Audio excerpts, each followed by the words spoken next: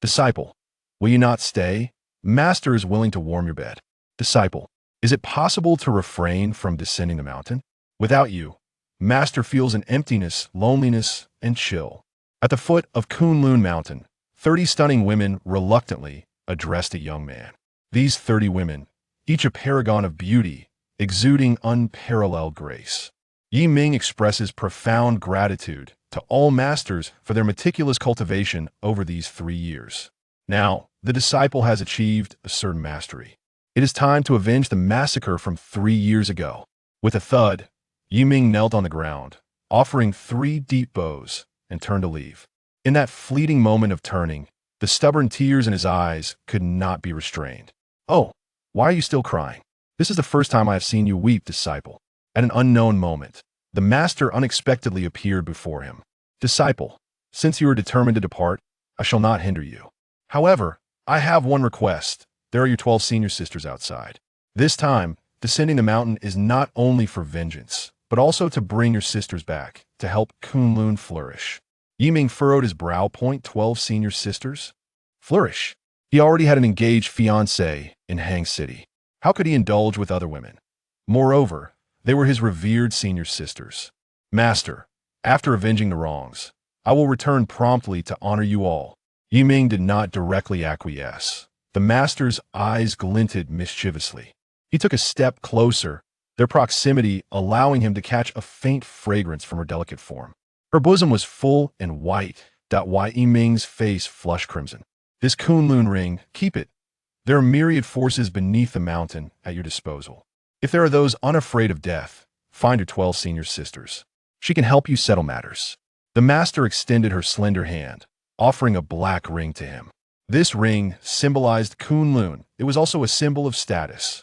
Engraved with a vivid azure dragon, it emanated a fierce and overpowering aura, as if ever ready to devour its prey. Thank you, esteemed masters. Yi Ming placed the ring on his right thumb, bowing deeply to each master, and strode away without a backward glance. 3 years had passed. He had endured the torment of his family's annihilation every moment. The thought of his parents' and sisters' tragic deaths would jolt him awake from nightmares. Had it not been for the fortuitous rescue by his 10th senior sister, he might have long since become a pile of bones. Who could have imagined that 3 years ago, the 20-year-old Yi Ming, like a stray dog, would return as a king after 3 years? As the plane descended, standing in the familiar yet foreign city of Hang, Yi Ming felt a surge of emotions. Perhaps he would soon exact his revenge and reunite with his fiancée. Yi Ming exited the airport, and not far away, a giant wedding poster made his pupil's contract. A wave of shock, anger, and oppression surged within him. The 2 figures on the enormous wedding poster, even in ashes, he would recognize. On the left side of the poster, a man with slicked back hair, donning gold-rimmed glasses, with the appearance of a refined rogue, was none other than Lin Jianren, the heir of the Lin family. 3 years ago, after his parents' demise, the Lin family had been involved. His sister, unwilling to suffer humiliation, had even bitten her tongue to end her life. This beast, Lin Jianren, was one of the culprits. The enmity of a massacre, the hatred of losing his wife. When enemies meet, their eyes burn with rage. On the right side of the poster, the young woman in a white wedding dress, possessing a beauty that could make the moon and flowers blush, was Lu Ruoxi. His fiancée. Gazing at her enchanting visage on the poster, Yi Ming was reminded of the vows they had exchanged, sweet memories of unwavering loyalty. And now, she was to be given to another? Yi Ming's eyes reddened. A surge of nameless fury erupted within him. He could not fathom that his fiancée, Lu Ruoxi, would marry his enemy. No, impossible. Ruoxi must have her reasons. Yi Ming could no longer contain his emotions. A colossal shockwave of energy surged towards the poster. In an instant, the gigantic poster shattered into fragments, fluttering down like snowflakes. Below, passers-by looked up, their faces displaying confusion. The poster indicated that at noon, a wedding would be held at the Imperial Grand Hotel in Hang City. Yi Ming glanced at his watch. It was nearly 11:30. There was still time. He quickly hailed a taxi, rushing towards the Imperial Grand Hotel. Stop.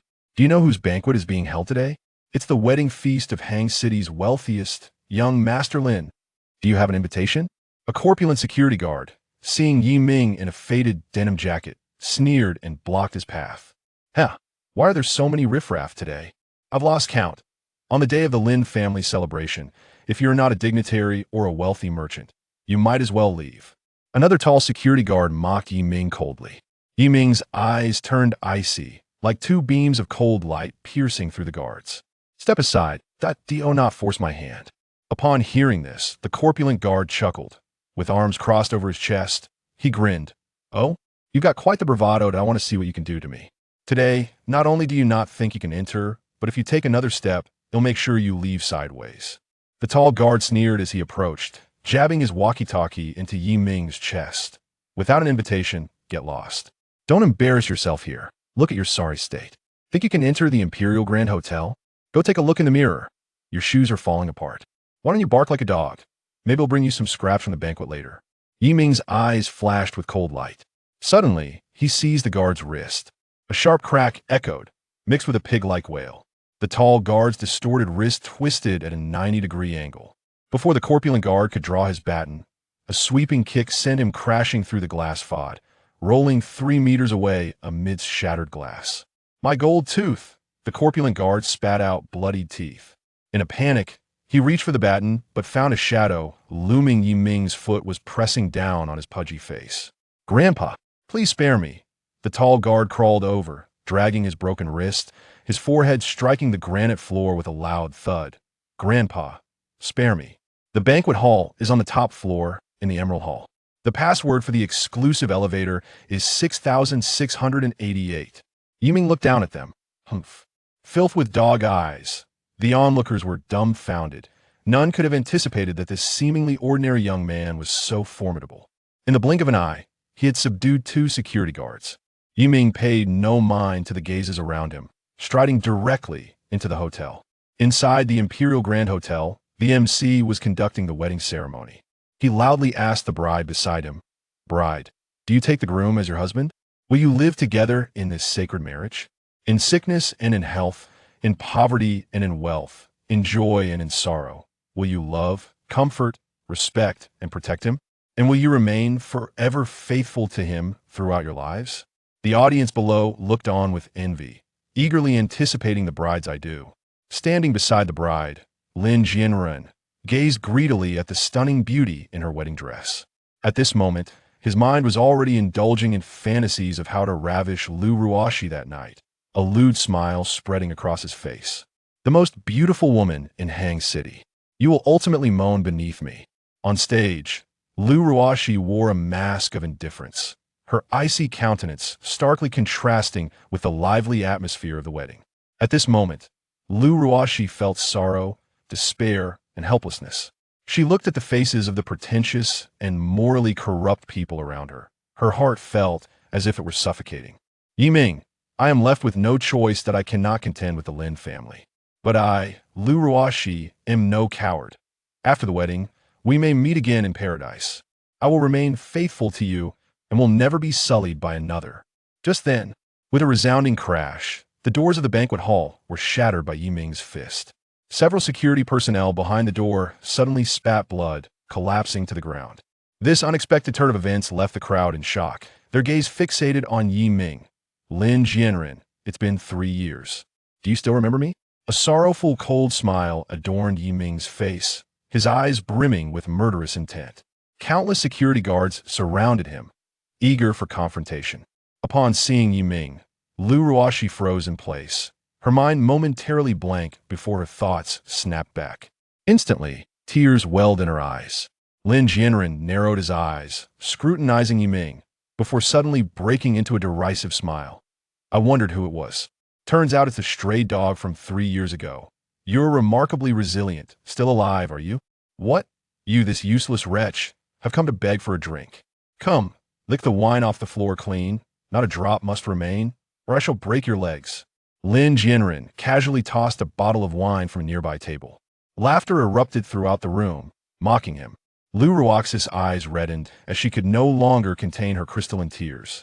She attempted to step forward, only to be restrained by Lin Xiao. Yi Ming stood expressionless, his heart ablaze with fury, his piercing gaze filled with lethal intent. Yi Ming. This young man was the Yi family's heir from 3 years ago. Lin Fu and Lin Mu, seated at the main table, scoffed at the unexpected appearance of Yi Ming. 3 years ago, he had been beaten to the brink of death by the Lin family, reduced to a mere dead dog, and now he dared to show his face again. Whose audacity did he borrow? A fish that slipped through the net, or was he simply seeking death? His fate would undoubtedly be one word: death. Whispers began to circulate among the crowd. What the hell? The Yi family heir has returned. Wasn't he dead? Huh, still calling him an heir? It's all changed now. Just look at him, dressed so plainly, like any ordinary person. Even his wife has been taken by someone else. Lu Ruashi is truly a pity, loyal and righteous to the Yi family. Back then, no one in Hang City dared to collect the Yi family's remains, except her. Indeed, but the price was marrying Lin Xiao. How cruel! Yi Ming absorbed every word, his sharp gaze landing on Lu Ruashi, who was adorned in a pristine white wedding dress. She remained breathtakingly beautiful, yet her expression was heavy with sorrow, as if burdened by unspoken thoughts. After the Yi family's downfall, all who once flocked to them had distanced themselves, severing all ties, as if avoiding a plague. Only she, alone, wielded a shovel, her hands raw and bloodied, preparing the final rites for the parents and sister of the male protagonist. How could he ever forget such kindness? Standing on the wedding stage, Lu Ruashi could hardly believe that Yi Ming was still alive. Her eyes widened, fixated ahead, tears of excitement streaming down her cheeks. Yi Ming, why are you back? Leave quickly. Suddenly, a sharp sound echoed. Lin Jianren, enraged, delivered a resounding slap to Lu Ruashi. You treacherous bitch! Your husband is me. I am Lin Jianren. Dog bastard, you dare strike my woman? Seeking death, Yi Ming's murderous intent surged, and he moved with blinding speed, appearing before Lin Jianren in an instant. The crowd gasped in shock. A warrior. Yi Ming is actually a warrior. Yi Ming swiftly extended his left hand, gripping Lin Jianren's neck with a thunderous force, lifting him as one would a chick. With his right hand, he delivered a crushing slap. Lin Jianren's face contorted grotesquely, swollen and bloodied, teeth scattered across the floor. Today, the Lin family shall be annihilated. Yi Ming's eyes glinted with lethal intent, his tone icy, as if pronouncing the death sentence for the Lin family. Lin Jianren stared at Yi Ming in terror. This sudden turn of events ignited chaos below the stage. All eyes were incredulous, witnessing Yi Ming daring to show such ferocity before the Lin family, seemingly oblivious to the consequences. Murmurs erupted.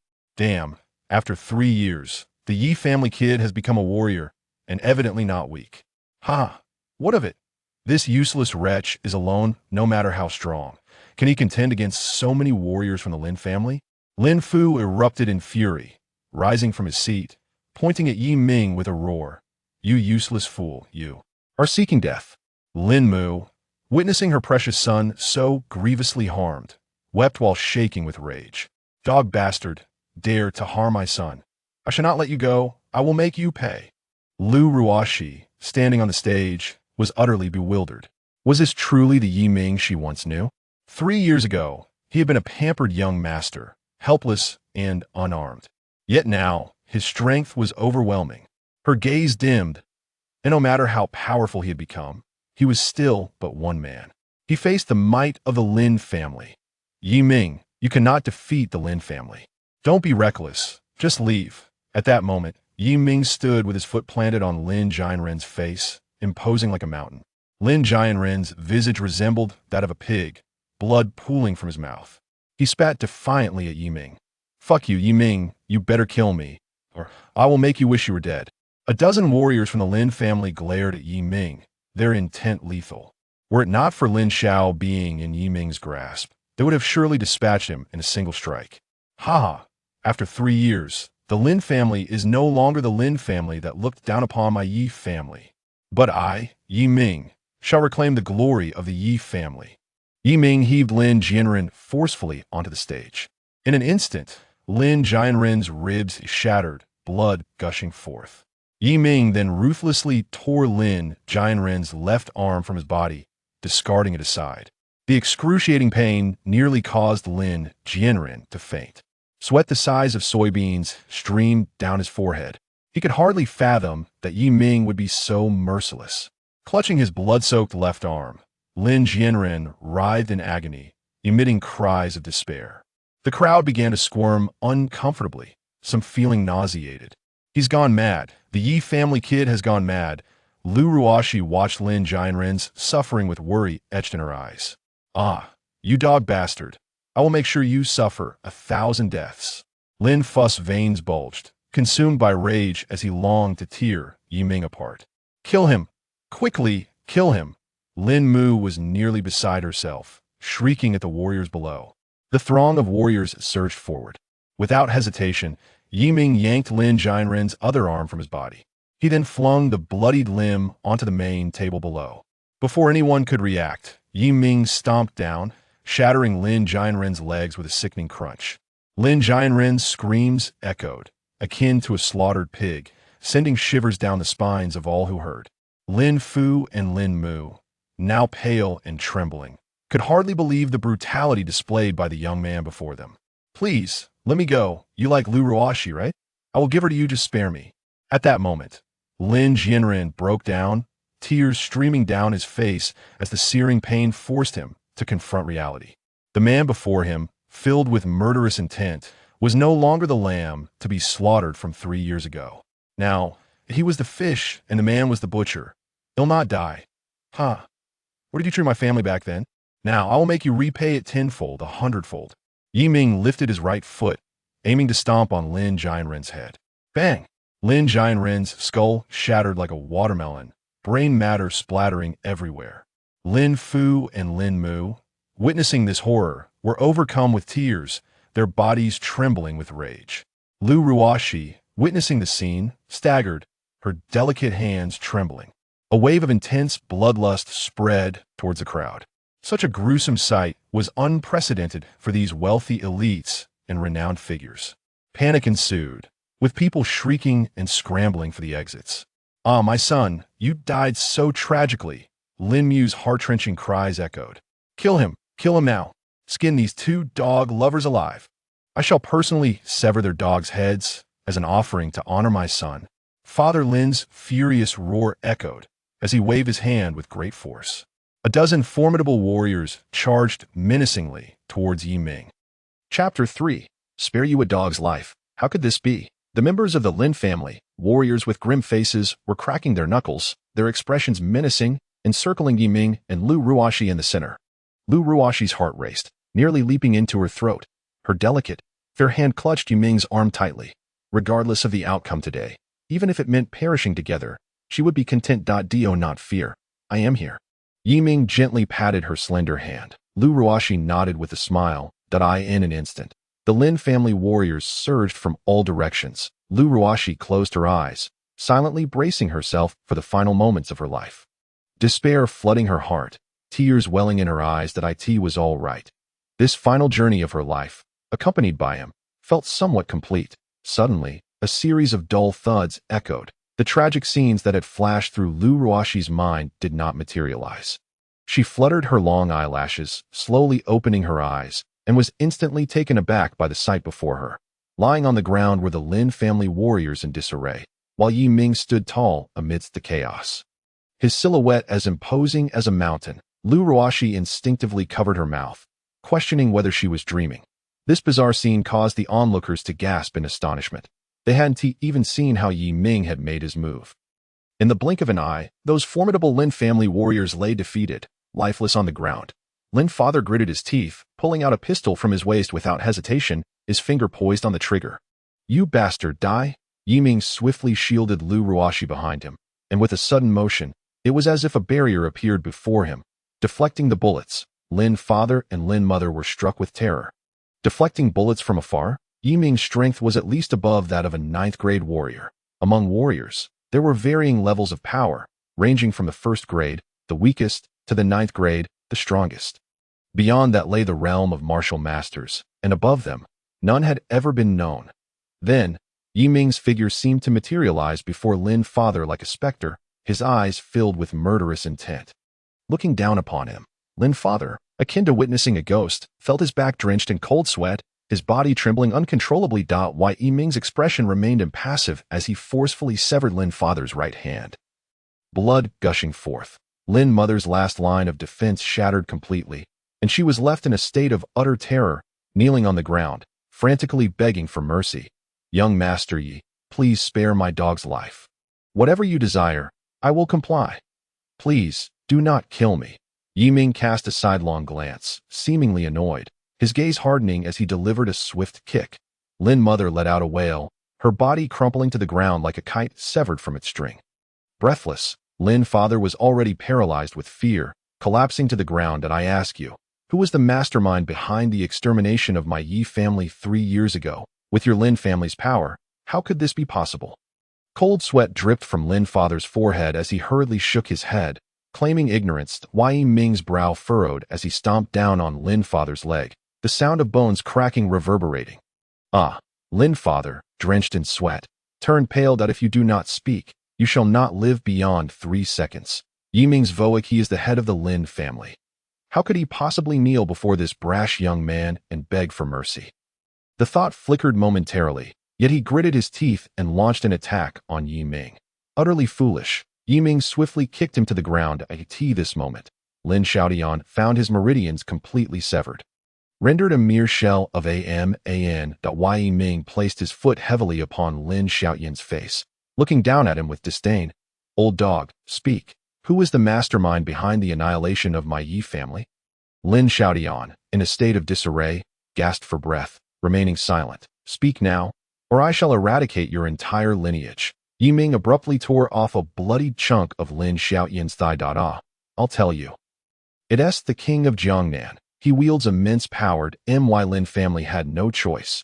Lin Xiaotian pleaded. Young Master Yi, we are also compelled into this situation. I beg you, spare us. Yet before he could finish, Yiming crushed his skull with a single step. Far away, atop a snow-capped mountain, the elder of the Lin family, in meditation, suddenly sensed the severance of his bloodline. He roared in fury. Who dares to annihilate the Lin family? I shall hunt you down to the ends of the earth and make you pay in blood. The king of Jiangnan, I will ensure that you pay for your sins, regardless of who the adversary may be. Not even the powerful king of Jiangnan can deter Yiming's resolve for vengeance. Yiming, my parents are still in the Lin family's grasp. What shall I do? Upon witnessing Lin Xiaotian's demise, Lu Ruoxi grew immensely concerned for her parents' safety. Fear not. You should return home and rest. I will go to the Lin family and rescue your parents. Yiming smiled at her before turning to leave. Lu Ruoxi, filled with anxiety, called out after him. Yiming, you must be cautious. I will await your safe return. At the Lin family villa, Mother, there is a man who has stormed in. His force is unstoppable. What shall we do? A flustered butler exclaimed to an elderly matriarch. Who dares to be so audacious? How dare they intrude upon the Lin family?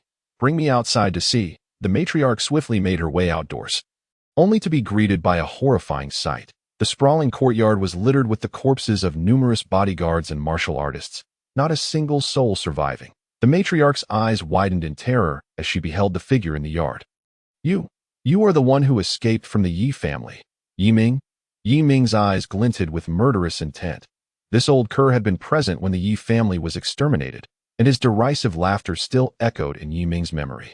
You wretched cur, do not be so arrogant. Wait until I summon the head of the Lin family back, and you shall find no place to die. The matriarch glared fiercely at Yiming, pulling out her phone to contact Lin Xiaotian. A futile effort. As her words fell, Yiming's figure suddenly appeared before her, delivering a resounding slap that sent her crashing to the ground, immobile, teeth scattered across the floor. Her face swollen like a steamed bun, blood gushed from her mouth. The nearby butler, paralyzed with fear, fell to his knees, begging for mercy, bowing profusely. Old dog, I ask you, where are Lu family's parents held captive? Yiming spat at the Lin matriarch, his foot pressing harshly upon her face. You little wretch, if you have the guts, kill me. When the Lu family head returns, I will surely flay your skin and peel your flesh. The Lin matriarch spoke defiantly. Without hesitation, Yiming exerted force with his right leg, causing her to meet a gruesome fate. He then cast a scornful glance at the trembling butler, whose forehead was slick with sweat, his body shaking uncontrollably. Young Master Yi, I know where the Lu family's parents are. They are in the Lin family. Yiming said coldly. Lead the way. The butler, quaking in fear, stood up and guided the way. After traversing a winding path, they arrived at a basement. The butler, quivering, opened the door and pointed to two unconscious figures, their bodies reeking with decay. These are the Liu family's parents. They're not dead yet. I implore you, spare my life. Yi Ming's heart ached at the sight before him, his eyes reddening. The Liu parents had been tormented to a wretched state by the Lin family. Damn it, this pack of beasts. Yi Ming raised his hand, and the butler fell lifeless to the ground as he approached the Liu family's parents, gently calling out to them, but received no response. That why Yi Ming's brow furrowed in concern as he hastily checked their pulse.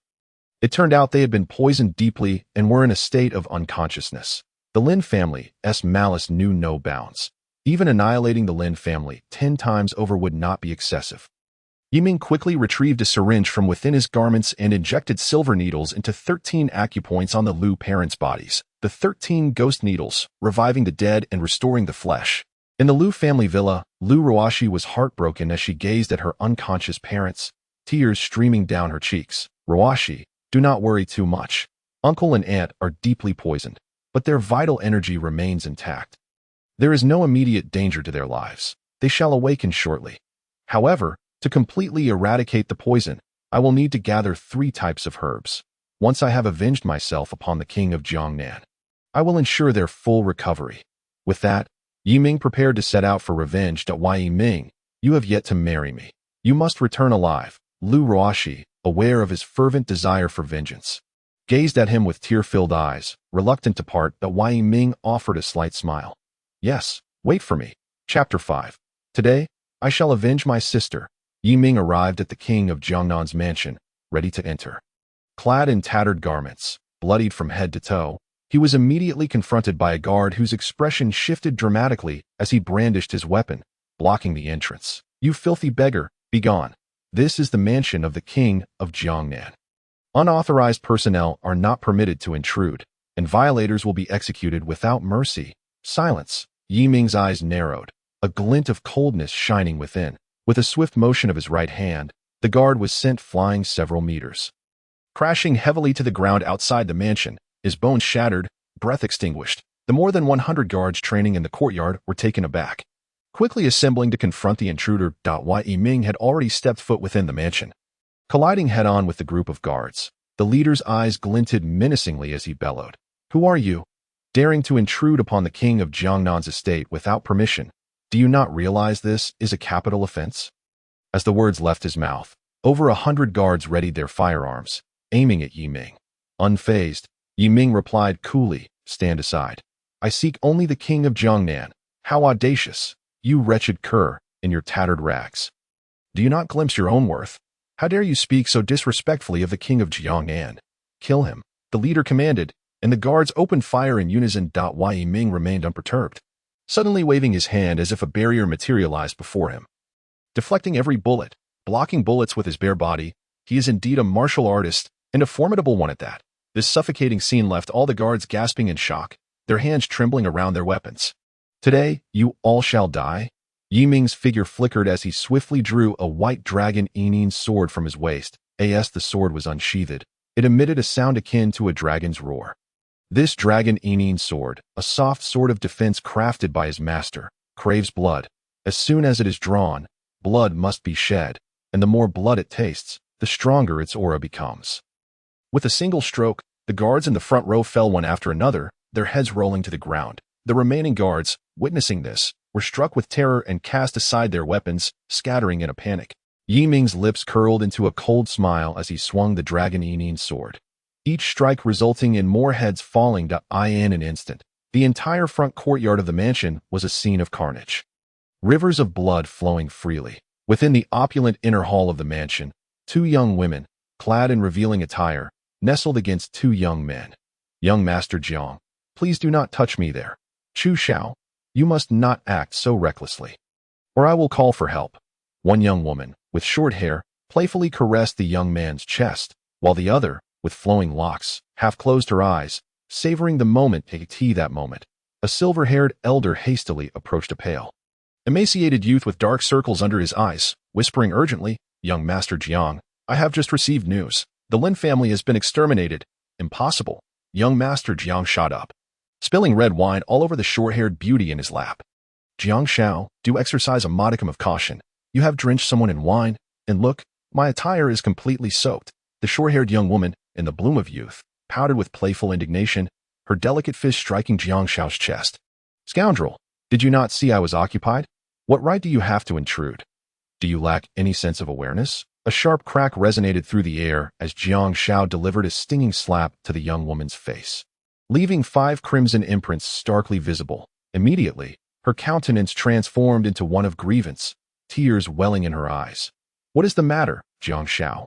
Has something transpired that warrants such fury? A young man with a crew cut and a robust physique inquired.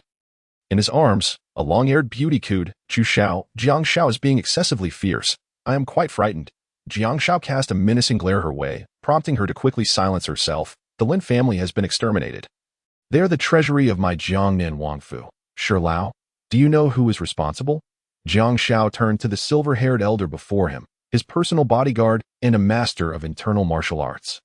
Shi Lao respectfully replied, Jiang Shao, the annihilation of the Lin family was executed by Yi Ming, a remnant of the Yi family who evaded capture 3 years ago. What? That waste of a person. This becomes rather intriguing. Jiang Shao suddenly burst into laughter. Chu Shao sipped his red wine and remarked nonchalantly, Jiang Shao, would you like assistance? My Chu family could lend you a hand. Huh. Such a useless person hardly requires the intervention of your Chu family. He is but an insignificant insect. Once I dispatch someone to locate him, I shall ensure his demise. Jiang Shao smirked, adjusting his slick-back hair. No need for such trouble. I, Yi Ming, am here. At that moment, a resounding crash echoed as the hall's door was shattered by Yi Ming's fist. The crowd gasped, turning to behold him. Covered in blood, he stood before them, wielding a white sword with blood still dripping from its tip. Jiang Shao, both astonished and enraged, exclaimed, Indeed, it is you. This waste. You truly have a penchant for survival. Who bestowed upon you the audacity to intrude upon my Jiangnan Wangfu? Do you seek a swift demise? Yi Ming's pupils constricted, and a murderous intent intensified within him. 3 years prior, the Yi family had been obliterated. And this man was present at the scene. He would recognize him even in ashes. At that time, he had attempted to humiliate Yi Ming's sister, uttering vile words that forced her to take her own life. Today, the debt of vengeance shall be repaid. Yi Ming, is it truly you? What a surprise to encounter you here. I am Chun-Li, your high school classmate. The short-haired beauty approached, astonished, her gait undeniably alluring, scrutinizing him closely. TSK, TSK, TSK, how pitiful. Yi Ming, you wretched stray, what brings you to Jiangnan Wangfu? This place is no domain for someone of your ilk. I had thought you were the previous Yi Shao, to take a moment to reflect on your own appearance. Brandishing a mere broken sword in a bid to intimidate, Chun-Li wrinkled her nose in disdain, eliciting uproarious laughter from the onlookers. The atmosphere shifted as Yi Ming's dragon cry sword glimmered, and Chun-Li's head rolled to the ground, her delicate form collapsing instantly, staining the carpet in a crimson hue. The crowd stood aghast. The long-haired beauty trembled in terror, losing control of her bodily functions. Waste! You dare commit murder within my Jiangnan Wangfu. Shi Lao, gather the guards and dismember him. Feed him to the dogs. Jiang Shao commanded imperiously, pointing at Yi Ming. Yi Ming replied coldly, there is no need, for they are all dead. Upon hearing this, Jiang Shao's expression shifted dramatically, a chill creeping down his spine. Chu Shao narrowed his eyes, voicing his concern. This fellow seems troublesome. Should we call for assistance? Jiang Shao's eyes bulged with fury as he bellowed. Shi Lao, kill him. Shi Lao inhaled deeply, his clothing instantly torn as he unleashed his formidable internal strength, revealing a physique akin to that of a demonic bodybuilder. Waste, taste my fist. Shi Lao shouted as he charged at Yi Ming. Yi Ming merely snorted and, with a single punch, turned Shi Lao into a mist of blood. The crowd was left in shock, fear gripping their hearts.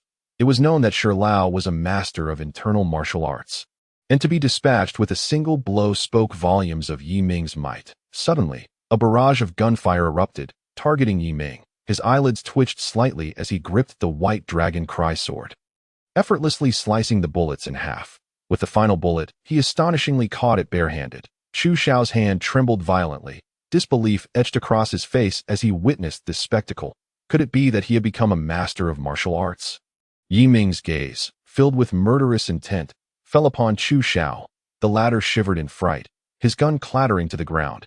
Struggling to maintain composure, he declared, "Boy, my father is the god of war, Chu Feng, commanding millions.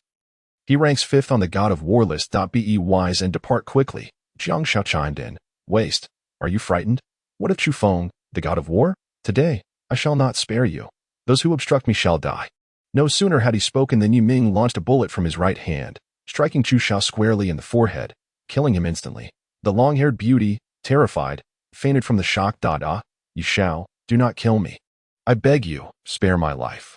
I will give you anything you desire." Jiang Shao, his psychological defenses shattered, collapsed to the ground, trembling uncontrollably. If Yi Ming dared to kill Chu Shao, how could he expect mercy? "Where is the Jiang and Wang?" Yi Ming approached him, the dragon cry sword poised at his throat, blood oozing forth. Jiang Shao stammered, "He has gone to Meihua Mountain Villa for a banquet." "Excellent." Yi Ming swiftly slashed beneath, severing Jiang Shao's manhood in an instant. Jiang Shao writhed on the ground, agony coursing through him, his expression one of sheer torment. "Why, Yi Shao, spare me," he pleaded, hands clutching his groin, gazing up at Yi Ming with terror. "Spare you? 3 years ago, you exterminated my Yi family, causing my parents to meet a tragic end, and humiliating my sister, compelling her to take her own life. Have you considered this day for even a moment over the past 3 years? I would not hesitate to kill you 100 times over." As his words fell, Yi Ming's dragon cry sword descended. Jiang Shao was cleaved in two, blood gushing forth in torrents. "Sister, I have avenged you. You may rest in peace." The Jiangnan Wangfu was left awash in blood, with none surviving. In the hall, he inscribed a striking message in blood. "The killer, Yi Ming." Upon seeing these words, Yi Ming erupted into wild laughter. Meihua Mountain Villa, Jiangnan Wang. Await my arrival. Chapter 6. The arrogance of the black-stocking beauty. As Yi Ming arrived at a crossroads, a black Rolls-Royce sped towards him. Given its velocity, it showed no signs of stopping. With a loud crash, the vehicle swerved at the last moment, colliding with a nearby lamppost. "Hey, do you not know how to walk?" A stunningly beautiful young woman emerged from the car, her figure elegant, hair cascading gracefully over her shoulders, flowing with her movements. Her beauty was extraordinary, as if crafted by a master artist's delicate hand. Her large, expressive eyes sparkled, the double eyelids deep and distinct, with long eyelashes fluttering like butterfly wings. Her voluptuous figure was accentuated by a floral dress, and her long legs, clad in black stockings, exuded sensuality. High heels added to her stature and gray stout. Yi Ming had no intention of acknowledging her. He fixed his gaze ahead and swiftly moved past her. His sole objective was to seek vengeance at Meihua Mountain Villa. "Hey, I'm talking to you. Why won't you stop? Are you deaf?" The stunning beauty, exasperated, chased after him, blocking his path. This fellow was utterly peculiar, dressed in tatters and stained with blood, yet he ignored her completely. How could he be so dismissive of a beauty like her? Yi Ming replied coldly. "Step aside. Otherwise, do not blame me for being unkind. You are utterly unreasonable. You crossed the road recklessly. If I hadn't swerved at the last second, you would have been a goner." The beautiful woman glared at him, indignant that it seemed she would not relent until she received an apology. Just then, a pained voice emerged from the Rolls-Royce. "Jingzi, my old ailment seems to have flared up again. Quickly, summon Dr. Liu." The beauty's eyes widened in alarm. "It's all your fault," she shouted at Yi Ming. "You caused my grandfather to fall ill. If anything happens to him, I will not spare you." Yi Ming, feeling no choice but to comply, glanced at her, sighed deeply, and followed her towards the Rolls-Royce. A stunning beauty opened the rear door of a Rolls-Royce, revealing an elderly man clad in a black robe, his face contorted in pain. He clutched his chest while gasping for breath. "Grandfather, please take your medicine quickly. I will summon Dr. Liu at once." The enchanting lady swiftly produced a small vial, placing 3 white pills into the old man's mouth before hastily dialing a number on her mobile phone. "Hello, is this Dr. Liu? My grandfather's old ailment has flared up again, right at the intersection of Qingchuan Road. Could you possibly come over urgently?" "Certainly, Miss Qin. Please hold on a moment, that I shall be there shortly." Dr. Liu responded over the phone. "Your grandfather's condition is quite serious. May I assist in his treatment?" A wave of guilt washed over Yi Ming as he observed the old man's weathered face, where deep-set wrinkles began to show faint traces of black lines, a clear sign of his deteriorating health. Time was of the essence. Any further delay could jeopardize the old man's life. You, cure him. Go find a more suitable place to linger." The striking beauty rolled her eyes at Yi Ming, her tone dripping with disdain and contempt, utterly doubting the abilities of this seemingly shabby individual. Yi Ming could only manage a helpless smile, a flicker of complex emotions shining in his eyes that he felt the skepticism and distrust emanating from both the elderly man and the beauty in the car. Yet he refrained from defending himself. Moments later, a sleek Mercedes-Benz sped into view.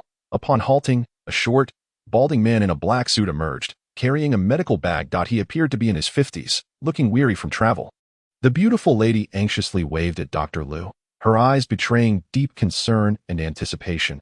Her expression grew graver, brows furrowed tightly with evident worry for her grandfather's condition. Dr. Liu, over here. My grandfather is in great discomfort. Please, come quickly, she implored, her voice tinged with a hint of desperation. Understood, Miss Qin.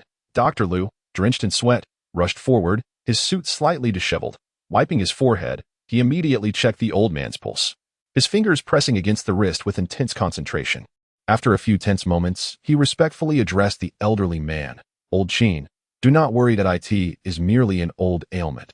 Allow me to administer acupuncture. Relief will come shortly. Please, lie down. Thank you, Dr. Liu. Old Qin, with Miss Qin's assistance, gradually reclined, shedding his black robe. You are too kind, Old Qin. Once the elderly man was settled, Dr. Liu wasted no time. Opening his medical case and retrieving a syringe, he proceeded to insert silver needles into various acupoints. Bai Wei, Daz Wei, Ming Min, Guan Yuan, Zishan Li, and Sani Jiao. Yi Ming, observing this, immediately shook his head and sighed, raising his voice. You are mistaken, gravely mistaken. This method of acupuncture could be fatal. Hey, can't you wish my grandfather well for once? What's wrong with this approach? This is Dr. Liu, ranked 10th on the divine physician list of the Great Xia. How could he be wrong? Truly, you speak nonsense. Miss Qin fumed, unleashing her anger upon Yi Ming. Dr. Liu shot a disdainful glance at Yi Ming, his face reflecting contempt, dismissing him as an ignorant fool daring to challenge his expertise. Yi Ming chose not to engage in any argument, continuing to point at Old Qin. In less than a minute, he will surely cough up blood and convulse. If this continues, even the gods will struggle to save him. Suddenly, Old Qin opened his eyes, fury etched on his face as he glared at Yi Ming. He had unwavering faith in Dr. Liu's medical skills, given the latter's standing on the divine physician list of the Great Xia. Dr. Liu chuckled. Kid, you are far too arrogant. You dare critique my medical skills while still a boy. Look at yourself. Could you please be quiet? Isn't there enough chaos already? Miss Qin pointed at Yi Ming, exasperated. She couldn't fathom how someone could speak such absurdities. Yi Ming, with a cold smile, fell silent. Abruptly, Old Qin began to cough up blood, convulsing violently, just as Yi Ming had predicted. Miss Qin and Dr. Liu exchanged alarmed glances, taken aback by the swift turn of events. Dr. Liu, what is happening to my grandfather? He seemed fine just moments ago. You must think of a way to save him, Miss Qin cried, on the verge of tears. This condition is unlike before. I performed the same acupuncture technique previously. Dr. Liu, now sweating profusely, appeared at a loss. What should we do? Should we take him to the hospital? To the hospital. If Dr. Liu cannot manage, your grandfather will likely not survive the journey. If you wish to save him, step aside, Yi Ming declared, ready to administer acupuncture anew. Just as Miss Qin attempted to intervene, she was interrupted by Dr. Liu. Let him give it a try. This young man might possess some skills. Reluctantly, Miss Qin acquiesced, her expression somber yet resigned. Yi Ming adjusted Old Qin's position, his hands moving with the grace of the wind. He swiftly applied pressure to specific acupoints, and to everyone's astonishment, Old Qin's body, previously racked with convulsions, suddenly stilled, with a serious demeanor.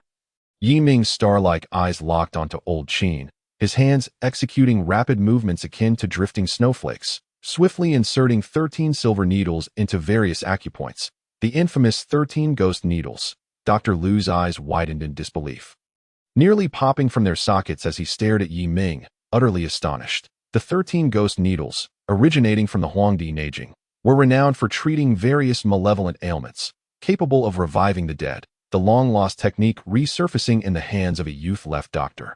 Liu feeling both astonished and exhilarated. I must apologize for my earlier disrespect. Sir, please do not hold it against me. Dr. Liu, regaining his composure, respectfully clasped his hands in gratitude toward Yi Ming.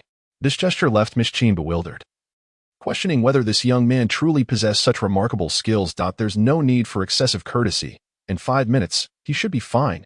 Yiming indicated toward the reclining Old Sheen. Old Sheen, you need not be so polite. It was but a trifling effort. However, I do require 3 specific herbs urgently. Might you have them at home? Yiming suddenly recalled the poisoning incident concerning Roashu's parents and casually inquired. Which 3 herbs, sir? Please do tell. If I lack them, I shall make every effort to procure them. Old Sheen readily agreed. Recognizing the invaluable opportunity, as the former commander of the Imperial Guard in Longdu, he had commanded countless troops. Had it not been for his recurring ailments, he would not have retreated to Hangqing for recuperation. If he could fully heal, the prospect of returning to Longdu and restoring his family's glory was tantalizing. A faint smile crept upon his lips at the thought. Yiming replied nonchalantly, 100-year-old ginseng, 100-year-old cordyceps, and 100-year-old golden thread orchid. Old Sheen respectfully remarked, I possess all these herbs at home. Should you not find it beneath you, I kindly invite you to my residence to collect them. My home is located at the Qin Manor by the West Lake, merely a half-day's drive from here. Miss Qin, visibly displeased, muttered, Grandfather, there is absolutely no need to elevate this fellow. Just look at his deceitful demeanor. Jinger, do not speak thus. The gentleman is an exceptionally talented individual. Do not just in such a manner. Old Sheen interjected, Sir, please do not take offense at my granddaughter's words. She has been spoiled by my indulgence since childhood. Old Sheen immediately wore a conciliatory smile. Miss Qin, you must not show disrespect to the gentleman. A sharp admonition escaped from the lips of Dr. Lu, urging Miss Qin to regard Yiming with more respect. The gentleman's medical skills are virtually miraculous. Before him, I am but a mere insect. If you would not mind, I humbly request to become your disciple. With that, Dr. Lu dropped to his knees before Yiming without a moment's hesitation. Miss Qin and Old Sheen were both left in shock. Their mouths agape, eyes fixed on Yiming. Dr. Lu is ranked 10th on the divine physician list. From his recent intentions and actions, it is evident that he genuinely wishes to be a disciple. Dr. Lu, please rise. I do not accept disciples. Yiming quickly helped him to his feet. The Dr. Lu wore an expression of embarrassment.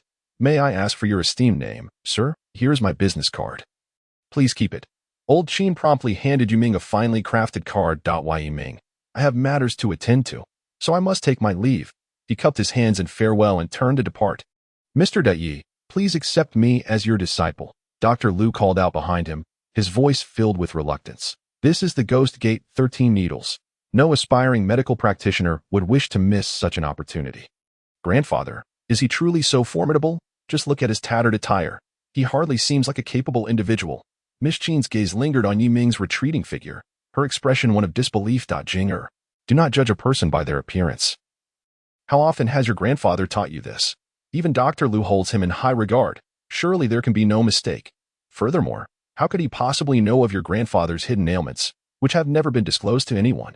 This young man must be the foremost disciple of a reclusive master, with an immeasurable future ahead.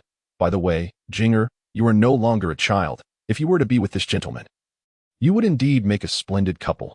Upon finishing, Old Sheen wore a look of rapture. With him? Bah, spare me. Miss Qin grimaced. You little brat, Miss Qin. I find Mr. to be quite impressive. You should give it some serious thought.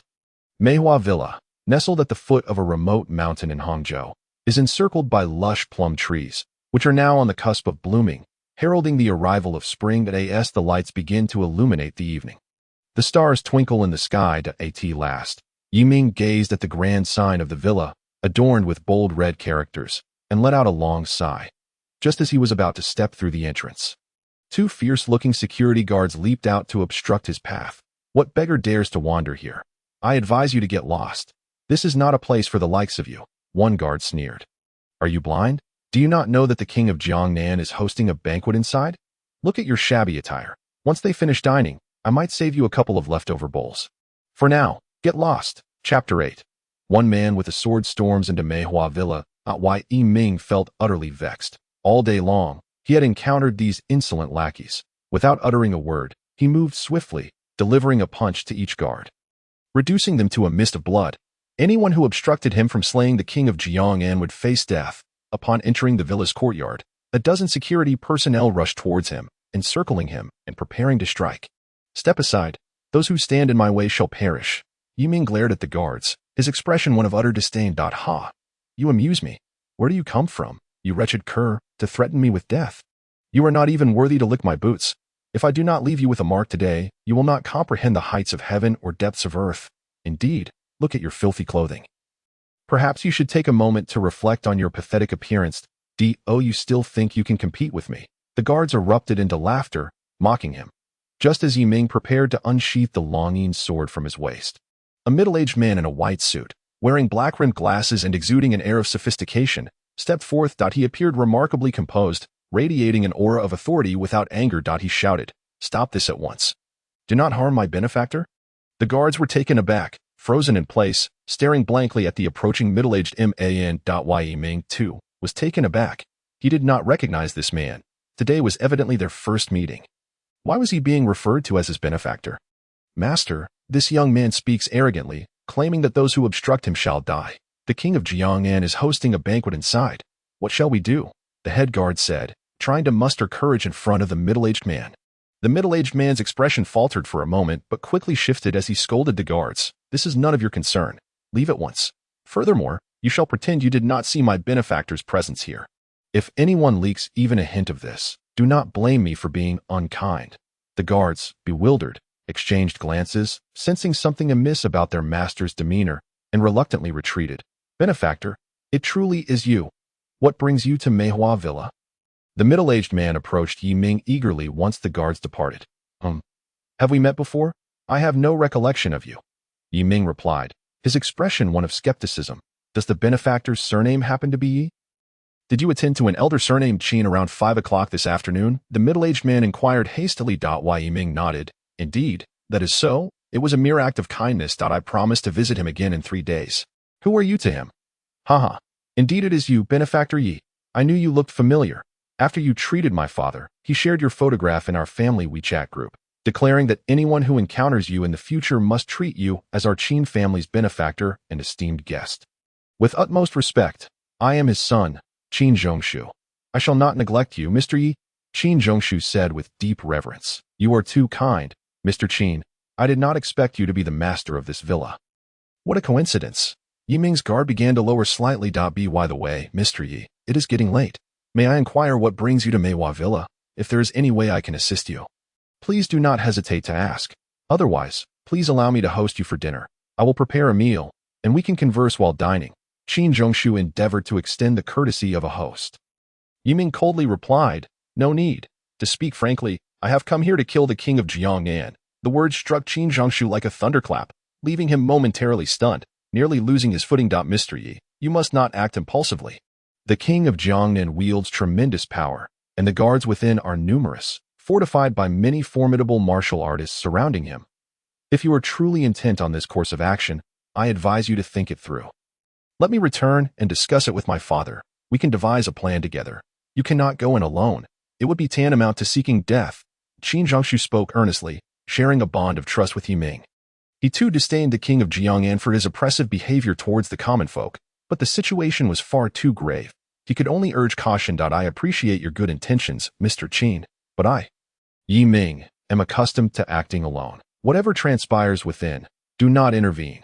This is for your own safety." With that, Yiming grasped the white longing sword and strode towards the courtyard with an unyielding demeanor, leaving Qin Zhongshu standing there, gazing at his retreating figure, heaving deep sighs. In the courtyard of Meihua Villa, under the bright lights, over 100 tables of the king of Jiangnan's guards were merrily feasting, drinking, smoking, engaging in fistfights, and discussing women, creating a lively and boisterous scene. When Yiming appeared at the entrance of the courtyard, a drunken guard staggered toward him, reeking of alcohol. The guard, barely able to maintain his balance, approached Yiming, disdain evident in his bloodshot eyes. Grabbing Yiming's clothing, he shouted, "Come on, buddy, we must drink until we drop. No one leaves sober." Silence. Yiming frowned, and with a flash of the longing sword, the guard's head flew forward, crashing heavily onto a nearby round table. The table shattered instantly, sending food, drinks, and various ingredients scattering everywhere, creating a scene of utter chaos. The crowd surrounding was transfixed by the sudden turn of events, their faces paling in fear as the effects of alcohol dissipated in an instant. One of the guards immediately raised his firearm and shouted at Yiming, "Who are you to audaciously intrude upon the banquet of the king of Jiangnan? Brothers, eliminate him." The guards, roused from their stupor, hastily aimed their guns at Yi Ming and unleashed a barrage of gunfire. Yi Ming merely smiled coldly, sweeping his hand with a force that seemed to conjure an invisible barrier. Deflecting every bullet to withstand bullets with mere flesh, he was indeed a martial artist, and a formidable one at that. This breathtaking spectacle caused all the guards present to gasp in disbelief, their hands trembling as they gripped their weapons. The guards, akin to apparitions encountering a ghost, began to scatter towards the rear courtyard, where martial artists awaited. In an instant, Yi Ming delivered 2 powerful kicks, sending 2 round tables crashing against the back door of the courtyard. Blocking their escape, the guards, stripped of their retreat, trembled in terror, their hearts racing with dread. They understood the sheer terror of such a martial artist's prowess, recognizing the insurmountable chasm of strength that lay between them and Yi Ming. To him, their lives were as inconsequential as crushing an ant. Under the full moon, the white dragon chanting sword in Yi Ming's grasp glimmered with a chilling light, seemingly narrating an unyielding intent to kill. Yi Ming moved with blinding speed, darting through the crowd like a bolt of lightning, with a single sword in hand. He resembled a ferocious tiger that had infiltrated a flock of sheep. Leaving a trail of fallen guards, their cries echoing in despair, their bodies strewn across the ground. Moments later, not a single one of the over 1,000 guards in the courtyard remained alive. They lay on the earth, the moonlight casting a silvery shroud over them. The bloodstains upon the sword shimmered eerily in the moonlight, as if recounting the brutality that had just transpired. Slowly, he raised his head. The roaring dragon chanting sword gripped tightly in his hand, his murderous intent palpable as he advanced toward the rear courtyard. Chapter 9. The King of Jiang'an. Yi Ming has arrived. Qin Zhongshu lingered in the front courtyard, reluctant to depart, his heart heavy with concern for Yi Ming, who had ventured alone into the fray. The sharp crack of gunfire had erupted from within, and he wondered if Yi still drew breath. May fortune favor the righteous. A dozen security personnel, alarmed by the gunfire, rushed out in a flurry, eyes wide with fear. Wangzhu, there are gunshots and screams inside. Should we not investigate? If the king of Jiangnan becomes enraged at our negligence, we shall face dire consequences. The head of the security team implored anxiously. The rest of the security staff fidgeted restlessly, akin to ants on a hot pan. Begone. When has Meiwa Mountain Villa been subject to your counsel? No one is permitted to step inside without my permission. Otherwise, do not blame me, Qin, for being merciless. Qin Zhongshu bellowed, drawing a handgun from his waist as he glared at the security personnel. They could only retreat in disgruntled silence. In the rear courtyard of Meiwa Mountain Villa, dozens of tables filled with martial artists indulged in copious amounts of alcohol. One bald martial artist, upon hearing the gunfire, immediately grew alert. He hastily turned to an eye-patch-wearing martial artist at the first table. Frowning as he spoke, Old Shin, did you hear those gunshots and shouts? Do you think something has happened in the courtyard? Should we not send a few brothers to check? The eye-patch-wearing martial artist, donned in a black Zhongshan suit, reeking of liquor, still exuded a unique swagger and dominance. 1 foot propped upon the chair, he exhaled a cloud of smoke, glancing sideways as he replied, what is there to check? There are over 1,000 guards in the courtyard, each armed to the teeth. Even if a clueless thief dares to intrude, he would be turned into a sieve. Fear not, drink boldly, in the territory of the king of Jiang'an. No one can stir the waters. Old Shin took another swig of strong liquor. Old Shin, once the banquet concludes, you must treat the brothers to some fun. You promised us, didn't you? Everyone, the bald martial artist, now at ease, began to rally the others in a jovial uproar. The martial artist grew animated, cheering and whistling sharply. Ha ha, you bunch of little rascals, with your minds filled with nothing but women, Old Shin boasted, slapping his chest and laughing heartily. Alas, you may not live to see the end of the banquet. Just as the words left his mouth, Old Shin's head was severed cleanly, rolling to the ground, his massive frame collapsing with a thud, blood pooling around him. The assembled martial artists were taken aback. Old Shin was a 6-star martial artist, and yet he had been dispatched in a single strike. The bald martial artist, momentarily stunned, erupted in a furious tirade. Who the hell are you to dare kill Old Shin? Are you tired of living? With all his might, he swung his right fist toward Yi Ming's chest.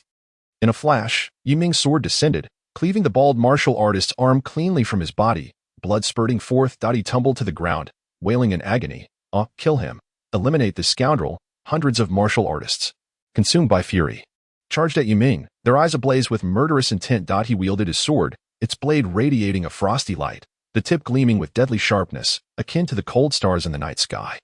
Yi Ming unleashed a powerful strike, the sound of his sword akin to a dragon's roar. a formidable wave of sword energy slicing toward the frontline martial artists. This strike seemed to tear through the very air, emitting a hissing sound, reminiscent of a colossal silver dragon descending from the heavens, roaring with a chilling ferocity. In an instant, dozens of heads fell to the ground. The sheer might of the blow was staggering. With a single stroke, he instilled such terror that none dared to advance. He was indeed too powerful. The ability to kill with mere sword energy was a feat only a master of the sword could achieve. Could such a young master of the sword truly exist? It was inconceivable. Brothers, today it's either you or me. What of a sword master? We are many. Do not fear him. Even he must exhaust his spiritual energy eventually. Charge! The previously hesitant martial artists seemed to be infused with a frenzied zeal, roaring like wild beasts as they surged toward Yiming, their eyes aflame with bloodlust, intent on slaying him amidst the chaos. Yiming's pupils constricted slightly, his gaze shimmering with a sharp, cold light. Devoid of any emotion, he gripped his long sword tightly, moving like a bolt of lightning through the throng, with each swing of his blade. Dozens of martial artists fell, screaming in anguish, their weapons and flesh effortlessly severed beneath the edge of his sword. After 10 strikes, aside from the bald martial artist, all the remaining hundreds of martial artists lay dead. The ground was littered with severed limbs and grotesque heads, a scene reminiscent of hell itself, blood flowing like a river. The bald martial artist, witnessing the carnage unfold, found his psychological defenses utterly obliterated.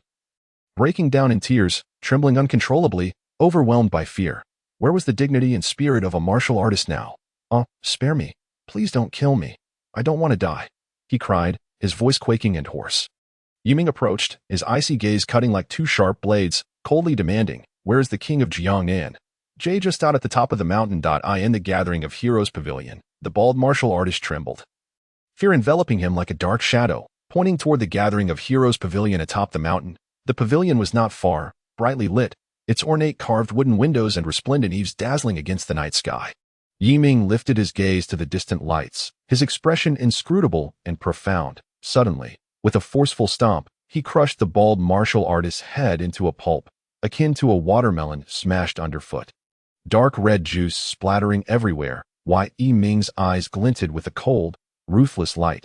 Devoid of any compassion or hesitation, in the gathering of Heroes Pavilion, a spacious banquet hall was filled with the elite and affluent of Jiangnan. Influential figures and wealthy merchants gathered in revelry. Beneath the dazzling crystal chandeliers, the atmosphere radiated opulence. The meticulously arranged venue exuded a fragrant floral aroma, dressed in luxurious attire. The attendees exchanged banter, revealing their insatiable thirst for power and wealth. They laughed and toasted, celebrating in high spirits. In this city renowned for its splendor, individuals showcased their intelligence and irresistible charm. Some spoke grandly, gesturing animatedly. Others whispered conspiratorially, their laughter light and airy, while a few savored fine wines.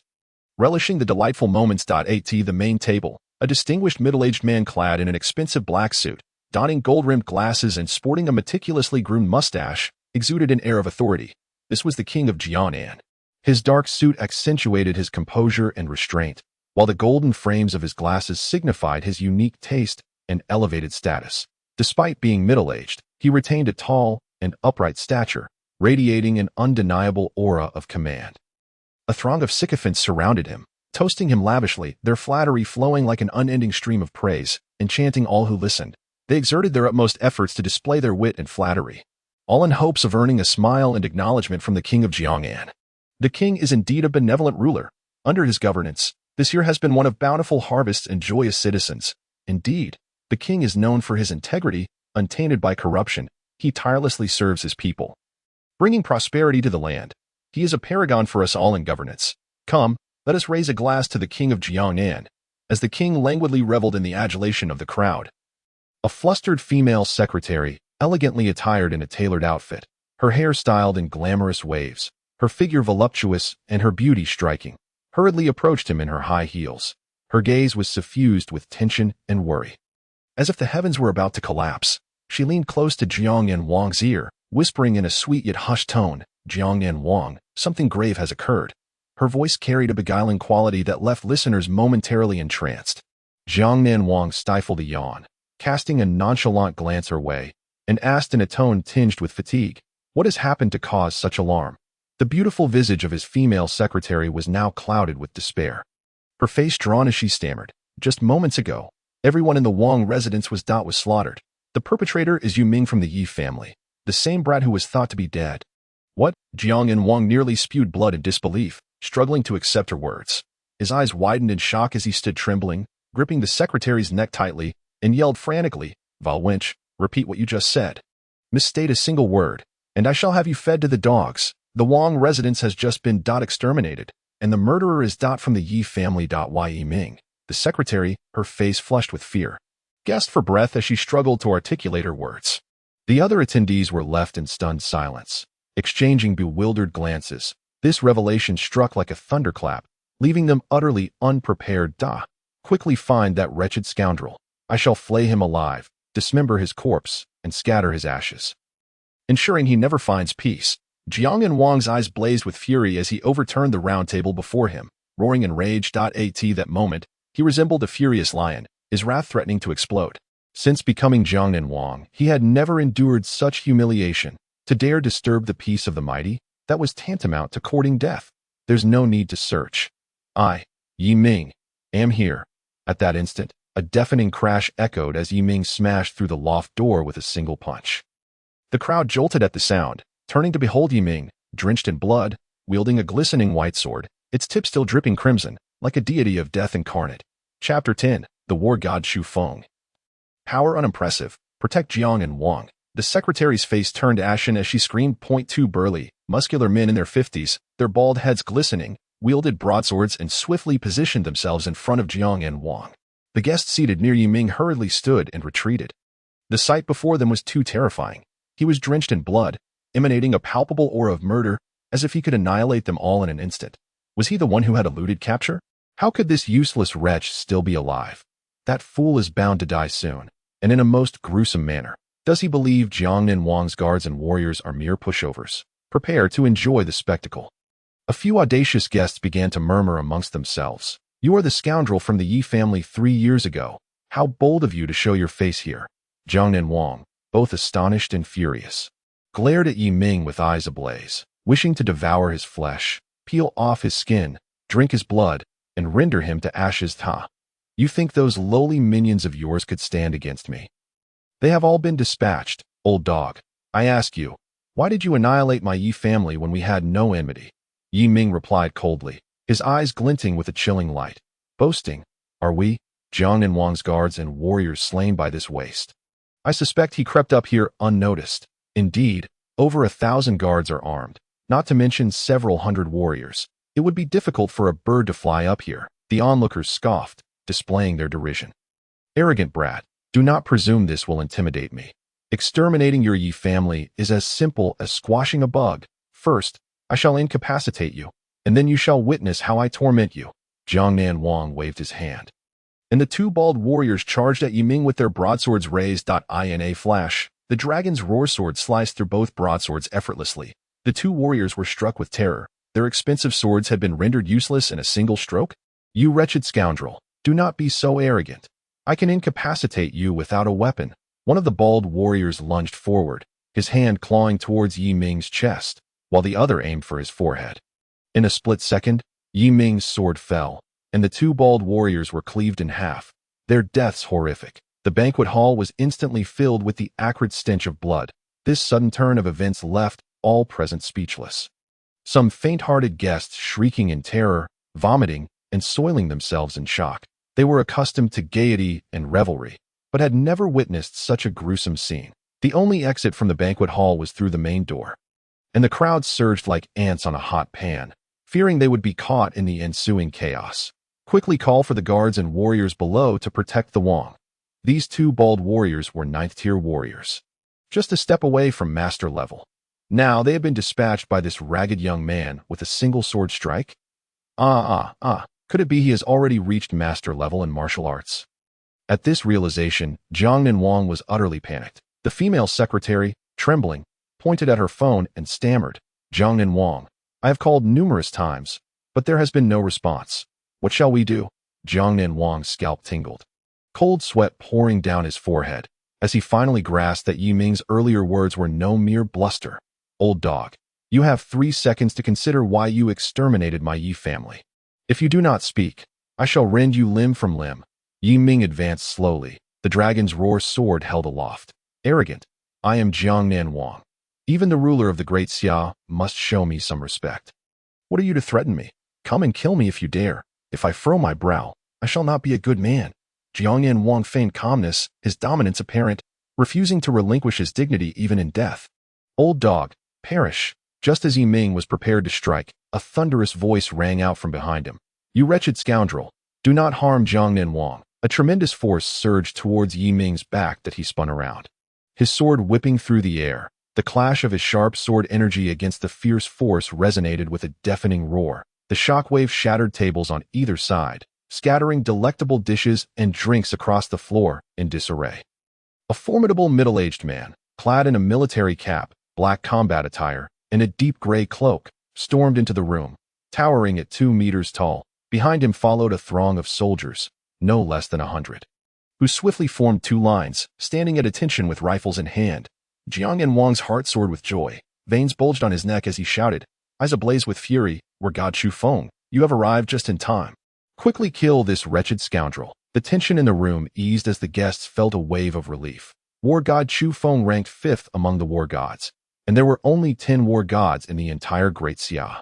Highlighting their rarity, he commanded an army of millions in the north, renowned for his formidable combat prowess. A master of martial arts with virtually no rivals in the Great Xia, he had been invited by Jiangnan Wang for the evening's banquet.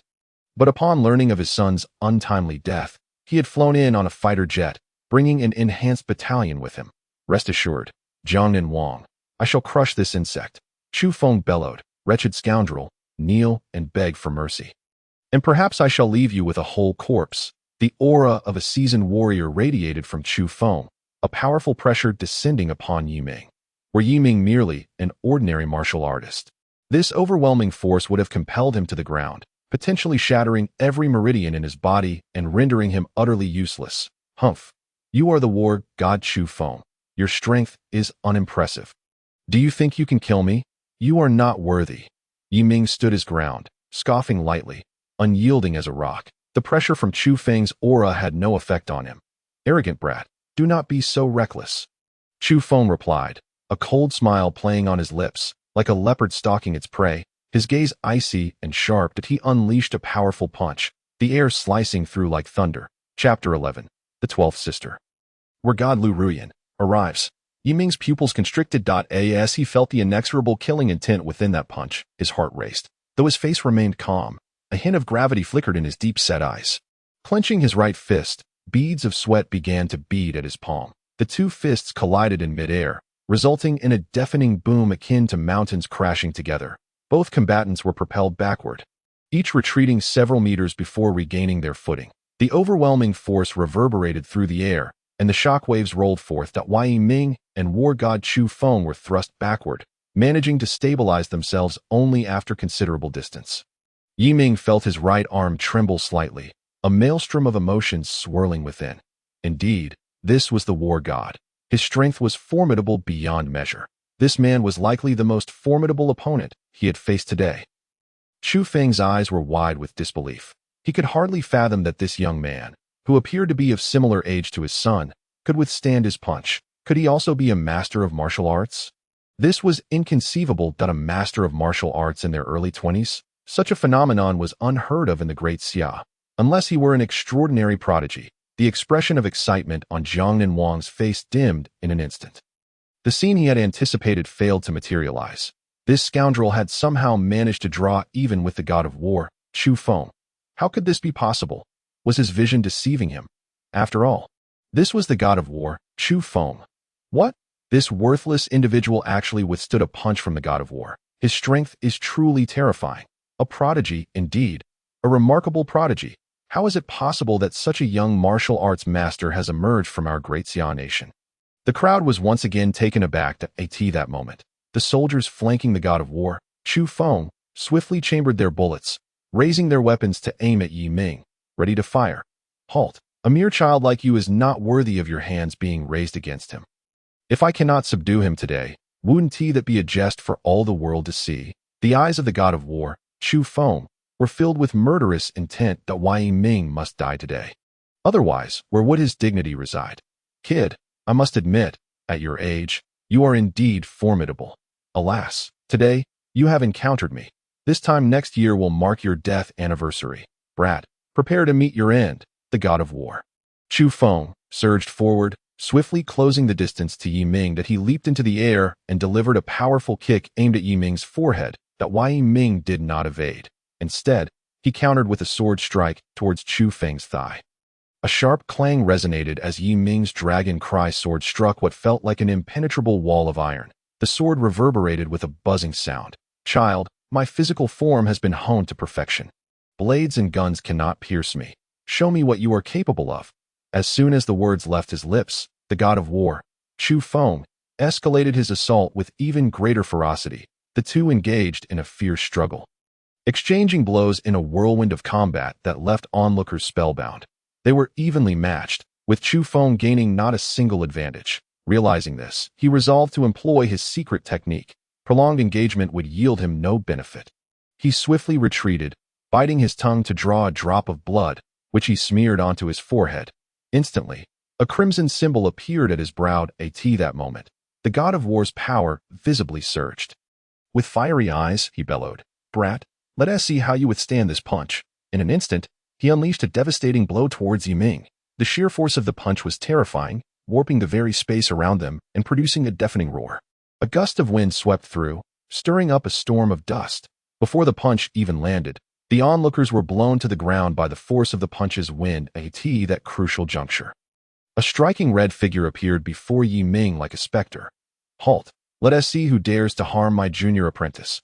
No sooner had the words been spoken than an almost tangible barrier materialized in front of Chu Feng and Yi Ming, resembling an insurmountable mountain. Without hesitation, the god of war, Chu Feng, threw a punch against the barrier. Boom! The impact was like thunder, unleashing a torrent of energy that reverberated against the barrier. A tremendous noise filled the air, sending shockwaves that startled everyone present. The rebounding force staggered Chu Feng, propelling him backward for several meters before he barely regained his footing. However, the turmoil within him caused his right hand to tremble uncontrollably, and he could not suppress a mouthful of blood from escaping. Terrified, he gazed ahead. Standing there was an exquisite beauty, adorned in a military cap and a red uniform, her cape billowing, exuding an air of elegance and authority. "Lu Ruyin, what brings you here?" At that moment, a throng of soldiers surged into the hall, all of them female warriors, each armed with long rifles, numbering in the thousands. Their ages varied, some were in the bloom of youth, while others approached middle age, yet all were clad in blue-green military attire, their expressions stern and resolute. They swiftly formed an impenetrable perimeter around the banquet hall, their weapons trained coldly on Chu Feng and his soldiers. The palpable aura of menace transformed the atmosphere, rendering it tense. The two factions stood at an impasse, the mood thickening with unease. The female soldiers were expressionless, resembling cold machines, while Chu Feng and his men, though encircled like dumplings, displayed no hint of retreat. The situation had taken a dramatic turn, sending chills down the spines of the onlookers. Lu Ruyin was the #1 god of war of the Xia nation, her prowess unfathomable. Moreover, she commanded an army of millions in Jiangnan, often clashing with Jiang and Wang. If this young man truly was her junior apprentice, who could possibly stand in her way to rescue him? Not to mention the multitude of soldiers she had brought with her. What would become of them now? She was the god of war, after all, the foremost on the war list. They must avoid becoming collateral damage in the impending conflict. No wonder this young man displayed such confidence. It turned out he had such a formidable backing. Today, the god of war, Chu Feng, was in dire straits. A few brave spectators began to whisper among themselves. "Senior sister, why are you here?" Yi Ming looked at Lu Ruyin in disbelief, his entire being stunned as if struck by lightning. "Why didn't you come to find me first upon arriving in Hang City? Have you forgotten your elder sister?" Lu Ruyin smiled indulgently, affectionately ruffling Yi Ming's hair. "Senior sister, it has been too long. You look even more beautiful." Yi Ming's cheeks flushed crimson as he shyly replied, "Haha, you still have such sweet words. Junior apprentice, come, let me treat you to a feast." Lu Ruyin grasped Yi Ming's hand and attempted to lead him away. "Lu Ruyin, this rebel cannot be allowed to leave. He has destroyed my Jiangnan Wang residence, disrupted my banquet, and slain many of my guards and martial artists. What regard does he have for the laws of the Xia nation? In broad daylight, he dares to seek my life. Such a heinous criminal. Do you intend to shield him today? Are you not afraid of my reporting you to the sovereign? Jiang and Wang trembled with rage, though he held the title of Jiang and Wang and wielded immense power. He was utterly helpless before the foremost god of war. This man had slain his son with cruel methods. He must die today. That I advise you not to meddle in affairs that do not concern you. Otherwise, do not blame me for being unkind. The god of war, Xu Feng, composed himself before pointing imperiously at her. Haha, I will take him away. Who here can stop me? Those who obstruct me shall die. Lu Ruyin glared defiantly at Jiangnan Wang and the god of war, Xu Feng. The crowd gazed at her in astonishment, yet deep down, they envied Yi Ming for having such a commanding elder sister. You, Jiangnan Wang gritted his teeth, his fists clenched tightly. You dare to act so arrogantly, Lu Ruyin. Do not think that because you are the foremost on the war list, I am afraid of you. This man shall die today. With that, the god of war, Xu Feng, narrowed his eyes, biting his tongue once more to draw blood, which he hastily smeared on his forehead. The crimson symbol at his brow shone even brighter. And his strength surged to a new height that Tio slay Yi Ming. He was willing to sacrifice his lifespan. He's gone mad. I see the god of war, Xu Feng, has truly lost his senses. He is forcibly enhancing his own power again. Alas, it has come to this point of mutual destruction. His battle with Lu Ruyin is now inevitable. Jiangnan Wang's heart ignited with renewed hope. God of war, Xu Feng, you must win. The outcome hinges on this moment. Senior sister, this matter arose because of me. Allow me to resolve it myself. You, with your status as a god of war, should refrain from intervening. The old dog, Xu Feng, is nothing. Trust me, Yi Ming declared resolutely. Unwilling to involve his 12th senior sister in his troubles. Junior apprentice, do not say such things. Your affairs are my affairs. Today, anyone who dares to harm you must face me. Lu Ruyin, god of war. Xu Feng, come to battle. Lu Ruyin removed her military cap and angrily tossed it to the ground. Her long, flowing black hair cascaded down like a waterfall, dancing in the evening breeze. Her stunningly beautiful yet imposing visage left the crowd in awe. The aura of a martial artist surged from her, and with a wave of her hand, a colossal golden palm descended from the heavens, radiating dazzling light and imbued with terrifying power, pressing down towards the god of war. Xu Feng through the banquet hall's roof. The surrounding soldiers felt the immense pressure and scattered in all directions. Fearing they would be crushed to pulp beneath this force, the suffocating aura of death descended, instilling an unprecedented sense of danger within the god of war. Xu Feng, the monstrous hand, like the harbinger of death, made his heart race. With a furious roar, Xu Feng's veins bulged beneath his skin like serpents writhing in agitation. He raised his hands above his head, straining against the overwhelming pressure while summoning all his strength to resist the terrifying palm. For a moment, they were locked in a stalemate, neither willing to yield. Xu Feng's complexion grew pale, yet he laughed maniacally. Lu Ruyin, it seems you have underestimated me. To conquer me is no trivial matter. Xu Feng, the god of war, do not rejoice too soon. You rely on secret techniques to enhance your combat power. I wonder how long you can endure. Daring to slay my junior apprentice, today you shall surely meet your demise. In that moment, murderous intent filled Lu Ruyin's beautiful eyes, with a downward motion of her right hand. A colossal golden palm unleashed an even more terrifying pressure. This time, a surge of hot blood erupted from Xu Feng's chest. He knelt on the ground, cracks spreading beneath him, growing deeper by the second. With all his might, he strained to push upwards, feeling his strength dwindling away. His demeanor appeared exceedingly disheveled. Are you Yin, the god of war? I concede. Please show mercy. Xu Feng could no longer withstand the pressure. His face pale as he cried out in desperation. Heh, too late. Those who harm my junior apprentice will face this fate. Lu Ruyin exerted her strength once more, and Xu Feng was instantly reduced to a pulp. His death excruciatingly horrific. Witnessing Xu Feng's demise, the soldiers he had brought cast down their weapons, kneeling in supplication that the god of war, Xu Feng, is dead. The strength of Lu Ruyin is truly formidable. To think she would slay the god of war for this insignificant fellow. The crowd could hardly believe their eyes, their mouths agape in disbelief. The psychological defenses of the Jiang and king shattered completely. His legs gave way, collapsing onto the ground, his mind blank, trembling uncontrollably, unsure of what to do. Sister, there is no need for you to kill him. Yi Ming was also taken aback. After all, Chu Feng had already begged for mercy. It's fine. If he must die, then let it be. He is merely a god of war. Lu Ruyin gazed at Yi Ming with a tender smile. Sister, the Jiangnan king annihilated my entire family 3 years ago. He is the mastermind behind it all. Today, I must slay him. Yi Ming, teeth gritted, pointed the longing sword at the Jiangnan king. Kill, a mere Jiangnan king. If he dies, so be it. Lu Ruyin replied nonchalantly, causing the Jiangnan king, now slumped on the ground, to tremble in fear. Chapter 13. The Terror of the God of War, Lu Ruyin, and the Pursuit Order from Longdu. Lu Ruyin, I cannot die. I am the Jiangnan king. If I perish, do you not fear the Lord of the nation will kill you? The Jiangnan king raised the Lord of the nation as a shield, hoping Lu Ruyin would hesitate. You make a valid point. Then it is I who shall end your life? As soon as the words left her mouth, Lu Ruyin snatched the longing sword from Yi Ming's grasp. With a flash of white light, she struck, and the Jiangnan king's head fell to the ground in an instant. The onlookers were struck with terror, a chilling atmosphere enveloping them. Not a soul dared to utter a sound.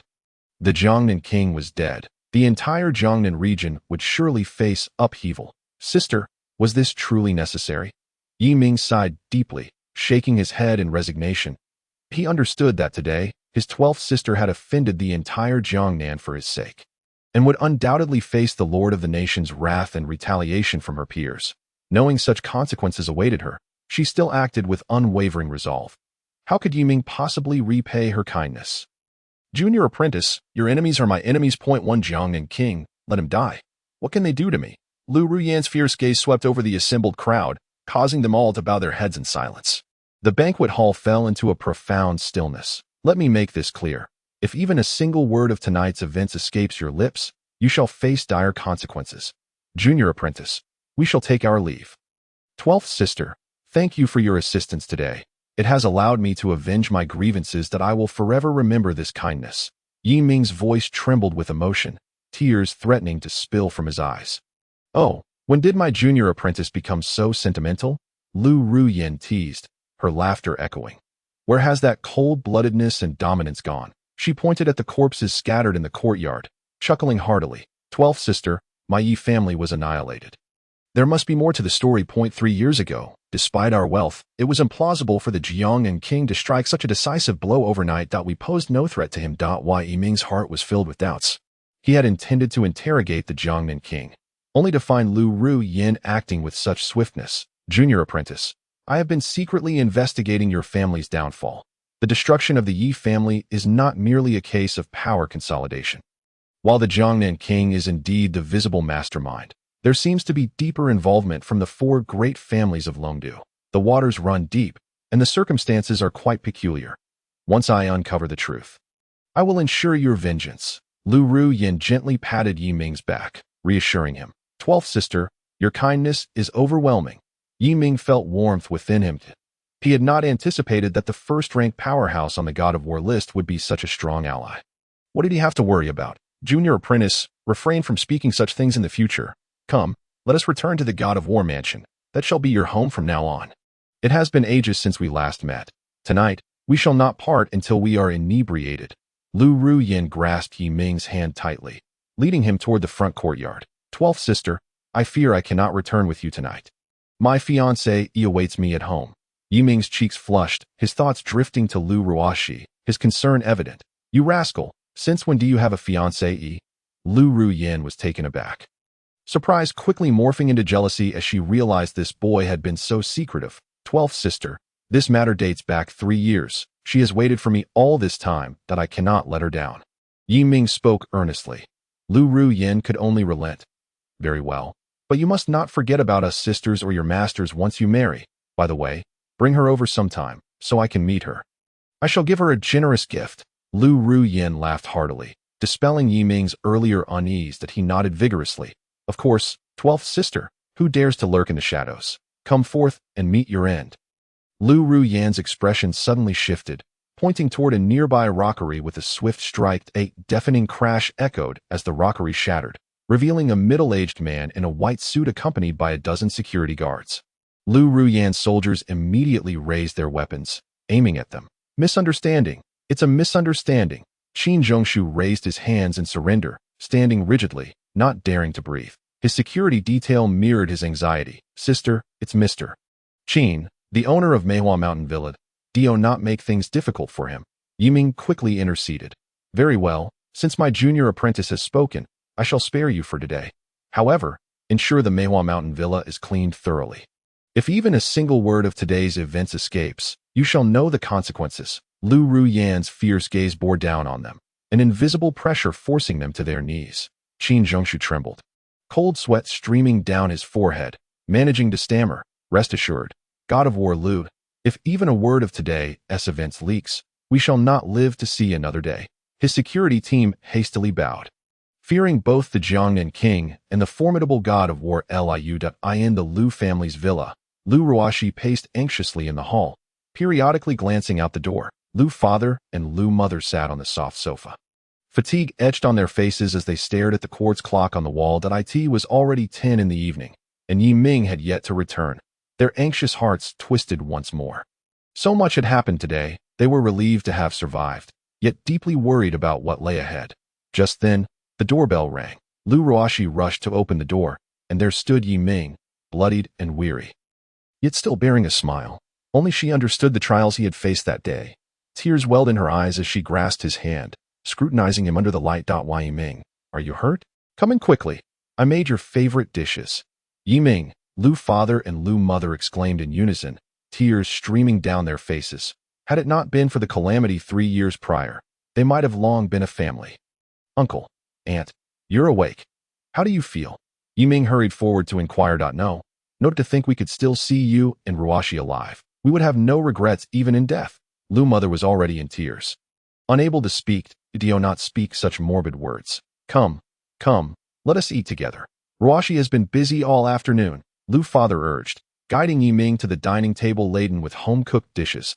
There exists an array of tantalizing dishes: stir-fried pork with chili, twice-cooked pork, spicy and sour shredded potatoes, kung pao chicken, sweet and sour ribs, braised fish, eggplant and garlic sauce, and tomato egg soup, among others. Yiming's eyes widened in astonishment, and he could not help but salivate, as his stomach rumbled with hunger. Come, eat. I've warmed the dishes several times. Lu Ruoxi served him a steaming bowl of white rice. Without a moment's hesitation, Yiming seized his chopsticks and began to eat voraciously. In less than a minute, he polished off the entire bowl of rice. Slow down, take your time. Lu Ruoxi quickly ladled him another bowl. It was only after Yiming finished his 5th bowl that he finally slowed his pace. Uncle, aunt, Ruoxi, you should eat as well. Yiming then noticed that everyone else had yet to touch their chopsticks, feeling a twinge of embarrassment. It's fine. Just eat. Watching you brings us joy. Lu's mother beamed at Yiming. Indeed, consider this your home from now on. However, I still hope you and Ruoxi will soar to great heights and never return. Lu's father expressed a hint of concern as he spoke. Dad, what are you saying? Lu Ruoxi's expression darkened instantly. Uncle, aunt, Ruoxi, you can settle here without worry. There is no need to go anywhere else. The king of Jiangnan has perished, and the Lin family has been eradicated. Those who once harmed, insulted, and usurped the Yi family's assets are no longer in existence. Rest assured, I will reclaim all that the Yi family has lost. With me around, no one in Hangxing can harm you. You can be completely at ease. Yiming declared, his fists clenched, exuding an aura of dominance as he gazed at them. Lu Ruoxi nodded enthusiastically. Although unsure of how he would accomplish this, she had witnessed today's events and knew his strength was undeniable. Lu's father and mother exchanged astonished glances, sighing, and chose not to say much more. In a secret meeting room among the Longdu and Shi families, under the dim glow of the lights, a mysterious figure stood bowed. Clad in an inky black robe, his face was obscured by a black veil, revealing only a pair of profound eyes. Old Shi, I've just received news that the king of Jiangnan is dead. The figure spoke in a hoarse, indifferent tone. Seated in the center of the room was an elderly man in a green robe, holding a string of deep red prayer beads in his left hand and stroking his long beard with his right. His demeanor imposing. Upon hearing the news, his expression shifted slightly, his brow furrowing. Who dares to kill him? Such audacity. The old man's voice was laced with fury as he sprang to his feet, interrogating the mysterious figure. The figure knelt on the ground, hands pressed down, responding respectfully, according to our informants, It was the war god of Ruoyan who acted. She even killed the war god of Chifeng. Lu Ruoyan, what a brazen woman. Has she lost her mind today? The old man was indignant, smashing a nearby sandalwood table to splinters. 3 years ago, that young man from the Yi family was still alive. Today, he suddenly appears in Hangqing, annihilating the Lin family and the Jiangnan royal residence. It is said that this young man is the junior disciple of the war god of Rouen. The black-clad man was sweating profusely, terrified of saying something amiss. Junior disciple, the war god of Rouen acted today for his sake? This is intriguing. No matter the cost, this young man from the Yi family must die. He must not uncover the secrets behind this. Otherwise, the entire Great Xia kingdom will descend into chaos. Immediately issue a bounty on the dark web. Offer a substantial sum to ensure that the top assassins are dispatched to Hangqing to eliminate him. The old man roared, departing furiously. 3 days later, Yi Ming arrived at the grand estate of the Qins by the West Lake. The opulent residence featured a golden gate flanked by 2 lifelike stone lions. With the words Qin residence inscribed in bold, vigorous characters on the plaque, clearly the work of a master calligrapher. Is this truly the residence of old Qin? Yi Ming pondered, momentarily doubting his location. However, recalling their previous excursions in a Rolls-Royce, he surmised the Qins must possess considerable influence in Hangqing. Approaching, he politely inquired of a tall, slender, young security guard at the entrance, "Excuse me, is old Qin home?" "Looking for old Qin. Do you have an appointment?" The guard, noticing Yi Ming's tattered attire, displayed impatience, his brow furrowing in disdain. Yi Ming patiently replied, "I had an appointment 3 days ago. I would appreciate it if you could notify him." The guard retrieved a thick appointment ledger from beneath the security desk and scrutinized it. After a minute, he slammed the ledger shut and bellowed, "Who does this lowly wretch think he is? Daring to toy with me? Are you tired of living?" The guard roared menacingly, raising his baton to strike Yi Ming. Yi Ming remained unfazed, narrowing his eyes, just as he was about to teach the disrespectful guard a lesson. A sharp female voice rang out from the entrance. "How dare you? This is Mr. Yi, a distinguished guest of my grandfather. How can you be so rude?" The figure that came into view was Qin Shaojing, old Qin's granddaughter, adorned in a green lace qipao. The delicate patterns shimmered gently in the sunlight, exuding a fresh and elegant aura. Her graceful figure was accentuated by the fitted dress, and she wore white heels. Her long hair cascading down her shoulders, with subtle makeup enhancing her breathtaking features. Her bright eyes sparkled with intelligence and cleverness, and her rosy lips curled slightly as she spoke, making it impossible for one to look away. The guard turned pale at her words, collapsing to the ground in a flustered apology. "Mr. Yi, I was blind and disrespectful. Please, forgive my transgressions, you insolent fool. How dare you address him or Yi so casually? You're fired. Get out of my sight." Qin Shaojing shouted furiously at the guard. He knelt, his expression a mix of confusion and disbelief, unable to comprehend how he had been dismissed for simply doing his job. She then turned to Yi Ming with a smile. "Mr. Yi, please come inside. It is my family's lack of etiquette that has caused you to witness such folly." "No problem," Yi Ming replied coldly, his tone as frigid as ice. In the grand hall of the Qin residence, upon seeing Yi Ming, old Qin hurriedly approached him. "Mr. Yi, we have awaited your presence with bated breath. You are truly punctual. Come, come, come. This is freshly brewed Longjing tea. Please have a taste and see if it suits your palate." Old Qin warmly invited Yi Ming to sit and personally poured him a cup of tea, the fragrant aroma wafting through the air. After a sip, Yi Ming remarked, "Excellent tea. I am flattered. I am flattered. It appears Yi is also a connoisseur of tea. To be candid, this Longjing is this year's new crop, if you do not mind. I would like to prepare a package for you to take home." Old Qin offered generously, casting a glance at Qin Shaojing, who understood his cue immediately. "Very well, I will graciously accept," Yi Ming replied without reservation, as tea was indeed one of his greatest pleasures. Moreover, his 12th senior sister also enjoyed tea, and this package of Longjing would serve as a thoughtful gift, a dual purpose well served. "Mr. Yi, I have prepared the 3 herbs you requested. Please take a look at their quality." With that, old Qin clapped his hands, and Qin Shaojing approached with an antique tray. The form-fitting qipao accentuated her alluring figure, captivating at first glance. Yi Ming glanced at her, his expression impassive. As she stepped forward, a subtle herbal fragrance wafted through the air, revealing 100-year-old ginseng, 100-year-old cordyceps, and 100-year-old golden-threaded orchid arranged on the tray. Yi Ming surveyed them and nodded. "Not bad. These are precisely the herbs I need." Old Qin, as I mentioned previously, I can treat your ailment. Here is the prescription. Once you have gathered the necessary herbs, I can assist you in refining the P1 pill. Once the pill is successfully created, your martial prowess can be restored to its former glory, perhaps even surpassing it. Yi Ming handed the prescription to Old Qin, who was overjoyed and, upon glancing at it, expressed his gratitude with fervor. Mr. Yi, your kindness is akin to that of a second father. Please allow me to bow in gratitude. Old Qin deeply bowed to Yi Ming, while Qin Shaojing looked on. Astonished at why Yi Ming quickly stepped forward to support him, Old Qin, no need for such formality. Mr. Yi, I shall prepare the herbs within 10 days. Would you prefer to come collect them, or should I send someone to deliver them to your residence? Old Qin inquired eagerly. I will come to collect them, Yi Ming replied, wishing to keep his current residence undisclosed, mainly to avoid involving Lu Ruoxi's family. Very well. I shall await your arrival with great anticipation. Old Qin answered respectfully. I apologize for the intrusion. I shall take my leave now. Yi Ming cupped his hands in farewell, taking the herbs and Longjing with him. He needed to visit his 12th senior sister. As without a medicinal cauldron, he could not concoct a detoxification pill for Lu's parents, let alone the Peiyuan pill. Mr. Yi, why leave so soon? If convenient, please stay for a meal. Shaojing, do hurry and see Mr. Yi off. Old Master Qin was fervently urging Qin Shaojing to bid farewell to Yi Ming, signaling her to hurry. Qin Shaojing rolled her eyes in disdain, remaining unmoved and rooted to the spot. No need. Yi Ming waved his hand dismissively without looking back, striding away until his figure vanished from sight. Grandfather, is it really necessary to lower yourself in front of that brat? You are giving him far too much importance. Qin Shaojing crossed her arms, wearing an annoyed expression. Shaojing, you must not speak ill of Mr. Yi. The formula he provided for the Peiyuan pill is worth its weight in gold. Once I consume it, I shall regain my former glory. Our Qin family's influence in Longdu will rise again.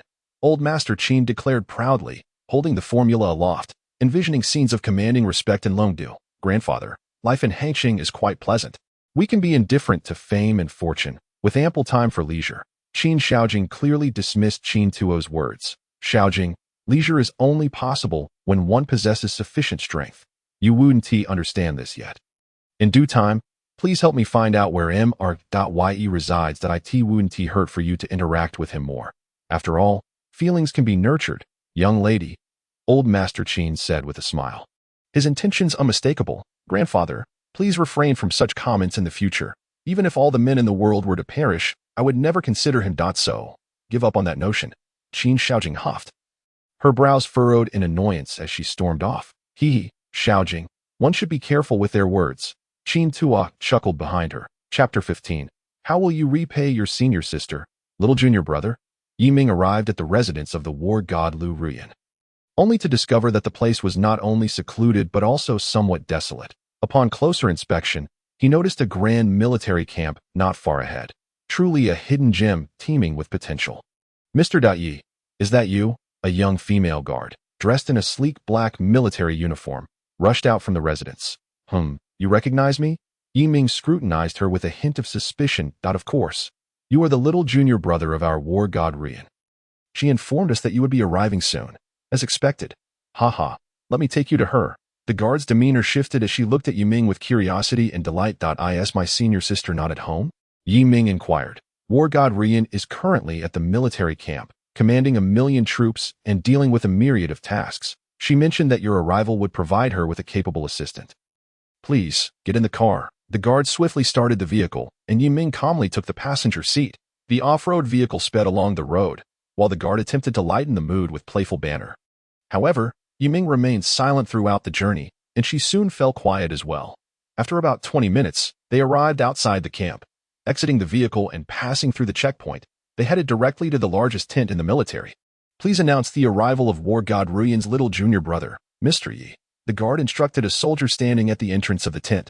Please wait. The soldier entered to deliver the message. Moments later, he returned to Mr. Yi. War god Ruyan has been informed of your arrival and wishes you a pleasant time in the military. The guard smiled and saluted. Yi Ming nodded, and the soldier pulled aside the tent flap for him. Upon entering, he was greeted by Lu Ruyan's hearty laughter. Little junior brother, why did you arrive today? Have you been indulging in romance and reluctant to leave? Oh, where is your sister-in-law? Inside the tent sat a woman clad in military attire, her figure accentuated by the fitted clothing. She wore light makeup, her features exquisitely beautiful, captivating all who beheld her. Her long legs were crossed, a playful smile gracing her lips. Haha, my 12th senior sister, please don't mock me. I had some matters to attend to today, so I couldn't bring her along. Here, I brought some freshly harvested Longjing tea. Do give it a try. Yiming offered a package of tea. Well, at least you have a conscience. Come, sit down. The military is quite simple. Please don't mind it, Lu Rian said with a smile, taking the package and casually passing it to her nearby female secretary, who promptly exited the tent. 12th senior sister, I must confess that I have come seeking your assistance with a matter, Yiming stated, getting straight to the point. Speak. What is it? Lu Rian's expression grew serious as she pushed the fruit platter towards him, urging him to eat. Yiming waved his hand, his brow furrowed, and proceeded to explain the situation regarding Lu Ruoxi's parents being poisoned. He had acquired the 3 crucial medicinal ingredients, but was lacking the alchemical cauldron. No way, since Master has given you the longing sword. How could you have forgotten to bring down the 7-colored glazed cauldron from Second Master? Lu Rian's eyes widened in disbelief. 12th senior sister. We have 30 masters. If each were to give me 1 item, do you think I could carry them all? Yiming spread his hands, expressing his frustration. That is true, but since Master was willing to part with the longing sword for you, and the Kunlun ring on your thumb, I had to plead with her for ages before she would grant me anything. Lu Rian teased, you're quite biased towards him. 12th senior sister, you are already the #1 war god on the rankings at such a young age. I truly admire you, Yiming said. Here, if you like this ring, I will gift it to you. He quickly removed the black Kunlun ring from his thumb and offered it to Lu Rian. Ha, little junior brother. You're still so easy to tease. Lu Rian chuckled, covering her mouth with laughter, while Yiming sat there, grinning foolishly. War God Rian, what are you two laughing about? It's been a while since I've seen you so happy. Come, have some tea. A female secretary entered with a tray, pouring 2 cups of Longjing tea. Take your time. Call me when you're finished, she said, understandingly retreating. Lu Rian nodded, lifted the exquisite teacup to her nose, inhaling the aroma before taking a slow sip. Good tea. If 12th senior sister says it's good, then it truly is, Yiming echoed, also taking a sip. Here, take this gold card. With it, you can access any place in the entire Great Xia Kingdom. No one will dare to bully you, and you can buy whatever you desire.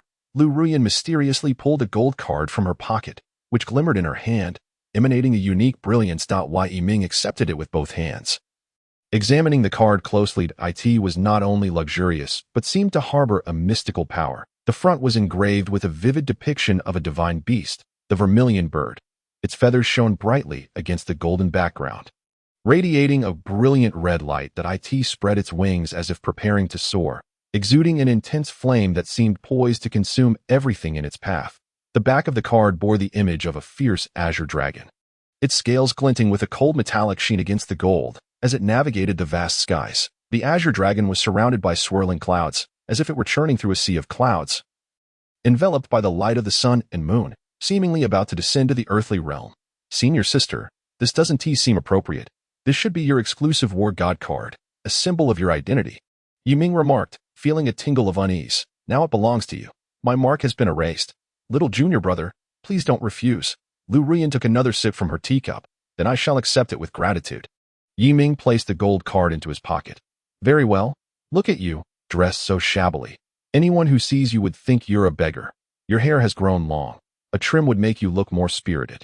When you return, let your fiancé help you tidy up. A handsome young man shouldn't be so disheveled. Lu Rian shook her head in exasperation. All right, I'll make sure to clean myself up properly when I return. By the way, 12th senior sister, do you have that alchemical cauldron we discussed earlier? Yiming inquired again. I certainly don't. You know well that your 12th senior sister is clueless about alchemy. Lu Rian waved her hand, looking helpless. What shall we do then?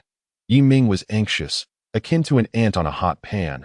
Worry etched across his face. Haha, little junior brother, don't fret. I haven't finished yet. Tomorrow night at 7 o'clock, there is an auction in Hangqing, and the final item being auctioned is a premium alchemical cauldron. You should definitely go and bid, Lu Rian said, calm and collected. Thank you. Senior sister, no wonder Master said before I descended the mountain that there's nothing 12th senior sister cannot handle. Yiming exclaimed, his face lighting up with joy. Oh, in that case, little junior brother, how will you repay me, your senior sister? Lu Rian removed her military cap, her long, silky hair cascading down like a waterfall, carrying a faint fragrance. She then swiftly shed her military jacket, exuding an alluring charm. Her curvaceous figure elegantly leaned towards Yi Ming. Chapter 16. The Temptation of the Fiancé. The assassin appears. Yi Ming's eyes widened in shock, his breath quickening as he leapt up from his chair. Retreating to the side in haste, Sister 12, my fiancé, he is still waiting for me to return home for dinner, and time is of the essence. I must take my leave. No sooner had he spoken than he anxiously attempted to flee. Stop. Look at you, so lacking in resolve. I assure you, I want to devour you, she retorted. Here, take this mobile phone. Should anything arise, feel free to call me. Lu Ruoyan tossed a phone from the table to Yi Ming. Thank you, sister. Yi Ming tucked the phone into his pocket, flashing a broad smile as he waved goodbye. Off you go, you rascal. Yi Ming turned and swiftly departed. Lu Ruoyan gazed intently at his vanishing figure, a fleeting shadow of unnoticeable disappointment flickering in her autumn-like eyes. She was the foremost war goddess of the great Xia kingdom, possessing unparalleled prowess and extraordinary beauty. Yet, she too was a woman. One who cherished dreams, adored romance, longed for sweet words of affection, and desired. But such sentimental matters were far too embarrassing for her, the illustrious female warrior of the great Xia. Alas, Yi Ming, my dear junior brother. You are commendable in many respects, yet you remain utterly oblivious to romance. At the Lu family villa, the spacious dining room radiated warmth and comfort, and a variety of exquisite dishes adorned the table. Ruoxi, why are uncle and aunt not home today? Yi Ming inquired, lifting a piece of rib with his chopsticks while chewing. They felt a bit better and decided to go on a trip, saying they needed to unwind after being cooped up at the Lin family for so long. Lu Ruoxi blinked her long lashes, resembling a butterfly fluttering its wings, gazing affectionately at Yi Ming with her sparkling eyes filled with warmth. That sounds lovely. It's indeed time to relax, since they aren't home tonight. Should we indulge ourselves a bit as well? Yi Ming set down his bowl and chopsticks with a mischievous grin. Leaning closer to Lu Ruoxi, you naughty boy, what are you scheming? Sensing the fervent glimmer in Yi Ming's eyes, Lu Ruoxi's cheeks flushed crimson as she shot him a reproachful glance. Care to guess? A gleam of excitement ignited in Yi Ming's eyes as he impulsively embraced her, their lips meeting in a fervent kiss. After what seemed like an eternity, they reluctantly parted. Why, Yi Ming, will you always treat me well? Lu Ruoxi gazed earnestly at him, as if trying to see through him. I will make you the happiest woman in the world. With that, Yi Ming swept her into his arms, preparing to ascend to the bedroom upstairs. What's the rush? You men are all the same. First go take a shower. Lu Ruoxi's delicate fist playfully tapped Yi Ming's chest, her face glowing with embarrassment, her expression caught between shyness and longing. Stirred Yi Ming's heart. Not joining me, he feigned a deep gaze, concealing unspoken intentions within. Don't push your luck. I still need to tidy up these dishes. Lu Ruoxi averted her face, her cheeks flushed with a gentle hue, shyly indicating the scattered dishes on the table. Just teasing you. I'll help you clean up. Yi Ming set her down and began to assist. No need. Hurry and wash up. Lu Ruoxi urged him toward the bathroom, unwilling for her man to engage in such trivial tasks. Her man should possess an air of dominance, akin to when he disrupted the wedding earlier. The thought brought a smile to her lips. Half an hour later, Yi Ming awaited the tardy Lu Ruoxi in her room. Tonight, she appeared particularly enchanting. Dressed in a sheer black camisole, it hugged her voluptuous figure and accentuated her perfect curves, revealing her undeniable allure.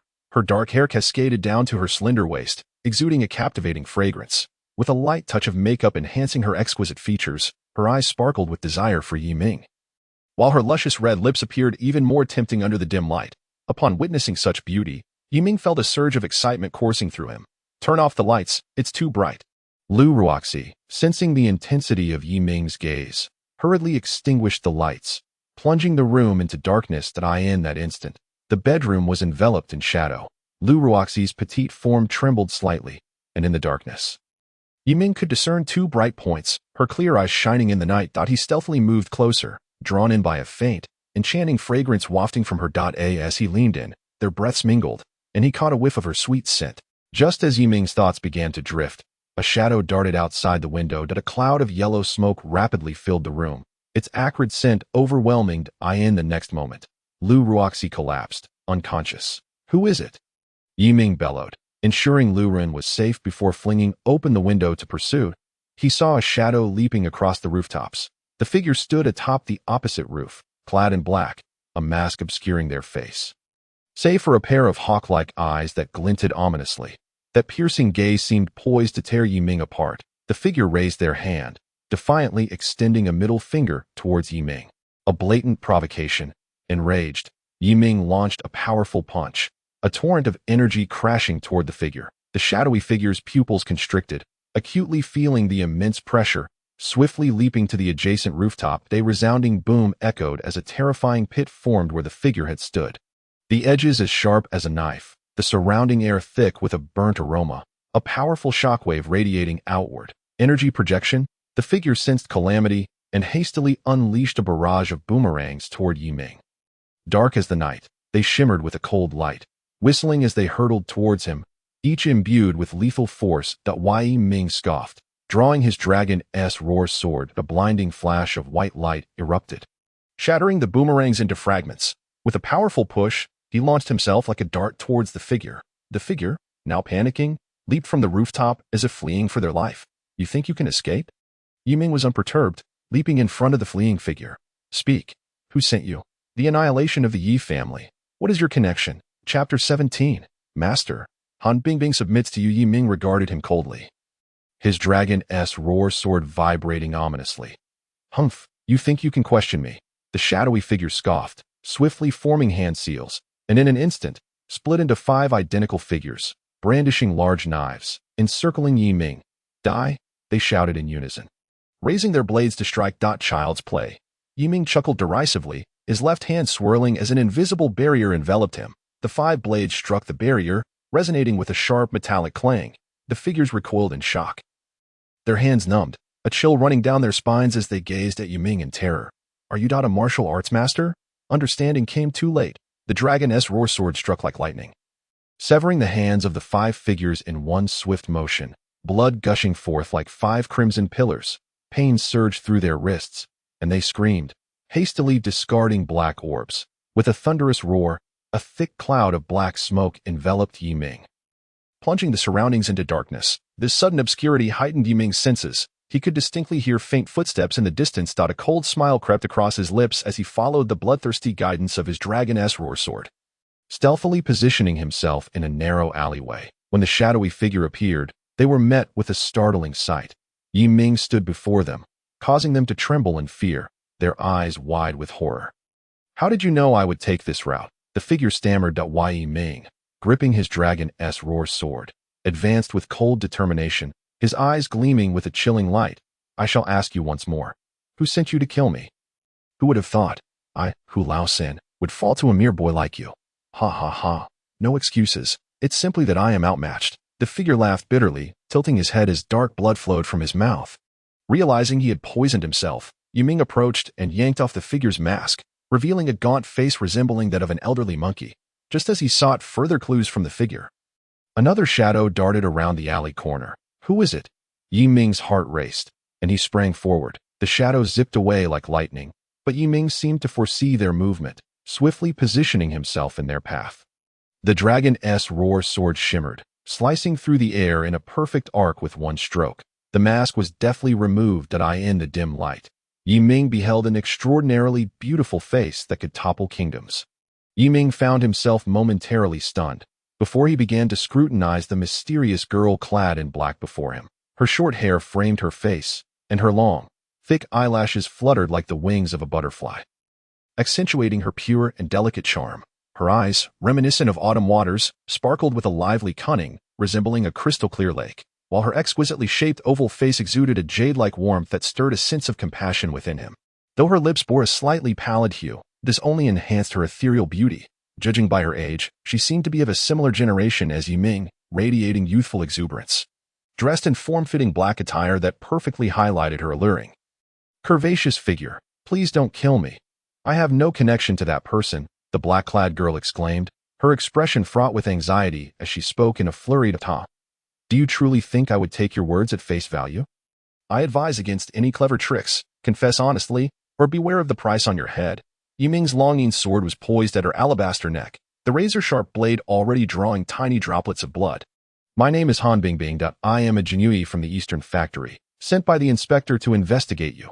You cannot kill me, she blurted out without a moment's hesitation. That moment, clarity flooded her mind. She knew that any attempt to conceal the truth before this cold-hearted youth would surely cost her her life in the next instant. Jinui from the Eastern Factory? You hail from Longdu? Yi Ming did not retract his sword, continuing to fix her with a penetrating gaze, his eyes sharp as an eagle's, as if they could pierce through her flesh and uncover the secrets hidden within her soul. Feeling the weight of his stare, Han Bingbing was gripped by an indescribable dread that crept from her toes to the crown of her head. She furrowed her brow, gritting her teeth as her body trembled involuntarily. Yes, so can I be released now, perhaps, but you must obey me from now on. Failure to do so will lead to your demise. As soon as the words left his lips, Yi Ming withdrew the longing sword. Raising his left hand, where a flicker of icy brilliance danced between his index and middle fingers. In the midst of Han Bingbing's terrified gaze, Yi Ming snapped his fingers, and the glimmer shot forth, embedding itself within her body. The moment the icy essence entered her, Han Bingbing felt as though her heart was being gripped by a frigid hand, threatening to burst from her chest at any moment. What have you done to me? She gasped in terror, clutching her fair hand tightly against her chest, struggling for breath, her entire being appearing agonized. You have 1 minute to contemplate. Obey me henceforth, and I shall be your master. Otherwise, prepare for your imminent death. Yi Ming's words dripped with coldness, and an ominous aura radiated from him, transforming him into a figure of dread in Han Bingbing's eyes. I will comply, master. Han Bingbing replied without a moment's hesitation, her survival instinct overriding all else. Excellent. A wise choice indeed. Consume this. Yi Ming tossed her a small black pill. After a brief hesitation, Han Bingbing swallowed it. Instantly, the agonizing sensation in her heart dissipated, and she exhaled a long sigh of relief. Remember, do not attempt any clever tricks. What you just ingested was the 9 Revolutions black insect pill. You must take a specific antidote every month, or you shall await a death by infestation. Oh, and I neglected to mention, the pain you experienced earlier will vanish on its own after a minute. Yi Ming observed her with a teasing glint in his eyes, a smirk playing on his lips. You think I would believe you again?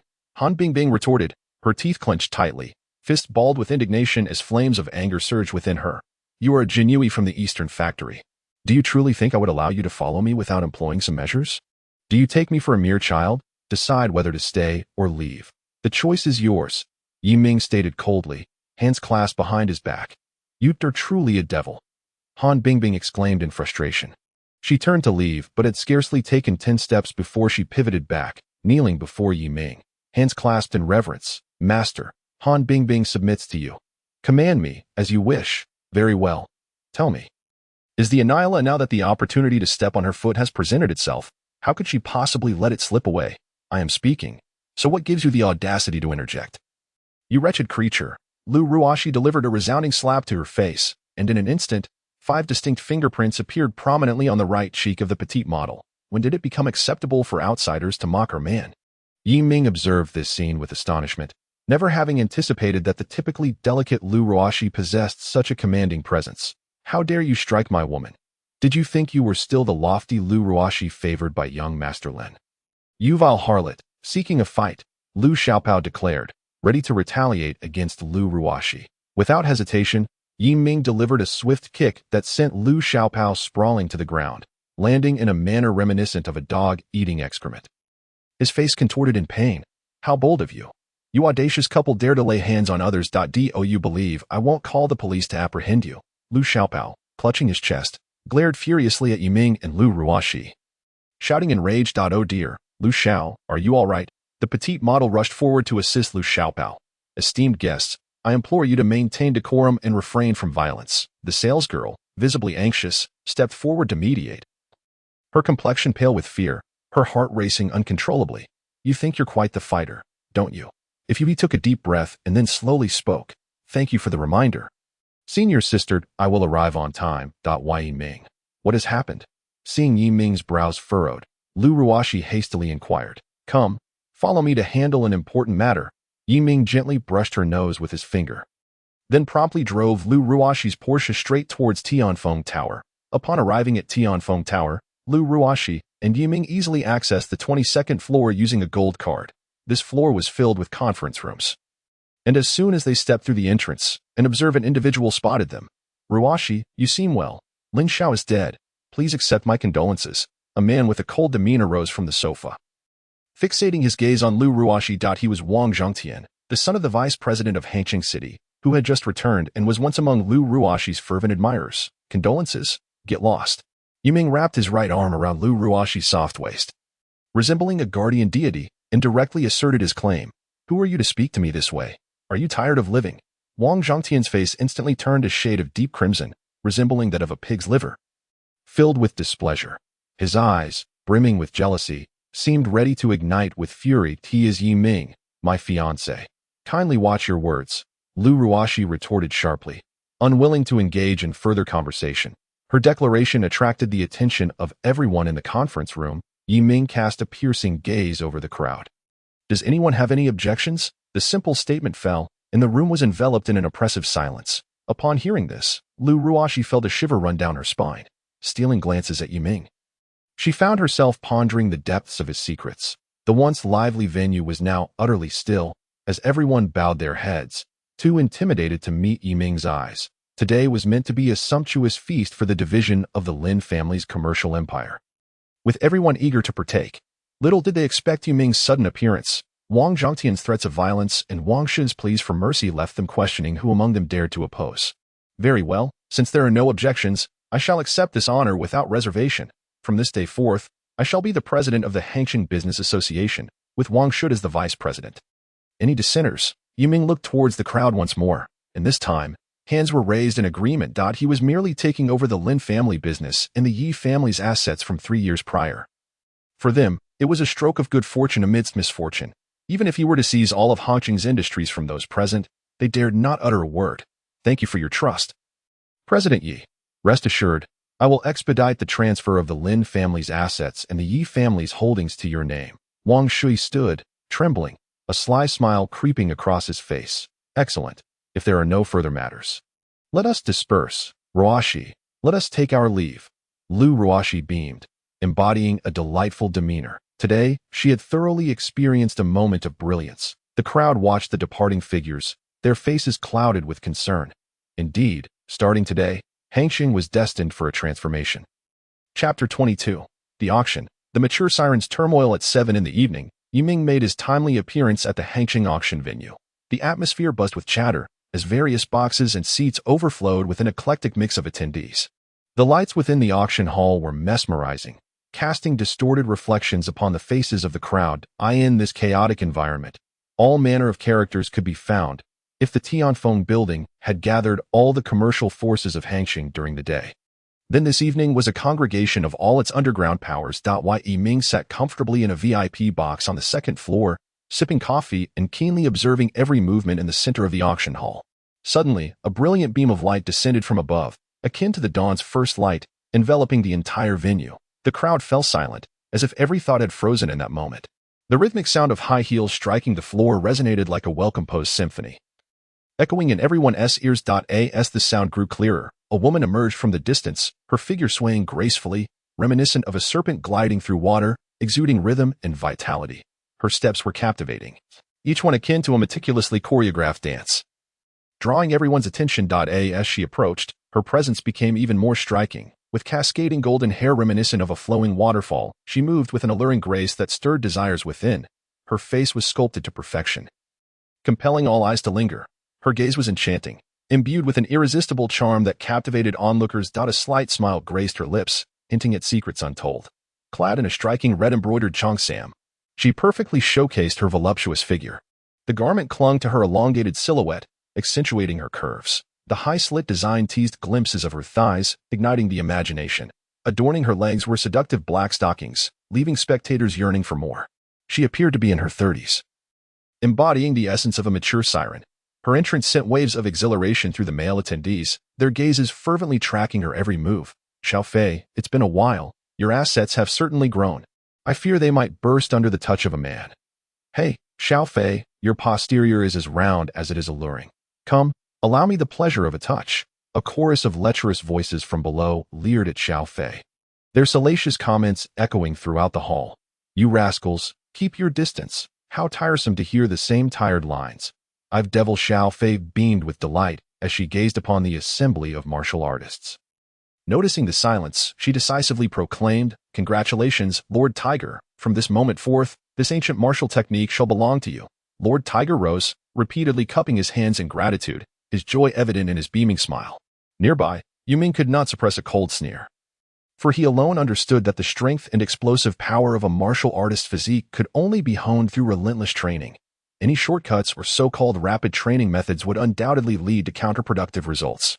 As the auction neared its conclusion, the final item promised to be the highlight, an exceptionally rare treasure, the Tian Yuan Ding from the 36 heavenly stars. This cauldron contained the essence of the heavens.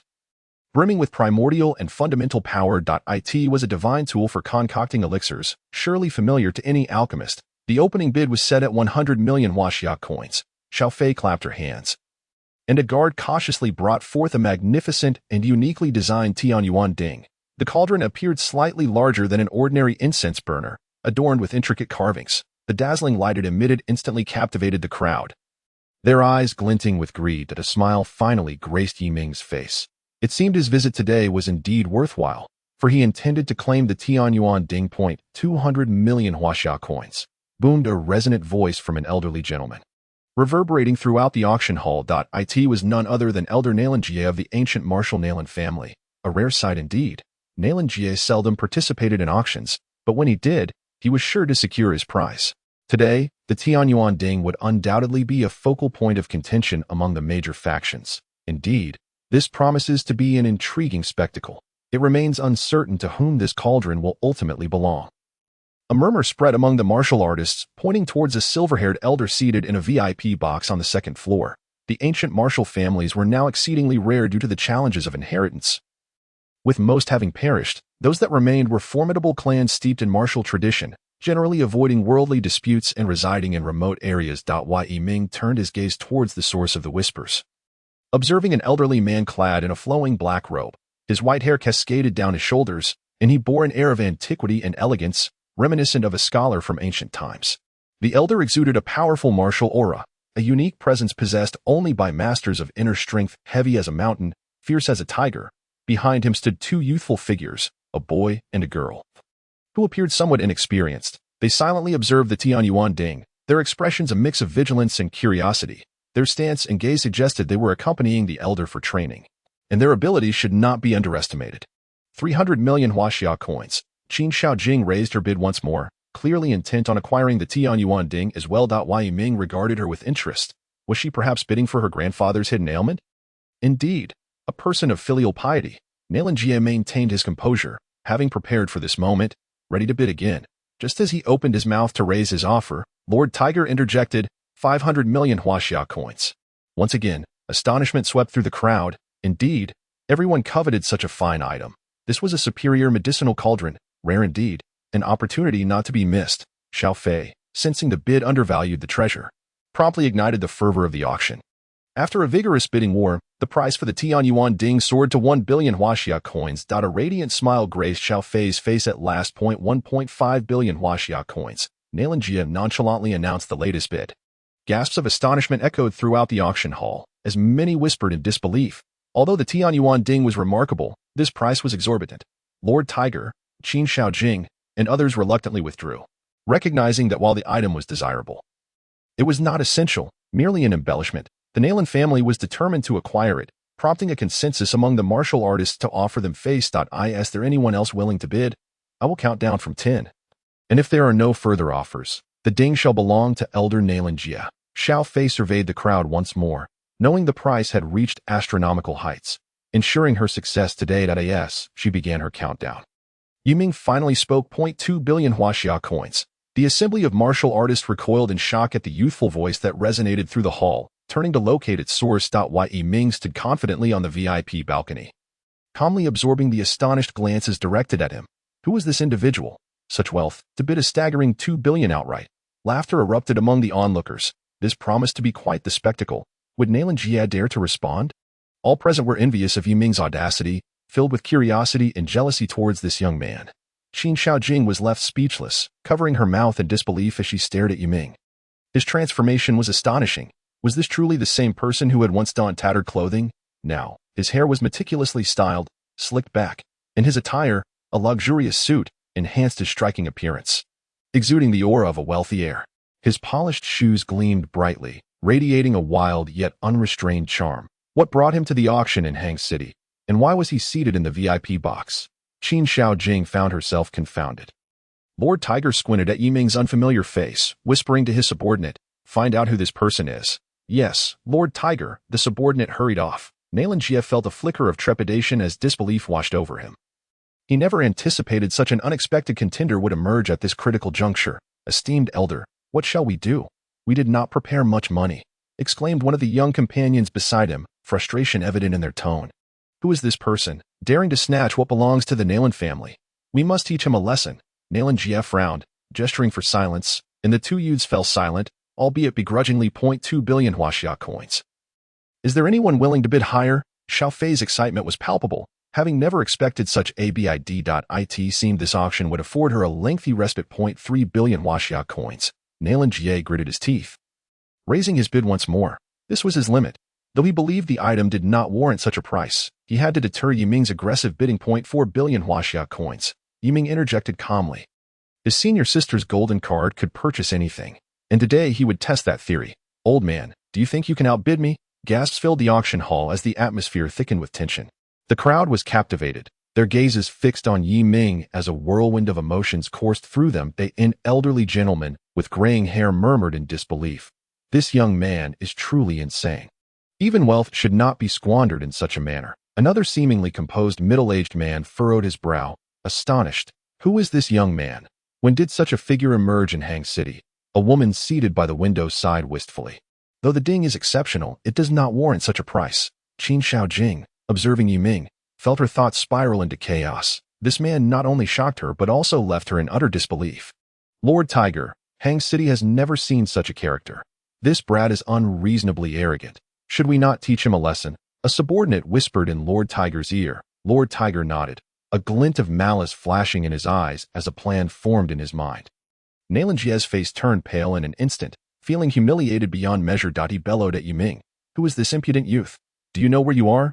Do you know who I am? How dare you covet what the Nalan family has set its sights upon? Covet what belongs to you. Hasn't it always been the case that at an auction, the highest bidder prevails?" Yiming dismissed Nalan Jie with a scornful glance, a cold smile gracing his lips. "You." Nalan Jie trembled at Yiming's words, unable to articulate a single retort. He could scarcely believe this young man dared to speak to him in such a manner. "You insolent wretch. How dare you insult my master? You shall pay for this." A young man behind Nalan Jie drew his sword, intent on attacking Yiming.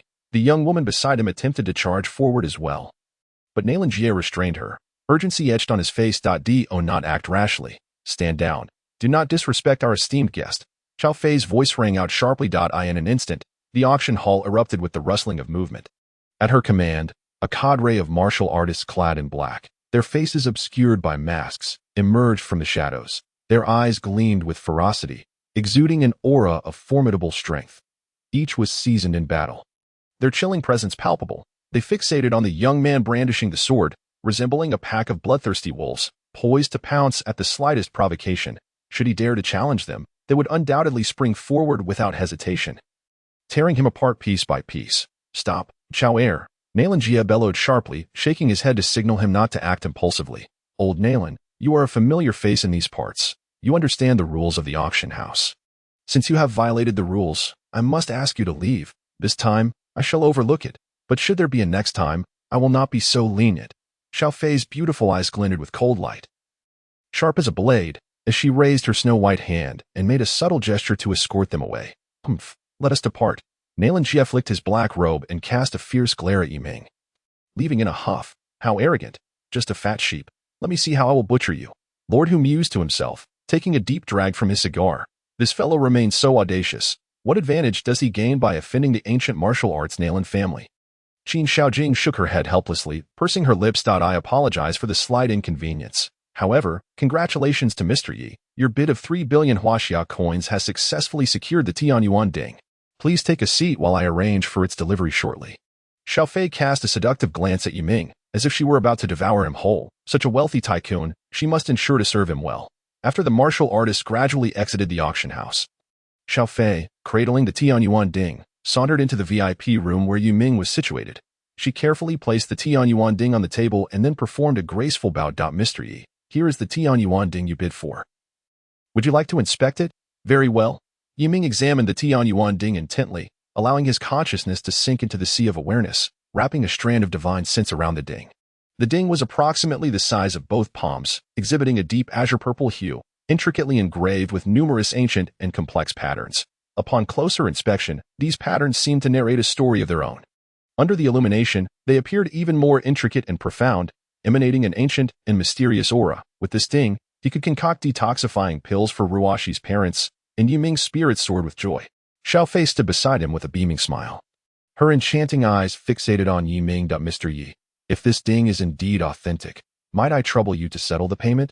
Xiao Fei spoke slyly, her gaze playful. Sure, no problem. Yu Ming promptly produced a golden card.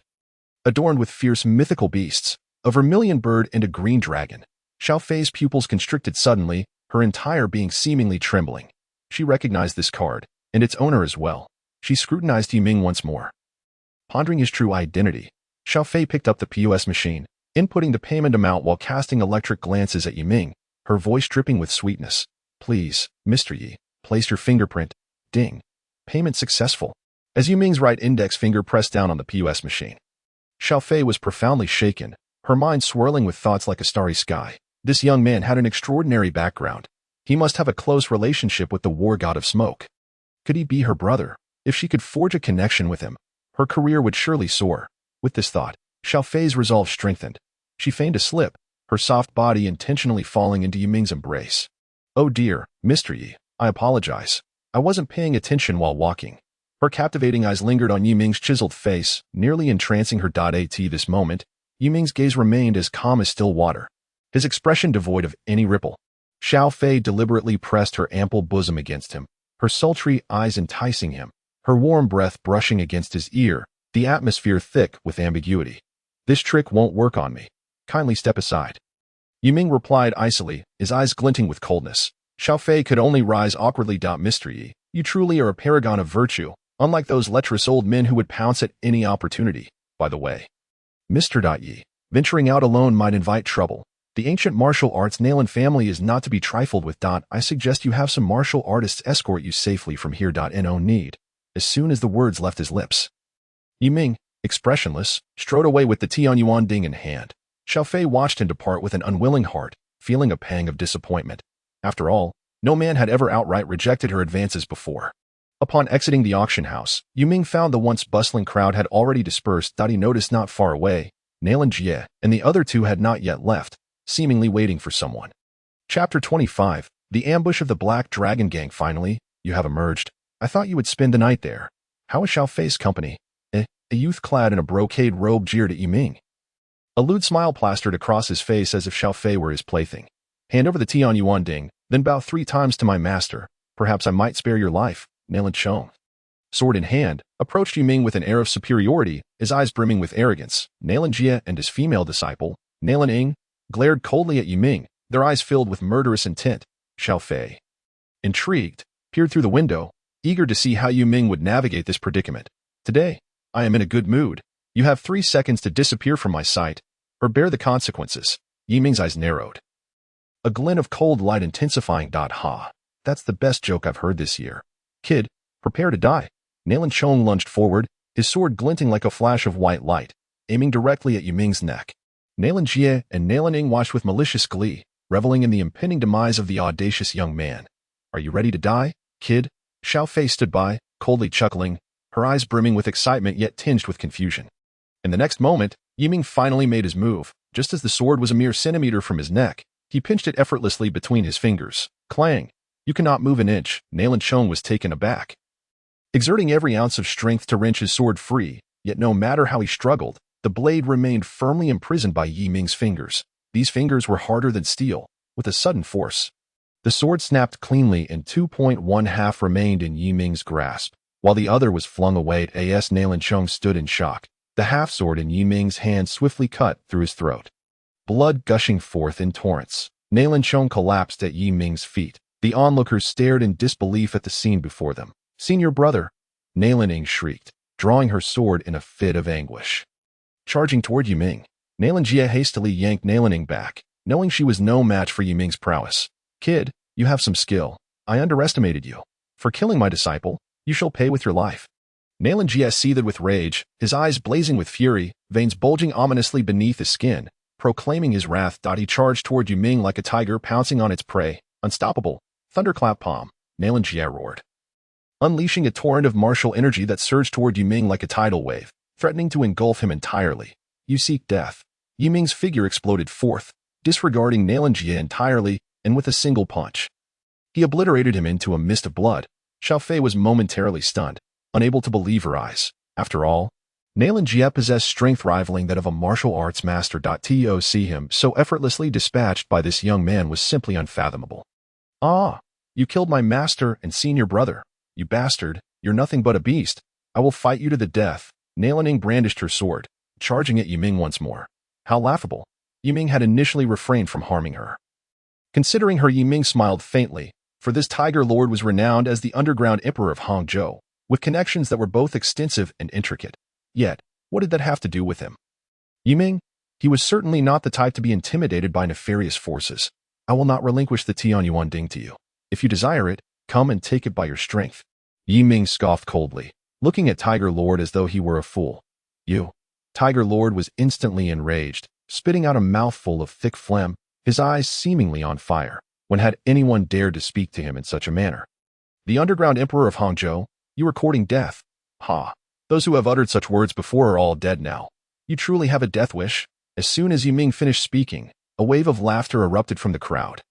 Look at this delicate pretty boy, trying to put on a brave front, those spindly arms and legs. I doubt you could even handle a woman. They laughed uproariously, mocking. Do you think our Black Dragon gang is composed of 3-year-olds? Do you think our Tiger Lord is merely a decoration? The followers of Tiger Lord joined in the ridicule, having seen far worse in their lives. Suddenly, Yiming emitted a cold grunt, releasing an intense aura of power. The formidable presence of a martial artist caused the crowd to collapse to the ground, spitting blood.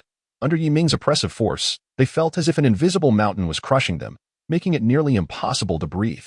They looked at Yiming in terror, realizing that this young man possessed overwhelming strength, capable of projecting his energy outward. His power was likely on par with that of a martial arts master. After a brief moment, several martial artists exploded, their bodies disintegrating in a gruesome display of blood and flesh. As if obliterated by an unseen force, blood splattered, staining the ground crimson. The air was thick with the suffocating scent of blood and the chilling sight of dismembered limbs. The pressure continued unabated. Yiming showed no signs of relenting. His icy, merciless gaze seemed to promise death to all. With a flick of his finger, yet another individual burst apart. Then came the third, the fourth, the fifth. Bang, bang, bang. As the remaining martial artists dwindled, the atmosphere grew unbearably tense, rendering it almost impossible to breathe. The remaining warriors trembled, their faces pale, a clear reflection of their inner dread and despair. They writhed in agony on the ground, their bodies contorted in utmost torment. Young Master Yi, I beg you spare me. It was my folly to offend you. As long as you let me go, the Black Dragon gang will surely follow your lead. Tiger Lord's eyes bulged, his face ashen, teetering on the brink of death, as he rasped out his pleas. After a moment of contemplation, Yiming withdrew his oppressive aura. The few remaining individuals seized the opportunity to gasp for air, showering Yiming with gratitude for sparing their lives. Tiger Lord, take this pill. You'll remain the leader of the Black Dragon gang.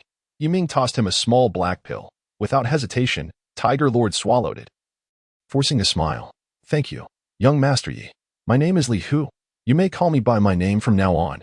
He had no other choice at this moment. He understood that a mere flicker of displeasure from Yiming could lead to his demise. In the eyes of a martial arts master, he was less than an ant, with no options left. Excellent. This is the 9 Revolutions Black Insect Pill. It will activate once a month. As long as you serve me diligently, your life will be secured. Of course, I can also assist in enhancing your martial prowess. Otherwise, you know the consequences. Young Master Yi, I, Li Hu, will remain utterly loyal to you. Otherwise, I would meet a most unfortunate end. Struck by divine retribution, Tiger Lord was drenched in cold sweat, large beads trickling down his forehead. After several attempts to compose himself, he fell to his knees before Yiming, astonished by the young man's meticulous mind. Rise. I must take my leave now. I will contact you directly if needed. After saying this, Yiming opened the car door and entered the Porsche, starting the engine, the roar of the vehicle fading into the distance. Tiger Lord, What shall we do now? One of the earlier subordinates couldn't help but ask, his face a mask of despair. They were all too aware that if Tiger Lord did not make a decisive plan, their future would be grim. The other subordinates looked eagerly at Li Hu, awaiting his decision. What a silly question. Of course, we shall follow young Master Ye's lead, Tiger Lord declared resolutely. Upon returning to the Liu family's villa, Lu Ruashi had already retired for the night. Yi Ming took out all the prepared herbs and began crafting an antidote pill. The process was not overly complicated, utilizing the martial artist's internal energy alongside a bright flame, combined with the essence and power contained within the Tianyuan Ding. In about half an hour, 2 exquisite antidote pills, full of efficacy, were formed. Indeed, the Tianyuan Ding was a divine artifact for pill crafting. The expenditure was worth it. Just then, a gentle tapping echoed against the window. "Who is it?" Yiming asked cautiously as he approached the window. Outside, a graceful figure emerged, illuminated by the moonlight, exuding an ethereal presence. "It is I, Han Bibing," she softly announced, her voice as sweet and melodious as a clear spring. "Wait for me on the rooftop next door. I will be there shortly." Yiming responded lightly through the window. "Understood, Master." Han Bingbing replied respectfully, her figure vanishing into the moonlight. The radiant moonlight bathed the two in its glow. Tonight, Han Bingbing wore a form-fitting black outfit, mysterious and alluring. Her curvaceous figure was subtly accentuated, utterly captivating. Her face remained stunningly beautiful, akin to a sculpture under the moonlight, breathtakingly exquisite. However, after just a few days apart, she appeared slightly haggard, adding an air of maturity and depth to her allure. "Have you gathered any information?" Yiming inquired directly, his tone low and commanding. "Yes, Master. The assassin who attempted to kill you, Hu Laosan, is ranked 10th on the assassin's list. He accepted this assassination task for a price of 1 billion Huaxia coins in the dark web. Only the 4 great families of Longdu could afford such a sum." Han Bingbing replied respectfully, her gaze steady and resolute. Yi Ming pressed further. "Oh, which are the 4 great families of Longdu?" "The Shui, Jia, Wang, and Shi families. The people of Longdu refer to them collectively as Shuijia Wangshi." Han Bingbing continued. "These 4 families are intricately intertwined, with numerous factions connected to them throughout the Great Xia Kingdom. Even the Eastern Factory holds them in some regard." Then it becomes rather puzzling. Why would the forces of Longdu wish to eliminate my Yi family? And why enlist the aid of the Jiang and King? Yiming frowned, perplexed. "Master, if I may venture a guess, your Yi family likely possesses something they fear or a secret. Hence, their actions have been both swift and resolute. Moreover, the dark web has issued another bounty for your assassination, this time at 30 billion Huaxia coins. Master, you must exercise caution." Upon finishing her words, Han Bingbing began to cough violently, her chest heaving, her complexion paling. The information gathered was indeed accurate. "Here, take the antidote for this month." Yiming handed her a white pill from a small green vial. Han Bingbing's eyes shone with excitement as she quickly accepted the pill and swallowed it. Immediately, she felt a wave of relief wash over her. "Next time, just call me directly. Do not come to my current residence," Yiming urged, pulling out his phone for her to note down his number. "Yes, Master. Make sure to return and rest.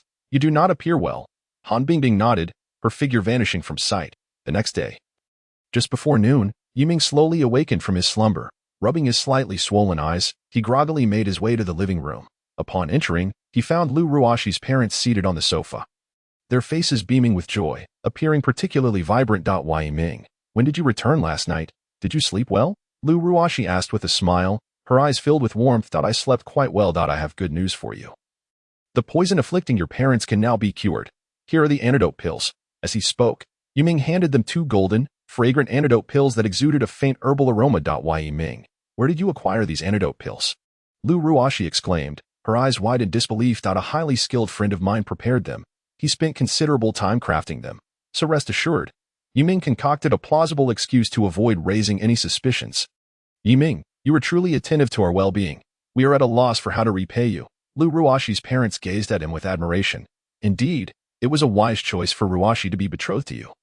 She truly has discerning taste. Lu Ruashi's parents regarded Yiming with eyes full of appreciation. Lu Ruashi blushed, her heart brimming with happiness. It was clear that this man was worthy of her lifelong trust. "Uncle and Auntie, this is what I ought to do. Please take the antidote and see how effective it is," Yiming urged. "All right." Lu Ruashi's parents nodded in unison, promptly swallowing the antidote pills. Moments later, an unprecedented radiance appeared on their faces. Their previously frail bodies felt enveloped by a gentle power, steadily improving their physical condition. The pallor that once dominated their faces began to gradually return to a healthy hue. How astounding this is! I feel as though the heaviness in my chest has lifted. Indeed, I am immensely more at ease. This detox elixir truly is a miraculous remedy. Yi Ming, please extend my gratitude to your friend. The Lu family expresses their heartfelt thanks once again. Yi Ming, thank you. Lu Ruoxi sincerely conveys her appreciation to him. We are all family here. As I have said, this is but a duty, so there's no need for such formality.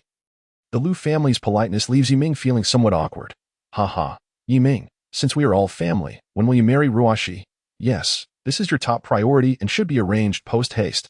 Lu father and mother seize the moment. Hoping for their swift union. A son-in-law as fine as him is indeed hard to find.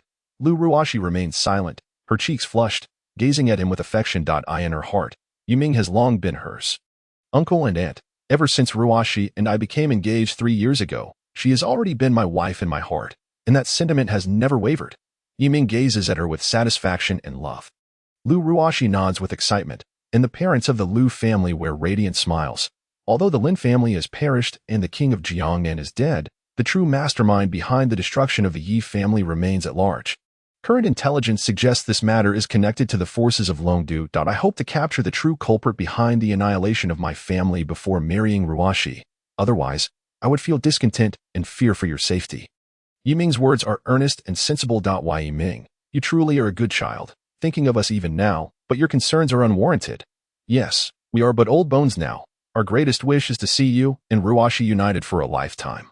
And that would suffice for us. The parents of the Lu family are moved to tears by his words. Lu Ruoxi's delicate figure stiffens momentarily, a trace of disappointment flickering in her gaze. But she quickly regains her composure. She understands Yiming too well. Once he decides on something, it is unlikely to change. Rather than force the issue, it is better to accept it calmly. He must have his own considerations and plans. Dad, Mom, I believe Yiming has given this matter considerable thought, and I fully support his decision. Yiming, do not overthink it. Pursue what you wish to do boldly and confidently. I will always stand by you. Lu Ruoxi speaks with sincerity and earnestness. Upon hearing this, the Lu parents find it difficult to say anything further, as this is ultimately a matter between the two of them. Ruoxi, thank you for your understanding. Yiming feels a warmth in his heart. What more could he desire than to have such a wife? Just then, Yiming's phone vibrates. It turns out to be a message from his 12th senior sister, little junior brother. The 10th senior sister is at my residence. Come quickly. Yiming's face lights up with surprise. He did not expect the 10th senior sister to be in Hangzhou. It is worth noting that she once saved his life. Had it not been for her 3 years ago, Yiming would have long since become a pile of bones. Lu Ruoxi notices the change in Yiming's expression and asks in confusion. Yiming, what is it? You seem so happy. Yiming replies excitedly, my 10th senior sister has arrived in Hangzhou. She saved me 3 years ago. Would you like to join me in meeting her? 10th senior sister, you should go alone. After all, it's been a long time since you two last met, and you'll surely want to catch up. It would be rather awkward if I went along. And there will be plenty of opportunities to meet in the future. Lu Ruoxi declines outright, primarily because Yiming has not shared much about his experiences over the past 3 years. And she has not pressed him for details. It would indeed be inconvenient for her to join a reunion of fellow disciples. Very well, I shall go first. With that, Yiming strides away in haste. Chapter 28. The subtle thoughts of the senior sisters in the Zhanshan mansion. Yiming rushes to the reception hall and finds the 10th senior sister present, engaged in cheerful conversation with the 12th senior sister over tea. She is clad in an elegant pale yellow hanfu, exuding a sense of classical beauty, with long, lustrous black hair cascading down to her waist like satin. 2 pristine white ribbons are tied in her hair, fluttering gracefully as she sips her tea, adding to her ethereal charm. Her features are exquisite, with eyes that sparkle with mischief, radiating a unique allure. A delicate nose and luscious red lips, complemented by skin as fair as snow, create a visage that could captivate any heart. Yet, within those lively eyes lies a hint of subtle worry and fatigue. Upon seeing Yiming, her worry transforms into joy, her eyes curving into crescent shapes. The 10th senior sister, Shen Biqian, gazes at Yiming with affection. Little junior brother, come here quickly. Let your senior sister have a good look at you. The 12th senior sister, Lu Ruyan, clad in military attire and exuding grace, wears a hint of jealousy. With a slightly sour tone, she remarks, little junior brother, you're too quick. You weren't this eager when you came to visit me before. Shen Biqian, noticing Lu Ruyan's jealousy, can't help but tease her. Haha. Junior sister, you're being petty. You're jealous of me? Of course I'm jealous. What will you do to make it up to me, little junior brother? Lu Ruyan pouts, feigning anger. Oh, how shameless. Yet, on another note, it seems little junior brother is somewhat different today? What's different? Haven't you noticed? Little junior brother is dressed sharply today. His hair is impeccably styled, and he looks extraordinarily handsome, like a true young master. The two senior sisters chatter away, while Yiming stands by, grinning foolishly at their banter. Lu Ruyan playfully chimes in. By the way, little junior brother, why didn't you bring your fiancée along this time? I've been eagerly awaiting to meet her. Ah, little junior brother, you're already engaged. Shinbiqian expresses surprise, clearly not having been informed beforehand. I apologize. It was my oversight for not mentioning it to you, senior sisters. I became engaged to her 3 years ago. But due to family circumstances, it had to be put on hold. Yiming smiles slightly before continuing. Now that I have returned to Hangzhou, she has been waiting for me, and I certainly cannot let her down. She is rather shy and feared disrupting our reunion, hence her absence today. Yiming's cheeks flush with embarrassment. No worries. I'm happy for you. My little junior brother finally has someone to care for him. Shinbiqian smiles radiantly, her joy making the air feel sweeter. By the way, little junior brother, the destruction of the Yi family 3 years ago is indeed linked to the forces of Longdu. The 4 major families of Longdu are the primary suspects. Their motives remain unknown. I suspect they may still take action against you. So be prepared. Lu Ruyan's gaze towards Yiming reveals a flicker of concern. Thank you for the warning, 12th senior sister. I actually hope they make a move. Otherwise, I wouldn't know how to proceed. Yiming nods heavily, his expression grave. We must remain vigilant. They are hidden while we are visible. So always keep your wits about you. Here, take this. Lu Ruyan hands him a key card. Yiming catches it, puzzled, as it bears the number 1001. 12th senior sister. What is this for? This is a villa at Mingwei Mountain. I don't use it much, so I'm giving it to you. You've been busy seeking vengeance. I imagine you've neglected your training. Mingwei Mountain has sufficient spiritual energy, although it cannot compare to Kunlun. It is still tranquil. You can reside there and focus on breaking through in your martial arts. Lu Ruyan explains as she sips her tea. Thank you, 12th senior sister. I shall gladly accept. Yiming beams. Having been contemplating finding a place of his own, as staying with the Lu family has indeed been inconvenient. Little junior brother, this is a vital essence pill I've refined for you. You've finished the ones I gave you previously. Haven to you. Shinbiqian retrieves a small green vial from her bosom and hands it to him. What about mine, 10th senior sister? You're showing favoritism. Only thinking of little junior brother. Lu Ruyan extends her hand, demanding her share. Oh, you impatient one. Here, take it. Shinbiqian, laughing, presents her with a small white vial. Now that's more like it. Lu Ruyan examines the white vial with a smile. Thank you, 10th senior sister. By the way, why did you suddenly come to Hangzhou? Weren't you in Longdu? Yiming inquires curiously. Shinbiqian replies lightly, I grew tired of Longdu. I wanted to experience the misty rain of Jiangnan and the beauty of Westlake. What? Am I not welcome? Of course, you are most welcome. I could not wish for more. Yiming exclaims. Lu Ruyan squints her eyes mischievously, saying, Hee, I see that 10th senior sister has come for little junior brother. Haven to you. How dare you? Speak another word, and I shall tear your mouth apart. Shinbiqian's cheeks flush with embarrassment as she threatens Lu Ruyan. I wouldn't dare. Lu Ruyan quickly pleads for mercy. Yiming watches with delight, reminiscing about the long-lost camaraderie between the 2 senior sisters. Little junior brother, Ruyan, I plan to open a rejuvenation hall by Westlake to continue my practice. The location is already chosen, near the Broken Bridge, and it will officially open at 8 o'clock at the end of this month. I hope you both can come to support, Shinbiqian says excitedly after taking a sip of tea. Congratulations, 10th senior sister. If you need any help, feel free to ask. I will certainly be there. Yiming promptly offers his best wishes. Oh dear, 10th senior sister, how unfortunate. I have military exercises at the end of the month. What am I to do? Lu Ruyan suddenly expresses concern. Shinbiqian teases, no worries. The renowned war goddess Ruyan is a busy person. I understand. Little junior brother's presence will suffice. Ah, how curious it is that you have also learned the art of disparagement. The 2 individuals resumed their spirited banter, resembling 2 young girls yet to mature. These 2 stunning beauties, perhaps, only reveal their most relaxed selves in the presence of those closest to them, leaving outsiders bemused. After 3 days of reunion, Yiming reluctantly departed from the War God Mansion. The 10th senior sister was occupied with her medical practice by Westlake, while the 12th senior sister's military duties compelled her to leave. Yiming hailed a taxi and made his way directly to the entrance of Mingwei Villa. Upon alighting, he stood at the gate, inhaling deeply the fresh air imbued with floral fragrances, feeling an instant refreshing sensation that seemed to sweep away the fatigue of recent days. Indeed, this place is a sanctuary brimming with spiritual energy. Reflecting on his recent stagnation and cultivation, he silently resolved to dedicate time to remedy this. Mr. Yi, welcome home, a rather handsome security guard. Upon spotting Yiming, hurried over with a swift gait, performing a deep bow while offering his greetings. Chapter 29. Dare to provoke me again, and I shall crush your neck. Oh, you recognize me? Yiming inquired, gazing at the dapper guard with curiosity. Of course, I am acquainted with every owner within Mingwei Villa. You are the esteemed proprietor of Villa Number 1. The guard replied earnestly, his expression one of reverence. Although I have just updated your information a few days ago. It is my duty as a security guard to stay informed. Yiming nodded slightly, giving him a thumbs up. Truly, a high-end villa community is distinct, devoid of those with condescending attitudes. Mr. Yi, would you like me to arrange for someone to escort you back to your villa? Your residence is atop the mountain, and we are currently at the foot.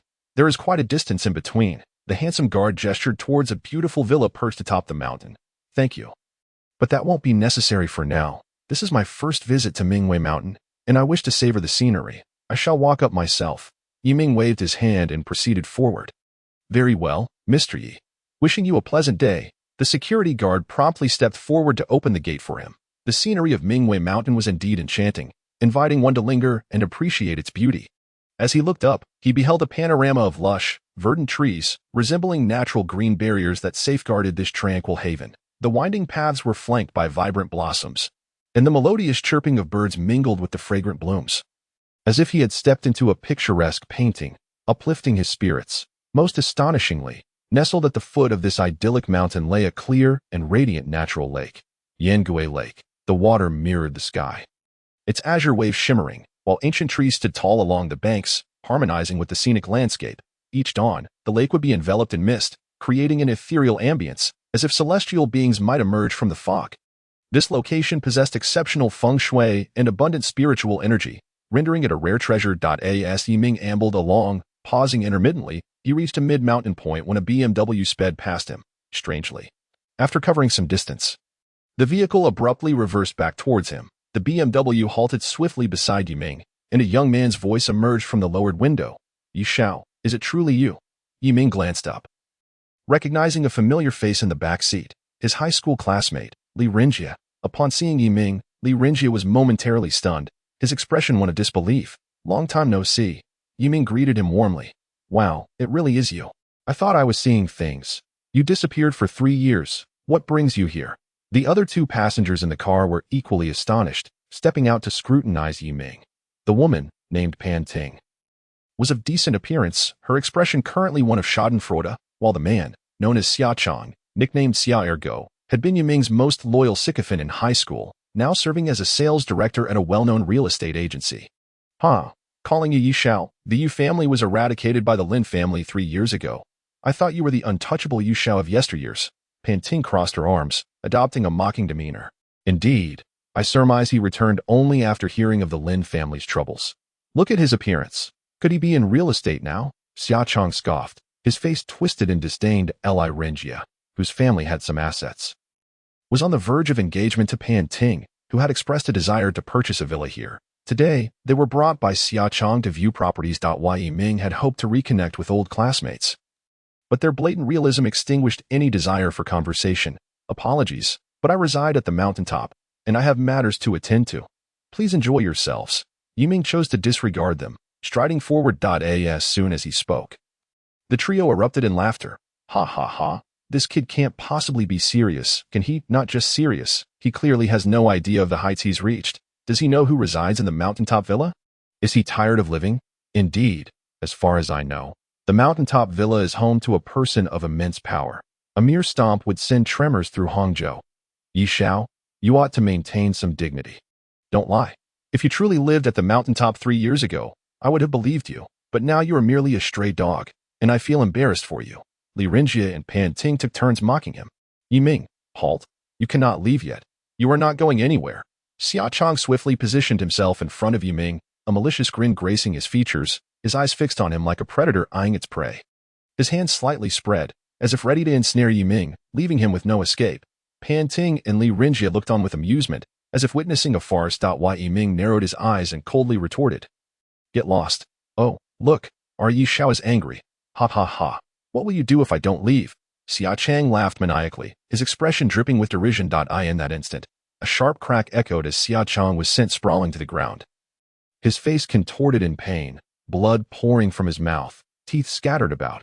Had he not restrained his strength for the sake of their past camaraderie, Xia Chang would have already met his demise. "You dare strike me? Are you tired of living?" Xia Chang's expression shifted to one of shock and fury. Yiming, how could you resort to violence? Do you not know that assault is a crime? You are a disgrace. Pan Ting and Li Rinjie rushed to help Xia Chang to his feet, vehemently chastising Yiming. Yiming ignored them, letting out a cold snort before turning to leave. "You bastard, stand still." Xia Chang sprang to his feet, resembling a furious beast, charging towards Yiming. His right fist clenched tightly, aimed at Yiming's head. Yet, Yiming did not even glance back, dismissing Xia Chang's attack with disdain. Quickly, he seized Xia Chang's fist with his left hand. A single motion caused a crisp crack as Xia Chang's right hand suffered a comminuted fracture. A blood-curdling scream escaped Xia Chang's lips.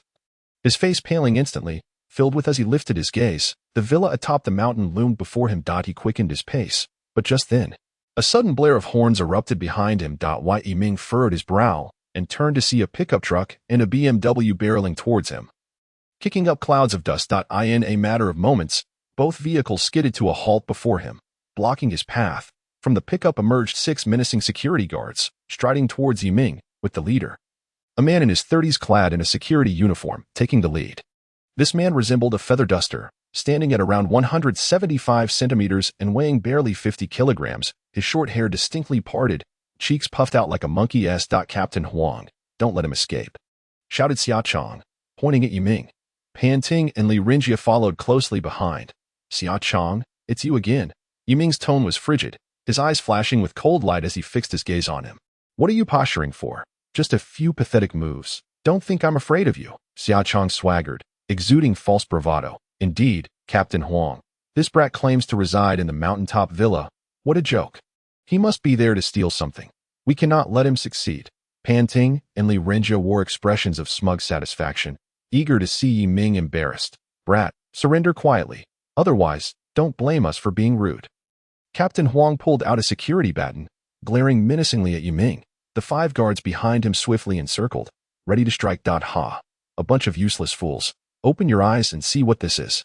Yiming brandished a golden access card. The card was adorned with the seasonal landscapes of Mingwei Mountain Villa on both sides, with 1001 engraved in the center, the Villa's identifier, glimmering in the sunlight. Upon sight of the card, the guards froze, their faces painted with shock. This is an access card. The guards recognized it instantly. It was impossible to forge, as the material was uniquely identifiable.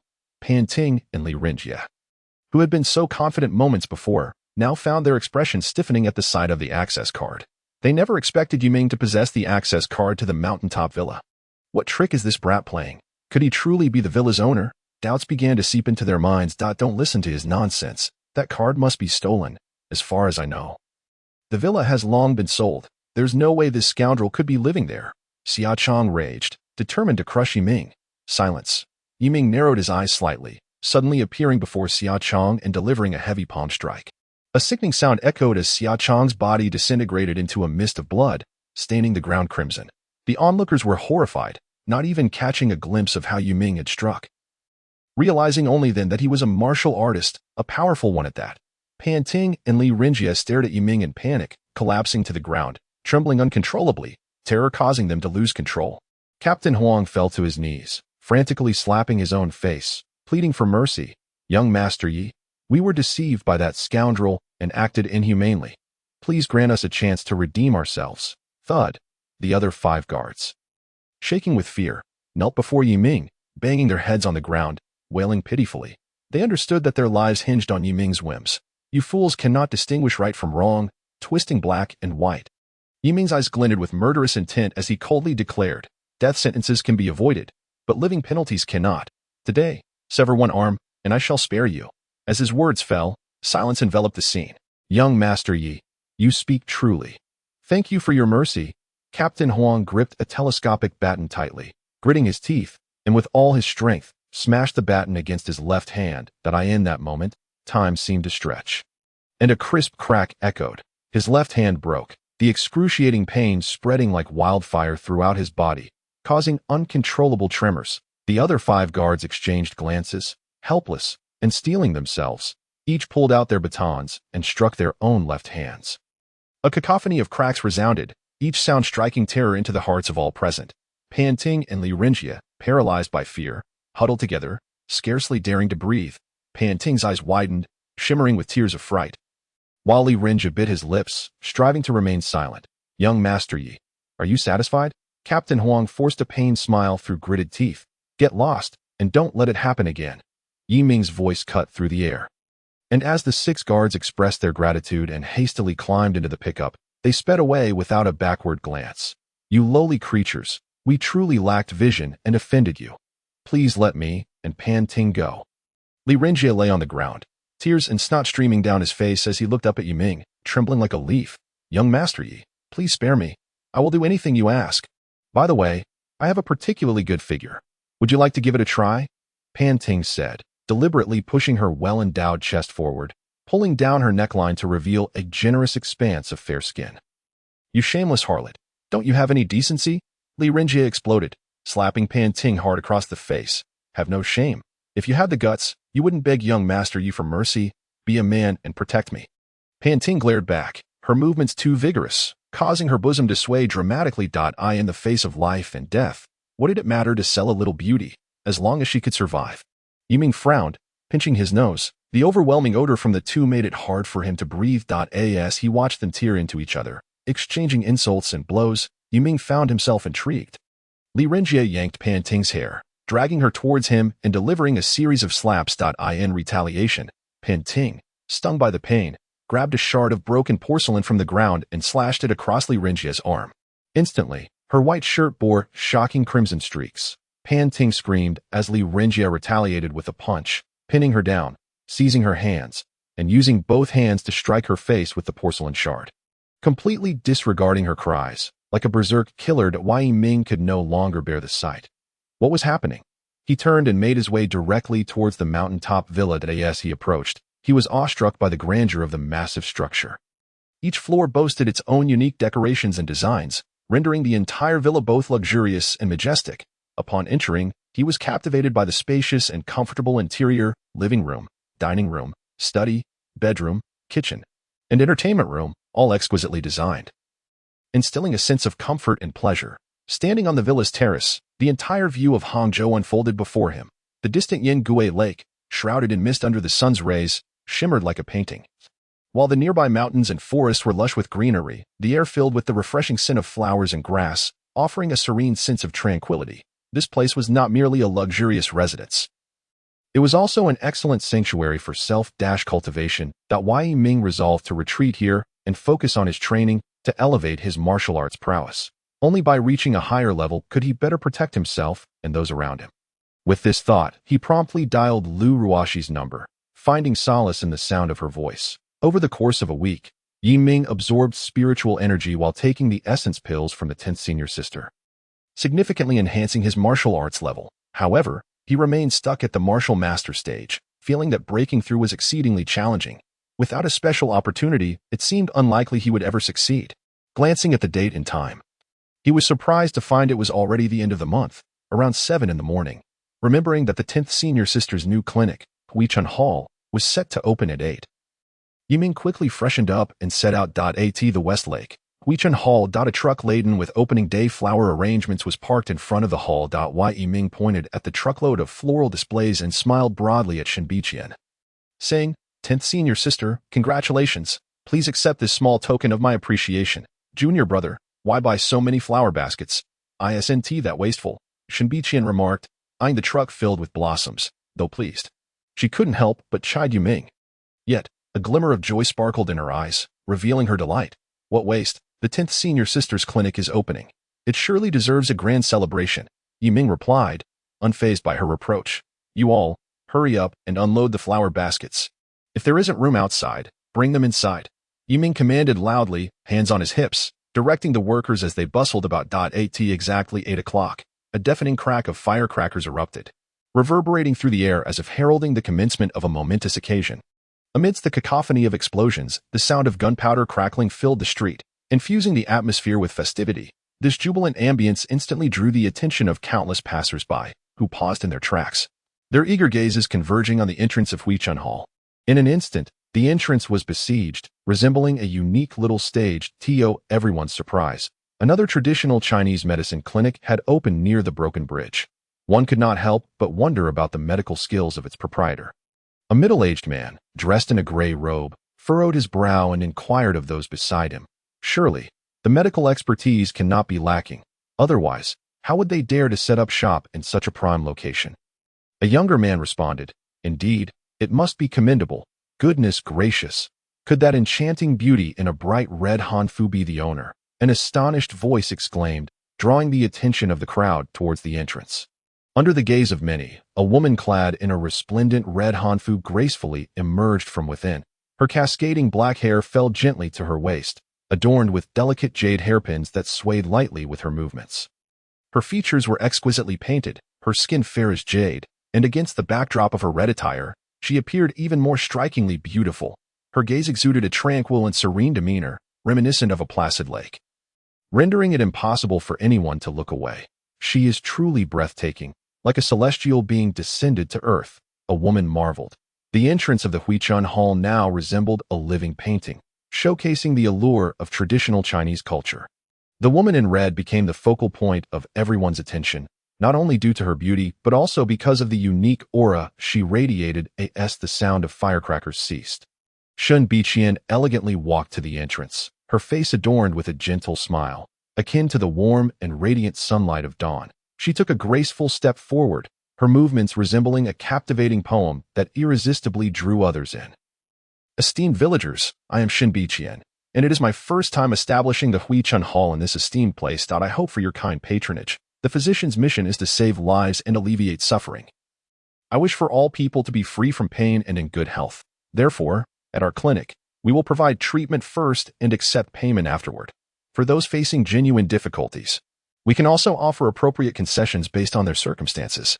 Her ruby lips parted, her voice melodious and flowing. Though not loud, it resonated clearly and beautifully in everyone's ears, akin to the sound of strings. Ye Ming gazed at his senior sister with admiration, genuinely impressed by her sincerity. Suddenly, a commotion arose from the crowd. "Did I hear correctly? Treatment before payment? Dr. Shen truly has a compassionate heart. Now we need not worry about medical expenses. Indeed, such a beautiful woman with such a kind heart. We, the citizens of Hangzhou, are truly fortunate." The crowd began to murmur excitedly, and in no time, the Huichun Hall was bustling with patients lining up in an endless queue. Ye Ming had no choice but to assist Shen Biqian amidst the chaos. Meanwhile, at the nearby Huan Hall, Shaoli, it's already 10 in the morning, yet we have not a single patient. Usually, we are overwhelmed with work at this hour. The proprietor, Hu Shui, sat leisurely in a grand chair, sipping tea with a puzzled expression directed at his assistant, Li Gang. "Master, I am not sure. Perhaps I should go investigate," Li Gang suggested, scratching his head. Just then, another assistant, Zhang Quan, rushed in, breathless. "Master, it's bad news. A new traditional medicine clinic called Huichun Hall has opened just one street away. They charge for treatment after it is given and sell herbs at cost price. This is chaos in the market.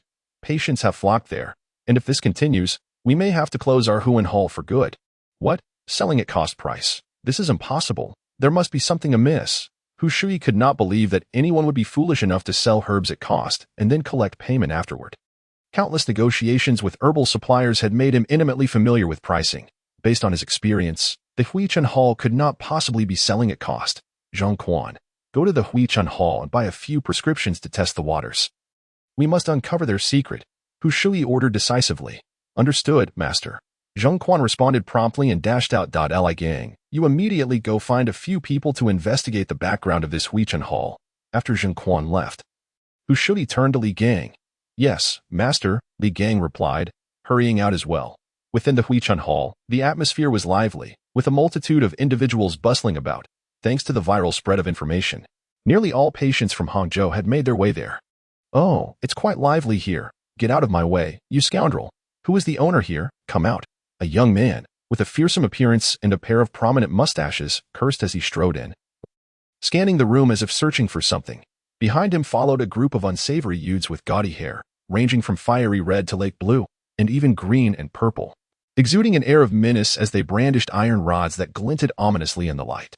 The gang's intimidating presence cast a shadow of unease over the hall, causing patrons to instinctively part ways and adopt serious expressions, not daring to breathe a word. I am the owner. How may I assist you? Shen Biqian replied, her brow furrowed in displeasure as she eyed the young man warily, feeling a sense of unease. Sister, be careful. Yiming quickly positioned himself protectively in front of her. Heh, so you are the owner?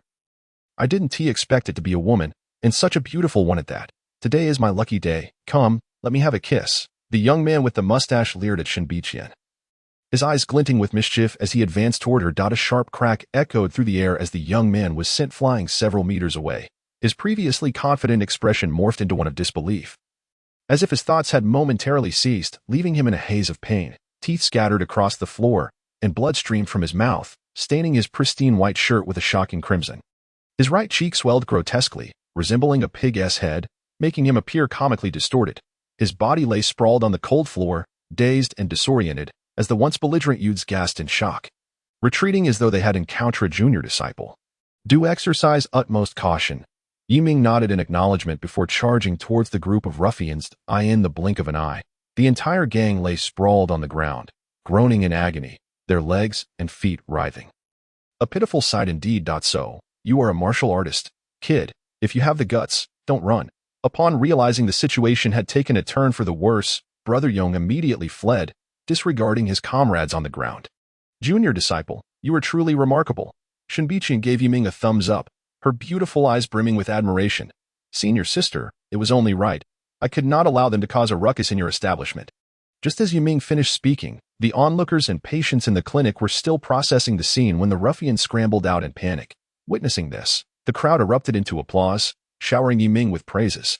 Half an hour later, a throng of burly men gathered outside the Huichun Hall. Leading them was a middle-aged man with a weedish complexion, standing at least 6 feet tall, his physique reminiscent of a human bear. His protruding abdomen was a testament to his immense strength. His sun-kissed hands cracked ominously, as if ready to crush bones at any moment. His face bore the marks of time, and his narrow eyes gleamed with cunning and ferocity. Behind him stood a group of equally tall and robust men, wielding an array of weapons, from clubs to daggers, with some even sporting pistols at their waists. There were at least 100 of them, many of whom were martial artists, their bare arms adorned with striking tattoos. Kid, come out here. Aren't you quite the fighter? The earlier fleeing Brother Yong's voice echoed ominously, his bloodshot eyes filled with rage and malice. The scene, the atmosphere, the spectacle undoubtedly terrified the patients and onlookers inside Huichun Hall. They fled in all directions, scattering into the streets, while pedestrians, frightened, kept their distance. In an instant, the once spacious Huichun Hall was left with only Yiming, Shen Biqian, and a handful of assisting staff. The atmosphere grew tense as all eyes turned to Yiming. I'll go take a look. Everyone stay inside, Yiming declared, unfazed. Junior disciple, perhaps it would be wise to call your 12th senior sister for backup, Shen Biqian said, her expression laced with concern as she glanced at the ominous crowd outside. Yiming chuckled and waved his hand dismissively. Senior sister, why use a sledgehammer to crack a nut? With that, Yiming swiftly moved to the entrance. Kid, are you scared now? This is our Qilong gang's brother Dao, Yong shouted, pointing at the towering man beside him. If you don't want to die, kneel down quickly, perhaps we might leave you intact. You filthy dog, how dare you come here? You are truly courting death, Yiming retorted, and as his words fell, his figure flickered, and he launched a punch at Brother Yong, who was instantly obliterated into a mist of blood. The crowd gasped in horror. Kid, how dare you kill my Black Dragon Gang member? Brothers, tear him to shreds. Brother Dao waved his hand, and his gang brandished their weapons, charging towards Yiming. Chapter 34. Do a bunch of ants dare to make noise? Before Brother Dao's furious shout could fade, Yiming's figure had already appeared before him like a wraith. The moment the long sword was drawn, the temperature of the street plummeted. A bunch of ants. He retrieved his mobile phone and noticed an unfamiliar number, a hint of curiosity flickering in his heart. Yet he decided to answer the call. A voice on the other end, laced with both excitement and apprehension, emerged. Yiming, is it really you? It's Pongzi, your bosom buddy from high school. You've been back in Hangzhou for quite some time. Yet you haven't reached out to your old pal. It took me considerable effort to track down your number. Upon hearing Pongzi's voice, a genuine smile illuminated Yiming's face, and a flood of cherished memories from their high school days surged within him. Pongzi, haha, I've been quite busy, actually thinking about finding time to reach out to you. What's the matter? Do you need something? Pongzi chuckled on the other end. Our high school classmates are planning a reunion. It has been ages since we've all seen each other, and you were the first person who came to mind. Everyone misses you immensely, so you absolutely must come. Let us gather and share our experiences from these past years. Enthusiasm brimmed in Pongzi's voice. Without a hint of hesitation, Yiming promptly replied, Sure thing, Pongzi. I definitely will. I miss everyone too. We should have a few drinks together. After hanging up, Yiming's emotions were somewhat complex. He looked forward to reuniting with long-lost classmates, yet he harbored a subtle premonition that this reunion might not unfold as peacefully as expected. The day of the reunion arrived swiftly, while Yiming deliberately chose a simple, yet stylish casual outfit. His inherent charisma shone through, and this attire further accentuated his composure and restraint. Upon arriving at the hotel for the gathering, he felt a blend of nostalgia and anticipation for past friendships. As he stepped into the private room, the formerly boisterous atmosphere abruptly fell silent, all eyes converging upon him. Wai Yiming instantly sensed the mixed emotions in their gazes: surprise, disdain, and even unabashed mockery. Isn't this the unfortunate Yi family scion? I heard his family was annihilated, yet he still lives. What a stroke of luck. But looking at his attire, it seems he is not faring well these days. A sharp voice pierced the silence. It belonged to Lu Jun, a classmate known for his penchant for following the crowd and ridiculing others. Indeed, dressed so plainly, I doubt he can even afford this meal. Another classmate chimed in. A chill ran through Yiming's heart. Those once cherished bonds of camaraderie seemed to evaporate in that moment. He chose to ignore the jeers, scanning the crowd for Pongzi. Upon spotting him, Pongzi's eyes lit up, and disregarding the stares of others, he strode over to Yiming, enveloping him in a hearty embrace. Why, Yiming, you finally made it. I knew you'd come.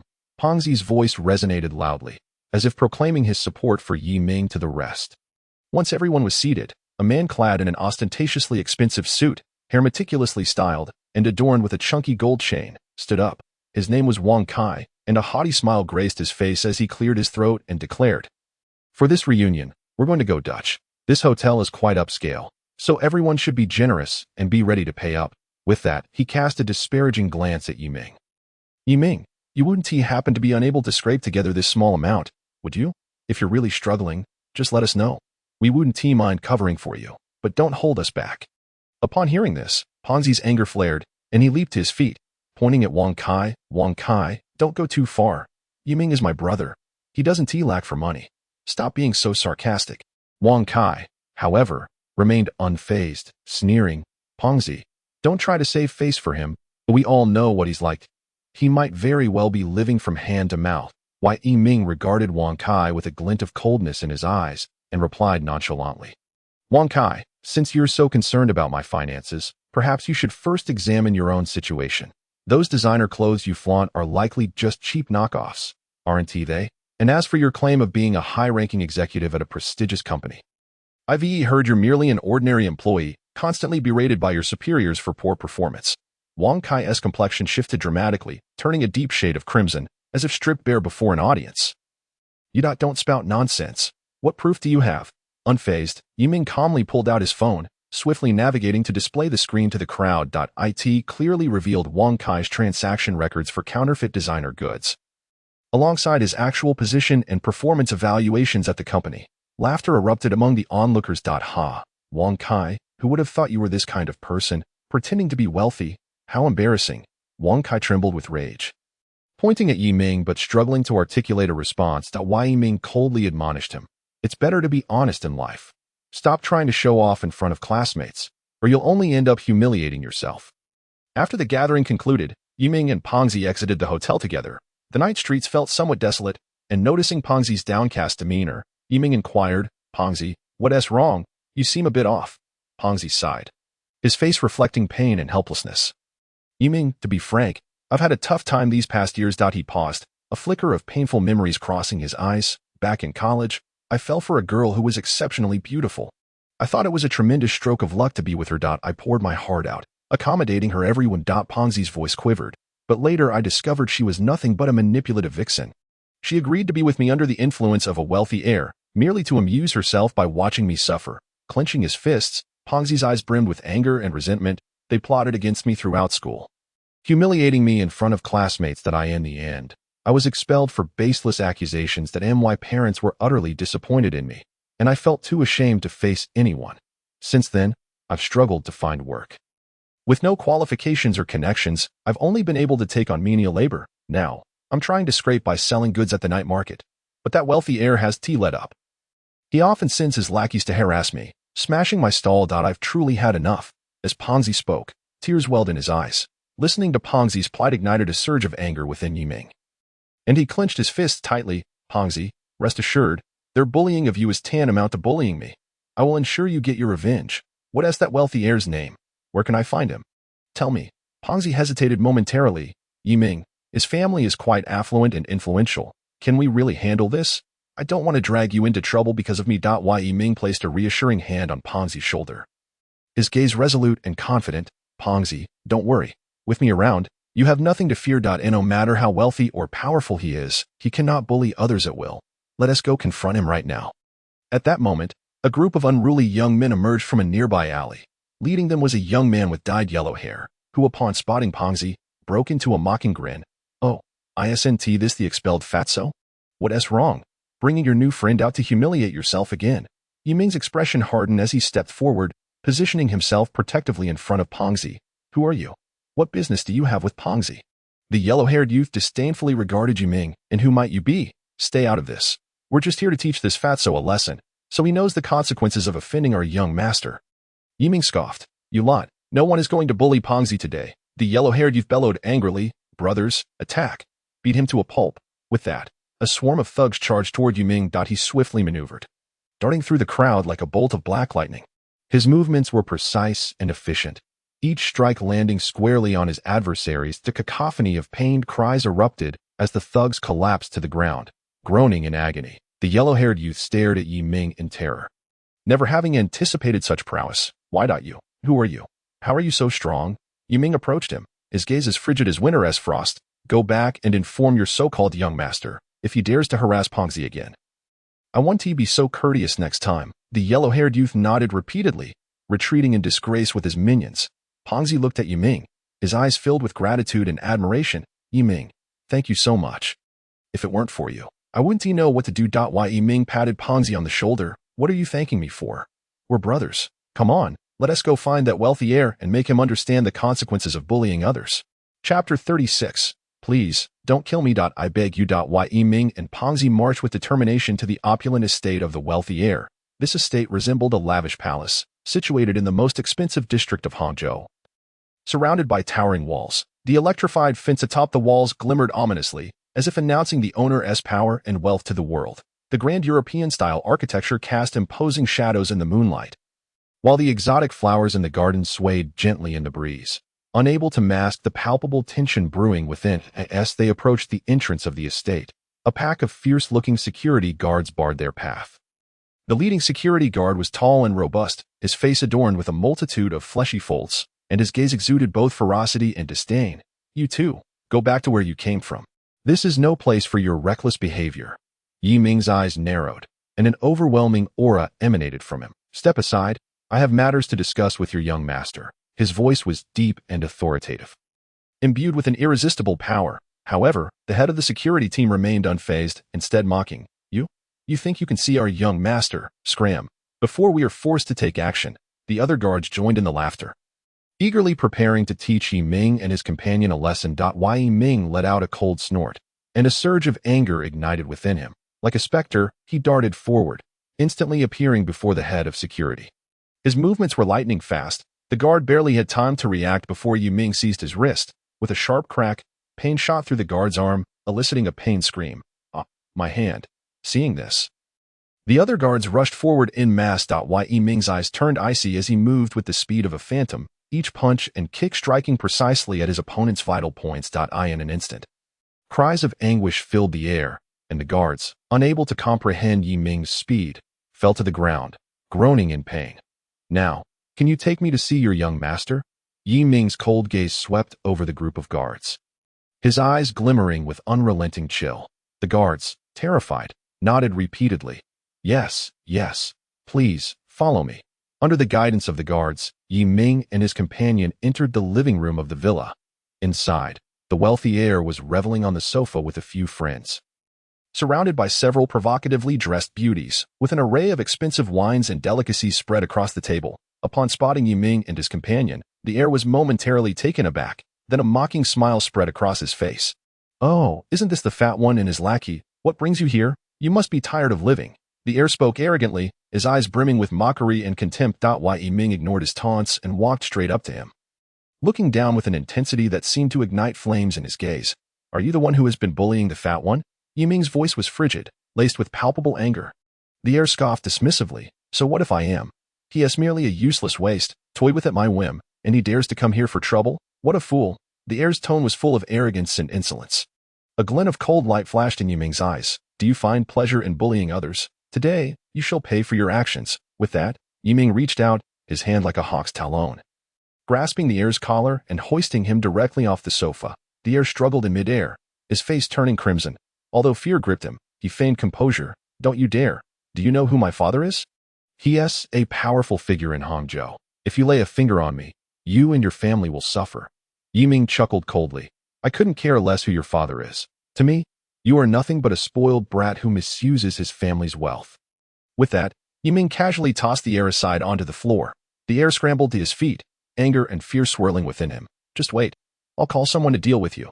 He frantically grabbed his phone to make a call. But Yi Ming would not grant him the opportunity. He darted forward, placing a foot firmly on the heir's back, pinning him to the ground, still thinking of calling for help. "No one can save you today." Yi Ming's voice resonated like a decree from the depths of hell. That moment, the fat one slowly approached the heir, his eyes ablaze with vengeful fury. The humiliation, pain, and despair he had endured over the years coalesced in his gaze.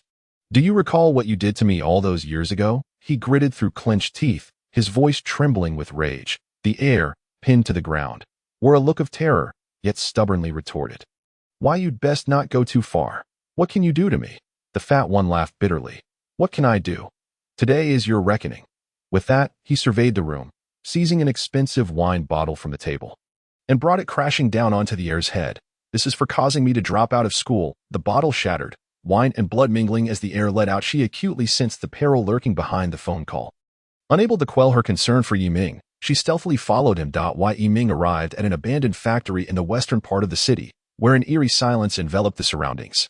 The dilapidated buildings appeared especially sinister in the nocturnal gloom, and a chilling wind howled through the shattered windows, emitting a sound reminiscent of wailing spirits. Weeds thrived all around, and the ground was littered with discarded mechanical parts and refuse.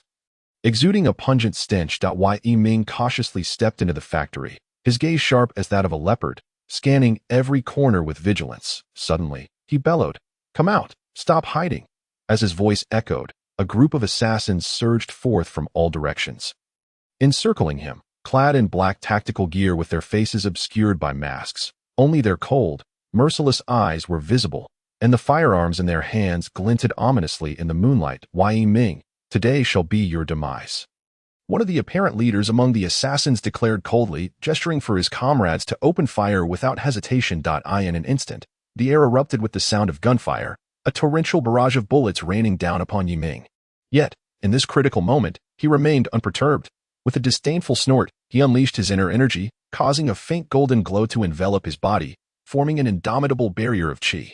The bullets struck the shield with a series of metallic clinks, ricocheting away as if colliding with an invisible wall of steel. From a short distance away, Han Bingbing witnessed this scene, her beautiful eyes widening in astonishment, although she was aware of Yi Ming's formidable abilities.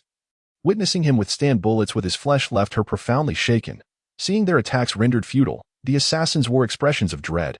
However, under their leader's command, they continued to fire wildly. Yi Ming's eyes turned icy, and his figure flickered like a wraith. His speed was astonishing, almost imperceptible to the naked eye. He dashed into the midst of the assassins, each strike imbued with tremendous force. His fists struck like cannonballs, sending the assassins flying. The air was filled with muffled thuds as they were hurled against the walls, some collapsing to the ground, blood pouring forth, their fates uncertain. In mere moments, these trained assassins lay strewn about, groaning in agony, stripped of their combat effectiveness. How is this possible? You must be a master-level warrior. a figure emerged from the shadows, revealing himself to be the masked killer, Gue Mian. He had initially brimmed with confidence, believing that these assassins could easily handle Yiming, only to be taken aback by Yiming's overwhelming strength as he effortlessly breached their defenses. Terror gripped him, and he yearned to flee from this nightmarish locale. Without a moment's hesitation, Gue Mian turned to escape, darting through the labyrinthine corridors of the abandoned factory, attempting to use the complex terrain to shake off Yiming's pursuit, thinking of escaping, not so easily. A glint of cold determination flashed in Yiming's eyes as he propelled himself forward, cracks appearing in the ground beneath his feet as he pursued like a bolt of black lightning. Yiming's speed eclipsed that of Gue Mian, rapidly closing the distance between them. In a blink, he appeared before Gue Mian, raising his hand to deliver a punch. Gue Mian, unable to evade in time, was struck squarely in the shoulder, his body flying through the air like a broken kite, crashing heavily against a stone pillar. The pillar cracked with a resounding snap, and Gue Mian spat blood, his face paling to a ghostly hue. Before he could regain his composure, Yiming stood before him, his foot planted on Gue Mian's chest, the immense pressure threatening to shatter his ribs. Speak. Who orchestrated the annihilation of the Yi family? Yiming's eyes blazed with furious flames, his voice as frigid as ice, capable of freezing the very air. Gue Mian gritted his teeth against the pain, a sinister smile creeping onto his face. How could I possibly know? I merely accepted a task from the dark web. This was all a ploy to lure you here. Did you really think I would know the mastermind behind it? You're so naive. Yiming's fury surged, his pressure intensifying. You dare to toy with me. If you do not reveal the truth today, I will ensure accompanied by Han Bingbing. He arrived at an underground stronghold in Hangzhou. Guided by the clues she provided, this location served as a contact point for a mysterious organization characterized by its formidable defenses and a pervasive network of spies. Yiming and Han Bingbing cautiously infiltrated the stronghold. As soon as they entered, a group of guards charged at them. Each guard exhibited remarkable skill, clearly indicating they had undergone specialized training. Yiming let out a cold snort, his form darting forward like a flash of lightning. As he engaged them head-on, he unleashed a powerful series of punches, each strike imbued with immense force, sending guards sprawling to the ground. Han Bingbing refused to be outdone, wielding her longsword with fierce precision. She coordinated seamlessly with Yiming, creating a cacophony of anguished cries.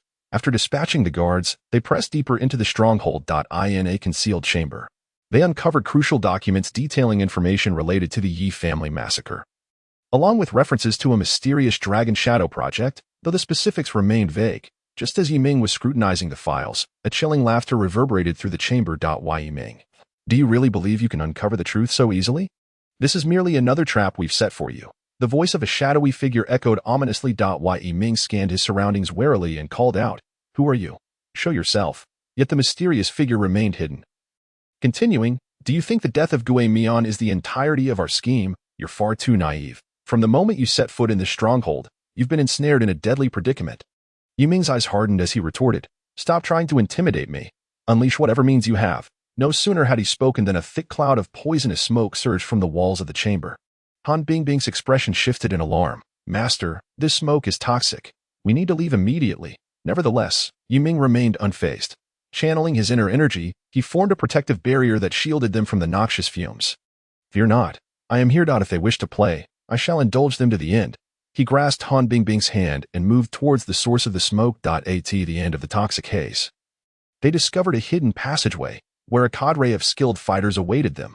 Leading them was a figure cloaked in black, his features obscured but exuding an aura of formidable power. Yiming, today shall mark your grave," the figure declared coldly, his voice laced with lethal intent. Chapter 39. Audacious Words. "Do you think you can keep me here?" Yiming's gaze turned frigid as he boldly replied, "Audacious words. Do you truly believe you can retain me?" With that, he exerted force, hurling the documents toward the black-cloaked figure. The papers sliced through the air like blades, propelled by his formidable energy. The black-cloaked figure, taken aback by Yiming's sudden assault, hastily sidestepped. But the documents grazed his cheek, leaving a crimson mark. Not without skill, the figure seethed, enraged. With a wave of his hand, his followers lunged at Yiming and Han Bingbing like ravenous wolves. Each fighter was formidable, wielding sharp weapons and employing bizarre techniques, causing a tempest of blades and strikes to converge upon Yiming.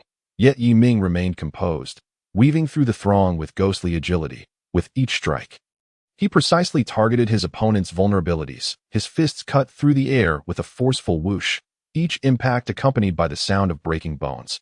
His legs swept like whips, toppling enemies left and right.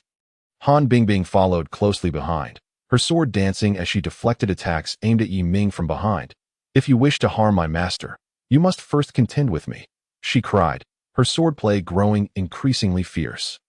However, the enemy numbers swelled, pouring in from all directions. Yi Ming recognized the urgency of the situation. He needed a swift resolution.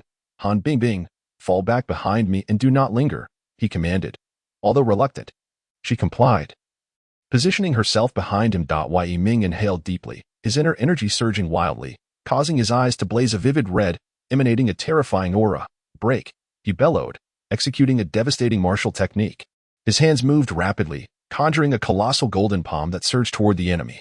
The very air seemed to warp as the palm struck, producing a sizzling sound. The assailants found themselves utterly incapable of resisting this overwhelming force, disintegrating into a mist of blood upon impact. The black-cloaked figure's expression shifted dramatically. He had not anticipated Yi Ming's latent power, and a flicker of fear surfaced within him. Yet as the leader, he could not afford to retreat. "Do not think this will intimidate me," he declared, producing a black sphere from his robes and hurling it at Yi Ming. The sphere exploded mid-air, unleashing a torrent of black flames that spread rapidly.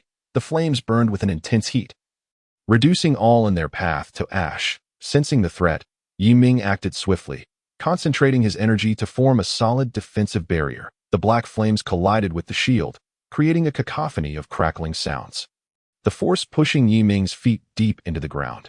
Nevertheless, gritting his teeth, he summoned his formidable will and profound strength to withstand the onslaught. You think this can kill me? You are gravely mistaken."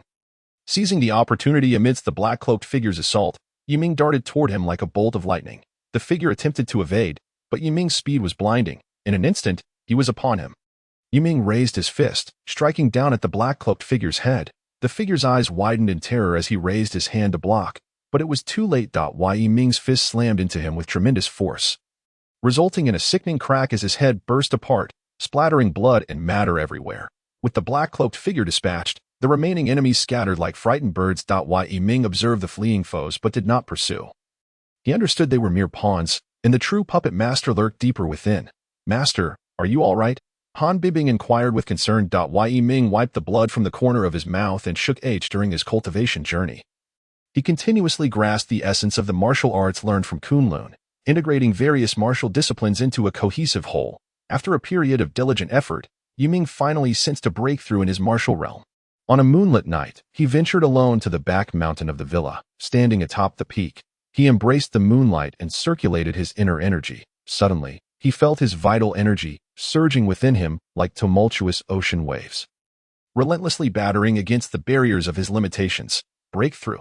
Yi Ming shouted, unleashing a formidable aura that erupted from his entire being. This force resembled a tempest, sweeping across the entire back mountain, causing the surrounding trees to sway violently. A wondrous transformation occurred within Yi Ming. His aura became increasingly composed, and his strength experienced a qualitative leap, finally propelling him into a new realm beyond that of a martial arts master. Recently, Yi Ming had been making smooth progress in his martial cultivation, his mindset growing ever more serene. Yet his yearning for Lu Ruoxi remained unabated. One day, just after finishing a session of practice, his phone rang urgently, displaying Lu Ruoxi's name. "Yi Ming, I miss you so much. It feels like my heart is empty without seeing you these past few days." Lu Ruoxi's voice was soft and sweet, tinged with an unmistakable hint of grievance, instantly piercing Yi Ming's heart. "Ruoxi, I miss you too," Yi Ming tenderly replied, his tone unconsciously softening. "Tell me, where would you like to go for dinner today? I'll accompany you wherever you wish. I heard there's an ultra-luxurious French restaurant. The dishes there are said to be as exquisite as works of art, and the ambience is incredibly romantic. Shall we go there?" Lu Ruoxi cooed, her words brimming with anticipation. "No problem. Just wait for me obediently. I'll come pick you up right away." Yi Ming hung up the phone, tidied himself briefly, and drove to Lu Ruoxi's home. Before long, he arrived at the Lu residence. Lu Ruoxi had already dressed elegantly, standing gracefully at the door. She wore a light blue evening gown that perfectly hugged her figure, showcasing her enchanting silhouette. The neckline featured delicate lace trim, subtly revealing her fair collarbone, exuding a hint of alluring sensuality. The hem of her dress swayed gently in the breeze, resembling a blooming blue rose. She wore a pair of white high heels, accentuating her long, slender legs. Her silky long hair cascaded casually over her shoulders, with a few stray strands framing her lovely face, enhancing her captivating beauty. Upon seeing Yiming, Lu Ruoxi's eyes sparkled like stars in the night sky.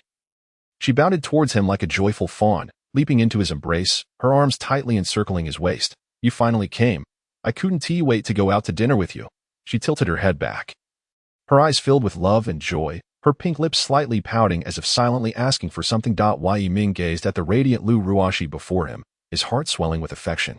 He gently cupped her face, leaned down, and placed a soft, heartfelt kiss upon her lips. This kiss was tender and lingering, as if expressing their mutual longing. Lu Ruoxi closed her eyes, lost in the sweetness of the moment.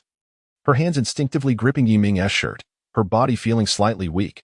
After a long while, they slowly parted, a charming blush gracing Lu Ruoxi's cheeks, her eyes still holding a hint of enchantment as she playfully scolded. "You just love to tease me."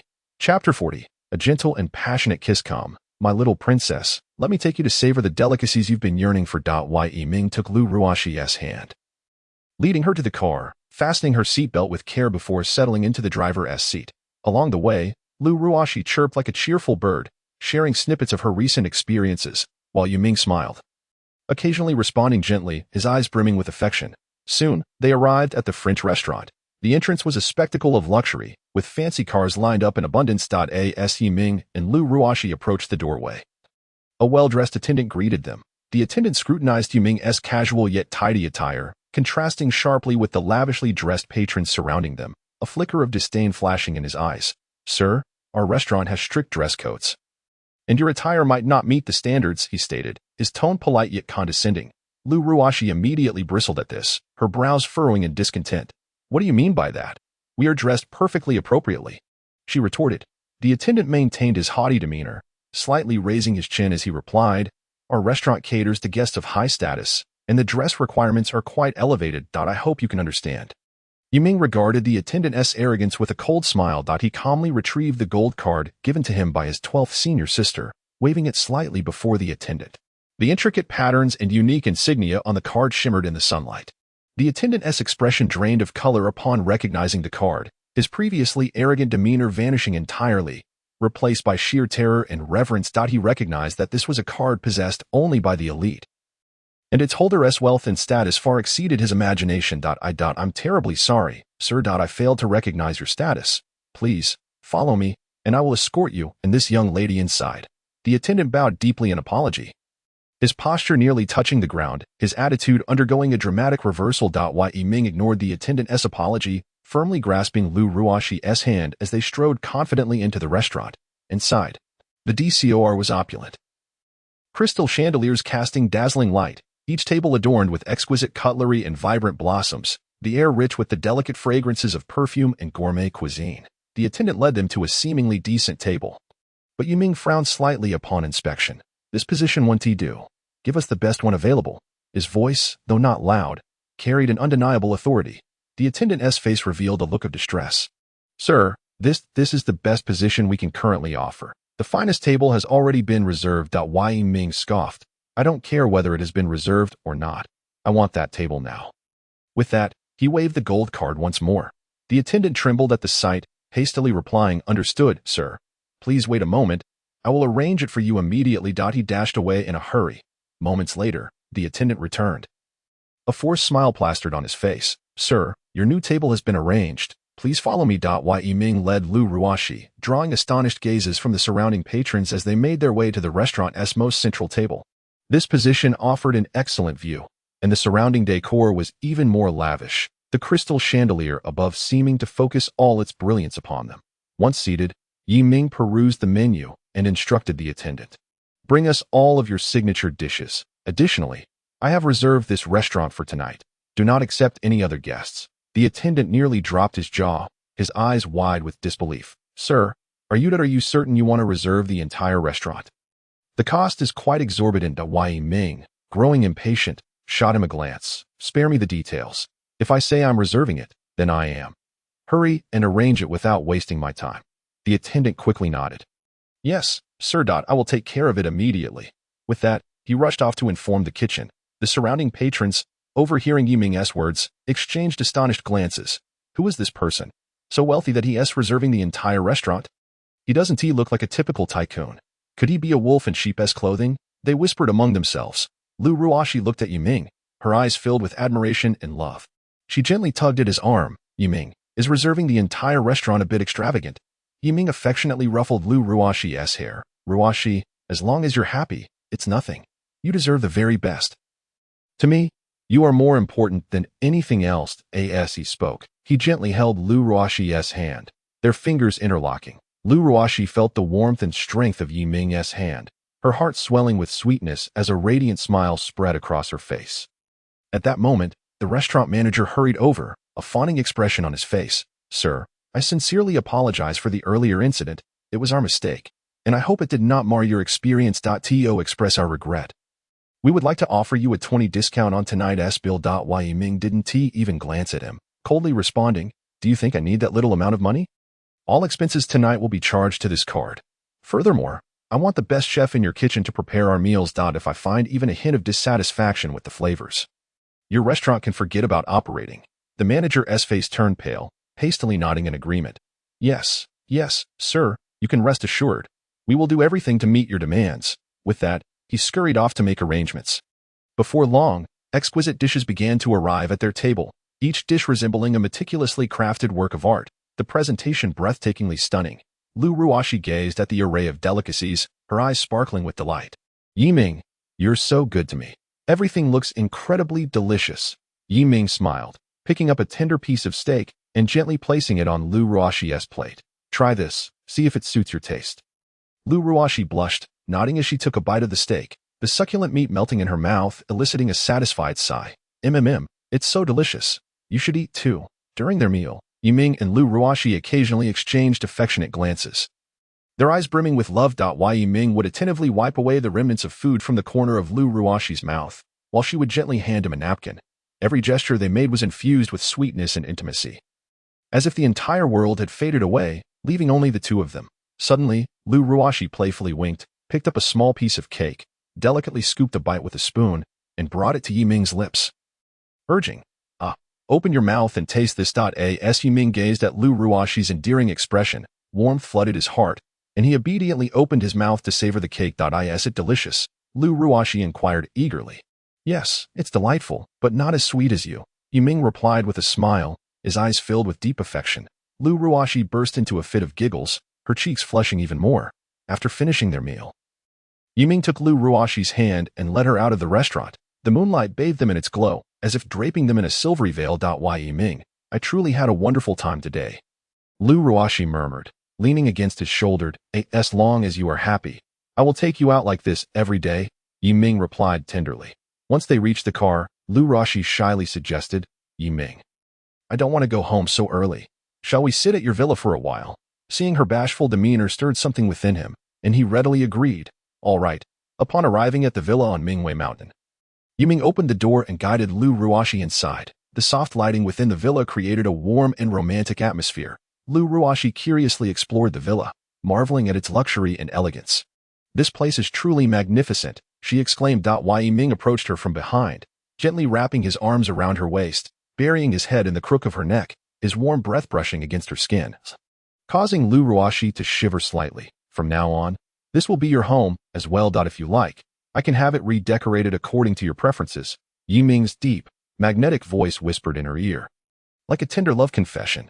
Feeling the warmth of Yiming's embrace, Lu Ruoxi's cheeks flushed as she turned to face him, her big, watery eyes gazing into his. Yiming, you are so good to me. I feel as if I am dreaming. Yiming lowered his head slightly, their gazes locking, and the air between them was thick with unending love and tenderness. His hand gently lifted to caress Lu Ruoxi's cheek, his touch light as if afraid of hurting the beloved girl before him. Lu Ruoxi closed her eyes momentarily, relishing the tranquility and sweetness of the moment.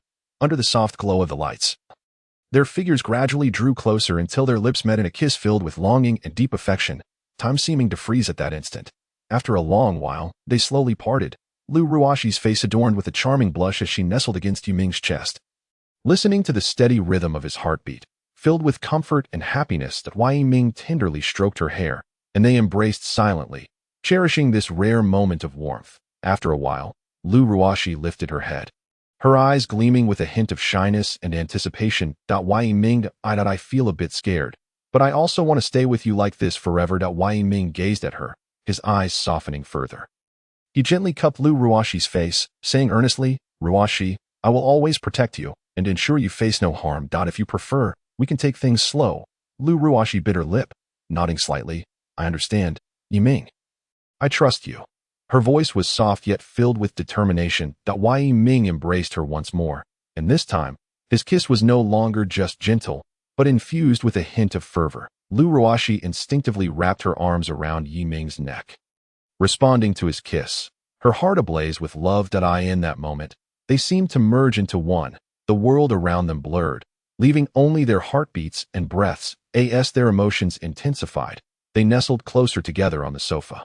Yi Ming's hand softly caressed Lu Ruoxi's back, his touch tender and soothing, as if to reassure her. Lu Ruoxi's cheeks burned, her body trembling slightly, both nervous and expectant. Ruoxi, you are truly beautiful, Yi Ming whispered in her ear. His voice brimming with affection, Lu Ruoxi lifted her gaze to meet Yi Ming's eyes, tears shimmering within them, tears of happiness and emotion. In this romantic atmosphere, their feelings took a significant leap forward. Lu Ruoxi felt Yi Ming's profound love enveloping her, filling her heart to the brim. They embraced, savoring this beautiful moment that belonged solely to them, as if time had paused for their sake. After a long while, their emotions gradually calmed. Lu Ruoxi rested against Yi Ming, her face glowing with a blissful smile. She raised her head slightly to look at Yi Ming, her eyes sparkling with anticipation. Yi Ming, my parents said they would like you to join our family gathering tomorrow evening at 7, so that we can all get to know each other. Yi Ming felt warmth in his heart, knowing that Lu Ruoxi's family was acknowledging him.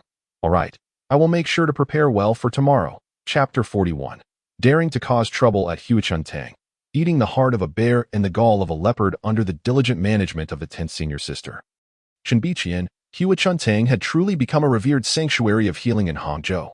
Every day, countless individuals sought treatment, forming a long queue outside the clinic that resembled a winding dragon, stretching along the street.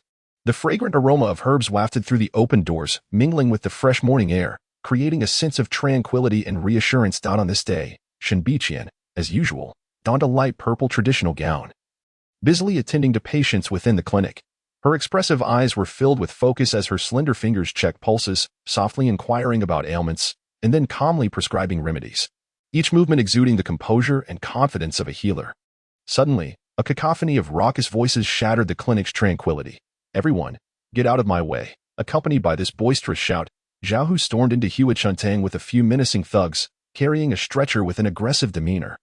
Zhao Hu was a large, stout man with a face full of brutish features, his face now flushed with anger, his eyes bulging like copper bells. The thugs following him sported colorful hair and nonchalantly smoked cigarettes, their presence instantly filling the clinic with an atmosphere of tension and fear. On the stretcher lay a pallid man, his eyes tightly shut and completely motionless, appearing to have lost consciousness. Zhao Hu kicked over a nearby stool, which crashed to the ground with a loud clatter before rolling several times. He pointed at Shenbiqian and bellowed, Are you the owner of this clinic? Look at the medicine you've prescribed. My brother has ended up like this. If you don't give me an explanation today, I'll smash this place to pieces. His voice echoed throughout the clinic, causing everyone to wince in pain. Shenbiqian furrowed her brows, a flicker of anger crossing her gaze. However, as a healer, she quickly regained her composure and strode up to Zhao Hu with a serious tone, stating, No need for such nonsense, with a thunderous roar. Yi Ming's voice reverberated throughout the entire medical hall, resonating like the tolling of a great bell. This furious cry was imbued with a potent surge of true energy, leaving the onlookers' ears ringing and compelling the ruffians, who had been wreaking havoc, to involuntarily cease their actions and tremble in fear. Striding decisively to Zhao Hu, Yi Ming's gaze was as piercing as ice, seemingly capable of freezing a person in place. Towering and imposing, he radiated a chilling aura that rendered him even more formidable before the corpulent Zhao Hu. Are you the instigator of this disturbance? Yi Ming's voice was frigid and cutting, each word laced with the sharpness of ice shards. Although a flicker of fear coursed through Zhao Hu, he was reluctant to lose face in front of his subordinates and the gathered crowd. Forcing himself to feign composure as he retorted, You, young man, had better mind your own business. We are here to seek justice. Simultaneously, he attempted to glare menacingly at Yi Ming. Yi Ming snorted derisively, crouching down to assess the condition of the man on the stretcher. He placed his fingers upon the man's pulse and gently closed his eyes. Moments later, a cold smirk crept across his lips, feigning death quite convincingly. Yet you dare to play such tricks before me? In a sudden motion, Yi Ming struck, his fingers like iron pincers, grasping the man's philtrum, while channeling his internal true energy, a warm current surging from his fingertips into the man's body. The man jolted violently, his previously tightly shut eyes flinging open in terror as he uttered a startled, "Ow!" This spectacle left all present in sheer astonishment, with Zhao Hu and his henchmen paling in an instant. What is happening? Wasn't it said that playing dead would earn us money? Zhao Hu glared furiously at the man, his face trembling with rage. The man, quaking in fear, stammered, "Who? Brother Hu? I don't know. He's too powerful. I can't control it." Yi Ming rose, his eyes filled with scorn. "What is there left to discuss? Who sent you here?" Zhao Hu, still trying to maintain his bravado, retorted, "Don't spout nonsense. We are merely here to seek an explanation." A glint of cold light flashed in Yi Ming's eyes, akin to a leopard poised to pounce. In an instant, he seized Zhao Hu's wrist, twisting it with a sharp crack, the sound of bone snapping echoing painfully in the stillness of the medical hall. Zhao Hu let out a blood-curdling scream. "Ah, my hand. You dare to strike?" Pain coursed through him, cold sweat pouring down his brow, his complexion turning as pale as a sheet. Yi Ming replied icily, "How else does one deal with scoundrels like you? Unless you reveal the mastermind behind this, none of you shall leave here alive." Seeing their leader in distress, the ruffians encircled Yi Ming, brandishing their clubs. "Kid, don't get too cocky. Today you will learn our might." One particularly menacing thug with dyed red hair snarled, swinging his club menacingly in an attempt to intimidate Yi Ming. Yi Ming curled his lips into a disdainful smile, his figure darting like a specter among the thugs. Each strike he delivered was imbued with formidable strength. Before the clubs could even graze him, he deftly disarmed them, striking back fiercely with their own weapons. His movements were as swift as lightnings, leaving the onlookers dazed. With one kick, he sent a thug soaring through the air, crashing into a nearby table, while a punch to another's chest sent him sprawling, blood gushing from his mouth as he writhed in agony. In mere moments, the thugs lay scattered on the ground, groaning in pain, utterly incapacitated. Realizing the tide had turned, Zhao Hu attempted to flee, but Yi Ming was faster, intercepting him with a swift kick that sent him crashing into the wall with a thunderous impact that sent plaster cascading down. "Think you can escape? Not so easily. Speak. Who orchestrated this?" Yi Ming demanded, standing over Zhao Hu's crumpled form, his voice a chilling decree from the depths of hell, struggling to breathe beneath Yi Ming's weight. Zhao Hu's face flushed crimson as he gasped, "I will tell you. It's Hu Shui from Huantang. He paid us a hefty sum to create trouble for Wei Chuntang, promising us rewards for ruining their reputation. He even said he would ensure our safety if anything went awry." Yi Ming's expression darkened, rage igniting within him. Oh, it is this beast. His fury intensified at the thought of Hu Shui's audacity, plotting against Wei Chuntang repeatedly. Today, he would ensure that Hu Shui paid dearly for his transgressions. Without delay, Yi Ming marched towards Huantang with Zhao Hu and the imposter in tow.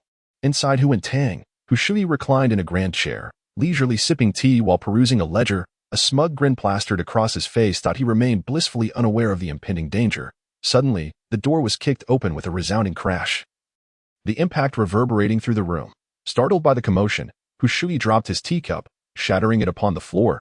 Upon looking up, he was met with the sight of Yi Ming and his entourage storming in with fierce resolve, sending a jolt of alarm through him. Nevertheless, he feigned calmness, exclaiming, "Who the hell are you? Barging in here with a gang? Looking for trouble? This is not a place for your antics."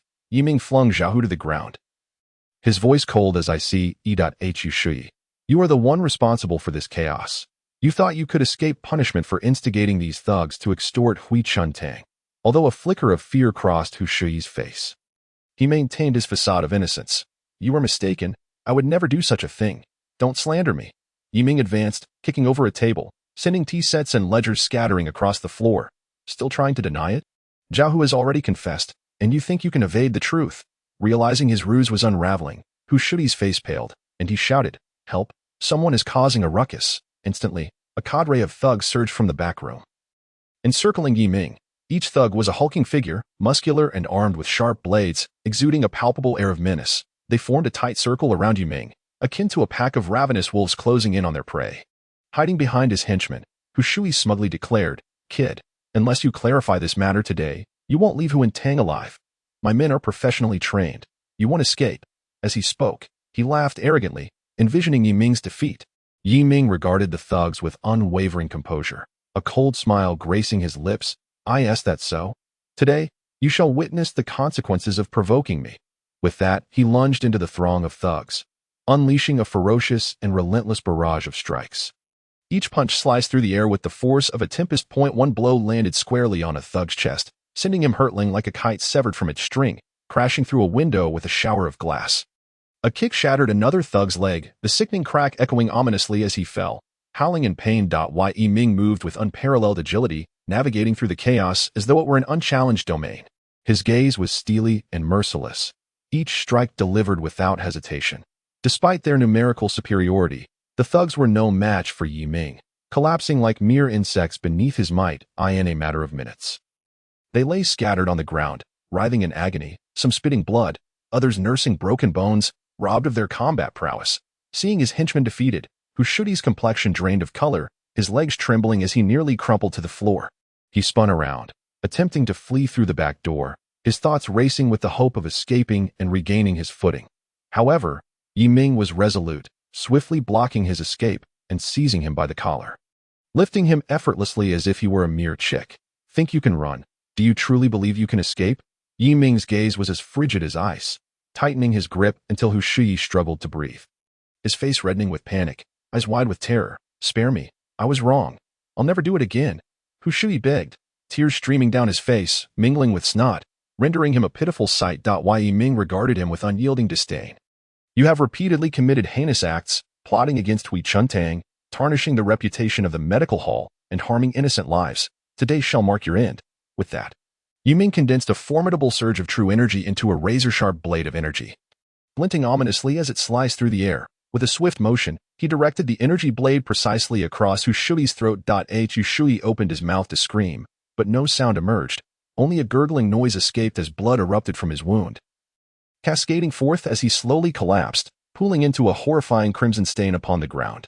Having dealt with Hushui, Yi Ming returned to Hui Chuntang with Zhao Hu and the impostor.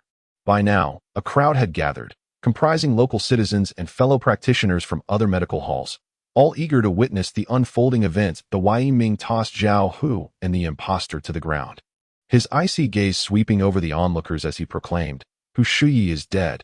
He sought to frame Hui Chuntang, and this is his fate. You too, complicit in extortion and the destruction of the medical clinic, are equally unforgivable. With that, Yi Ming's hand struck decisively, unleashing two streams of genuine energy that pierced towards Zhao Hu and the fraudulent patient, both of whom instantly lost their breath, collapsing lifelessly to the ground. Witnessing this, the onlookers recoiled in fear, their faces etched with terror. They regarded Yi Ming with a mix of reverence and dread, having never encountered such a formidable and resolute individual. Shen Biqian observed the unfolding scene, her heart swelling with gratitude for Yi Ming. As the crowd gradually dispersed, she approached his side, her eyes brimming with warmth and appreciation. Little junior brother, I owe you so much. If not for your timely arrival, I fear what might have become of Hui Chuntang today. I truly don't know how to express my gratitude. Please stay for dinner. I'll personally prepare a few of your favorite dishes, she said softly. Infused with genuine concern. Yi Ming smiled and nodded. Senior sister, why are you being so formal? This is simply what I ought to do. You have tirelessly devoted yourself to Hui Chuntang and these people. How could I stand idly by while it is ravaged by those evildoers? His gaze was filled with sincerity and determination. Just then, Yi Ming's phone rang, abruptly breaking the moment. He pulled it out to see that it was Qin Shaojing calling. Hello, Yi Ming. I'm at the entrance of your villa. Grandpa asked me to pick up some medicine. When will you be back? I've been waiting for quite a while. Her voice came through, laced with a hint of urgency and a playful tone. Yi Ming furrowed his brow slightly, turning to Shen Biqian. Senior sister, there's a pressing matter. I must return. I'm truly sorry, but it seems I won't be able to join you for dinner. Shen Biqian was momentarily taken aback but quickly smiled and replied, Then you should hurry. We can discuss dinner another time. Just be careful on your way back. Yi Ming nodded, turning to leave Hui Chuntang. Chapter 42. Aphrodisiac. Yi Ming, I don't care. I just want you right now.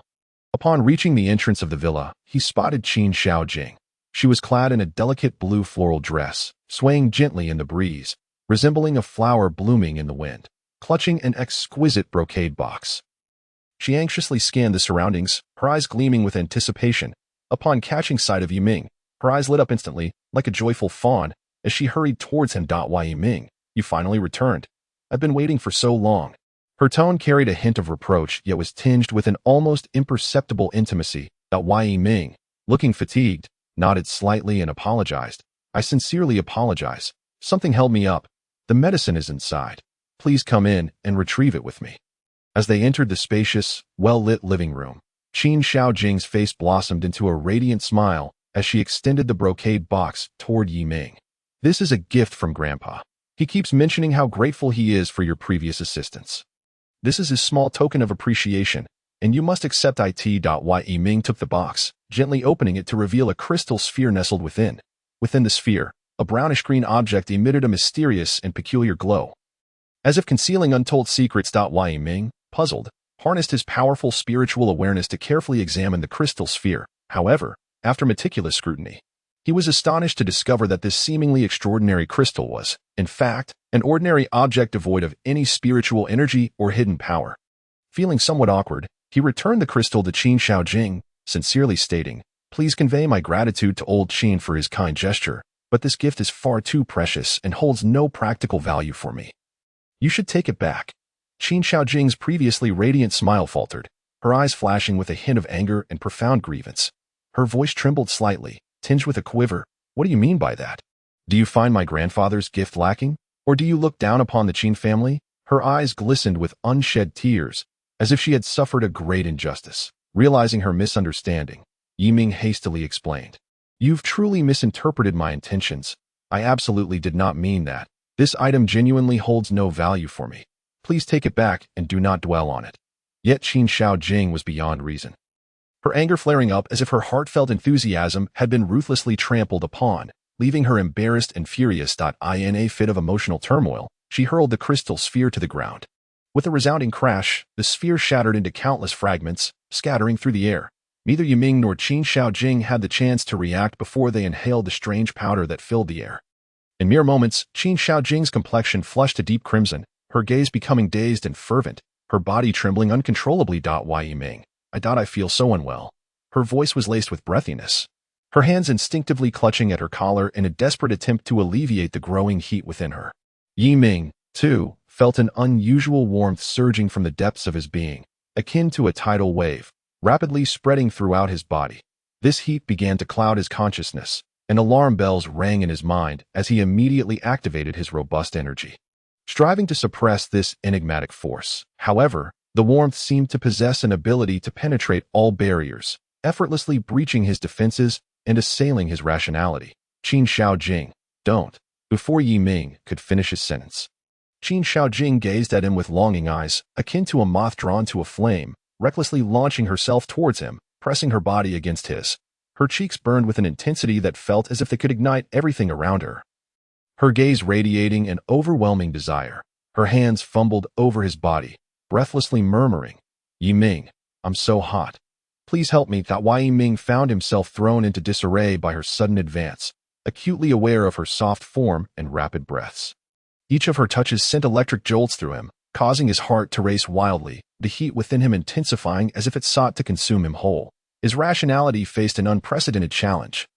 On one side was Qin Shaojing's irresistible allure and the primal instinct at this moment. Qin Shaojing regained a semblance of consciousness. She gazed at the shattered crystal ball and the swirling powder on the floor, then turned her eyes towards Yi Ming, as if she had begun to comprehend the circumstances. Her face flushed a deep crimson, reaching her ears, overwhelmed by a mix of shame and embarrassment, wishing fervently to vanish into the ground.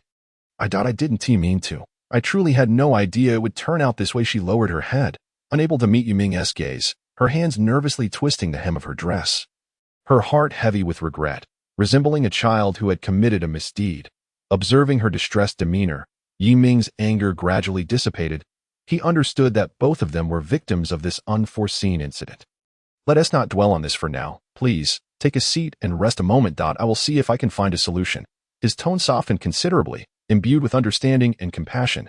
Qin Shaojing nodded, akin to a child caught in wrongdoing, obediently settling on the sofa, her hands clenching her skirt tightly, her eyes brimming with anxiety and uncertainty. Yi Ming sat beside her, closed his eyes, and concentrated all his energy, attempting to dispel the lingering effects of the potion within him. He guided his vital energy in a slow, deliberate cycle through his meridians, striving to gradually force out the residual heat. As time ticked by, the oppressive warmth eventually began to recede. Ming sighed in relief and opened his eyes, only to find Qin Shaojing stealing glances at him, her gaze laden with a whirlwind of emotions, gratitude, shyness, and an indescribable sentiment. Ming, thank you for today. If it weren't for your restraint, Qin Shaojing's voice was barely above a whisper, her head bowed almost to her chest, akin to a frightened little rabbit. Ming looked at her and smiled gently, saying, "It's all right. Thankfully, we are both unharmed. However, we must ascertain the nature of what was contained within that crystal ball. Such an incident must not occur again." After retrieving the medicine, Qin Shaojing dared not linger further, hurriedly bidding farewell before fleeing the villa. Her heart raced, her mind filled with images of Ming. Chapter 42. Ouch, ouch, ouch. How dare you lay a hand on me? Lu Ruoxi entered the Lu family estate, her heart brimming with joy as she held Ming's hand, eager for him to bond with her family in this gathering, to bask in the warmth of familial affection. Yet, upon stepping into the bustling hall, the palpable tension in the air brought a tightness to her chest, an ominous premonition stirring within her. Lu Qingshan, her second uncle, donned an exquisitely tailored suit, each crease impeccably pressed. His hair meticulously styled to a shine that could reflect one's silhouette, striding towards them like a proud peacock, a glass of enticing red wine in hand. His gaze pierced through Ming like sharp blades, brimming with undisguised disdain as he sneered, "Oh, Ruoxi, is this the boyfriend you've chosen? Dressed so unremarkably, he hardly seems fit to belong to our Lu family." His words, though softly spoken, detonated like a bombshell, igniting a wave of murmurs among the relatives, all eyes now scrutinizing Ming with a blend of skepticism and judgment. Lu Ruoxi's third aunt, sporting exaggerated voluminous curls that resembled a flickering flame, hastily joined the fray of ridicule, embellishing the mockery. "Indeed, Ruoxi, you must think carefully. While our Lu family may not be the pinnacle of aristocracy, we cannot simply settle for anyone when it comes to lifelong commitments. Just look at him. He exudes none of the gravitas that signifies success." As she spoke, she disdainfully curled her lip, her expression overflowing with contempt. Lu Ruoxi's face flushed a vivid red, akin to a ripe tomato, a tempest of embarrassment and anger surging within her, her clenched fist trembling slightly. Instinctively, she grasped Ming's hand tightly, as if he were her lifeline amidst the torrent of derision, retorting loudly, "Second uncle, third aunt, do not speak so recklessly. Ming possesses genuine talent. You simply failed to comprehend his worth and have hastily jumped to conclusions." Ming remained composed, gently patting Lu Ruoxi's hand, his tender gesture akin to soothing a startled fawn, signaling her to remain calm. He stepped forward, standing tall like a pine tree, his demeanor serene as he regarded Lu Qingshan, his voice steady yet resonant, echoing throughout the hall. "Second uncle, it is a pleasure to meet you. Isn't it lovely for us all to be amicable? Your unfounded criticisms seem rather unkind." Lu Qingshan misinterpreted Ming's restraint for weakness, a smirk of scorn flickering across his face, the laughter that followed resembling the hoot of a night owl, grating and derisive. He advanced a couple of steps, puffing out his chest like a belligerent rooster, seeking to dominate Ming with his presence, harshly declaring, "Amicable? You ought to weigh your own worth before making declarations. I see you as nothing more than a hollow figure, posturing here. If Ruoxi follows you, she'll be left to fend for herself on the windswept plains." Ming's gaze grew increasingly frigid, akin to a deep pool on a wintry night, the atmosphere around him shifting dramatically, an invisible but formidable pressure crashing down like a tidal wave, rendering the air thick and stifling. He replied coldly, "Second uncle, it's prudent to leave oneself an escape route when speaking and acting. To hastily judge someone is rather unwise, wouldn't you agree?" His voice was low yet powerful, each word striking like a hammer against the hearts of those present, emanating an air of chilling authority. Lu Qingshan, however, remained oblivious to the encroaching danger, continuing his tirade with unabashed arrogance, dismissively scoffing, "An escape route. You are merely a spineless good-for-nothing. That I'll lay it out plainly. Our Lu family has a significant collaboration with the Emperor Group on the horizon. If you can secure this deal, I shall treat you with respect in the future. But if you fail, do not disgrace yourself here. Swiftly remove yourself from Ruoxi's life and do not hinder her promising future." The relatives erupted into hushed whispers, pointing fingers at Ming as if witnessing a farcical spectacle. This fellow is surely out of his depth. The Emperor Group's contracts are notoriously difficult to secure. He must be dreaming in broad daylight. Indeed, Ruoxi has truly misjudged, associating with someone so unreliable. Lu Ruoxi, frantic and distressed, clutched Ming's arm, her nails nearly digging into his flesh, urgently whispering, "Yiming, do not agree. This deal is far too challenging. Second uncle intends to make a fool of you." Yiming smiled confidently, his expression radiant as the sun in spring, dispelling the clouds of worry hovering over Lu Ruoxi's heart. He tenderly ruffled her hair, his touch gentle as a spring breeze, assuring her, "Fear not, Ruoxi, it's merely a deal. To me, it's hardly a concern." He turned to face Lu Qingshan, his gaze resolute as granite, unflinchingly stating, "Second uncle, I accept this deal. However, I believe Ruoxi possesses the capability to handle it as well, so I shall let her take charge. I guarantee it will be secured by tomorrow." Lu Qingshan and the surrounding relatives were momentarily stunned, their expressions frozen in disbelief, before erupting into uproarious laughter that echoed throughout the hall. "Ha ha ha. This lad truly lacks self-awareness. He is sending Ruoxi to handle it. If Ruoxi had such competence, would our Lu family be fretting over this deal?" Lu Qingshan laughed uncontrollably, nearly collapsing, his wine glass wobbling dangerously close to spilling. Indeed, he must be daft, boasting foolishly. The third aunt joined in the mockery, her face a mask of scorn, her laughter sharp and piercing, inflicting wounds upon Lu Ruoxi and Yiming's spirits. Just as Yiming's patience was nearing its end, prepared to teach these unruly individuals a lesson, Lu Ruoxi's parents hurriedly arrived.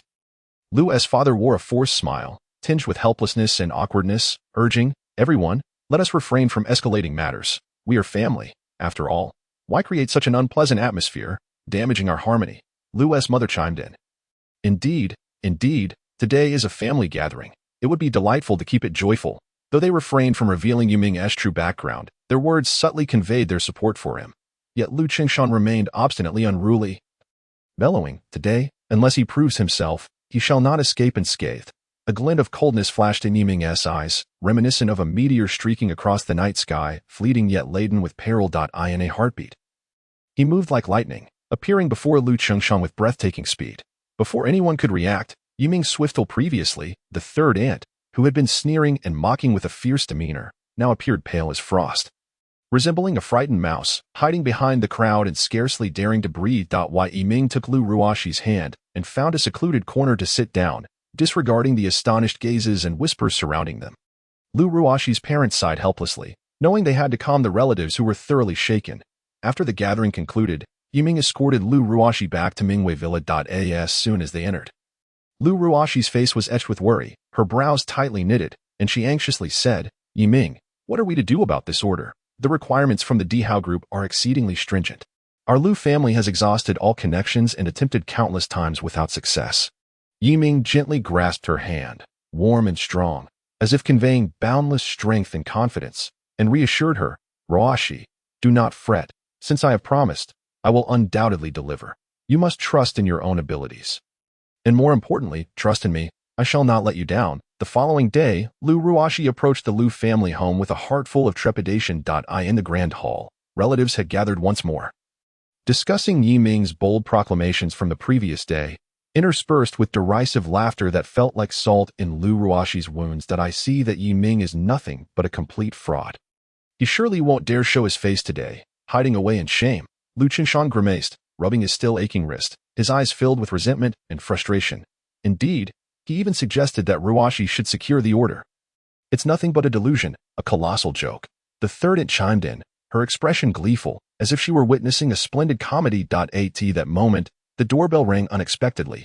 Lu Ruoxi's cousin, Lu Yang, rushed to open the door, revealing a group of impeccably dressed individuals, with the assistant to the general manager of Dihao Group leading the way. The assistant politely bowed slightly and inquired, "May I ask if Miss Lu Ruoxi is present? I am from Dihao Group, sent by the chairman to deliver the contract for the collaborative project with the Lu family." Lu Yang's mouth fell agape in astonishment, wide enough to fit an egg. And he called out excitedly, "Sister Ruoxi, it's truly someone from Dihao Group. They say they're here to deliver the contract." The news sent shockwaves through the assembly, causing everyone to rise in disbelief, as if pulled by an invisible force toward the entrance. Lu Qingshan could hardly believe his ears, standing frozen as if under a spell, only regaining his senses after a considerable while, pushing to the front to examine the contract in the assistant's hands.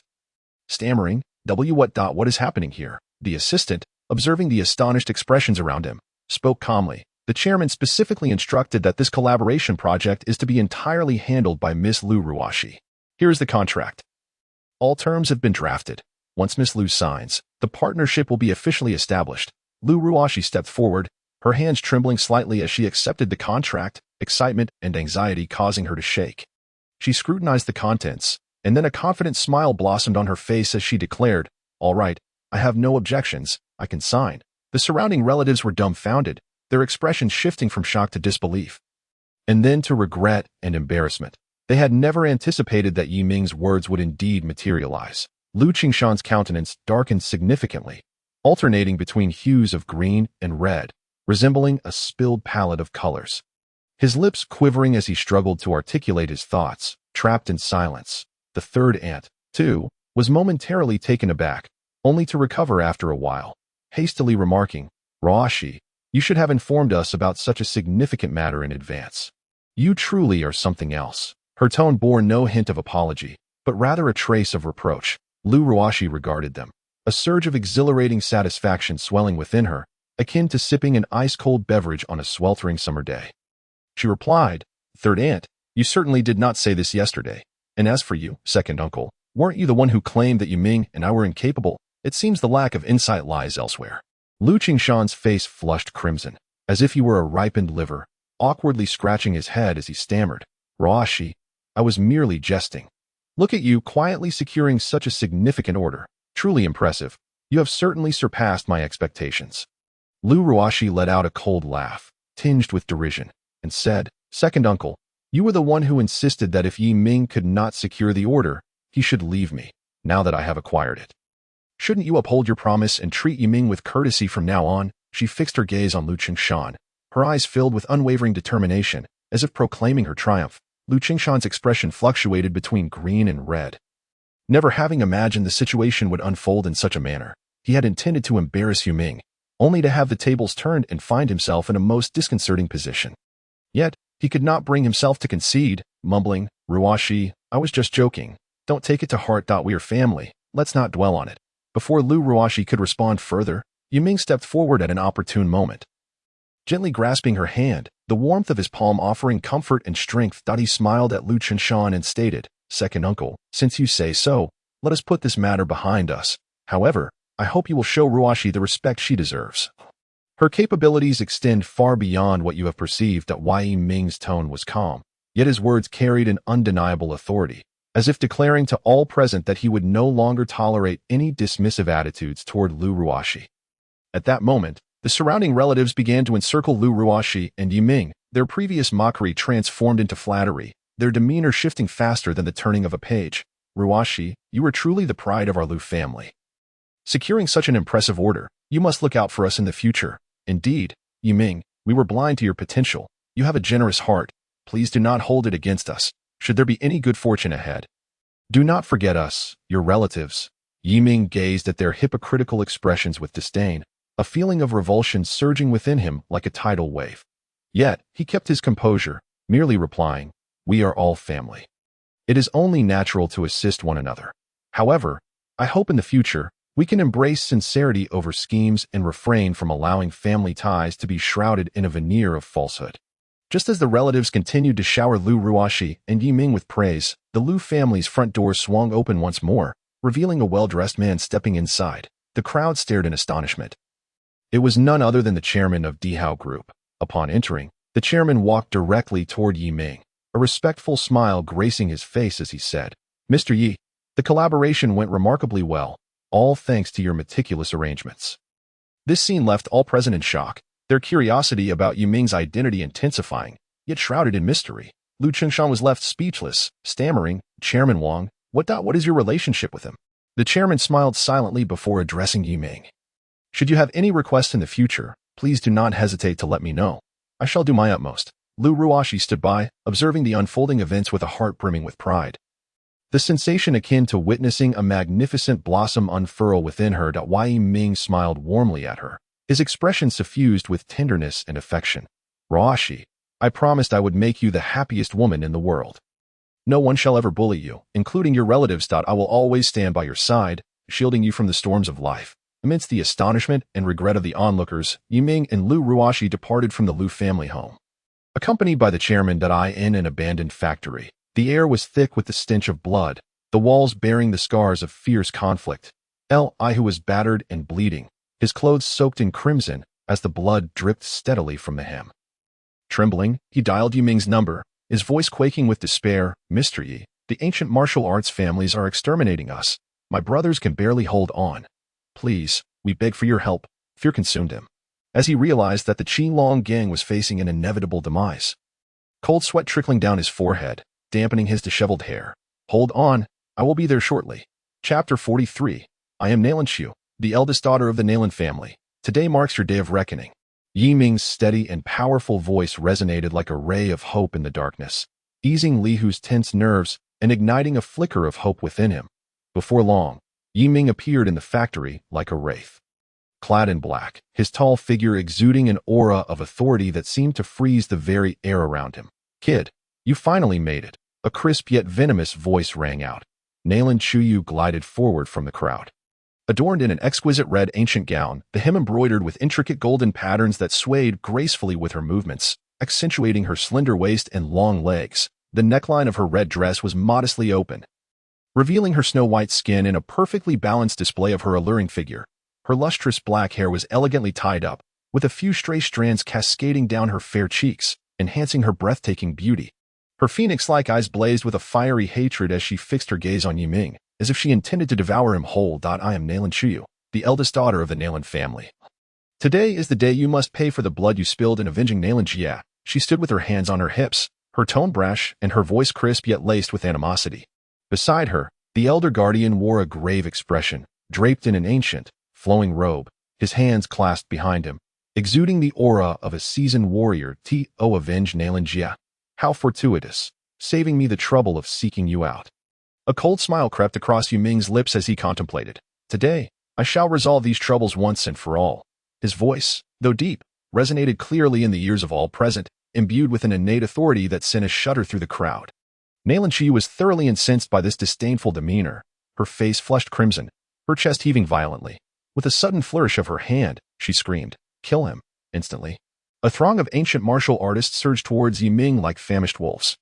A flicker of disdain crossed Yiming's eyes. To him, their assaults resembled the playful scuffles of children. He moved like lightning, darting through the crowd with an unruffled composure, harboring only one thought: to conclude this farce swiftly. In the blink of an eye, the ancient martial artists were hurled back, shrieking in agony, akin to kites severed from their strings, crashing to the ground and writhing in torment. Yiming remained steadfast, serene amidst the chaos, his garments billowing as if the preceding battle were of no consequence to him. "Elder, let us join forces." Nalan Qiu, in a state of frantic urgency, was overwhelmed with resentment. She swiftly unsheathed her soft sword, its blade glinting ominously like a coiling viper. With a flick of her wrist, the sword lunged toward Yiming, each strike infused with her profound hatred, the wind of the blade howling, slicing through the air. The elder's countenance grew serious as he hastily formed seals with his hands, acutely aware of Yiming's formidable strength, a tinge of unease gnawing at him. Yet, years of experience in the martial world compelled him to maintain an appearance of composure. As he completed his incantation, an energy shield materialized before him and Nalan Qiu, emanating a faint blue glow, serving as a mysterious barrier. Yiming scoffed, charging toward the elder without hesitation, his right fist wielding immense power as it struck the energy shield. The sound of crashing echoed, the shield trembled violently, fissures rapidly spreading like a shattered spider's web. The elder's face drained of color, beads of sweat rolling down his forehead, his heart pounding with escalating dread as he realized that Yiming was far more powerful than he had anticipated. Seizing the moment, Nalan Qiu lunged with her soft sword aimed at Yiming's back. Yet, Yiming, as if possessing eyes in the back of his head, pivoted sharply and delivered a powerful kick. The force was tremendous, the angle acute. Nalan Qiu failed to evade in time, and the kick struck her shoulder, sending her sprawling, her sword clattering to the ground. Nalan Qiu cried out in anguish, struggling to rise. Her hair disheveled, her face a canvas of pain and indignation. In that moment, her hatred and resentment intensified, the flames of revenge engulfing her heart, nearly consuming her reason. The elder inhaled deeply, attempting to steady his racing heart. Summoning all his strength as he hastily formed seals once more, his mind harbored a singular conviction: he could not afford to lose. He must restore honor to his family. A colossal energy orb gradually formed in his hands. Pulsating with an eerie blue light, seemingly harboring boundless destructive power, its radiance flickering ominously, poised to erupt at any moment. Die. The elder roared, hurling the energy orb towards Yiming. Yiming's expression hardened, rapidly channeling his internal energy to conjure a golden energy shield before him. A thunderous explosion erupted as the energy orb collided with the shield, unleashing a blinding flash and a shockwave. The brilliance was so intense that all present instinctively closed their eyes, the force akin to a surging tide, sending those nearby reeling. Yet, Yiming's shield held firm against the onslaught. He regarded the elder coldly, a glint of frost in his gaze. Is that all you've got? The elder's complexion turned ashen, his legs trembling beneath him. That moment, his eyes fell upon the ring adorning Yiming's finger, intricately etched with a lifelike azure dragon. The elder's body jolted, memories of the Kunlun king flooding his mind from years past. His legs buckling as he knelt, his voice quavering.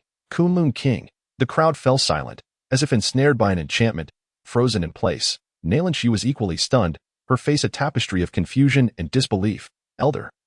What do you mean? He is the Kunlun king. How is that possible? Doubt gnawed at her, struggling to reconcile the figure before her, whom she had deemed her nemesis, with the legendary Kunlun king. The elder bowed his head, unable to meet Yiming's gaze, his voice trembling with reverence. Miss, the ring he bears is the emblem of the Kunlun king. I had the honor of meeting him in the past. I cannot be mistaken. Nalanshio's complexion fluctuated between pale and flushed, her heart in turmoil. No, this must be a fabrication. How could he possibly be the Kunlun king? Yet, witnessing the elder's palpable trepidation, her resolve began to waver, her eyes betraying confusion and helplessness as she grappled with this sudden revelation. That Yiming surveyed Nalanshi, a flicker of impatience crossing his features. What? Do you still refuse to believe? He stepped forward, his aura intensifying, an invisible pressure bearing down upon her. Nalanshi felt her breath hitch, her legs trembling uncontrollably. Gritting her teeth, the last vestige of her defiance crumbled, and she slowly knelt, her voice quaking with reluctance. Kunlun king, I was blind to your greatness and have offended you. I beseech your forgiveness. Should you have any commands, please do not hesitate to issue them. In that moment, she was overwhelmed by a sense of helplessness and humiliation. The arrogance she once exuded evaporated. Tears threatened to spill from her eyes, yet she fought to hold them back. The surrounding disciples of ancient martial families, witnessing this, also knelt, not daring to utter a sound, the atmosphere thick with silence, so profound that one could hear a pin drop. Yiming regarded the prostrate figures with a calm demeanor, yet his mind churned with contemplation. Initially, he had intended to eradicate the roots of this trouble, as these ancient martial families had perpetually sought to vex him. However, observing their sudden submission, he pondered that perhaps they could still serve a purpose. Rise, Yiming said coolly. I can overlook today's events. But remember, do not divulge my secret, lest you face the consequences. This is a communication talisman. When I require your assistance, you must appear promptly. His voice, though placid, carried an undercurrent of chilling menace, each word striking the hearts of the audience like a heavy hammer. They hastily stood, heads bowed, unwilling to meet Yiming's gaze. Nalanshi exchanged glances with the elder, both accepting the communication talisman, and in unison, they affirmed, yes. Yiming turned to Li Hu. Ensure the brothers recover properly. Contact me if anything arises. Li Hu nodded vigorously. Yes, Mr. Yi, you can rest assured. The afternoon sun streamed through the intricately carved window panes, lazily casting warmth upon the living room sofa. Yiming was immersed in tranquility, his eyes closed in meditation, enveloped by a serene atmosphere. Suddenly, the crisp chime of the doorbell shattered the stillness. Yiming rose, striding towards the door, and as it creaked open, his gaze was immediately captivated by the figure before him. The 12th senior sister, Lu Ruyan, stood at the threshold, akin to a rose unfurling under the warm embrace of spring, radiant and enchanting. She donned a figure-hugging wine-red dress, its hem flowing like graceful waves, perfectly cascading to mid-thigh, exquisitely accentuating her long, slender legs. Her skin glowed with a delicate sheen in the sunlight, exuding health and vitality. The neckline of her dress dipped into a daring deep V, unabashedly revealing her alluring curves, subtly rising and falling with her breath, igniting the imagination. That a slender black belt cinched her delicate waist, seemingly fragile enough to snap with a mere touch, further highlighting her grace and slenderness. Her cascading waves of hair tumbled freely over her shoulders, wisps playfully framing her porcelain face, resembling a breathtaking masterpiece. Her almond-shaped eyes, slightly upturned, shimmered with a depth akin to unfathomable autumn waters, captivating and enchanting, ensnaring all who gazed upon her. Junior brother, at last, I have found you. Lu Ruyan's lips curved into a sweet smile, her voice soft and melodic, laced with a hint of playful coaxing that danced into Yiming's ears. Yiming snapped back to reality, realizing his lapse in composure. A faint flush creeping to his cheeks as he quickly stepped aside, clasping his hands. 12th senior sister, it has been a while. Please, come in. May I inquire as to the purpose of your visit? Chapter 44. The invitation of the 12th senior sister, the young commander of the Tiger Bin camp. Lu Ruyan glided gracefully into the living room, her eyes leisurely surveying the space before she seemed to be drawn by an invisible thread. Slowly approaching Yiming, she subtly rose onto her toes, leaning closer to his ear, whispering softly, Junior brother, I have come to you with a matter of utmost importance. The Tiger Bin camp in Jiangnan has been languishing at the bottom of the military competition rankings, nearly becoming the laughingstock of the entire army. They urgently require a capable individual to bring order back to the camp that I pondered long and hard, and among our sect, only you possess the ability to assume the role of young commander and train the Tiger Bin camp. Junior brother, I implore you, for the sake of our sisterly bond, to agree. As she spoke, her eyes sparkled with anticipation, like a constellation of stars, imbued with an almost imperceptible softness. Fixated on Yiming. Yiming contemplated inwardly. He had always relished challenges, and the prospect of training the Tiger Bin camp was indeed an enticing one. Moreover, he held a deep-seated gratitude towards his 12th senior sister, a debt he had never forgotten. Upon reflecting on this, Yiming hesitated not for a moment, nodding vigorously in assent. Rest assured, senior sister, since you have spoken, I shall exert myself to the utmost and not fail your trust. Upon hearing this, Lu Ruyan's face instantly lit up with joy. Her eyes sparkled with delight, and her hands danced like nimble butterflies as she embraced Yiming's arm, her ample bosom brushing against his arm in a manner both deliberate and innocent.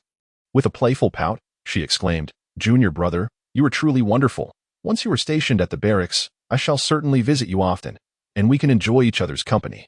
Sharing heartfelt conversations. Yiming found himself taken aback by this sudden display of affection. His face flushing a deep crimson, as though scorched by fire.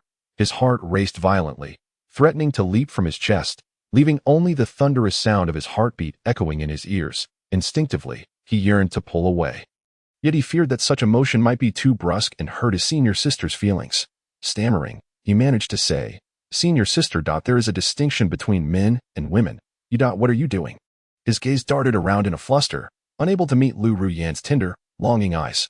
Yet Lu Ruyan seemed intent on teasing him. Not only did she not loosen her grip, but she held on even tighter. She reached out with her other hand, gently caressing Yiming's cheek with fingertips as soft as feathers, her laughter a gentle whisper, Junior brother, what are you afraid of? I would never harm you. Do you not wish to grow closer to me and reminisce about our past camaraderie? Her voice lowered, laced with a hint of seduction, her warm breath cascading over Yiming's neck, rendering him utterly uncomfortable. Yiming felt his mind buzz, a blank void overtaking his thoughts, his heart racing like a restless ant on a hot skillet. He inhaled deeply, striving to regain his composure, and then abruptly yanked his arm away. Stepping back a few paces as he declared, Senior sister, I just remembered an urgent matter I must attend to. I shall take my leave. Without waiting for Lu Ruyan's reaction, he turned and hurried up the stairs. His steps frantic and his back appearing somewhat disheveled. Lu Ruyan watched Yiming flee in a panic, unable to suppress her laughter, softly murmuring, what a shy fool. Days later, Yiming donned a sleek black uniform. Standing tall like a pine tree, his gaze resolute as a beacon, exuding an inherent authority as he entered the Jiangnan barracks. The moment he stepped inside, a swarm of soldiers encircled him like a rising tide, their eyes brimming with skepticism and disdain, as if Yiming were a lamb unwittingly wandering into a den of wolves. The leader of the group, a burly man named Zhao Meng, crossed his arms over his chest. His broad chest puffed out and gruffly challenged, So, you are the new chief instructor? With that delicate appearance, can you truly handle it? Are you merely here to pass the time? Beside him, a sharp-faced soldier chimed in mockingly. Indeed, you look like a pampered young master. What could you possibly know about leading troops into battle? I doubt you've even held a firearm. At that moment, a short, stout soldier stepped forward, proclaiming loudly, How about this? Let us have a contest. If you can defeat me, I will submit to you. However, since it's a contest, let us make it fierce. No holds barred. Do you dare? Yiming's lips curled into a confident smile, as if to convey that everything was well within his grasp. Sure. What do you wish to compete in? I shall meet you on any terms. The sharp-faced soldier, eager to assert his dominance, proposed. Let us see who can carry the most weight. I'm currently bearing 1,000 pounds and can still move swiftly. If you can surpass me, I will concede to you and follow your lead. But if you lose, don't blame me for being ungracious. As he spoke, he performed a few jumps to showcase his strength. His face brimming with self-satisfaction, as if victory were already assured. Without further ado, Yiming approached the sandbags, effortlessly lifting 1,000 pounds with apparent ease, as though it were but a feather. The surrounding soldiers gasped in astonishment. Yet the sharp-faced soldier scoffed. Don't get ahead of yourself. This is merely the beginning. At another 1,000 pounds. Yiming remained unfazed, casually hoisting 2,000 pounds and walking a lap around the field under the astonished gazes of the onlookers. The sharp-faced soldier's expression shifted slightly, yet he stubbornly shouted, "Keep going. Let us make it 5,000 pounds. As the weight continued to increase, the soldiers around held their breath in anticipation. Nevertheless, Yiming remained calm. Lifting 5,000 pounds and even managing to jog, the sharp-faced soldier, now sweating profusely, still refused to relent. If you're so capable, then lift 10,000 pounds. With a light chuckle, Yiming effortlessly hoisted the 10,000 pounds and began to run, maintaining his speed without a hitch. The entire assembly was left in awe, the sharp-faced soldier frozen in disbelief. Just then, the stout soldier stepped forward, unwilling to concede, declaring, "Weightlifting is not enough. Let us see who can hold their breath underwater the longest." "I can hold my breath for half an hour. It's a matter of life and death. Do you dare? I want to go easy on you." Yiming smiled slightly and replied, "What is there to fear? Bring it on." They made their way to the pool, where the stout soldier took a deep breath and plunged into the water, but Yiming, unhurried, waded slowly into the water, as if strolling in a garden. Half an hour passed, and the stout soldier surfaced, his face flushed, struggling for air. Meanwhile, Yiming continued to stroll leisurely beneath the surface, and another half-hour later, he surfaced calmly, as if he had merely taken a brief respite. The stout soldier stared at Yiming, utterly stunned, unable to utter a single word. Seeing this, Zhao Ming furrowed his brow and stepped forward, stating, "The first two challenges were mere trifles. Let us see who can survive a fall from a great height. Jump from 100 meters above without any protective gear. Whoever lands safely wins. It's a matter of life and death. Do you dare?" Yiming nodded. "Very well, let the contest commence." The group ascended to the 100-meter tall tower, where Zhao Ming was the first to stand at the edge, taking a deep breath before leaping off. He desperately adjusted his position mid-air, landing clumsily and stumbling upon impact. Yiming approached the edge, his demeanor calm, and leaped gracefully. In mid-air, he moved with the grace of a bird, executing various flips before landing with poise, as if he had merely jumped from level ground. Gasps of amazement erupted from the surrounding soldiers. Yet Zhao Ming remained unsatisfied. "If you're so skilled, jump from 1,000 meters. Without a moment's hesitation, Yiming ascended to a height of 1,000 meters and leapt down. As he hurtled towards the ground, his expression remained composed, and just before landing, he executed a gentle flip, standing firmly upon arrival. The crowd erupted in excitement, their gazes filled with reverence and admiration for Yiming. Zhao Ming, utterly astonished, lowered his head and muttered, "I concede. From now on, we shall follow your lead." Chapter 45. Qin Shaojing, "You wretched vixen, I will surely have my way with you." Recently, Qin Shaojing felt as if her soul had been lost. Ever since that ambiguous encounter with Yiming, her life had transformed drastically. Whether she was staring blankly at her computer screen at work or being swept along the streets by the crowd, Yiming's figure would inevitably invade her thoughts, refusing to be banished. When her best friend invited her for a shopping spree, she was utterly absent-minded, her previous enthusiasm for fashion parties having vanished without a trace. Her friend could not help but jest, "Shaojing, have you fallen in love lately? You seem so distracted all the time." Qin Shaojing's cheeks flushed instantly, and she hurriedly denied it, yet deep down, she understood that this feeling had already taken root in her heart, growing unchecked. In Hangzhou, Shui Rengui of the Shui family, emboldened by his family's deep connections in Longdu and his father's position as secretary at the Jiangnan barracks, acted increasingly recklessly. His pursuit of Qin Shaojing bordered on madness, firmly believing that she would eventually fall into his grasp. One weekend, while Qin Shaojing was diligently working overtime at the office, Shui Rengui suddenly appeared uninvited. He bore an extravagant bouquet of crimson roses and a delicately crafted jewelry box containing a necklace worth a fortune. flanked by a group of burly henchmen as he stormed into the lobby of Qin Shaojing's office building. Shaojing, come down quickly. I have a surprise for you. This necklace is custom-made just for you. No one else deserves it, Shui Ringui shouted at the top of his lungs, his face alight with determination. His gaze brimming with greedy possessiveness, as though Qin Shaojing were already his property. Upon hearing his jarring voice, Qin Shaojing's complexion turned ashen. She hid behind the curtains, watching Shui Ringui's brazen demeanor from her vantage point. Filled with fear and loathing. How could he be back? What should I do? Qin Shaojing's hands trembled involuntarily. She feared facing Shui Ringui's relentless pursuit, even more so the possibility of his extreme actions. As time passed, Shui Ringui grew impatient, signaling his men to approach the building, intent on forcing their way inside. The front desk security guard rushed forward to intervene. You cannot enter. This is a private company.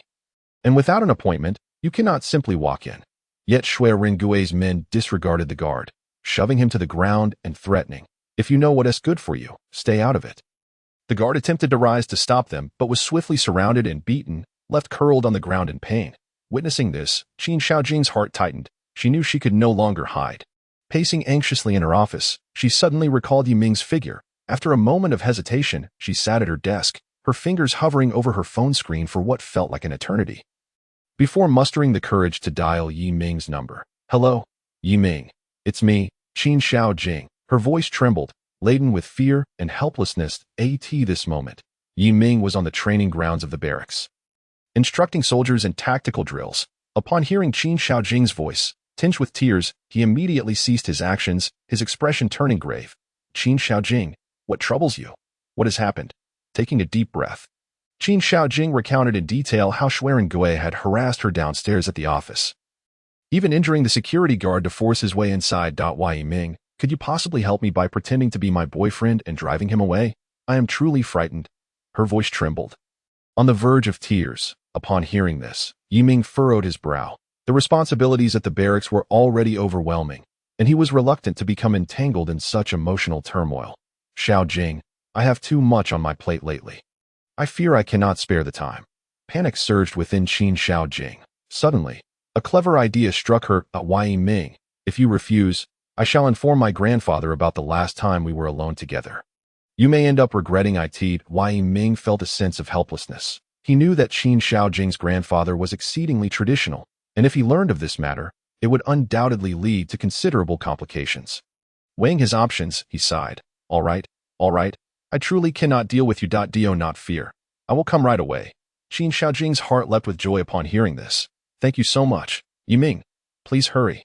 After hanging up, Yiming quickly briefed the soldiers on the situation at the training grounds before speeding towards Qin Shaojing's office. Meanwhile, Shui Ringui had already stormed into the office area, searching for her.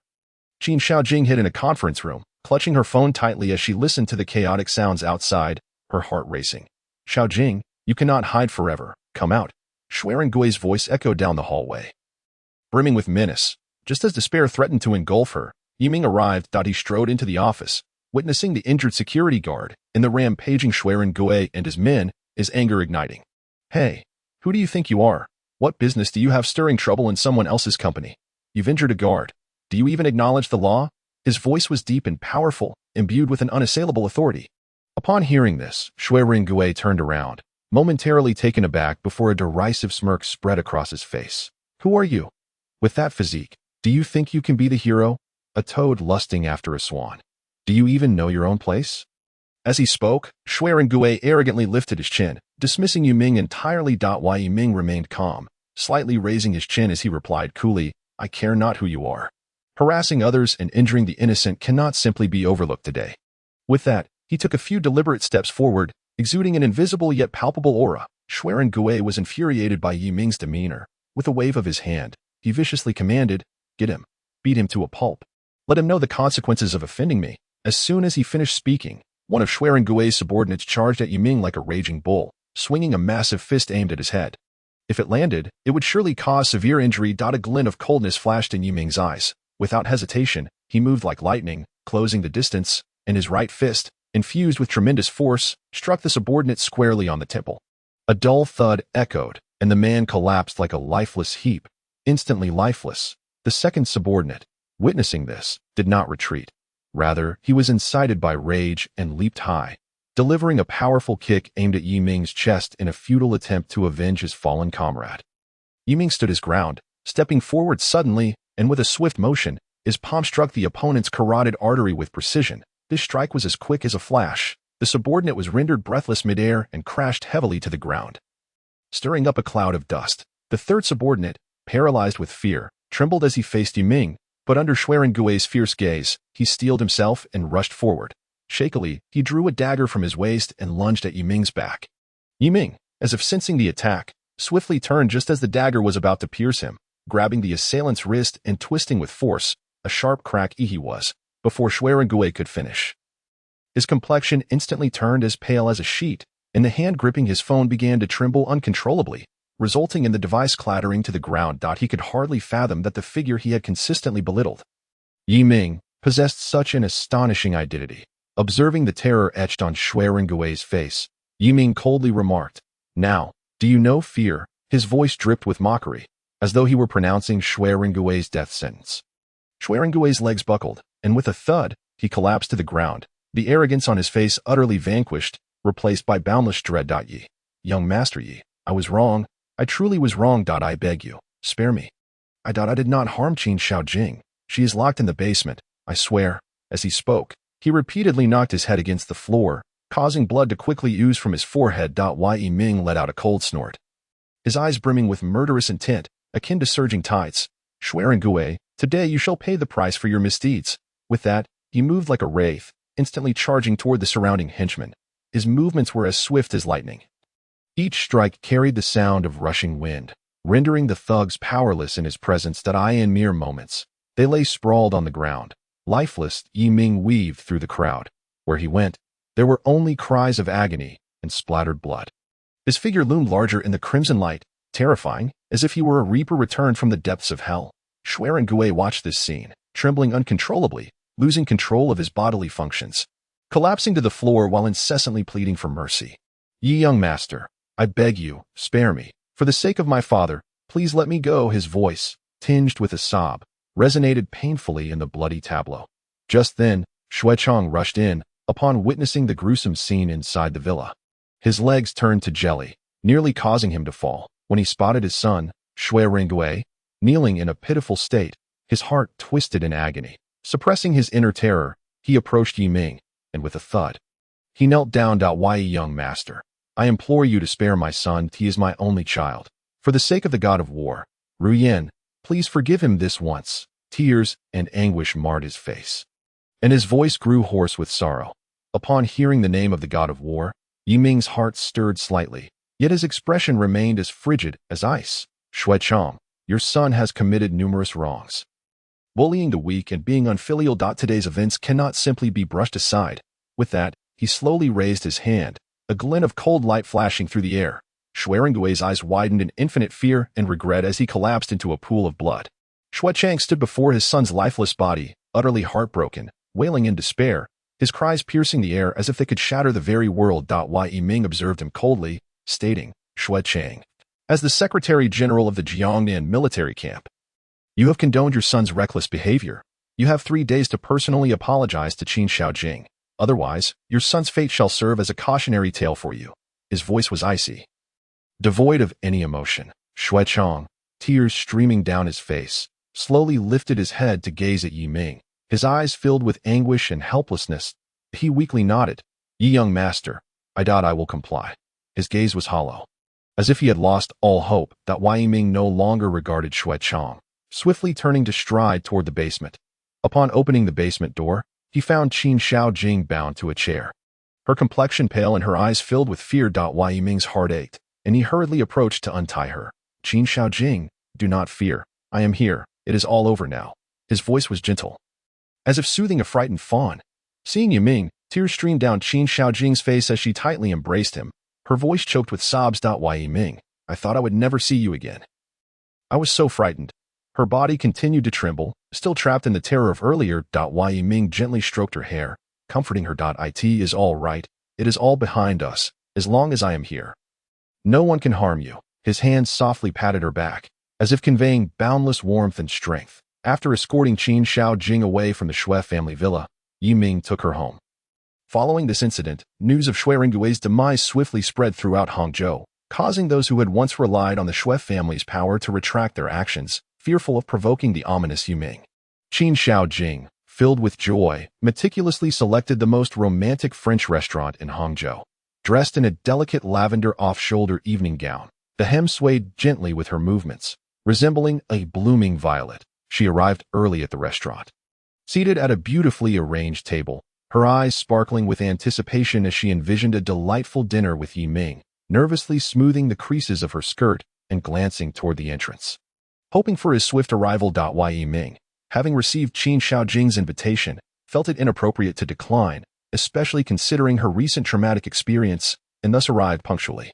Upon entering the restaurant, he was momentarily taken aback by her exquisite appearance but merely offered a polite smile as he took a seat across from her. During the meal, Qin Shaojing displayed an extraordinary enthusiasm, frequently refilling Yiming's glass and serving him dishes, all the while chatting brightly. Yiming, if it weren't for you this time, I truly do not know how I would have gotten through that ordeal. Your place in my heart is indeed special. Her gaze was filled with admiration, unconsciously leaning closer to Yiming as she spoke. Noticing her unusual behavior, Yiming felt a wave of discomfort wash over him and frowned slightly. Leaning back in his chair, awkwardly responding, "Do not say such things. We are all friends. Helping one another is only natural." However, Qin Shaojing appeared undeterred by his response, continuing to engage him with increasing intimacy. Making Yiming feel increasingly uneasy. At that moment, the restaurant door swung open, and Lu Ruoxi entered, linking arms with her friend. Clad in a simple yet elegant white dress, her face radiated joy at being reunited with her companion. However, when her gaze fell upon Yiming and Qin Shaojing's table, her smile instantly froze, her complexion turning ashen, her eyes filled with disbelief and shock. Unconsciously, she tightened her grip on her friend's arm, her nails digging into flesh. Her friend noticed the oddity and followed her gaze, quickly grasping the situation. Lu Ruoxi took a deep breath, striving to calm herself, yet her slightly trembling frame betrayed her emotions. Releasing her friend's hand, she advanced toward Yiming and Qin Shaojing with a somewhat stiff gait. With each step, her heart tightened, her mind racing with troubling thoughts. Yiming, what is going on? Lu Ruoxi reached the table, fighting back tears as she questioned with a quavering voice. Her gaze darted back and forth between Yiming and Qin Shaojing, filled with pain and confusion. Yiming felt a jolt in his heart, as if struck by a heavy blow, an ominous premonition washing over him. He hurriedly stood, flustered, and explained, "Ruoxi, do not misunderstand. Qin Shaojing invited me to dinner as a gesture of thanks. It is merely a gathering between ordinary friends." As he spoke, he cast a glance at Qin Shaojing, silently urging her to corroborate his explanation. Yet Qin Shaojing showed no sign of restraint. Provocatively glancing at Lu Ruoxi and curling her lips into a disdainful smirk, her voice dripping with sarcasm. "Oh, who might this be? Quite the busybody, aren't we? I am having dinner with Yiming. What business is it of yours?" Upon hearing this, Lu Ruoxi's anger flared instantly. She glared at Qin Shaojing, exclaiming, "I am his fiancée. You know full well he has a fiancée, yet you act so intimately with him. Do you have no shame?" Lu Ruoxi's chest heaved violently, her eyes ablaze with fury, filled with the pain and rage of betrayal. Qin Shaojing, however, remained unfazed, crossing her arms and leaning back, scoffing, "Fiancé, Yiming is quite happy with me right now. Just look at him. He might have forgotten all about you. Do not make a fool of yourself. If you are sensible, just walk away." Yiming, witnessing the escalating argument, felt beads of sweat forming on his forehead. He urgently interjected, "Qin Shaojing, stop speaking nonsense. Ruoxi, please believe me. There is truly nothing between us. We are just friends having a meal." As he spoke, he attempted to grasp Lu Ruoxi's hand, but she forcefully pulled away. At that moment, Lu Ruoxi was overwhelmed with disappointment and anger, unable to absorb Yiming's explanations. She bit her lip, tears welling in her eyes, her voice quivering with emotion. "Yiming, I have always trusted you. Yet you treat me like this. What about the promises we once made? Have you forgotten?" With that, she could no longer hold back, tears streaming down her cheeks as she turned and hurried toward the restaurant's exit. Her steps frantic and hurried, as if fleeing a nightmare. Yiming, filled with anxiety, attempted to pursue her, but Qin Shaojing grabbed his arm. "Yiming, do not chase after her. She no longer believes you." "What is the point?" Yiming forcefully shook off Qin Shaojing's grasp, a a flash of anger crossing his eyes. Qin Xiaojing, you have gone too far today. With that, he disregarded her protest and hurried outside. However, Lu Ruoxi had already hailed a cab and left. Standing at the restaurant's entrance, Yiming gazed at the direction of the departing vehicle, consumed by regret and self-reproach, and he struck the nearby lamppost with his fist. Yiming returned to Mingyue Mountain Villa in a daze, unable to sleep the entire night. The following morning, he arrived at Lu Ruoxi's home. Upon ringing the doorbell, Lu Ruoxi's mother opened the door. Surprised to see Yiming, Lu Ruoxi's mother smiled and said, "Yiming, come in and take a seat." While Yiming stepped into the house, feeling somewhat awkward as he stood in the living room, and inquired, "Is Ruoxi at home? I would like to speak with her." Lu Ruoxi's father glanced at Yiming and replied, "Ruoxi is in her room. However, she is not in the best of spirits. You might want to give it a T or Y." Yiming approached Lu Ruoxi's door and gently knocked, saying, "Ruoxi, it's me, Yiming. Please open the door. I wish to explain." Yet, there was no response from within. He knocked several more times. But still, silence reigned. He understood that Lu Ruoxi was inside, merely choosing to ignore him, leaving him with a sense of helplessness and sorrow. At that moment, Lu Ruoxi's parents approached, and her mother asked with concern, "Yiming, have you and Ruoxi had a disagreement? She has been unhappy since returning yesterday." Yiming lowered his head, feeling somewhat guilty as he responded, "Auntie, it was my fault. I caused Ruoxi to misunderstand. I will find a way to clarify things with her." Lu Ruoxi, overhearing their conversation from her room, felt a swell of grievance rise within her. She shouted towards the door, "Leave my matters alone." Her voice trembled with tears, filled with injustice and anger. Yiming let out a resigned sigh and departed from Lu Ruoxi's home. His mood was at an all-time low, rendering him incapable of finding joy in anything. He recalled Han Bingbing, who was not only loyal but also adept at gathering various intelligence. Consequently, he dialed Han Bingbing's number, saying, "Bingbing, would you accompany me to the antique market for a stroll? We can also discuss the latest intelligence." Without hesitation, Han Bingbing agreed. The two arrived at the antique market, which was bustling and noisy, filled with various vendors, and their calls echoing along the streets as they navigated through the stalls. Han Bingbing remained vigilant, observing their surroundings closely. As they walked, she leaned closer to Yiming and whispered, "Master, I just received news that someone from Jiangbei is coming to deal with you, seemingly linked to the 4 prominent families of Longdu. You must exercise caution." Upon hearing this, Yiming's brow furrowed, and his gaze turned icy, emanating an aura of lethal intent. "Whoever dares to provoke me shall find themselves regretting it," he declared resolutely. Chapter 48. Young Master Yi. "Are you satisfied with how I handled this?" After being informed of the impending crisis from Jiangbei, Yiming's mood remained unaffected as he strolled through the antique market, casually scanning the various stalls.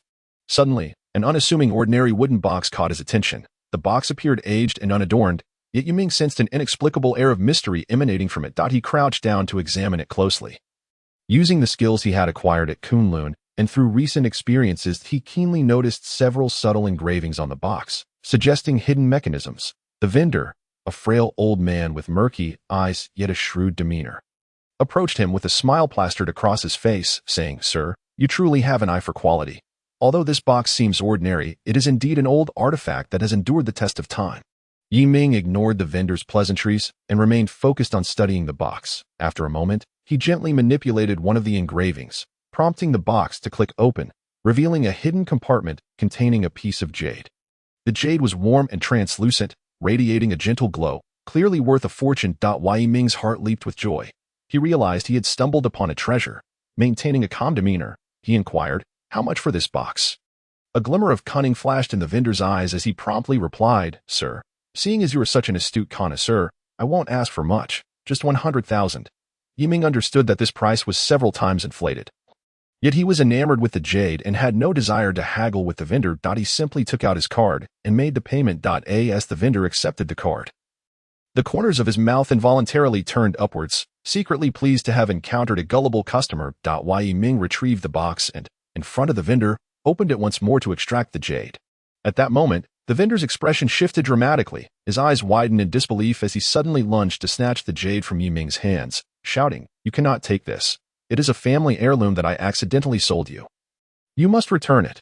Han Bingbing had been observing from the side, and upon witnessing the vendor's sudden aggression, her expression turned cold. In a flash, she positioned herself in front of Yiming, seizing the vendor's wrist and twisting it forcefully. The vendor cried out in pain, his flesh trembling as he protested. "Yuda, how dare you? Let me go." Han Bingbing coldly retorted, "Attempt to steal. Not on my watch." She intensified her grip, causing the vendor to break into a cold sweat. His face contorting in anguish. Realizing the gravity of the situation, the vendor shouted, "Help! Someone is stealing my belongings." At this cry, a group of ruffians emerged from the shadows, dressed in a motley of colors. Some with brightly dyed hair and others adorned with peculiar tattoos. Brandishing clubs that suggested they were not to be trifled with, they encircled Yi Ming and Han Bingbing, hurling curses, "Hand over the goods, or you'll regret it," snarled a red-haired thug with a scarred face, waving his iron rod menacingly in front of Yi Ming. Yi Ming regarded the gang with disdain, a smirk curling at the corners of his mouth as he replied, "You think you can rob me with just this lot?" He stood tall, exuding an imposing presence, entirely unfazed by the imminent threat. Enraged by Yi Ming's demeanor, the red-haired thug let out a furious roar. Swinging his iron rod towards Yi Ming's head, Yi Ming remained unperturbed, slightly sidestepping to evade the strike effortlessly. In a flash, he seized the thug's arm and twisted it sharply, the unmistakable sound of breaking bone echoing as the thug collapsed to the ground. Howling in agony while clutching his injured limb, the remaining ruffians, witnessing this, charged forward in a frenzy. Yi Ming's eyes turned cold as he moved like a specter among them. Each strike he delivered was laden with formidable force, whether it was a punch to an opponent's abdomen or a kick to their knee. With each agonized scream, the thugs fell one by one, sprawled on the ground, incapacitated and groaning in pain. Yi Ming dusted off his hands, glancing down at the defeated thugs with an expression of nonchalance. Just then, a burly man in a black suit approached briskly. He was the local gang leader, having come to restore order amidst the chaos. Upon seeing the fallen thugs, he frowned, ready to unleash his wrath, but when he recognized Yi Ming's face, his expression turned ashen, his legs buckling as he fell to his knees. The onlookers were left in shock, bewildered by the sudden turn of events. This gang leader was notorious in the antique market, known for his fierce reputation. How could he suddenly kneel before someone? The gang leader, his face a mask of terror, stammered, "Why, young Master Yi? I am but a subordinate of He Long Bang's Hu Yi. I failed to recognize your status and offended you. I beg for your mercy." The crowd gasped in astonishment, realizing the might of the He Long Bang in Hang Chung. And yet Yi Ming commanded such respect from its members. Yi Ming looked down at the kneeling gang leader, his eyes devoid of pity. "Sour Li Hu's man. Do you understand what you have done?" The gang leader hastily bowed his head, his forehead reddened from the repeated gestures. "Young Master Yi, we were in the wrong. It was all the vendor's fault. He has always been dishonest and deceitful. I will deal with him and seek justice for you." With that, he rose and approached the vendor, delivering a harsh kick to his abdomen, sending him flying and leaving him gasping for breath. The gang leader then returned to Yi Ming, his face brimming with sycophancy. "Young Master Yi, are you satisfied with my handling of this? Please spare me this time, and I shall serve you faithfully in the future." Yi Ming regarded him coldly, remaining silent for a moment before stating, "Today's events will be overlooked, but remember to keep your men in check. Should there be a next time, it will not be so simple." The gang leader nodded vigorously. Yes, young Master Yi, rest assured, I will manage them well. In the future, should you require anything in Hangcheng, do not hesitate to command me." Yi Ming ignored him further, turning to leave with Han Bingbing. The onlookers parted to make way, their eyes filled with awe and trepidation as they watched Yi Ming's retreating figure.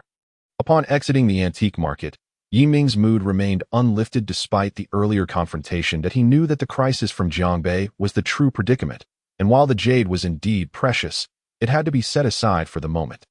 Han Bingbing followed closely behind, observing Yi Ming's solemn expression, and quietly remarked, "Master, those individuals from Jiangbei are coming with great force. We must prepare in advance." Chapter 49. With the warrior's wife daring to seek vengeance. "I shall slay.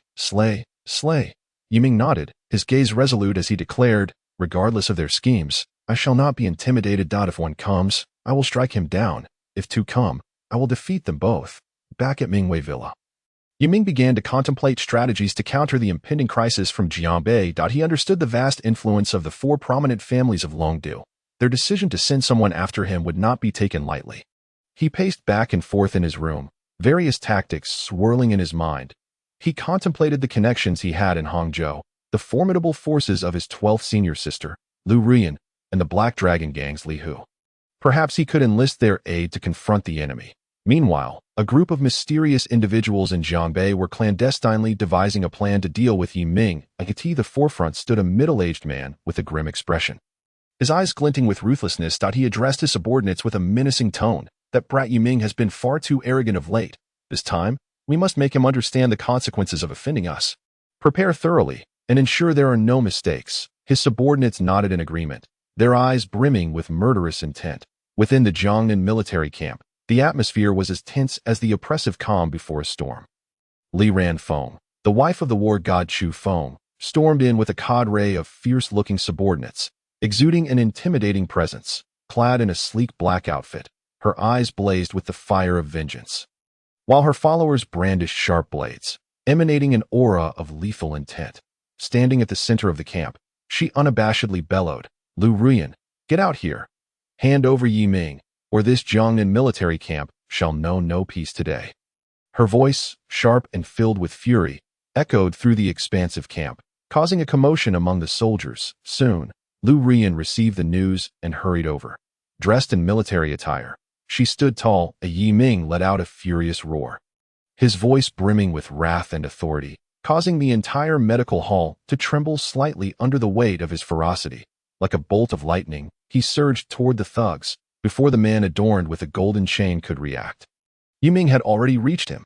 His eyes blazed with anger as he raised his fist, a punch infused with the full measure of his rage, accompanied by a fierce gust of wind, directly striking the thug's face. With a resounding crack, the thug's nasal bone shattered instantaneously, blood gushing forth like a fountain. He was sent sprawling backward, akin to a kite severed from its string, crashing into several tables and chairs before collapsing to the ground with a painful thud. Crying out in agony, the other thugs, witnessing this, clamored and rushed forward. Some brandished their clubs, while others drew daggers, attempting to overwhelm him with their numbers. Yet, Yi Ming remained undaunted, his mind fixated solely on one thought. These scoundrels would pay for their transgressions. He weaved effortlessly through the crowd, striking with unrelenting ferocity. A swift kick landed on one thug's knee, accompanied by the distinct sound of bone cracking, causing the thug to writhe in pain on the ground. Seizing the club from his hands, Yi Ming transformed into a wrathful beast, wielding it to wreak havoc among the throng. Wherever the club struck, cries of despair erupted, as the thugs were sent reeling in disarray. Yi Ming's fury intensified as he beheld those who had desecrated his senior sister, a murderous intent swelling within him like a tidal wave. Noticing one thug attempting to slip away, his gaze sharpened, and he vanished in a flash, appearing like a specter behind the fleeing thug. Grasping the thug by the nape of his neck, he twisted with force, a sickening crack reverberating as the thug's neck snapped. His body collapsing limply to the ground. Yi Ming continued to navigate through the remaining thugs, employing both fists and feet, each strike imbued with lethal power. In a matter of moments, the ground was littered with the fallen bodies of thugs, none left alive. Standing amidst the carnage, his attire splattered with blood, his chest heaving violently, Yi Ming's gaze still burned with the flames of wrath, resembling a deity of death risen from the depths of hell. At that moment, the underlings of the Qinlong gang, tasked with protecting the Huachuntang, hurriedly arrived. Upon witnessing the bloody scene before them, their faces turned pale with fear, their legs trembling. The leading underling approached Yi Ming, trembling as he knelt before him, stuttering, "Young Master Yi, we have arrived late. Please forgive us. We failed to manage the situation properly. Do not be angry." The other underlings hastily followed suit, bowing and apologizing profusely. Yi Ming, still seething with anger, bellowed, "How could you allow these ruffians to run rampant in Huachuntang and bully my senior sister? If this happens again, the Qilong gang will have no place in Hangqing. Get out of my sight." His voice thundered like a storm, resonating throughout the medical hall, leaving everyone's ears ringing. Shen Biqian, witnessing the scene, rushed over, gently grasping Yi Ming's arm, and softly said, "Little junior brother, do not be angry. They did not act with malice. Let us spare them this time." Her eyes were filled with concern, knowing that Yi Ming's fury stemmed from his deep care for her. Yet she wished to prevent any further rift between him and the Qilong gang. Yi Ming looked at Shen Biqian, inhaling deeply to suppress the anger within him. "Senior sister, for your sake, I will let them off this time. But mark my words, if there is a next time, I shall show no mercy." The underlings nodded vigorously, relief washing over them. Just then, Yi Ming's phone rang abruptly. Noticing it was a call from Lu Ruashi, an ominous premonition surged within him. Upon answering, Lu Ruoxi's voice trembled with tears. Yi Ming, my parents' poison has relapsed. They have fallen unconscious. You must come and save them. Yi Ming's heart sank, urgency overtaking him as he turned to Shen Biqian. Senior sister, Lu Ruoxi's parents are in critical condition. Only you can save them. Please, come with me. Without a moment's hesitation, Shen Biqian gathered her medical kit and followed Yi Ming to the Lu residence. Upon arrival, Lu Ruoxi was already anxiously awaiting at the door, her face streaked with tears and panic etched across her features. Upon seeing Yi Ming and Shen Biqian, a flicker of hope ignited in her eyes.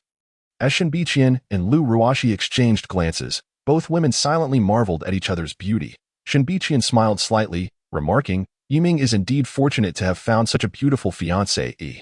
Lu Ruoxi's face flushed crimson, shyly responding, Senior sister, please, you must save my parents. They are in grave danger. Shen Biqian promptly entered the house to diagnose Lu Ruoxi's parents. Her expression grew serious as she meticulously examined them before finally exhaling in relief. Fortunately, we arrived in time. I will administer medication to stabilize their condition. They are not in immediate danger. However, the poison has permeated to the marrow. To cure them completely, we must concoct the 7-turn detox pill. This requires various rare herbs, the most crucial of which is the Tongyu grass, held by the Huangfu family of the Yaoshan Valley. The Huangfu family is immensely powerful, with experts aplenty.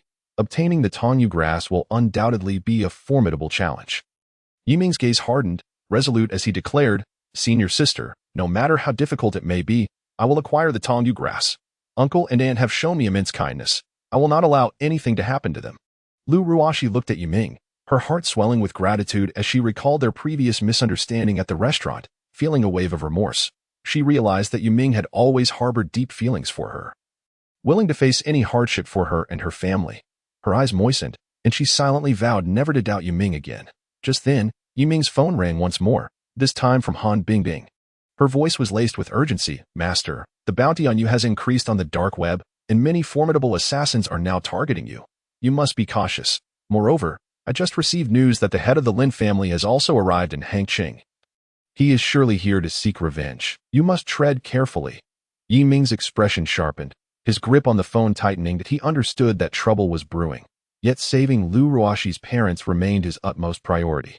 He replied into the phone, Understood, Bing. Keep an eye on the situation, and inform me immediately of any developments. After hanging up, Yi Ming turned to Lu Ruoxi and Shen Biqian, forcing a light-hearted smile. Do not worry. I will find a way to procure the Tongyu grass. Meanwhile, in a shadowy corner of Hangqing, within a dilapidated mansion, the head of the Lin family was plotting sinisterly with a group of subordinates.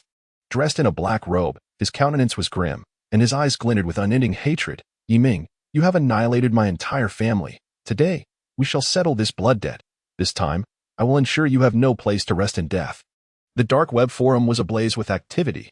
Bounty target, Yi Ming, reward, $1 billion, contractors, Blood Rose Viper Butcher. Chapter 51. If he dares not come, I shall unleash bloodshed upon Hangqing. As nightfall enveloped Hangqing, the city lights flickered to life. It was supposed to be a moment of relaxation and revelry. Yet the underground world was shrouded in ominous clouds that a sleek black luxury car sped down the dimly lit streets.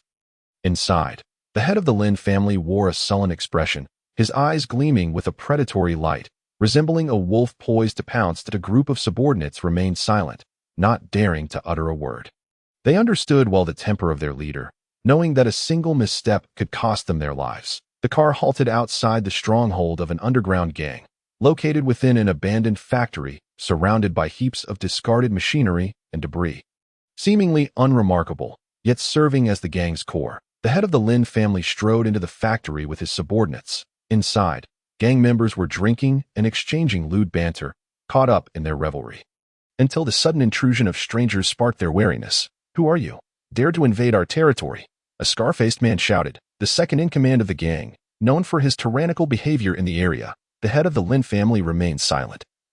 Casting a cold, disdainful gaze over the crowd, one of his subordinates stepped forward, arrogantly declaring, this is the head of the Lin family. Those who know their place should kneel and beg for mercy. Or face death. The head of the Lin family? Never heard of him.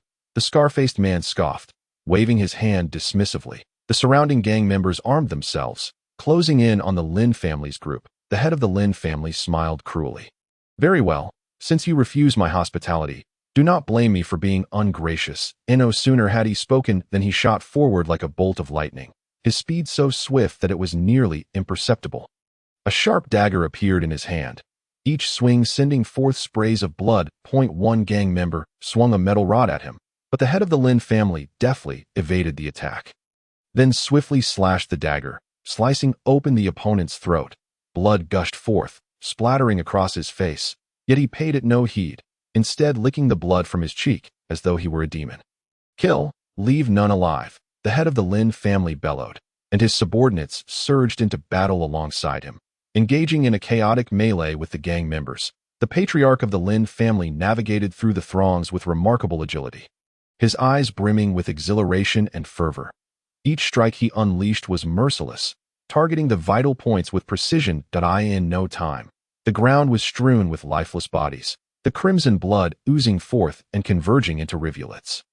The scar-faced man, witnessing this carnage, was struck with sheer horror. He had not anticipated that this elder before him wielded such formidable power. His brothers appeared as fragile as mere insects in comparison. Attempting to flee, he was instantly thwarted by the Lin patriarch, who discerned his intent with a single glance. Thinking to escape, it would not be so simple.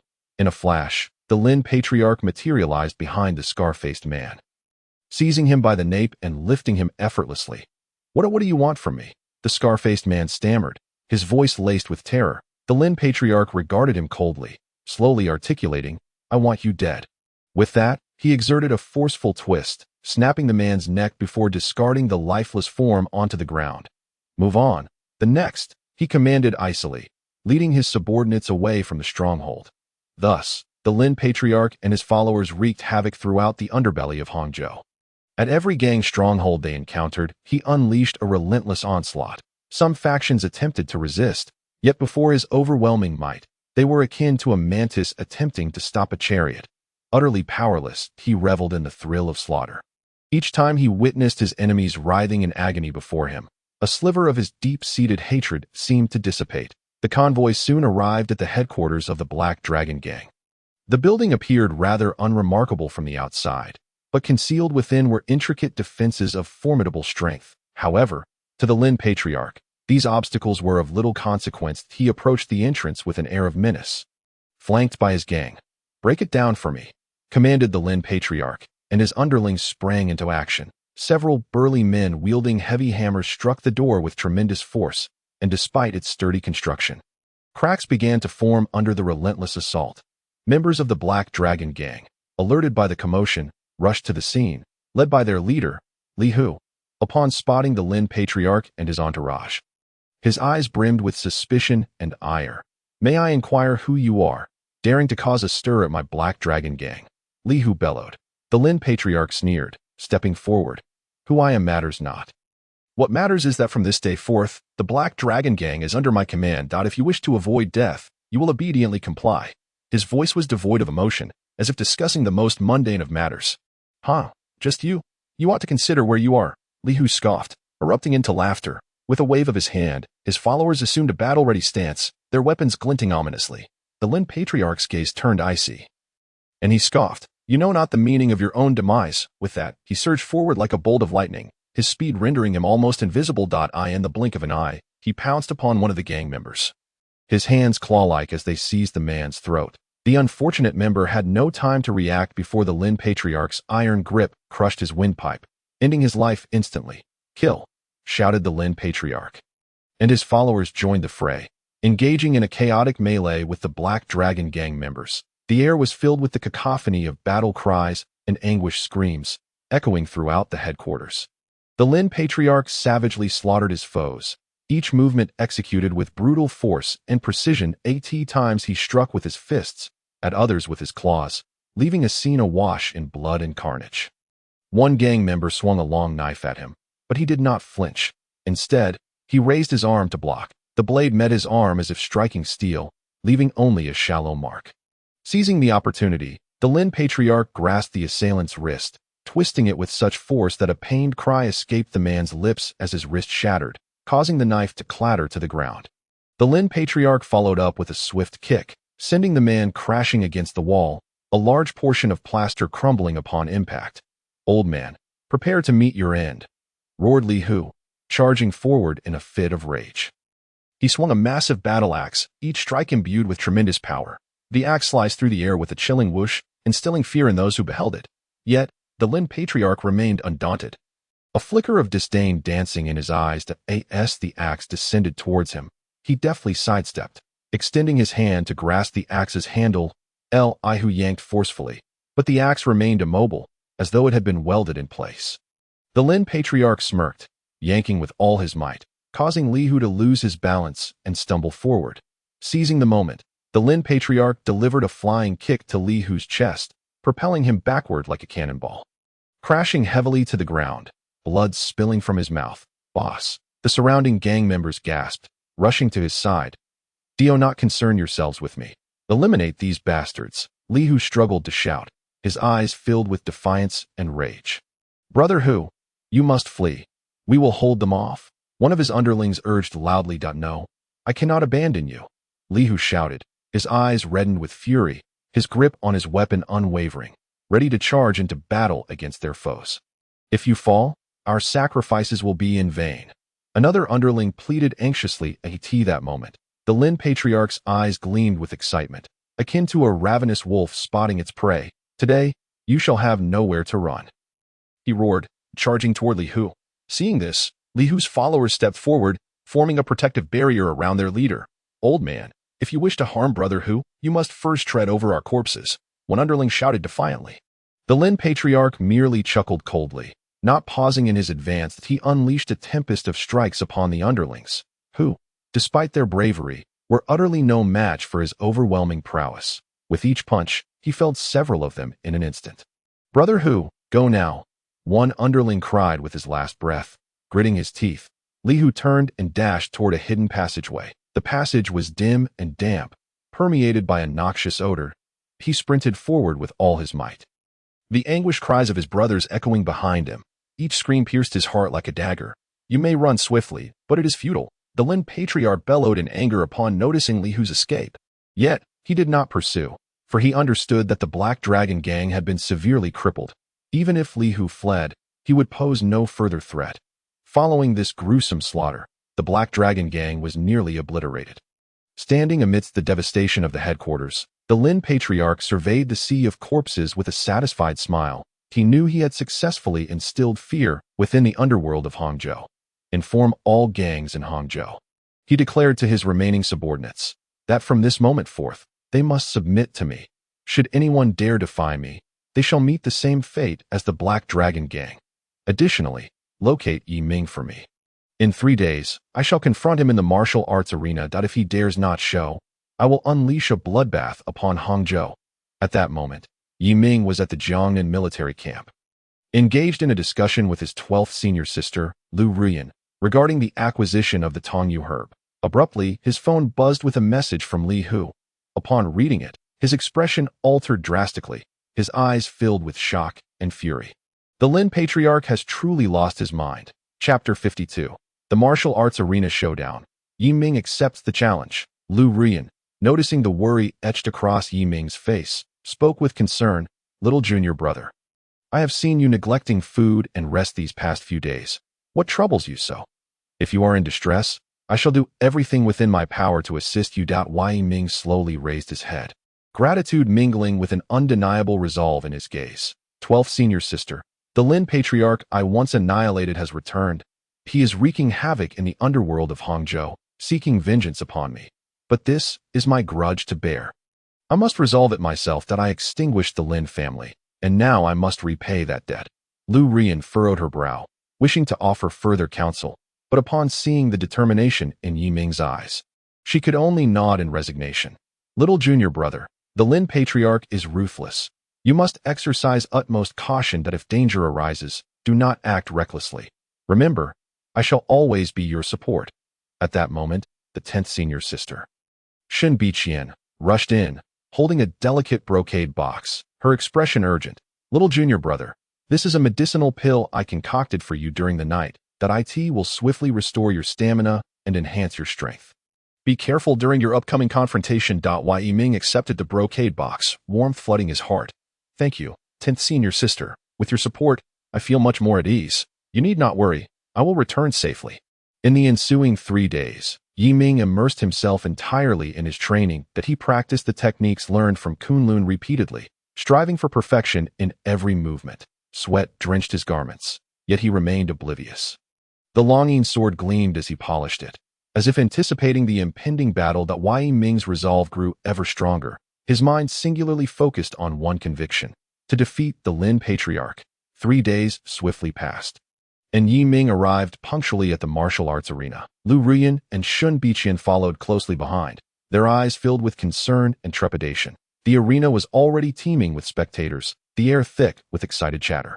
The entirety of Hangzhou's underworld had gathered here, all eager to witness this momentous clash. As soon as Yi Ming appeared, all eyes turned toward him. He stood tall and imposing, his countenance serious, radiating an aura of formidable strength.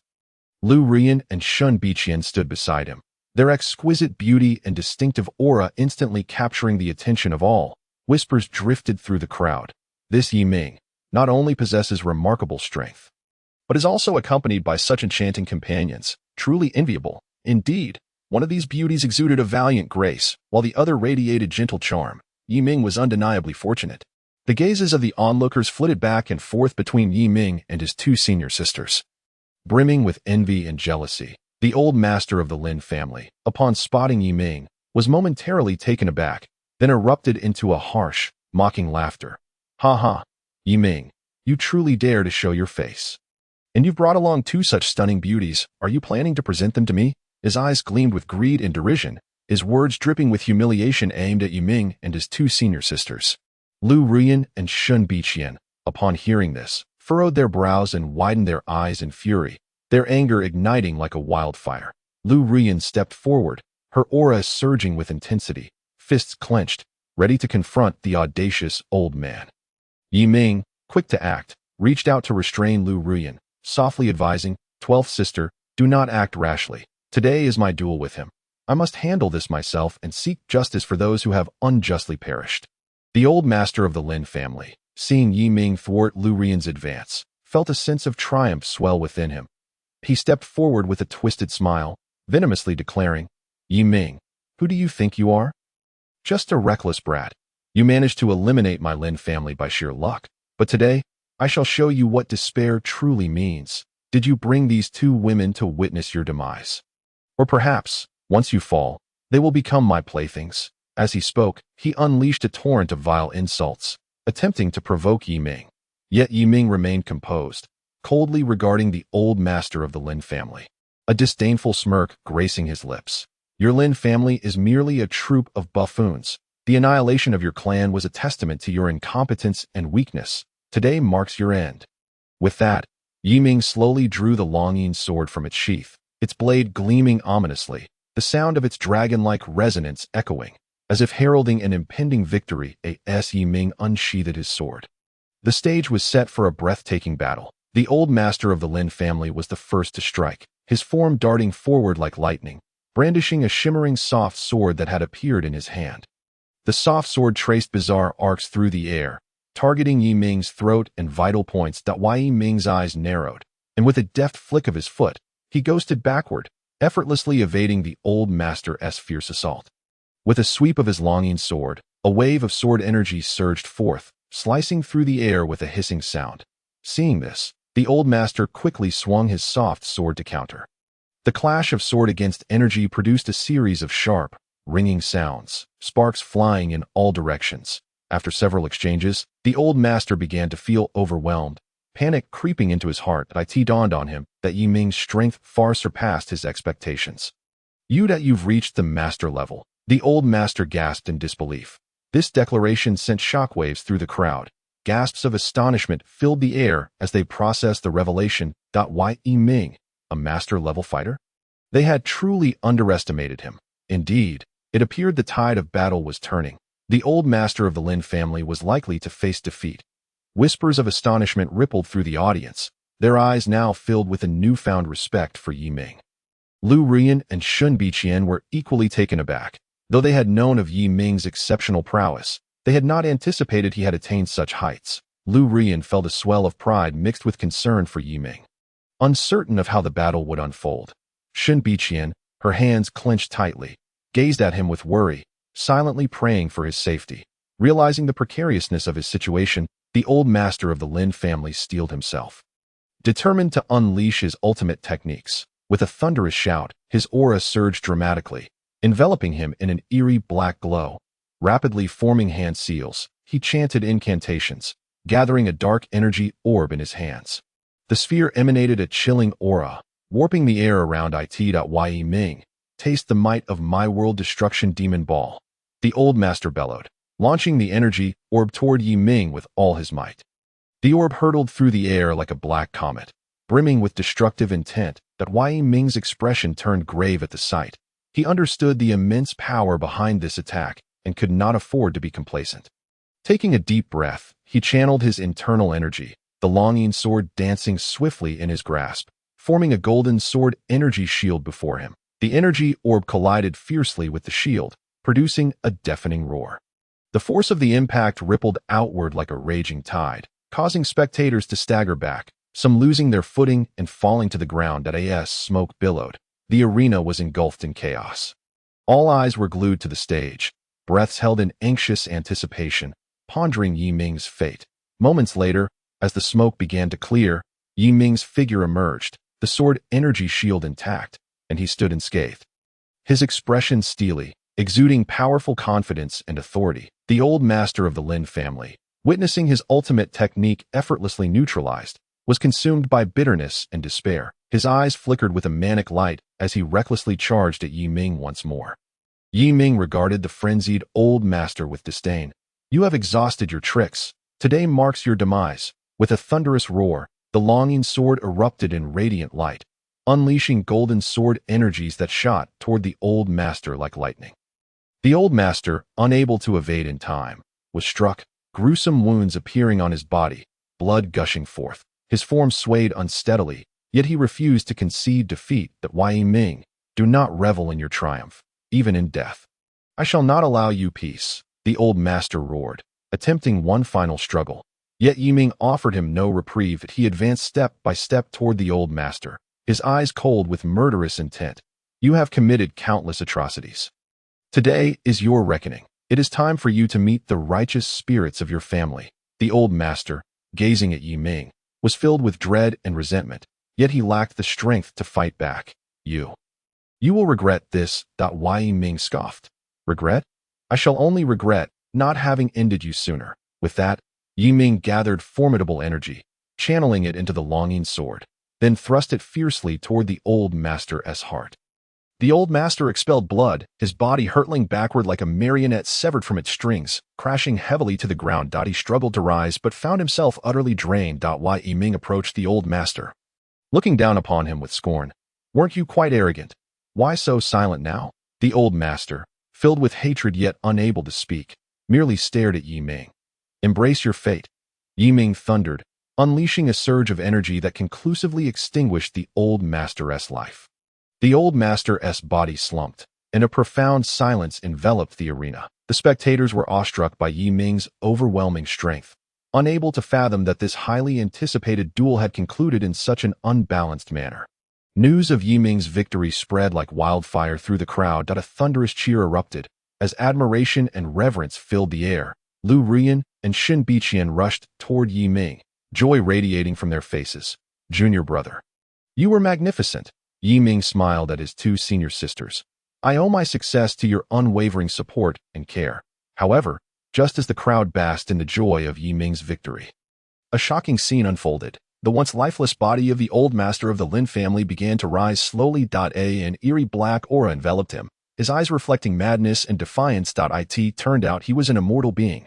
The arena fell into an abrupt silence, everyone frozen in terror at the sight of the resurrected old master. Yi Ming's expression shifted, becoming grave. Lu Ruyan's eyes were filled with urgency as she hurried to Yi Ming's side and whispered, Junior brother, allow me to take the lead. With your current strength, you may truly struggle against this old monster. His prowess undoubtedly transcends that of a mere martial arts grandmaster. Her voice trembled slightly. Laden with concern for Yi Ming, Shun Baiqian hastily urged, "Junior brother, please do not act recklessly. This old monster is far too sinister. We must deliberate carefully." Her hands were tightly clenched, her nails nearly embedding into her palms. Her face a portrait of worry and unease. Yet, Yi Ming remained composed. He gently patted his two senior sisters on the shoulders and, with resolute eyes, declared, "Sisters, rest assured, I am perfectly fine that I possess a trump card, the ultimate technique of the Dragon's Roar swordsmanship bestowed upon me by Master. It is time to unleash it."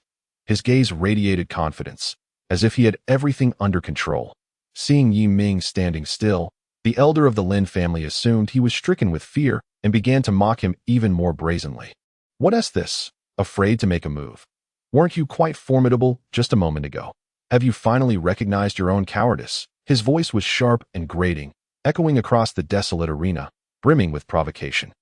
Yi Ming scoffed coldly, no longer hesitating. He gripped the Dragon's Roar sword tightly, its blade shimmering with a chilling light, as if sensing its master's fighting spirit. With a swift tap of his toes against the ground, he darted toward the Lin family elder like a flash of lightning, simultaneously shouting, "Let me show you the might of the Dragon's Roar swordsmanship." With rapid movements of his hands, the Dragon's Roar sword traced dazzling arcs of light through the air, as if the sound of dragon roars resonated around them. This ultimate technique of the Dragon's Roar swordsmanship encapsulated all of Yi Ming's true energy and strength, surging forth with a devastating momentum toward the Lin family elder. The elder's countenance shifted dramatically, sensing the formidable power of the attack, and he hurriedly summoned all his strength to resist. However, his defenses appeared utterly impotent against the might of the Dragon's Roar swordsmanship. The sword energy sliced through his defenses like a sharp blade, striking him and sending him hurtling back to the ground with a heavy thud. The crowd gasped in astonishment, unable to believe their eyes. The once seemingly invincible elder of the Lin family had once again been bested by Yi Ming. Lu Ruyin and Shun Baiqian were equally astounded, exchanging glances filled with shock. Lu Ruyin marveled inwardly. "How come I do not know this ultimate technique? It seems Master favors junior brother." Alongside her admiration for Yi Ming's strength, there lingered a tinge of disappointment. Yet, just as everyone believed the battle had concluded, the Lin family elder stirred once more. Slowly, he rose from the ground, his dark aura intensifying. His eyes brimmed with fury and madness. Still coming? Yi Ming's heart sank. He had not anticipated the Lin family elder's revival. Nevertheless, he did not waver, gathering his true energy once more to prepare for another strike. "Why, Yi Ming, do you think this will be enough to kill me? You are far too naive," the Lin family elder bellowed, charging again at Yi Ming. Unfazed, Yi Ming unleashed the ultimate move of the Dragon's Roar swordsmanship once more. The golden sword energy shot toward the Lin family elder like a bolt of lightning. The elder was struck again, crashing to the ground yet again, only to rise once more, his power seemingly augmented with each revival. Why, Yi Ming felt a sense of dread. He finally realized that with each resurrection, the Lin family elder's strength increased. What manner of monster is this? Yi Ming's mind was flooded with confusion and astonishment. In the midst of this intense battle, he finally discerned the Lin family elder's hidden vulnerability, a minuscule, akin to a pinprick, situated at the center of his forehead. Each time the elder revived, this flickered with an unusual brilliance. Had it not been for Yi Ming's keen eyesight, he might never have noticed it. A surge of joy filled Yi Ming. He understood that this was the key to defeating the Lin family elder. Without hesitation, he directed his attack toward the elder's concealed weak point. The elder seemed to sense the impending danger. His face paled, and his eyes filled with terror. In a panic, he glanced around before suddenly seizing a few of his underlings from the arena floor, attempting to use them as human shields against Yi Ming's assault. "No!" The captured underlings cried out in horror, never anticipating they would serve as mere pawns for the Lin family elder. Despair and fear etched across their faces, their bodies trembled under the elder's grip. Yi Ming's eyes flashed with anger at this treachery. He had never expected the Lin family elder to resort to such despicable tactics. Yet, he hesitated not for a moment. The light of the Dragon's Roar sword in his hand intensified. He aimed to conclude this battle before the elder could commit an even more outrageous act. The atmosphere in the arena had reached a fever pitch, every spectator holding their breath, their eyes glued to the stage. Lu Ruyin and Shun Baiqian clasped their hands tightly, their nails digging into their palms, hearts filled with anxiety as they silently prayed for Yi Ming. Taking a deep breath, Yi Ming's true energy surged within him. The dragon's roar sword emitted a low hum, as if heralding the imminent victory. His gaze was unwavering and infused with murderous intent, fixed on the Lin family elder and the human shields he clutched. Lin family elder, your time has come, Yi Ming shouted, dashing toward the elder like a bolt of lightning. His speed was such that his movements became a blur as he approached the elder. His mind raced with strategies, how to evade the human shields and accurately strike the elder's weak point. These thoughts whirled through his consciousness. The Lin family elder, witnessing Yi Ming's advance, was overwhelmed by fear. He hurled his underlings toward Yi Ming in a desperate attempt to thwart the attack. That Yi Ming's eyes narrowed. His form swiftly weaving through the air, he deftly dodged the flying underlings and continued his charge toward the elder. As Yi Ming drew nearer, the elder flailed his arms in a frantic effort to counter Yi Ming's assault. Yet, his resistance was utterly futile against Yi Ming's overwhelming strength. The dragon's roar sword flashed brilliantly as it pierced toward the elder's forehead. The elder's eyes widened in terror. He attempted to evade.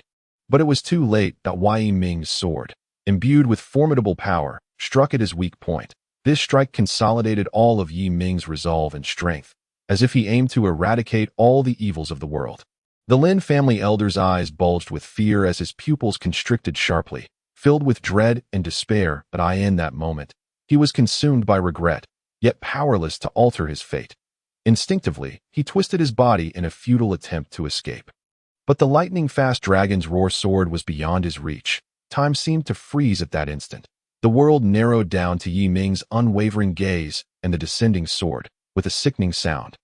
The dragon's roar sword penetrated the elder's weak point effortlessly, unleashing a tremendous force. The elder screamed in agony, a sound that pierced the air like a banshee's wail, reverberating throughout the arena and sending chills down the spines of all present.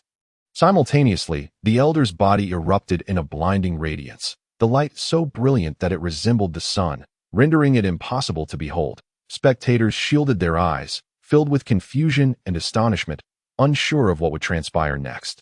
Before anyone could react, the Lin family elder's form began to disintegrate. Flesh of Lu Ruyan and Shun Baiqian's expressions darkened significantly as they stood beside Yi Ming, their eyes anxiously scanning the sky. Lu Ruyan murmured, "Junior brother, what should we do? You have just finished a battle and your body has yet to recover." Shun Baiqian, equally concerned, added, "Indeed, the sudden emergence of his true form surely signifies formidable power." Yi Ming took a deep breath, striving to compose himself, gazing at the swirling black mist above. A flicker of determination ignited in his eyes. No matter who he is or how strong he may be, I will not waver. That if he seeks battle, then I shall accompany him to the very end. His voice resonated with conviction, as though proclaiming his resolve to the enigmatic figure in the sky. At that moment, the atmosphere grew tense once more. Everyone held their breath, fixated on the dark fog above, filled with both fear and curiosity, uncertain of what thrilling events might unfold next. Standing upon the arena, the wind billowing through his garments, Yi Ming's gaze remained resolute, brimming with fighting spirit, as the curtain of a new battle seemed poised to rise. Chapter 54. Old beast, cease your actions. Do not harm my junior brother. The crowd was still reeling from the shock of Yi Ming's victory over the Lin family patriarch when a booming laugh shattered their elation like thunder. Instantly, the jubilant atmosphere dissipated, upon realizing that the adversary Yi Ming had just fought was merely a doppelganger. Gasps of disbelief echoed through the crowd. How could this be? Whispered someone in horror, trembling with fear. If a mere doppelganger possessed such might, what of the true form? Yes, Yi Ming is likely in grave danger now. Another voice echoed, eyes brimming with concern and doubt. All gazes turned toward Yi Ming, their earlier admiration now replaced by pity and trepidation. Whispers filled the air, and the collective optimism for Yi Ming had vanished. As if the outcome of this battle were already sealed, Yi Ming stood resolutely on the platform, absorbing the murmurs around him. Though pressure weighed heavily on his heart, his eyes remained steadfast. He understood all too well that the true challenge had only just begun. Lu Ruyan and Shun Baiqian, stationed below the arena, shared equally grave expressions. Lu Ruyan's hand instinctively clenched, her knuckles whitening from the strain. Anxiety flooded her thoughts. Junior brother, having just faced a fierce battle. What shall we do? Shun Baiqian bit her lip, her brow furrowed, filled with urgent worry, yet feeling utterly powerless at that moment. The roiling black mist in the sky began to slowly dissipate, revealing the true form of the Lin family patriarch before the horrified eyes of the crowd. Clad in a flowing black robe adorned with strange, pulsating runes, he exuded an aura both mysterious and sinister.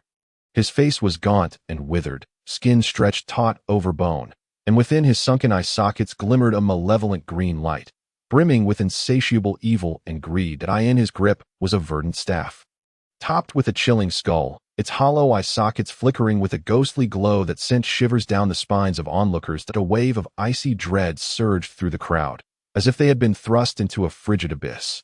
This is bad. Lu Ruyan's heart sank, her complexion paling instantaneously. The Lin family patriarch has mastered the secret arts of the northern frontier. Shun Baiqian was equally frantic, her medical knowledge rendering her helpless in this life-and-death moment. She silently prayed for a miracle to unfold. The Lin family patriarch surveyed Yi Ming from his elevated position, a smirk playing on his lips. Impressive, a martial arts master at such a young age. Indeed remarkable. Among the youth of the great Xia kingdom, I doubt anyone could rival you. His voice was gravelly and deep, akin to sandpaper scraping against skin, causing discomfort to all who listened. Yet, as he spoke, a glint of appreciation flickered in his gaze. You are a rare talent. If you would but kneel and bow 3 times, pledging your allegiance to me as your master, I would forgive our past grievances. The crowd gasped once more, utterly baffled by the Lin patriarch's intentions. Lu Ruyan and Shun Baiqian exchanged glances, their eyes reflecting confusion and wariness. However, Yi Ming suddenly threw back his head and laughed heartily, his mirth laced with disdain and mockery. Have you forgotten that I annihilated the entire Lin family? Do you not harbor a desire for revenge against your fallen kin? The Lin family patriarch scoffed. Revenge, in the grand scheme of my martial ambitions, that is but trivial. Young man, I shall ask you once more, what is your decision? Yi Ming's gaze turned frigid and resolute. Are you even worthy? The Lin patriarch's expression darkened, a flicker of murderous intent flashing in his eyes. Humph, you overestimate yourself. Do not blame me for being ruthless. With a fierce bellow, the Lin patriarch swung the verdant staff, unleashing a torrent of black mist that surged forth from the skull, enveloping the arena in an ominous cloud. Yi Ming's vision dimmed as a putrid stench assailed him, threatening to overwhelm his senses. Gritting his teeth against the nausea, he quickly circulated his true energy, forming a golden shield around him to repel the encroaching darkness. Gripping his dragon yelling sword tightly, he remained vigilant, scanning for any weakness in the Lin patriarch's assault. Suddenly, a bolt of black light shot forth from the mist, striking with lightning speed that left Yi Ming barely able to react. Instinctively, he sidestepped, the deadly beam grazing his shoulder and carving a deep gash into the ground. Yi Ming inwardly marveled at the Lin patriarch's bizarre techniques. He would need to tread carefully. Taking a deep breath, he unleashed the dragon yelling sword technique, golden sword energy erupting from his hand, weaving through the black mist in a desperate attempt to flush out the Lin patriarch. Yet, the Lin patriarch's figure danced like a specter within the fog, elusive and unpredictable. He struck from the left, then the right, each attack imbued with formidable strength and an eerie presence that began to overwhelm Yi Ming. His stamina and true energy waned, breaths growing ragged, beads of sweat dotting his forehead. His arms trembled slightly. Each swing of the dragon yelling sword grew increasingly laborious. Yi Ming silently lamented his predicament. He had not anticipated the Lin patriarch's terrifying prowess. The mystical arts of the northern frontier seemed to inexorably siphon energy from the surroundings, intensifying each blow he delivered. Clenching his teeth, Yi Ming's mind fixated on a singular thought. I must kill him. But the Lin patriarch's onslaught only grew fiercer. Incantations spilled from his lips as he wielded the staff with fervor, the black mist transforming into a multitude of razor-sharp blades that shot toward Yi Ming that he dodged left and right. Yet the blades still found their mark, leaving bloody gashes across his body, staining his garments crimson. The Lin patriarch cackled with malicious glee. Foolish child, today, you shall undoubtedly meet your end. Raising his staff high above, a thick beam of black light erupted from the skull, hurtling directly toward Yi Ming. Summoning the last vestiges of his strength, Yi Ming positioned the dragon-yelling sword before him in a desperate bid to withstand the lethal strike. The impact resonated with a thunderous crash, and he felt an overwhelming force propel him backward, his body akin to a puppet severed from its strings, crashing heavily to the ground. Struggling to rise, Yi Ming found himself immobilized, as though a mountain pressed down upon him. Blood trickled from the corner of his mouth, yet his gaze remained defiant. The Lin Patriarch approached slowly, a sinister smile gracing his features. "You thought you could defeat me? Such naivety." He raised his staff, preparing to deliver the final blow. In that moment, Yi Ming fought through the agony, recalling the words of his master. All things in this world possess vulnerabilities. Even the mightiest force must have its weaknesses. Gritting his teeth against the pain, he scrutinized the Lin Patriarch's attack patterns. Just as the Lin Patriarch was about to unleash his final strike, Yi Ming noticed a flicker of ghostly light emanating from the skull atop the staff before each of the Patriarch's assaults. A spark ignited within Yi Ming. Could this skull be the source of his weakness? The Lin Patriarch, surveying Yi Ming sprawled on the ground, bellowed with maniacal laughter. "Prepare to meet your demise." With that, he swung his staff, howling through the air toward Yi Ming's head. "Old beast, cease your actions. Do not harm my junior brother." Lu Ruyan's voice rang out, her restraint finally breaking. But a flurry of silver sword energy surged toward the Lin Patriarch, colliding with the staff and creating a cacophony of explosions and sparks. The crowd erupted in uproar, many vocally condemning Yi Ming's actions. How can he do this? Utterly shameless. This is a life-and-death match, a duel of honor. Upon hearing such accusations, Shun Baiqian retorted sharply, her voice clear yet powerful. "The one violating the rules is the Lin Patriarch. Why did he not reveal his true form from the outset? Why send a mere doppelganger to exhaust my junior brother's true energy before showing himself? Who is truly shameless here?" Shun Baiqian's words struck like a blade, striking directly at the heart of the matter. The crowd fell silent, their mouths clamped shut in an instant. The patriarch of the Lin family, taken aback by Lu Ruoyan's ascension to the arena, initially froze, but soon erupted into a repulsive, lascivious laughter. His gaze filled with malevolent intent as he surveyed Lu Ruoyan. "Little girl, you truly are fortunate. Such a stunning beauty has come to your rescue at this life-and-death moment." With a feigned show of generosity, he waved his hand dismissively. "You all may attack together. I wouldn't want to be accused of bullying the younger generation." Lu Ruoyan, her expression icy and formidable, retorted, "Old man, how dare you speak so? Are you not aware of the despicable deeds you yourself have committed? Soon, you shall learn how you meet your end." With that, she swiftly turned to Yi Ming, her eyes brimming with concern. "Junior brother, how are you faring?" Yi Ming struggled to rise, wiping the blood from the corner of his mouth. Forcing a faint smile, "I am fine. Thank you, senior sister Sure, for your timely intervention." He then leaned closer to Lu Ruoyan, whispering, "Senior sister, I believe the Patriarch's weakness lies in the scepter he wields. Each time he attacks, the skull atop it glows ominously." The Patriarch of the Lin family bellowed furiously, "Little girl, do not speak so recklessly. I shall send you both to hell this very moment." With that, he swung his scepter violently, unleashing a torrent of black mist that engulfed the arena. Exchanging determined glances, Yi Ming and Lu Ruoyan charged towards the Lin Patriarch. Yi Ming executed the Dragon Chant Sword technique, golden sword energy crisscrossing in intricate patterns, while Lu Ruoyan complemented his assault with silver sword energy that darted like a silver serpent through the fray. Their combined forces momentarily overwhelmed the Patriarch, yet his formidable prowess quickly reasserted itself. Chanting incantations, he manipulated the black mist, which became increasingly sinister, with dark claws reaching out intermittently to seize Yi Ming and Lu Ruoyan. They evaded left and right, yet the claws still left gashes across their bodies. Yi Ming, still fatigued from his earlier injuries, found every swing of his sword to be a struggle, his breath quickening and beads of sweat rolling down his forehead, yet his eyes remained resolute.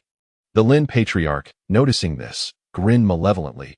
"You think you can defeat me? Such naivety." He began to conjure a powerful secret technique from the northern border, raising his scepter high, a beam of black light shooting forth from the skull, swiftly expanding into a massive vortex that enveloped Yi Ming and Lu Ruoyan. They felt an overwhelming force pulling them in, and despite their desperate attempts to resist by channeling their inner energy, it proved futile. Their faces turned pale as the vortex's pull intensified. In that moment of impending doom, Yi Ming recalled the flaw he had discerned.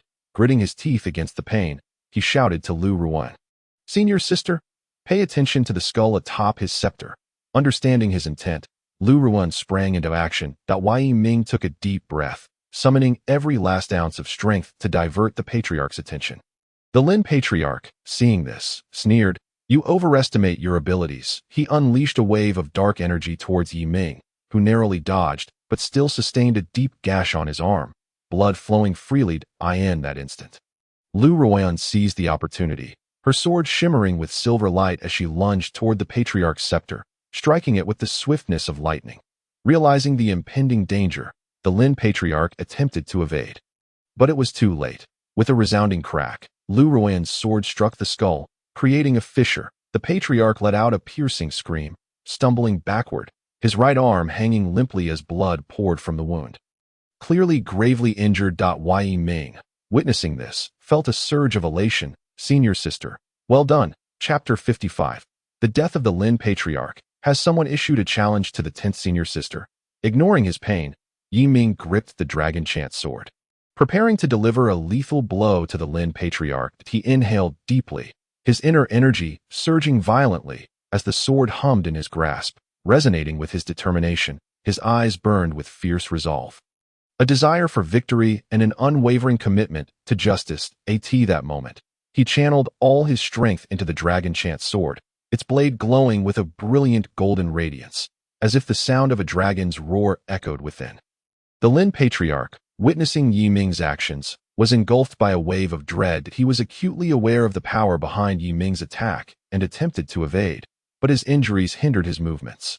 Fear flickered in his eyes, mingled with an overwhelming sense of unwillingness. He could not fathom that he, the illustrious patriarch of the Lin family, would be cornered by these two youngsters. "No, I cannot die," he roared, summoning the remnants of his inner energy toward his scepter, hoping to leverage its power to avert this crisis. However, the fissure had significantly weakened the scepter's might, rendering his struggle futile. Yi Ming shouted, "Embrace your fate." He leaped high into the air, the dragon chant sword wielded with the force of annihilation, aimed directly at the Lin Patriarch. The golden sword energy sliced through the black mist, descending upon the patriarch's head with relentless precision. The Lin Patriarch's eyes widened, filled with terror and despair. He attempted to evade, but it felt as though his body were frozen. Unable to move, he could only watch helplessly as the golden sword energy approached inexorably. "I refuse to accept this," he cried out in a voice filled with rage and resentment. Yet, his desperate pleas were insignificant in the face of Yi Ming's overwhelming strike. The dragon chant sword struck the patriarch with tremendous force, the power erupting instantly. The patriarch's body was torn asunder by the sword energy, while the black mist dissipated swiftly under the force of the impact. The arena fell silent. All present were left astonished. Initially stunned, the onlookers erupted into a cacophony of exclamations. "How is this possible?" one stammered, shock etched across his face. Yi Ming and Lu Ruan had truly slain the Lin Patriarch. "Indeed, I thought the Lin Patriarch would prevail. I never anticipated such a conclusion," another echoed, disbelief evident in their eyes. The crowd was filled with astonishment, unable to comprehend that the seemingly doomed Yi Ming and Lu Ruan had succeeded in vanquishing the Lin Patriarch.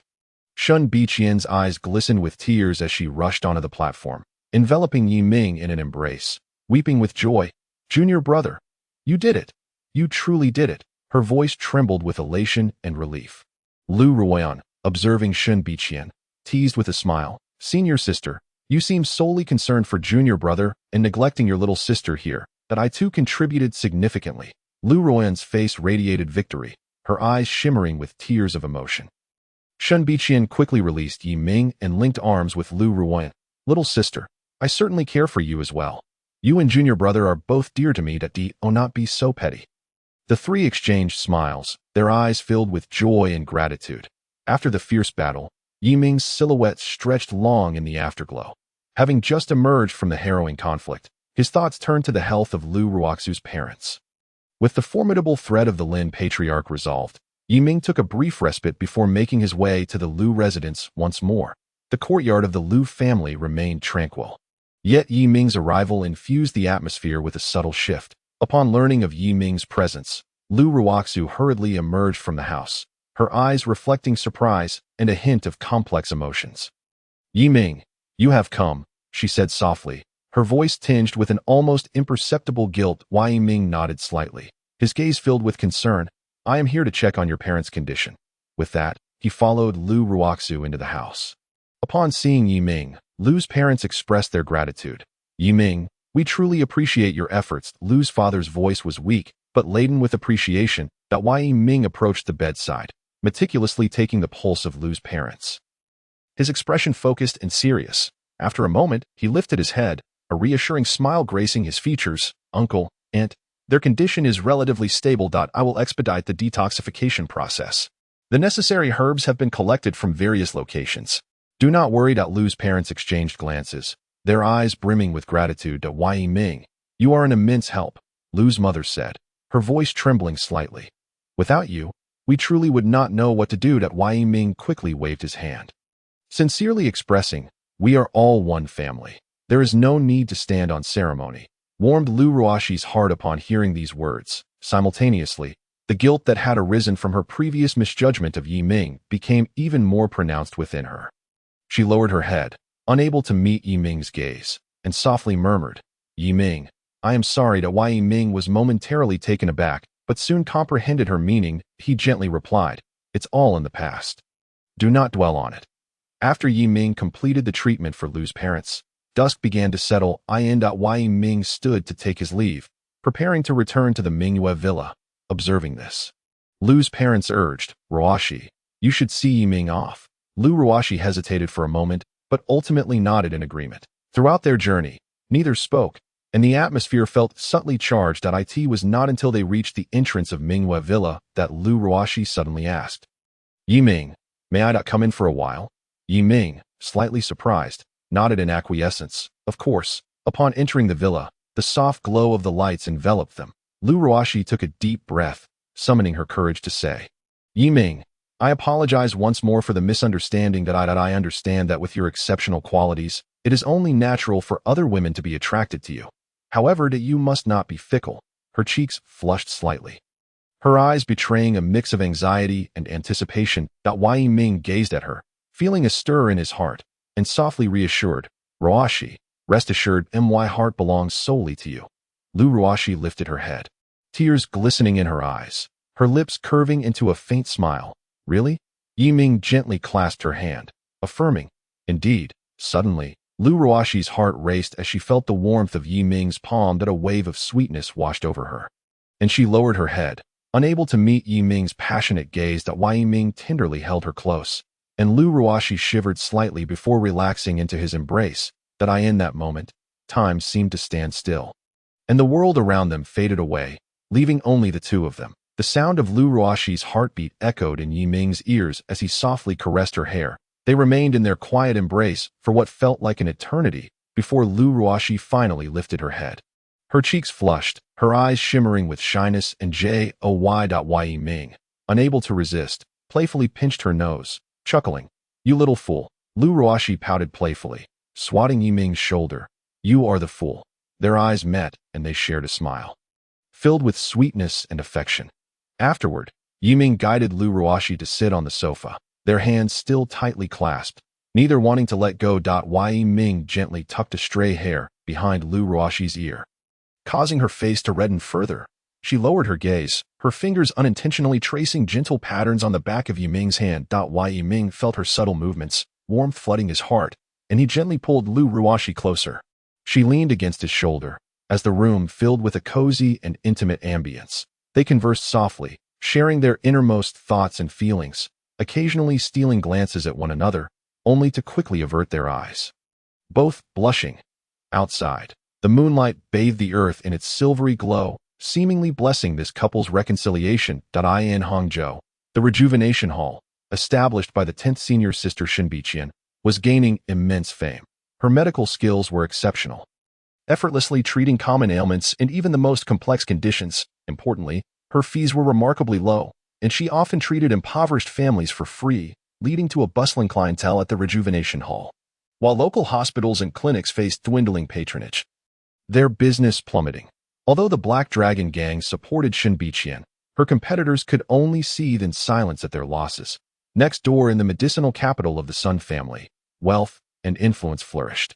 Young Master Sun Shaokong had established several sizable clinics in Hangzhou, but with the rejuvenation hall's rising prominence, his business suffered greatly, causing him considerable distress.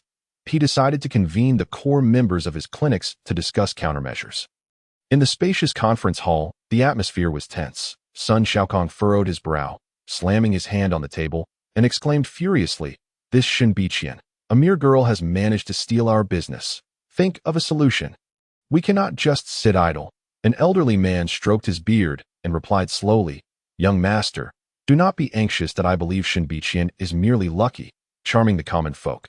How much true skill can a young woman possess?" Old Zhao is right. A younger manager chimed in, "We cannot allow her to suppress us like this. Perhaps we should lower our prices." Sun Shaokong snorted dismissively. "Lower prices? Then how will we make any profit? We need a lasting solution." At that moment, the previously silent Zhang Zhoming spoke up. "I have an idea. Let us issue a challenge to her and compete in medical skills. I am ranked 5th on the divine doctor list. How could I possibly lose to a mere girl? If we can best her in skill, the rejuvenation hall will naturally falter." Upon hearing this, the others nodded in agreement. Sun Shaokong's eyes brightened, a smug smile spreading across his face. "Excellent idea. Let us proceed with that. Dr. Zhang, we shall rely on you for this. If you win, there will be ample rewards for you." Zhang Zhoming nodded slightly, a glint of pride in his eyes. "Rest assured, young master, I will not let you down." Thus, a challenge letter was swiftly delivered to the rejuvenation hall. When Shen Biqian received it, her brow furrowed in concern. She fully understood the peril of this contest. If the opposition dared to issue a challenge, they must have some confidence backing them. Even though she was confident in her medical abilities, she feared potential underhanded tactics during the competition. Shen Biqian wasted no time and immediately sent for Yiming. When Yiming arrived at the rejuvenation hall, he found Shen Biqian seated inside, her expression troubled. "Junior brother, you finally made it," Shen Biqian said, rising to greet him. "The Sun family has issued a challenge for a contest tomorrow morning at 8. The loser must shut down their practice." Yi Ming took the challenge letter, scrutinizing it closely, his expression growing serious. "The Sun family has gone too far. Sister, your medical skills are superb. You will surely prevail. However, we must be wary of any tricks they might employ." Shen Biqian sighed softly. "I am not afraid of my skills failing, but rather of their possible deceit during the contest or their manipulation of the rules." Yiming contemplated for a moment and replied, "Sister, let us not rush. Since they wish to compete, we shall accept. I will have the Black Tiger Gang keep a close watch on the Sun family's movements to discern their plans. I will also be present during the competition. If they dare to employ any tricks, I will not let them get away with it." Shen Biqian looked at Yiming, her eyes filled with gratitude. "With you by my side, I feel much more reassured. However, this contest is critical to the survival of the rejuvenation hall, and I still have my concerns." Yiming patted Shen Biqian's shoulder, offering comfort. "Sister, have faith in yourself. Am I not familiar with your medical skills? As long as we remain cautious, we will surely triumph." Shen Biqian nodded slightly, taking a deep breath to calm herself. "All right, we will do as you suggest. Junior brother, I will go prepare and see if there is anything else we need to be mindful of." Chapter 56. Heavenly Red. Would you dare to drink it? The next day, as dawn's light began to break, the rejuvenation hall was already teeming with people. This highly anticipated medical contest had drawn a crowd like a powerful magnet, attracting individuals from all directions. At 8 in the morning, the hour struck with precision. Akin to a perfectly timed clock, young Master Sun Shaokong swaggered into the rejuvenation hall, accompanied by the 5th-rank practitioner on the divine doctor list, Zhang Zhoming, followed by a group of burly thugs. Sun Shaokong felt triumphant, convinced that he would humiliate Shen Biqian. Should Zhang Zhoming lose, they would find an excuse to demolish the rejuvenation hall and expel Shen Biqian from Hangzhou for good. However, as he stepped into the rejuvenation hall, he sensed an unusual tension in the air. The establishment was filled with stern-faced individuals whose gazes burned like fire.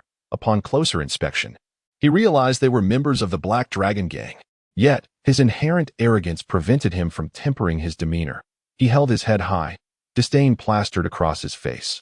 When his eyes fell upon Shen Biqian, he froze, disbelief washing over him. His mind went blank as he stared in astonishment, mentally exclaiming, "How can this woman be so stunningly beautiful? I have seen many women in the medicinal capital, yet I have never encountered such a captivating beauty." He had assumed she was merely an ordinary girl with some medical skills. To his astonishment, she turned out to be an exquisite beauty that it seemed he must find an opportunity to win her over. His gaze uncontrollably flitted back and forth over Shen Biqian, and it took him a moment to regain his composure. His face once again adopting an air of arrogance. "You are Shen Biqian?" Sun Xiaokong inquired, his tone laced with disdain. "I am Sun Xiaokong, the young master of the Sun family in the medicinal capital. We are the largest suppliers of herbal medicine in the region. With immense power and influence, as he spoke, he deliberately cast glances around the gathering, flaunting his identity. This, he gestured toward the man beside him, is Zhang Zhongming, ranked 5th on the Divine Doctor list. He has come today to compete with you in medical skills. That if you are frightened, it is still not too late to surrender." Shen Biqian maintained her calm demeanor and replied softly. "Compete in what?" Upon hearing this, Zhang Zhongming couldn't help but burst into laughter, brimming with mockery. "You, a mere young girl, wish to compete with me in medical skills? How utterly foolish." Shen Biqian's expression remained serene as she retorted. "Winners must honor their bets." Seeing Shen Biqian so composed, Zhang Zhongming felt a twinge of annoyance and snorted coldly. "Then let us begin with detoxification. Each side will send one person to ingest poison. The one who can neutralize the toxin in the shortest time will be the victor." Shen Biqian raised an eyebrow slightly and inquired, "What toxin?" Zhang Zhongming's eyes glinted with mischief as he replied, "Let us first try the toxins from the broken heart grass and the 7-star begonia. Whoever neutralizes the poison first wins." He thought to himself that while these toxins were not the deadliest, they would certainly be enough to incapacitate this young girl. After a moment's contemplation, Shen Biqian nodded in agreement. As the competition commenced, both sides sent forth a participant to consume the poison. Shen Biqian remained unflustered. She swiftly observed the poisoned individual's complexion and tongue coating, carefully inquiring about their sensations post-ingestion. In her mind, she rapidly sifted through the antidote methods outlined in her medical texts. She then promptly instructed her assistant to prepare various herbs while she focused on concocting the antidote. Her hands flew through the apothecary, executing her tasks with deft and fluid motions, measuring each herb with precision. In contrast, Zhang Zhongming, though outwardly composed, revealed a flicker of anxiety in his eyes. He too was laboring to prepare the antidote. But witnessing Shen Biqian's methodical approach unsettled him. As seconds ticked away, Shen Biqian was the first to administer the prepared antidote to the poisoned individual. Before long, the person's complexion began to brighten, and their expressions of agony gradually faded. Meanwhile, the poisoned individual on Zhang Zhongming's side continued to writhe in pain. In the first round, Shen Biqian emerged victorious. Sun Xiaokong's expression shifted slightly, but he feigned calmness as he declared, "This is merely the first round. There is still another. In the second round, Zhang Zhongming escalated the challenge by selecting the uniquely toxic laughing flower. Shen Biqian remained unfazed, inhaling deeply as she quickly recalled the detoxification methods imparted by her master regarding this particular toxin. She first retrieved silver needles and executed a series of intricate acupuncture techniques to stimulate the acupoints of the poisoned individual, attempting to mitigate the spread of the toxin.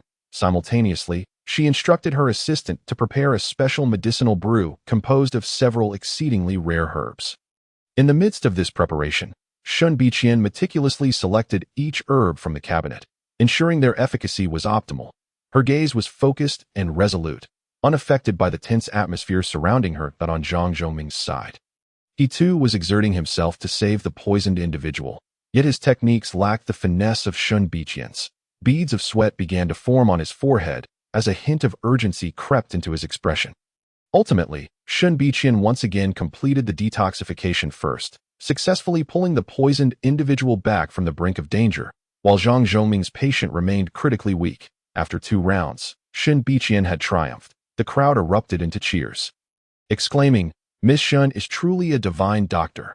Incredible! The admiration for Shen Biqian was palpable as the crowd's accolades rang out. Sun Xiaokong's countenance darkened considerably. He shot a fierce glare at Zhang Zhongming and hissed, "You better come up with a plan. If you lose again, you will be expelled from the Sun family." Panic surged within Zhang Zhongming as he gritted his teeth and proclaimed loudly, "For the final round, let us compete with the Heron-S crest poison." The declaration sent shockwaves through the medical hall as whispers of disbelief erupted among the onlookers. The Heron-S crest is a deadly toxin.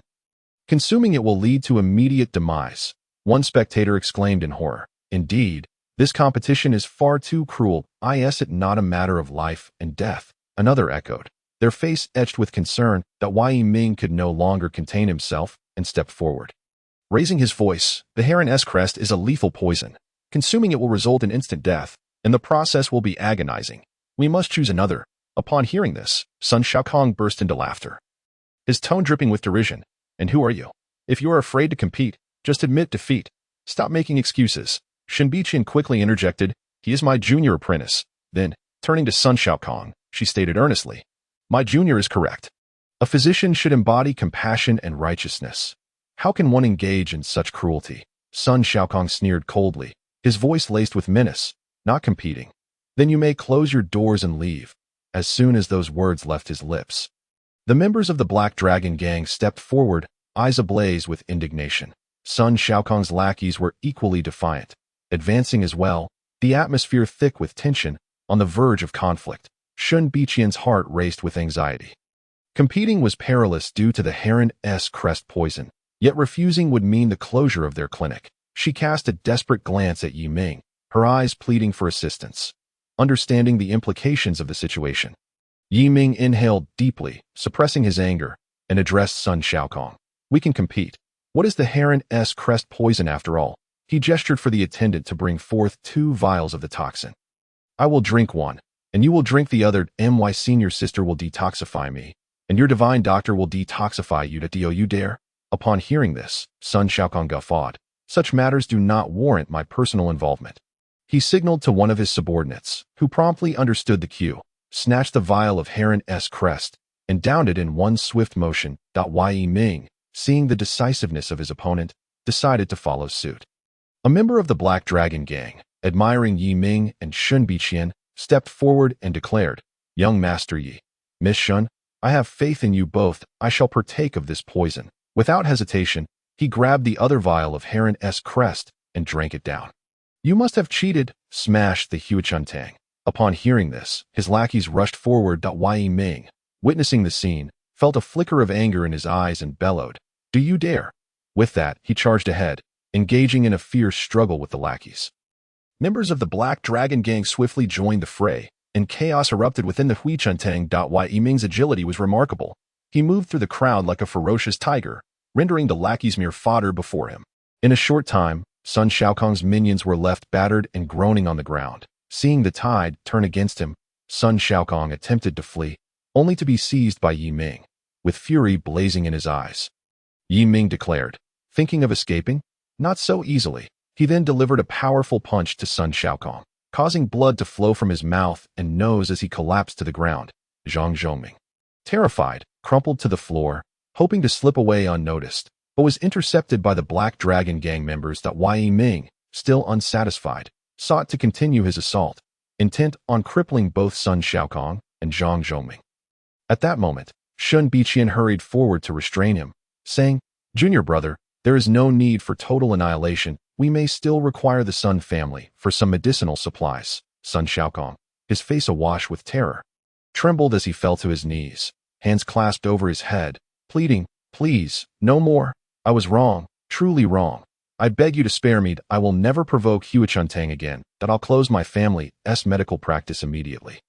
Regret gnawed at him. He had underestimated Shen Biqian and Yi Ming, and now found himself in this dire predicament, desperately hoping to extricate himself and save his own life. Zhang Zhongming, equally pale with fear, repeatedly bowed his head until it bled, exclaiming, I was wrong as well that I failed to recognize the formidable. Please, spare me this once. I shall never dare again. His heart brimmed with dread and despair. He had once believed victory was assured, only to find himself utterly defeated, praying that Shen Biqian and Yi Ming might show mercy. Under Shen Biqian's persuasion, Yi Ming snorted dismissively and released Sun Xiaokong. With tails between their legs, Sun Xiaokong and Zhang Zhongming scrambled to their feet, retreating in disarray with the remaining lackeys from Huichuntang. This thrilling contest of medical prowess concluded with Shen Biqian's triumph, solidifying Huichuntang's foothold in Hangzhou, its reputation growing ever more resplendent. The assassins on the killer leaderboard, enticed by the staggering bounty of $1 billion, clandestinely gathered in Hangzhou. Among them, ranked second, was Blood Rose, her cascading hair reminiscent of a waterfall resting upon her fair shoulders.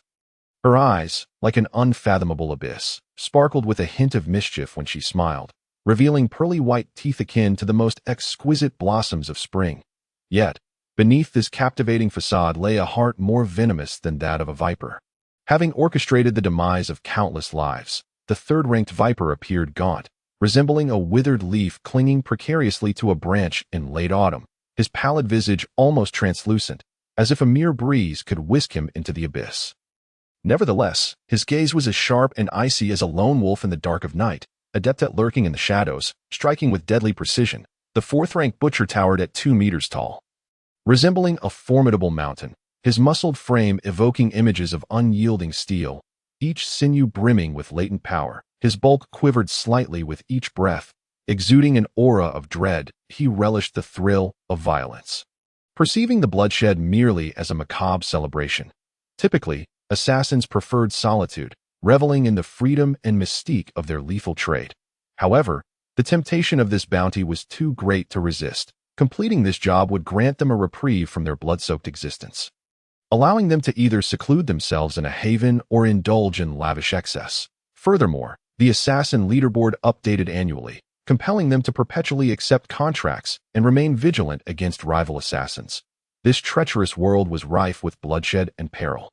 The 3 killers observed Yi Ming for several days, noting his habitual presence at the Jiangnan military camp, where he led a life devoid of routine. Much to their frustration, after deliberation, they decided to take refuge in a secluded villa in Hangzhou. Plotting how to eliminate Yi Ming, the atmosphere within the villa was stifling. Blood Rose languidly reclined on the sofa, her long fingers tapping rhythmically on the armrest, breaking the silence that Yi Ming spends his days holed up in the Jiangnan military camp. Akin to a turtle withdrawing into its shell. What shall we do? Her voice was melodious, yet laced with an imperceptible edge. Viper, curled in a corner, revealed a sinister smirk on his pale face. Charging in directly would be sheer folly. Lu Ruyan is not to be trifled with, he rasped, his voice low and gravelly. The butcher paced the room, each step causing the ground to tremble slightly. Abruptly halting, he thundered, "What is there to fear? If it comes to it, let us fight to the bitter end. That $1 billion is mine for the taking." His voice boomed like a gong, resonating painfully in the ears. Blood Rose shot him a disdainful glance. "With that brain of yours, what can you possibly devise beyond mere brute force? We must employ strategy." Viper pondered for a moment, then slowly suggested, "I propose we draw the snake out of its hole. Creating chaos in Hangzhou's security. Amidst the turmoil, we can strike at Yi Ming." A glint of cunning illuminated his eyes. Blood Rose's eyes sparkled with approval as she clapped her hands. "Excellent idea. Once Hangzhou is in disarray, Yi Ming will surely emerge. That will be our opportunity." The butcher scratched his head, contemplating before affirming, "Fine, let us proceed with this plan. However, should I capture Yi Ming, I will tear him to shreds." A predatory smile crept across his face, as though he could already envision Yi Ming's tragic fate. After much deliberation, they resolved to first target the innocent populace of Hangzhou, sowing fear among them. Predictably, over the ensuing fortnight, the city succumbed to panic as innocent children and beautiful maidens vanished without a trace, leaving no evidence of their existence. The entire city was engulfed in dread, with parents reluctant to let their children venture outside and young women treading with utmost caution. The once vibrant atmosphere faded into oblivion. In the conference room of the Security Bureau, the tension hung thick as the calm before a storm. Director Ning Chongsong wore a furious expression, veins bulging on his forehead. He slammed his hand on the table, sending documents flying in every direction. Ouyang Lan, his voice threatened to shatter the ceiling. "It has been half a month. So many children and maidens have gone missing. And you have no leads whatsoever. Do you have any idea how the people of Hangzhou are trembling with fear? The public's trust in our bureau is dwindling fast. If you cannot solve this case soon, you may as well resign." Ning Chongsong's gaze bore into Ouyang Lan, a mixture of anger and disappointment evident. Ouyang Lan bit her lip, her eyes glistening with unshed tears as her hands involuntarily clenched into fists. Knuckles whitening from the pressure, she felt a profound sense of injustice. As the head of the case-solving team, she had always taken pride in her exceptional abilities, having never encountered an unsolvable case in Hangzhou. Yet now, faced with these baffling disappearances, she felt utterly lost, as if ensnared in a fog with no escape. "Director," her voice trembled. "I have done my utmost, but these cases are exceedingly bizarre, devoid of any clues. Frustration welled within her. She had always prided herself on her skills, yet now she floundered in a sea of uncertainty.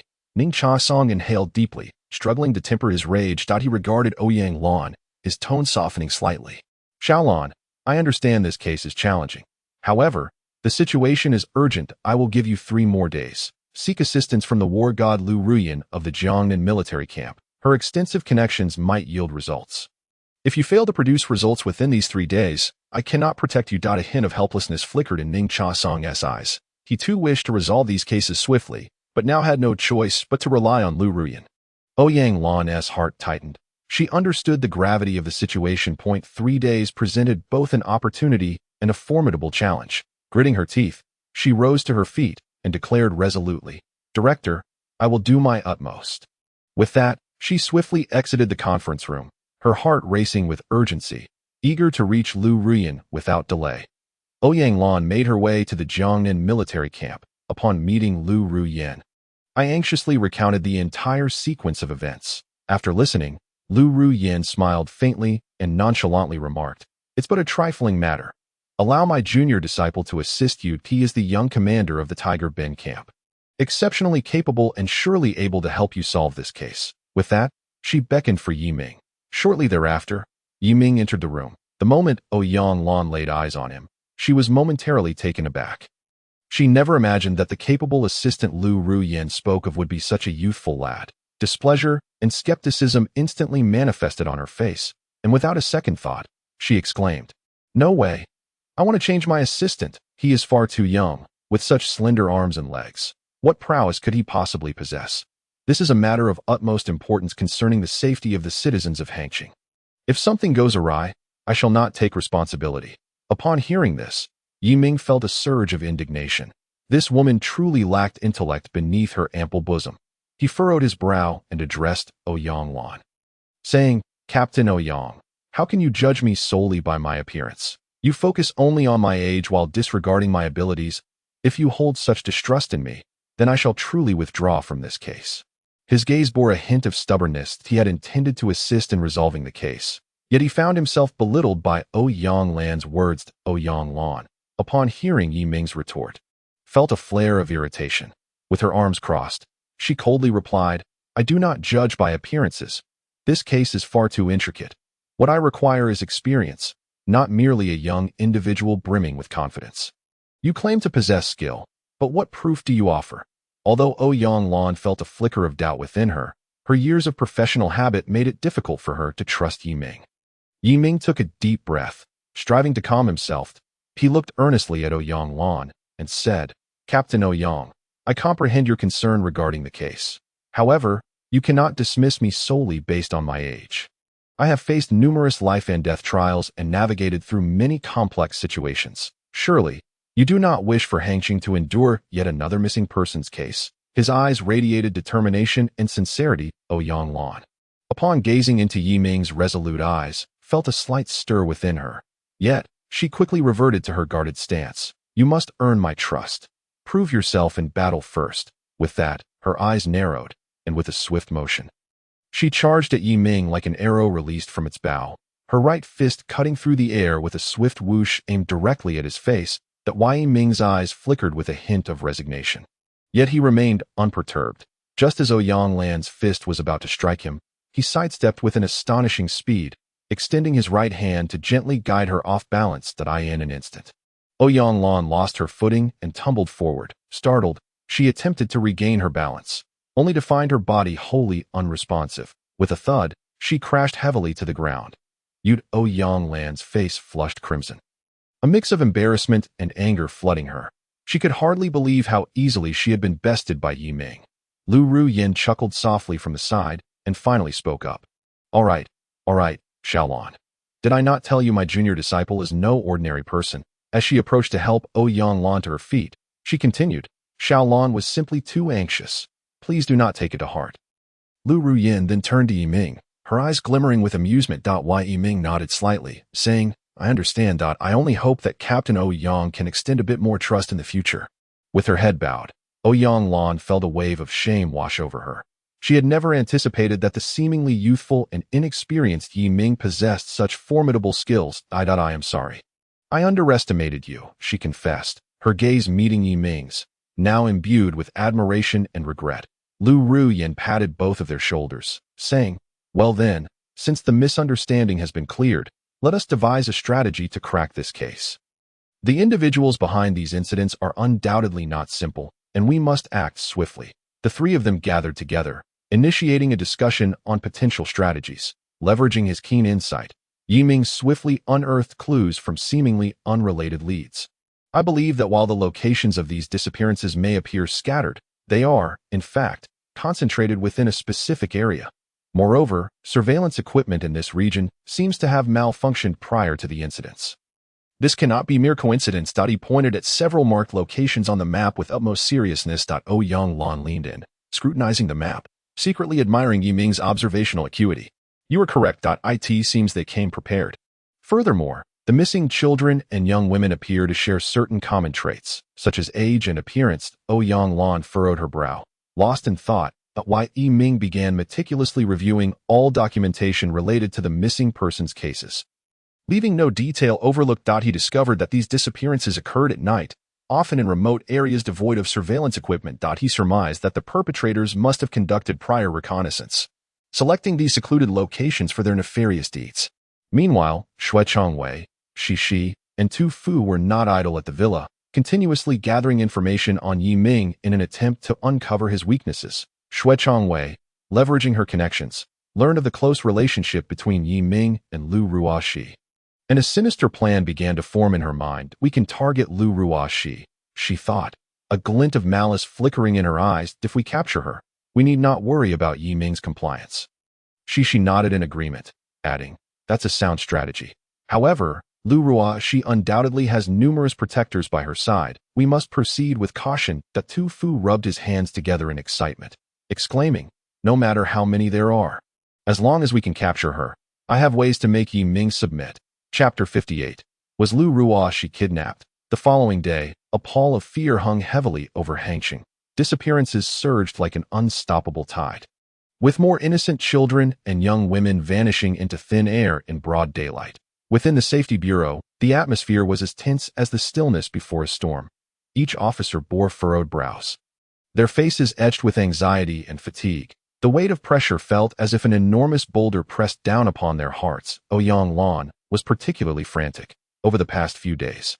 She had traversed various crime scenes day and night, yet remained utterly at a loss. The anguished cries and desperate gazes of the families of the missing haunted her mind like a persistent nightmare, tormenting her mercilessly. In desperation, Ouyang Lan dialed Yi Ming's number, her voice betraying her urgency and exhaustion. Why, Yi Ming, please come to the nearest crime scene, and we must search for clues once more. That we cannot continue like this.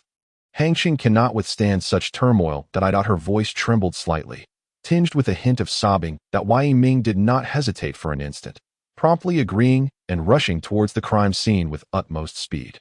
Upon his arrival, he found Ouyang Lan pacing the scene, her face clouded with worry as she vented her frustrations about the perplexing case. It has been so many days.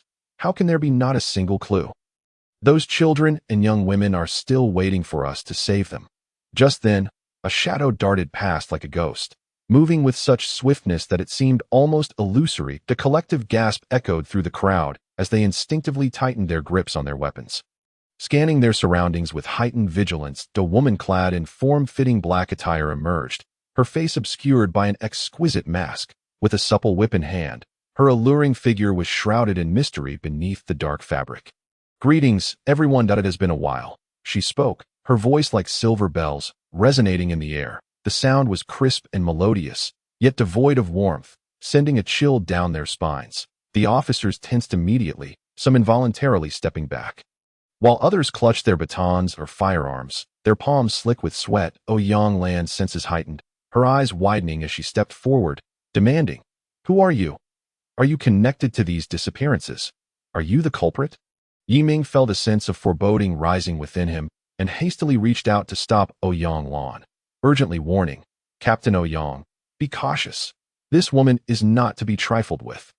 However, Ouyang Lan, consumed by her desire to solve the case, paid no heed to Yi Ming's warning to AT that moment. Her focus was solely on the mysterious woman, intent on uncovering the truth and seeking justice for the missing individuals. The enigmatic woman, upon hearing Ouyang Lan's inquiry, exhibited no signs of alarm. Instead, she erupted into a raucous laugh that echoed hauntingly in the night. "Indeed, it is I," she declared with a hint of pride, as if relishing in her own malevolence. Her brazen demeanor incited fury among those present. As her words lingered in the air, she lashed out with her whip, striking with the speed of a striking serpent towards Ouyang Lan, leaving little room for reaction. Yi Ming, witnessing this, sprang into action without hesitation, intending to shield Ouyang Lan from the impending blow. Yet, the black-clad woman's strike was alarmingly swift, and Yi Ming was a moment too late. The whip landed heavily on Ouyang Lan's arm. Suddenly, the skin was torn and flesh mangled, blood gushing forth. Ouyang Lan cried out in agony, her body swaying momentarily as she nearly collapsed. "Captain Ouyang!"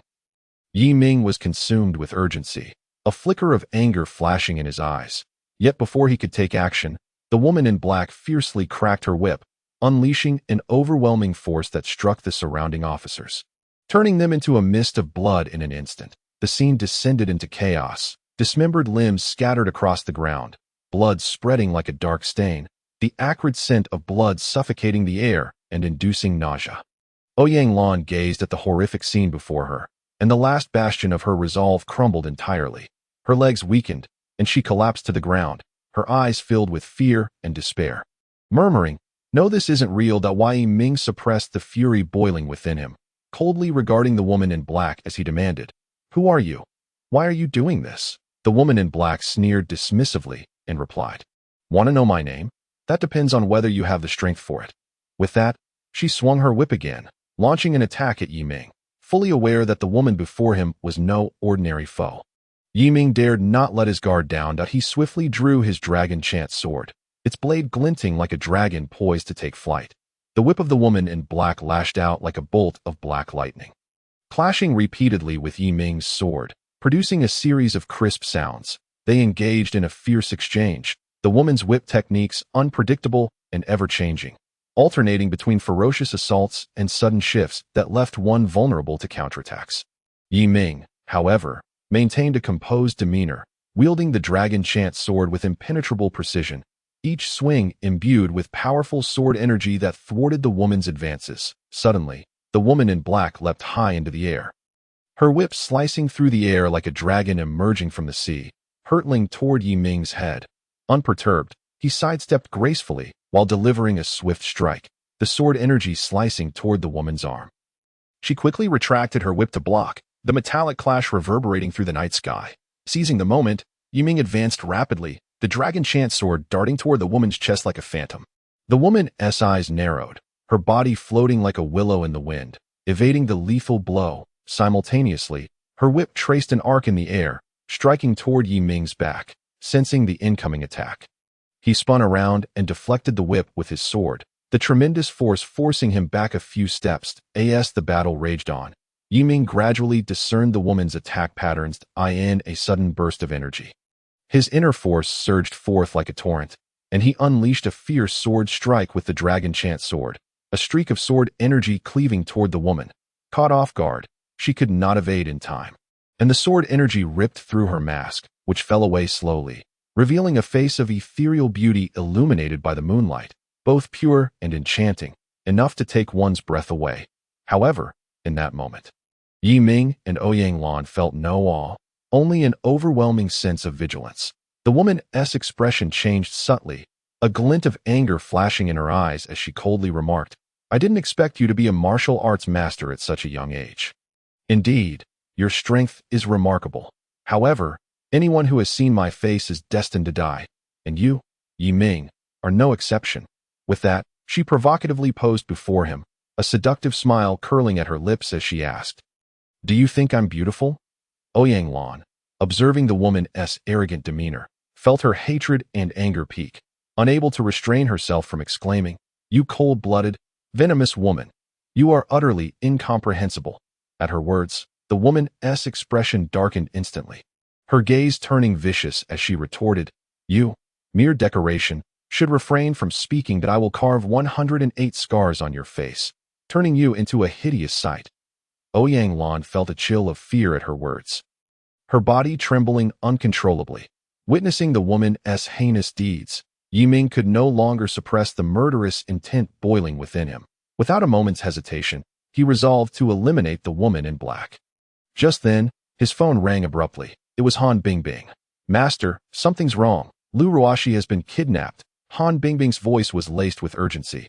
Upon hearing this news, Yiming's complexion turned ashen, his hand shaking slightly as he clutched the phone. The woman in black, noticing Yiming's anxious expression, felt a surge of satisfaction, knowing her plan had succeeded. "If you want Lu Ruashi to live, come to this address," she said, tossing a slip of paper that floated down to Yiming's feet. He bent to retrieve it, revealing a remote address scrawled upon it. Gripping the paper tightly, his eyes radiated a fierce determination. No matter the dangers ahead, he would rescue Lu Ruashi. Meanwhile, the woman in black seized the opportunity while Yiming was distracted, her form vanishing into the darkness. Chapter 59. Have you decided how you wish to die? Today, my sister is in a good mood. I can grant you your wish. Yiming, with a heart set on a desperate gamble, raced toward the abandoned manor indicated on the note. The winds howled in his ears, as if warning him of the impending battle. His heart raced, each beat striking against his chest, thoughts consumed solely by Lu Ruashi's safety. Completely oblivious to the looming dangers ahead, soon, Yiming stood before the dilapidated walls of the Forsaken Manor. The gate was firmly shut, surrounded by overgrown weeds, the crumbling walls casting mottled shadows beneath the moonlight. Resembling a cursed domain, he took a deep breath, his form flickering as he vaulted over the wall, daring to enter this den of peril. Upon stepping inside the manor, a chilling wind rushed at him. And soon 3 figures emerged from the darkness: Blood Rose, Viper, and Butcher. Blood Rose, clad in tight black attire, let her whip dangle casually at her side, her shattered mask revealing a face that was both innocent and alluring. Made even more haunting by the moonlight, the slender figure of Viper loomed, akin to a ghost in the night, hands concealed within his long sleeves, making it impossible to discern when he would strike with lethal force. The Butcher, resembling a towering mountain, exuded a chilling aura of murder, wielding a massive axe that glinted with a cold gleam under the moonlight. "Ah, Yiming, you truly dare to come," Blood Rose began, her voice laced with mockery. "It seems you are indeed willing to sacrifice everything for that Lu Ruashi." Viper let out a cold laugh. "This kid has some guts. However, today marks his demise." The Butcher raised his axe, slamming it down heavily onto the ground, producing a dull thud. "Kid, this is where you meet your end. Prepare to die." Yiming regarded them with cold indifference, devoid of fear as he barked, "Where is Lu Ruashi? If she loses even a hair, I will ensure you 3 meet a fate worse than death." Upon hearing this, Blood Rose, Viper, and the Butcher erupted in laughter. Blood Rose laughed until she doubled over. "With you? What a delusion." Viper joined in. "Once you're dead, you needn't worry about her anymore." The Butcher grinned widely, revealing a set of yellowing teeth. "Heh, she was quite delightful. I've already savored her essence. Now hurry up and die. Stop with the chatter." No sooner had he finished speaking than Blood Rose launched her attack, her whip darting toward Yiming like a serpent. Yiming swiftly drew his dragon chant sword, its blade flashing with cold light as he accurately blocked her assault. The sound of metal clashing echoed through the quiet manor, shattering the night's tranquility. At that moment, Viper vanished without a trace. Yiming's heart raced with alarm. He knew Viper was adept at concealment and hidden weapons. Vigilantly, he scanned his surroundings. Suddenly, sharp glints of cold steel slashed toward him from behind. Yiming dodged nimbly, but before he could regain his footing, the Butcher charged at him, swinging his axe with a fierce whoosh. Intent on cleaving him in two, Yiming dared not take the blow, hastily sidestepping. Blood Rose seized the opportunity to strike again, her whip tracing arcs in the air that cut off Yiming's escape. Yiming found himself ensnared in a 3-on-1 assault, yet he stood undaunted, wielding the dragon chant sword with impenetrable defense, parrying their relentless strikes. The battle intensified, Yiming's swordsmanship intricate, deftly neutralizing their combined efforts. Blood Rose's whip techniques, though deceptive and varied, struggled to find a flaw against Yiming's sword. The Viper's hidden weapons, while merciless, were evaded at critical moments. The Butcher's attacks, though ferocious, were somewhat cumbersome, allowing Yiming to evade with agility. However, as the confrontation continued, Yiming began to feel the strain on his stamina. The trio's relentless assaults came crashing like waves, overwhelming him at that moment. Yi Ming seized an opportunity. His inner energy surged forth violently.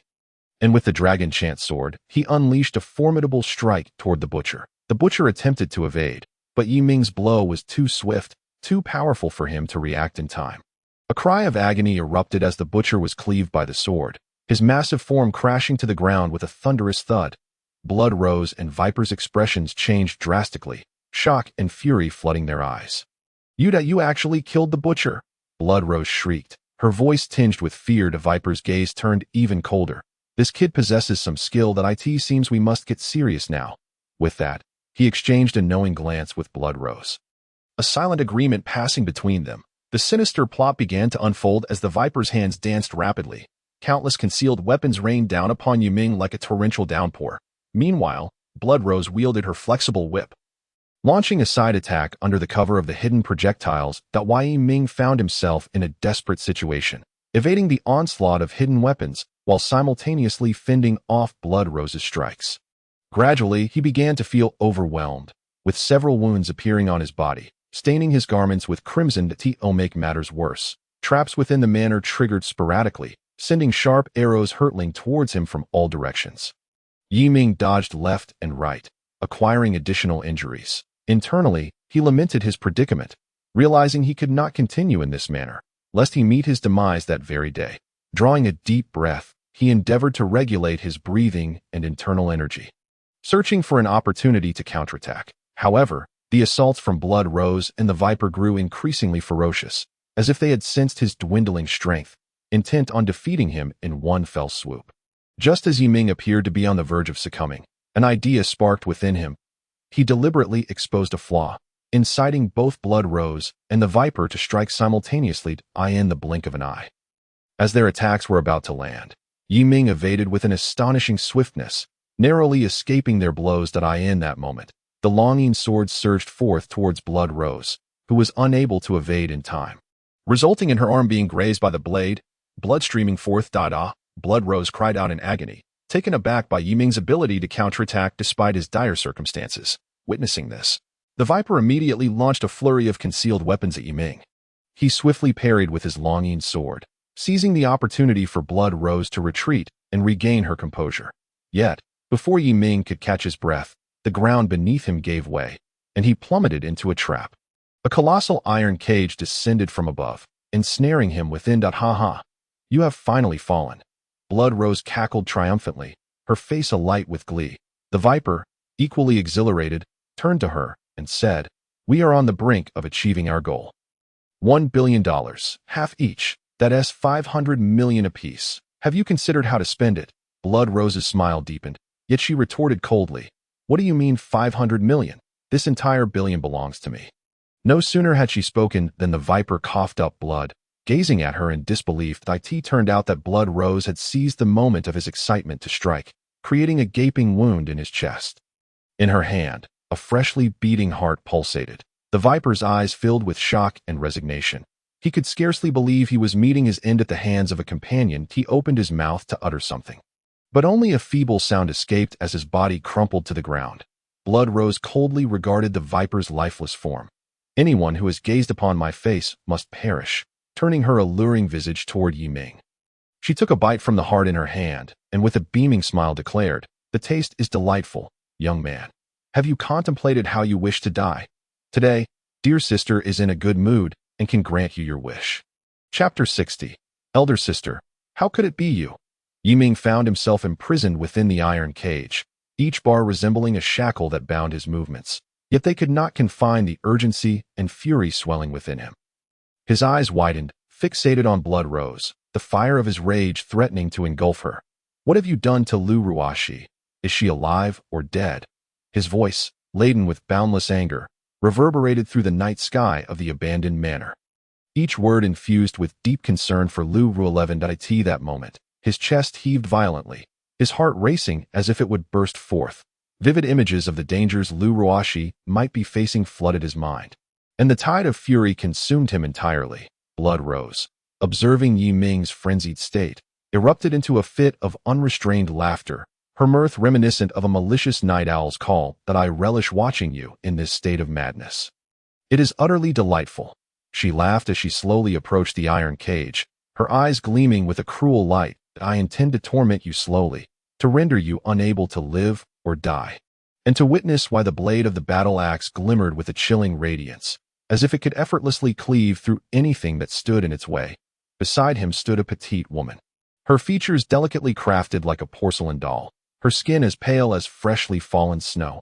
Yet, her gaze emanated an icy coldness, capable of freezing one's very soul. In her hand, she wielded a pair of sharp daggers, their hilts embedded with enigmatic gemstones that shimmered with a ghostly light under the moon's glow, as though they were poised to claim a life at any moment. A subtle smile graced her lips, a hint of mirth that felt colder than the fiercest winter's storm. Nearby was a hunched elder, his wild white hair resembling a tangle of withered grass. His eyes, murky yet imbued with an unsettling sharpness, held a peculiar wisdom. Clutched in his hand was a cane, its tip revealing a sharp metal protrusion etched with strange symbols. He walked with a slight tremor, as if a mere gust of wind could topple him. Yet he exuded an aura that commanded respect. The remaining two were a mysterious figure clad in a black cloak, his face obscured by a mask, from which his cold gaze pierced through the seams like two glacial swords.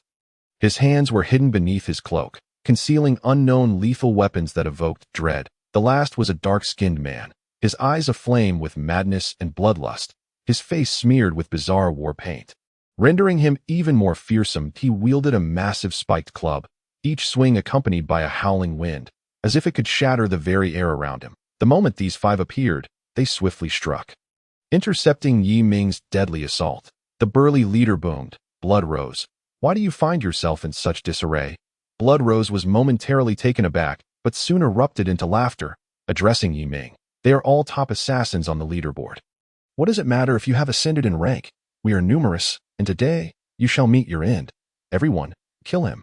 We shall divide $10 billion among ourselves." However, before Blood Rose could finish her sentence, the dagger-wielding woman launched her attack, her form flickering like a specter, her speed so swift it was nearly imperceptible in the blink of an eye. She was before Blood Rose, her dagger striking like a bolt of lightning towards her throat.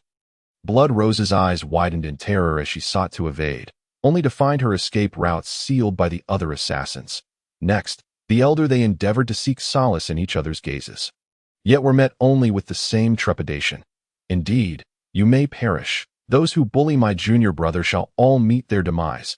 As the words of the eighth sister, Yuechan, echoed, her figure shot forth like a bolt of black lightning. Her speed was so extraordinary that one could scarcely discern her movements in the blink of an eye. The short sword in her hand glinted ominously, and a faint tearing sound reverberated through the air. The Scarlet Moon Demoness widened her eyes in terror, attempting to evade, only to find her body paralyzed. She could only watch in horror as the cold light surged towards her neck, a weak whimper escaping her throat.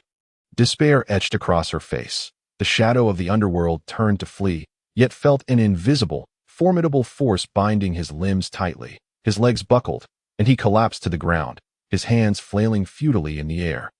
Grasping for a final sliver of hope, the Bloodblade Azura clutched his weapon in both hands, frantically swinging it towards Yuechan, striving to fend off the lethal assault.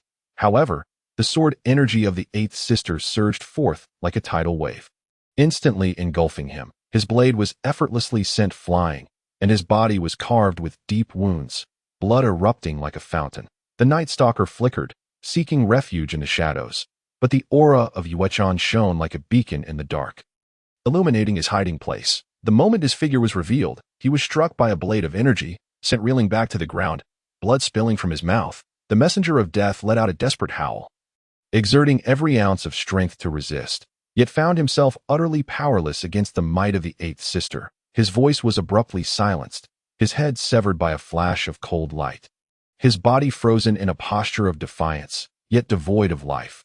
Before the other assassins could react, their heads fell one by one, their bodies collapsing to the earth, blood gushing forth from their necks, forming a glaring pool of crimson under the moonlight. The head of the Scarlet Moon Demoness rolled to the ground, her eyes wide open, her face still bearing an expression of terror, as if unable to believe she had perished in such a manner.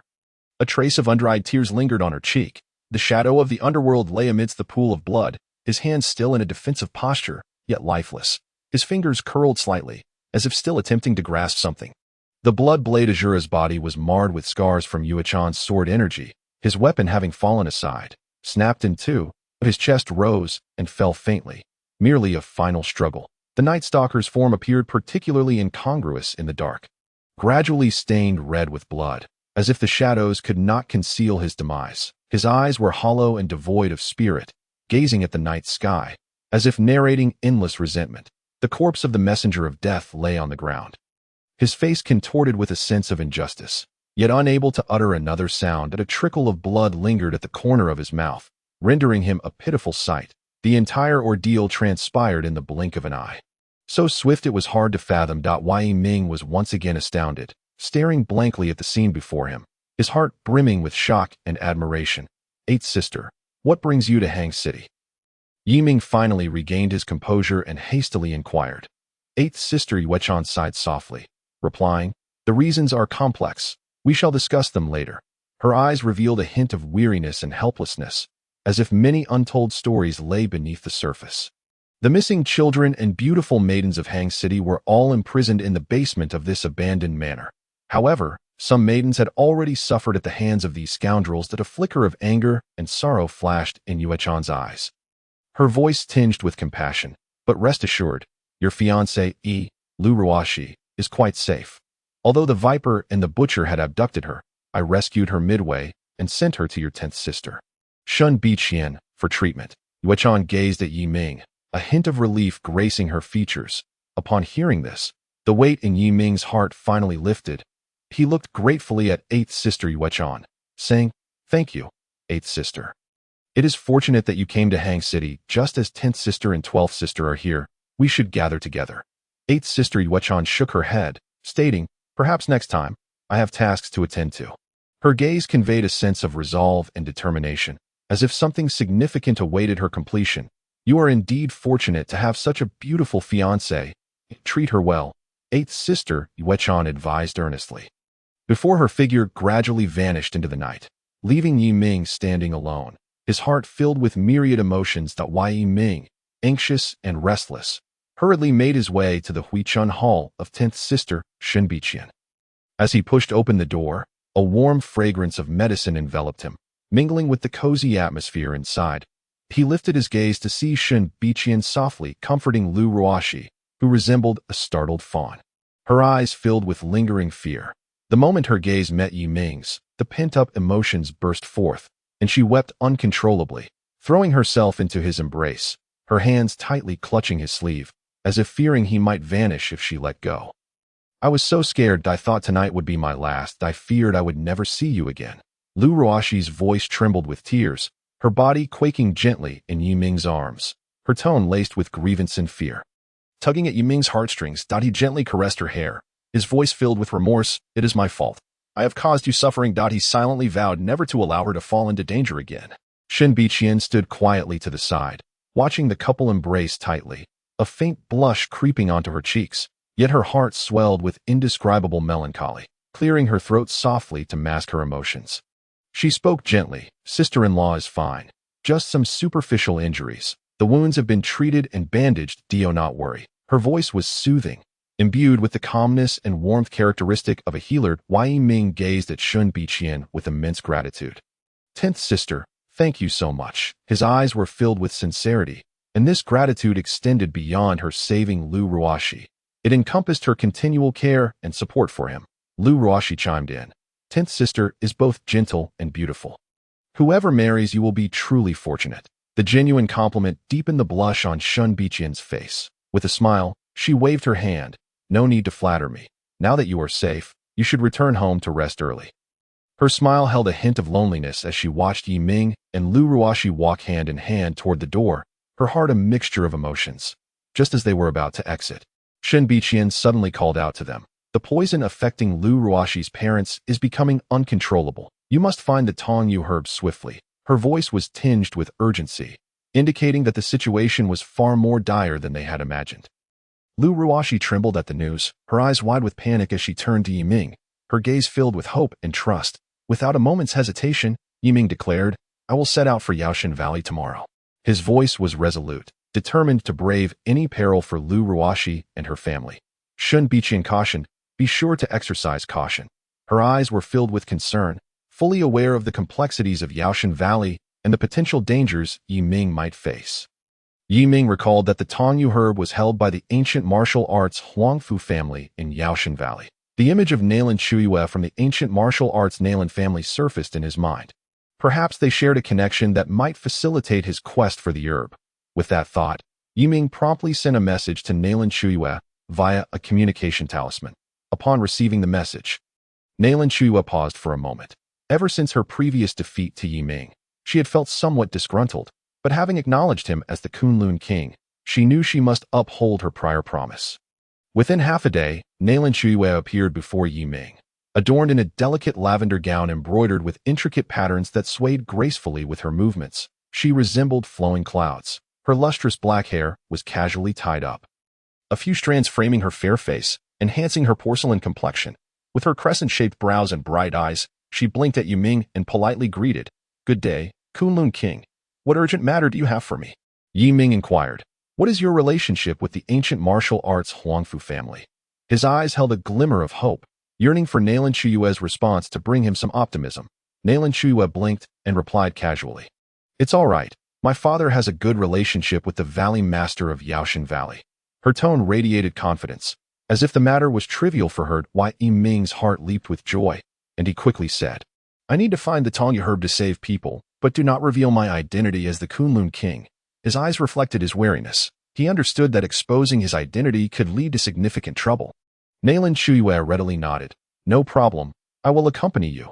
Her radiant smile and determined gaze conveyed her willingness to do everything in her power to assist Yi Ming as they journeyed toward Yaoshan Valley.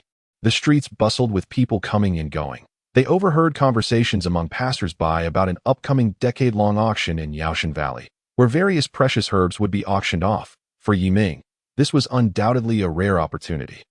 After 3 days of travel, Nalan Chuyue and Yi Ming finally arrived at the entrance of Yaoshan Valley, where verdant mountains stretched endlessly, shrouded in mist, creating an ethereal ambience. The valley was permeated with the fragrance of blooming flowers. The vibrant blossoms unfurl exuberantly, harmoniously contrasting with the lush greenery of the trees, resembling a paradise untouched by the world. A crystal-clear stream meanders gently, its waters sparkling under the radiant sunlight, producing a melodious sound as if orchestrating a natural symphony. Birds perched upon the branches chirp joyfully, their crisp and melodious songs infusing life into the tranquil valley. Just as they are about to enter, a disciple of Yaoshengu intercepts them, his demeanor cold as he inquires, "Do you possess an invitation from Yaoshengu?" "Only those with an invitation may enter." His tone is frigid, devoid of any room for negotiation. Yi Ming, filled with urgency, implores, "We have come seeking medicine to save lives. Could you possibly make an exception? I am willing to pay a handsome price." His eyes reflect a blend of desperation and sincerity, hoping for understanding. Nalan Chuyue quickly concurs, "Please, make an exception. I am Nalan Chuyue of the ancient martial Nalan family. My father shares a good rapport with the master of Yaoshengu." Her tone carries a hint of pride, hoping to leverage her lineage for passage. Yet, the disciple of Yaoshengu bursts into laughter, mocking, "You two should leave at once. There have been many impersonating the ancient martial families recently. Do not fish in troubled waters here. Without an invitation, you cannot enter." His laughter is piercing, his gaze filled with disdain and skepticism. That moment, a fair-skinned young man strolls by, clad in a flowing moon-white robe, his attire billowing gracefully. The smooth jade pendant adorns his waist, accentuating his tall stature and handsome visage, characterized by sword-like brows and starry eyes. However, his brows are furrowed with impatience as he questions, "What is all this commotion? Just throw them out." Nalan Chuyue's eyes light up with surprise, exclaiming, "Is that you, Senior Huangfu Haoran? I am Nalan Chuyue from the Nalan family. Do you remember me?" Her voice brims with excitement, as if she has spotted a glimmer of hope. Huangfu Haoran focuses his gaze and recognizes her, a smile instantly spreading across his face. "Huh. It's been years. You've grown into a beautiful young woman." His eyes sparkle with admiration, evidently captivated by Nalan Chuyue's beauty. He continues, "Are you here for the auction at Yaoshengu?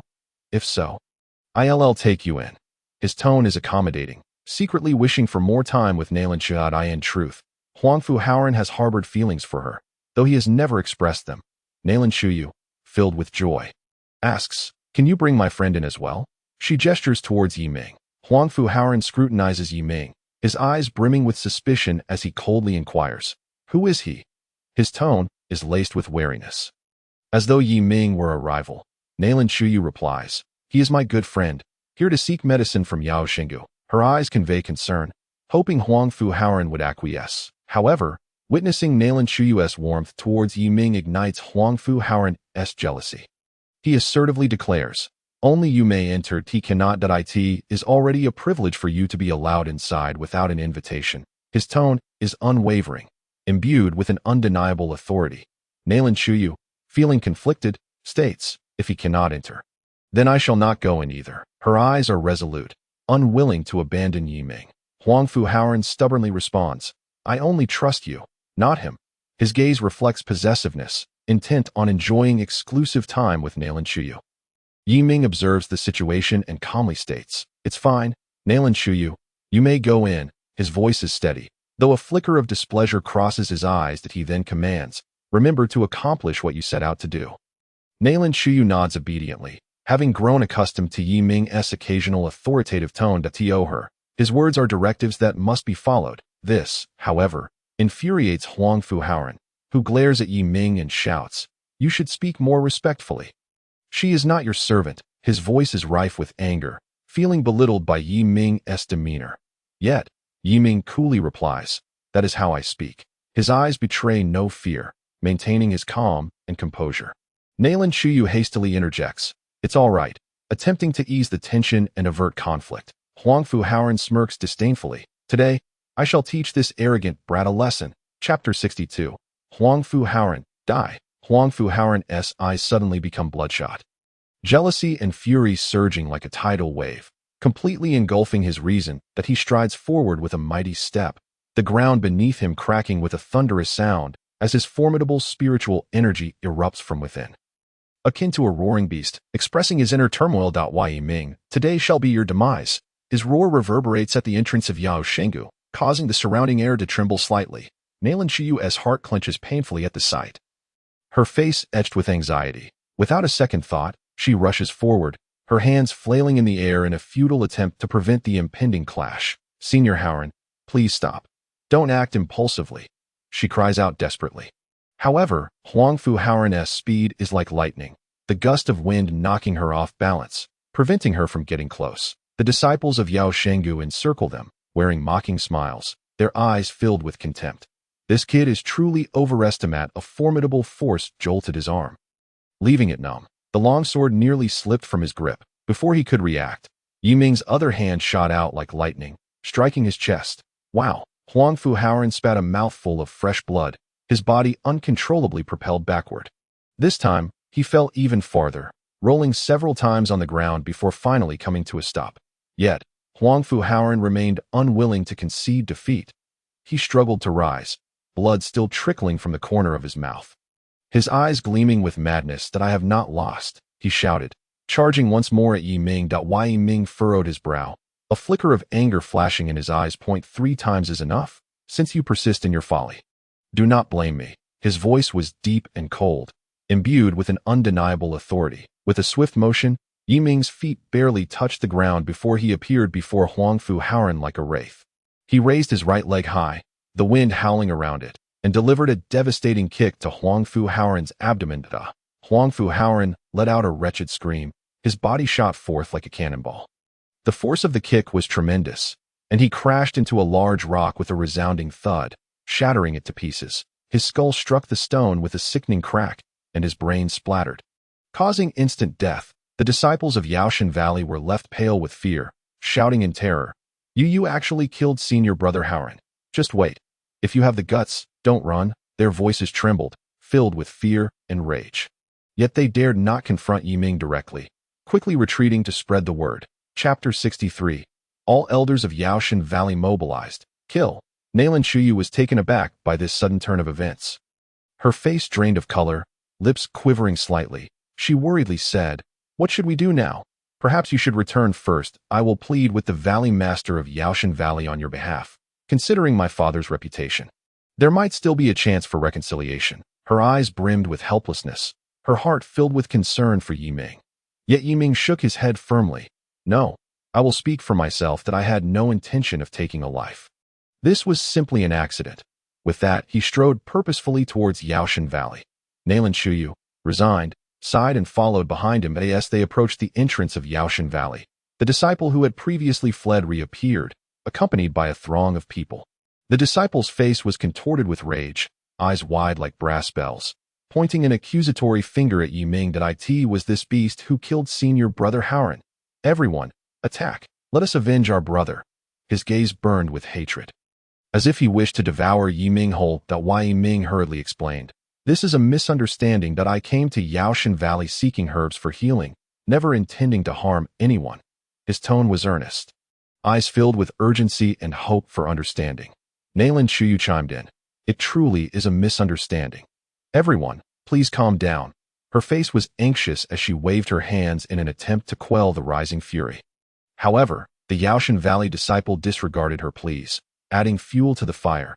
Do not listen to this pair of dog lovers. This woman is complicit. They have come to cause trouble. We must ensure they pay in blood today. His voice was sharp and grating, like a knife cutting through the air, piercing the hearts of Yiming and Nalan Shuyu. Rage ignited within Yiming, his eyes turning icy as he clenched his fists, knuckles whitening from the strain. What did you say? Dare to repeat that. His voice was low and restrained, reminiscent of a volcano on the brink of eruption. The Yaoshan Valley disciple flinched at Yiming's gaze, but stubbornly shouted. I said you are dog lovers, here to stir chaos in Yaoshan Valley. Yiming could no longer contain himself. His eyes widened in fury, and he bellowed. You foolish, indiscriminate fools. I never sought trouble, yet you pressed on relentlessly. Do not blame me for being ungracious. His voice resonated like a thunderclap, infused with unbridled rage, echoing at the entrance of Yaoshan Valley. The crowd, incited by his words, turned furious, their eyes bloodshot like frenzied beasts, brandishing weapons as they charged at Yiming and Nalan Shuyu, shouting for vengeance. The cacophony was deafening and charged with murderous intent that why Yiming's anger reached a boiling point, he unsheathed the longing sword. And in an instant, its brilliance flared, emitting a clear, melodious dragon's roar, as if a colossal dragon had awakened. Since you seek death, I shall grant it. Yiming roared, his figure flashing like lightning as he plunged into the throng.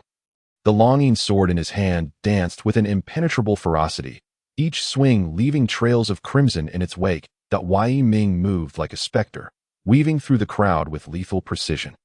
Each strike was aimed at the vital points of his foes, and the disciples of Yaoshan Valley fell one after another beneath his blade, their screams piercing the air. Some were impaled through the chest, blood spraying forth as their bodies soared like kites severed from their strings. Others were cleaved by sword energy, limbs severed in an instant, collapsing to the ground in agonized moans that a few were kicked aside by Yiming. Crashing into nearby stones, skulls shattered, leading to instant demise in a fleeting moment. The entrance of Yaoshan Valley was transformed into a river of blood, strewn with corpses, a scene too horrific to behold. The once intimidating disciples of Yaoshan Valley now lay defenseless against Yiming's onslaught, succumbing to the blood-soaked ground. The uproar of this battle drew the attention of many participants from the auction, who rushed out to witness the unfolding chaos. Upon witnessing the gruesome spectacle, they were left in stunned silence, their hearts filled with shock and disbelief. Eyes wide and mouths agape, they gazed at Yiming, his sword still dripping with blood, emanating a formidable aura, as if he were a demonic entity risen from the depths of hell. Is this the one who killed the disciples of Yaoshan Valley? How is he so powerful? They murmured. Indeed, the disciples of Yaoshan Valley are no match for him. Who is he? He has stirred a catastrophe. How could Yaoshan Valley possibly let him go? He is doomed to a gruesome fate. The crowd buzzed with speculation, their faces etched with astonishment, confusion, and feared that moment. An elder from Yaoshan Valley arrived in haste.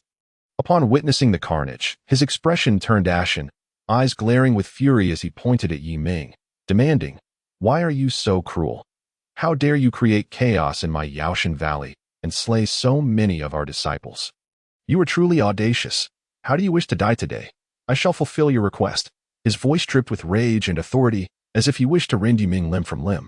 Before Yiming could respond, the elder soared into the air, launching himself at Yiming that he quickly formed hand seals, summoning a torrent of spiritual energy that coalesced into a powerful force directed at Yiming.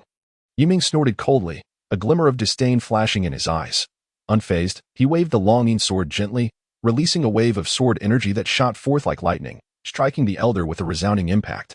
The elder's body flew backward like a broken kite, crashing heavily to the ground, and stirring up a cloud of dust. He struggled to rise, but soon realized he was grievously injured and unable to move. The crowd gasped in shock once more, unable to comprehend that even the elder of Yaoshan Valley had been defeated by a single move from Yiming. How is this possible? The elder is a master of Yaoshan Valley. Who is this young man?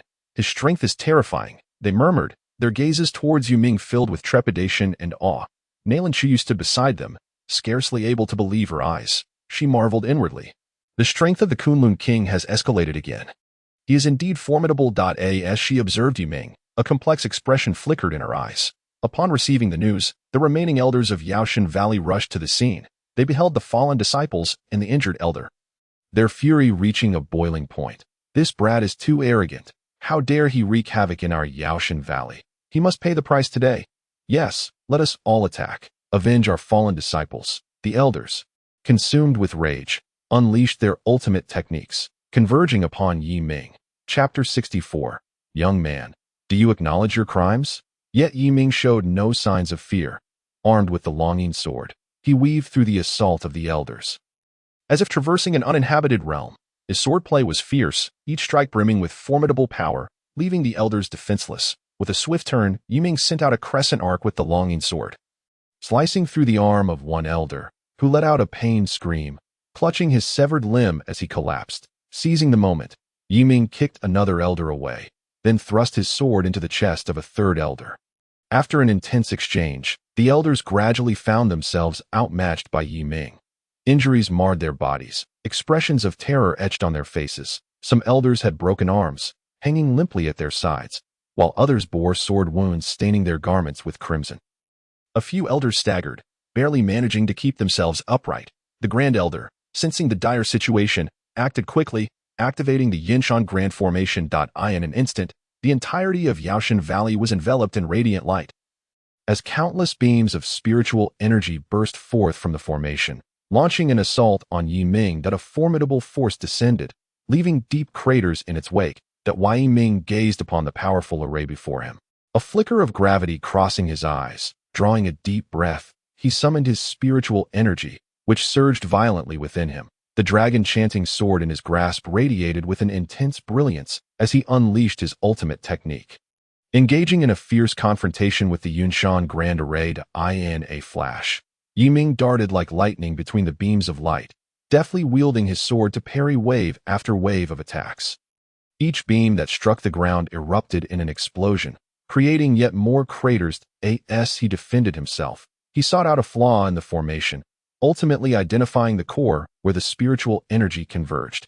With renewed determination glimmering in his eyes, Yiming gathered all his power into the sword. The blade blazed with incandescent light. Break, he bellowed, charging toward the cord. As he approached, he endured tremendous pressure, beams of spiritual energy relentlessly striking his body, tearing his garments and leaving wounds that stained his attire with crimson. Yet, he showed no sign of retreat. Just as he neared the core, he thrust his sword forward with great ferocity. The immense spiritual energy erupted forth, colliding with the heart of the formation. A thunderous roar echoed as the Yunshan Grand Array shattered, the backlash of power sending the elders sprawling to the ground. Gasps of astonishment filled the air. Had the Yunshan Grand Array truly been broken? What manner of monster was this young man? His strength was truly otherworldly. Whispers of shock and fear rippled through the crowd. The Grand Elder's face turned pale, dread filling his heart as he hastily summoned the Valley Master, Huangfu Jia. Moments later, Huangfu Jia rushed onto the scene, his expression darkening at the devastation before him. Upon noticing Yiming's youth, astonishment flooded his heart. How could someone so young possess such power? Could he be a martial Dao Grandmaster? How audacious to commit murder in my Yaoshan Valley. He clearly has no respect for me. The Valley Master, you shall not leave here alive today. Huangfu Jia glared fiercely, pointing at Yiming and shouting. Nalan Chiyu quickly interjected, Uncle, this is a misunderstanding. But Huangfu Jia cut her off. You shall not escape today. The Nalan family must pay for this." His voice was laden with sorrow and rage for his fallen disciple. With that, he propelled himself toward Yi Ming, unleashing his most formidable skills. Spiritual energy surged around him like a raging tide, crashing toward Yi Ming. Yi Ming tightened his grip on the dragon-chanting sword, summoning all his strength to meet the challenge. Their figures blurred as they moved with incredible speed, at times separating, at others colliding. Each impact produced a resounding boom, fissures forming in the ground beneath them. Huang Fujia's attacks were merciless, each strike infused with overwhelming power, as if seeking to obliterate Yi Ming entirely.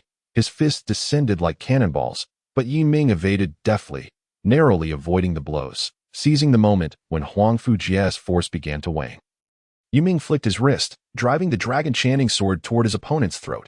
Huang Fujia leaned back to avoid the strike, springing from the ground with a deft pivot, swiftly forming seals with his hands to conjure a massive protective shield. Yi Ming shouted, channeling all his spiritual energy into the sword, unleashing a colossal wave of sword energy that crashed against the shield. The impact reverberated violently, causing the protective barrier to tremble. Huang Fujia's expression shifted as he felt the terrifying might of Yi Ming's power. The onlookers held their breath, the disciples of Yaoshan Valley torn between anger and fear, as Yi Ming stood toe-to-toe with their master. Could he truly be a martial Dao grandmaster? Murmurs of disbelief surged through the crowd. Nalan Chuyu clenched her hands tightly, her nails digging into her palms, her face a mask of worry as she fixated on Yi Ming.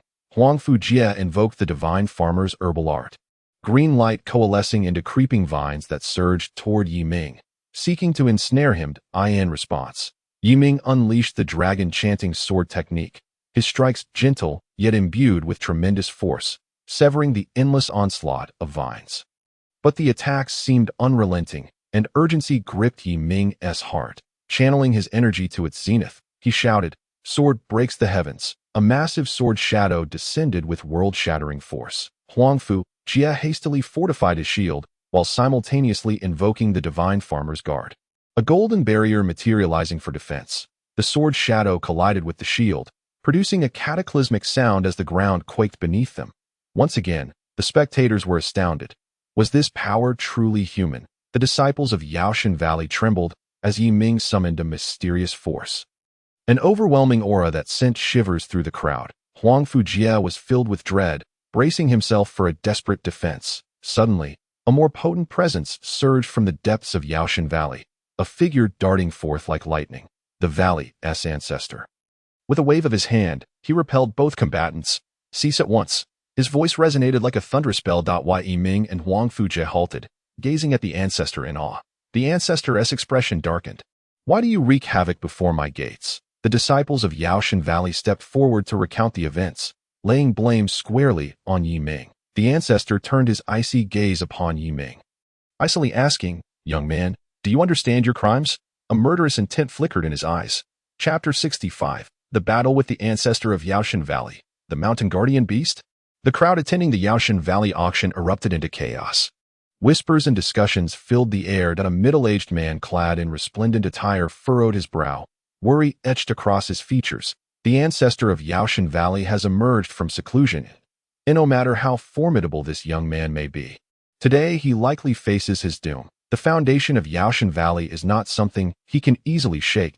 An elderly figure beside him nodded in agreement. Indeed, when the ancestor takes action, the heavens themselves tremble. This young man is far too impulsive. In the gazes of the crowd lay both pity for Yi Ming and anticipation for the impending judgment. The disciples of Yaoshan Valley, witnessing the ancestor's return, felt rejuvenated as if invigorated by a surge of adrenaline. Their previous fears dissipated, and they surged forward with arrogance, hurling insults at Yi Ming. "You reckless fool. Now you know fear, don't you? Daring to act recklessly in Yaoshan Valley. Today marks your demise," a sharp-featured disciple shouted, his eyes gleaming with malice. Another burly disciple, unwilling to be outdone, brandished his weapon and roared, "With the ancestor here, prepare to be torn to shreds." Although the elders did not display the same wildness as the disciples, their faces were etched with indignation, their eyes reflecting a fierce determination. Nalan Chuyu stood nervously to the side, her hands clutching her garment tightly, her fingers turning pale from the pressure. Her wide eyes were filled with terror as she beheld the chaos unfolding before her.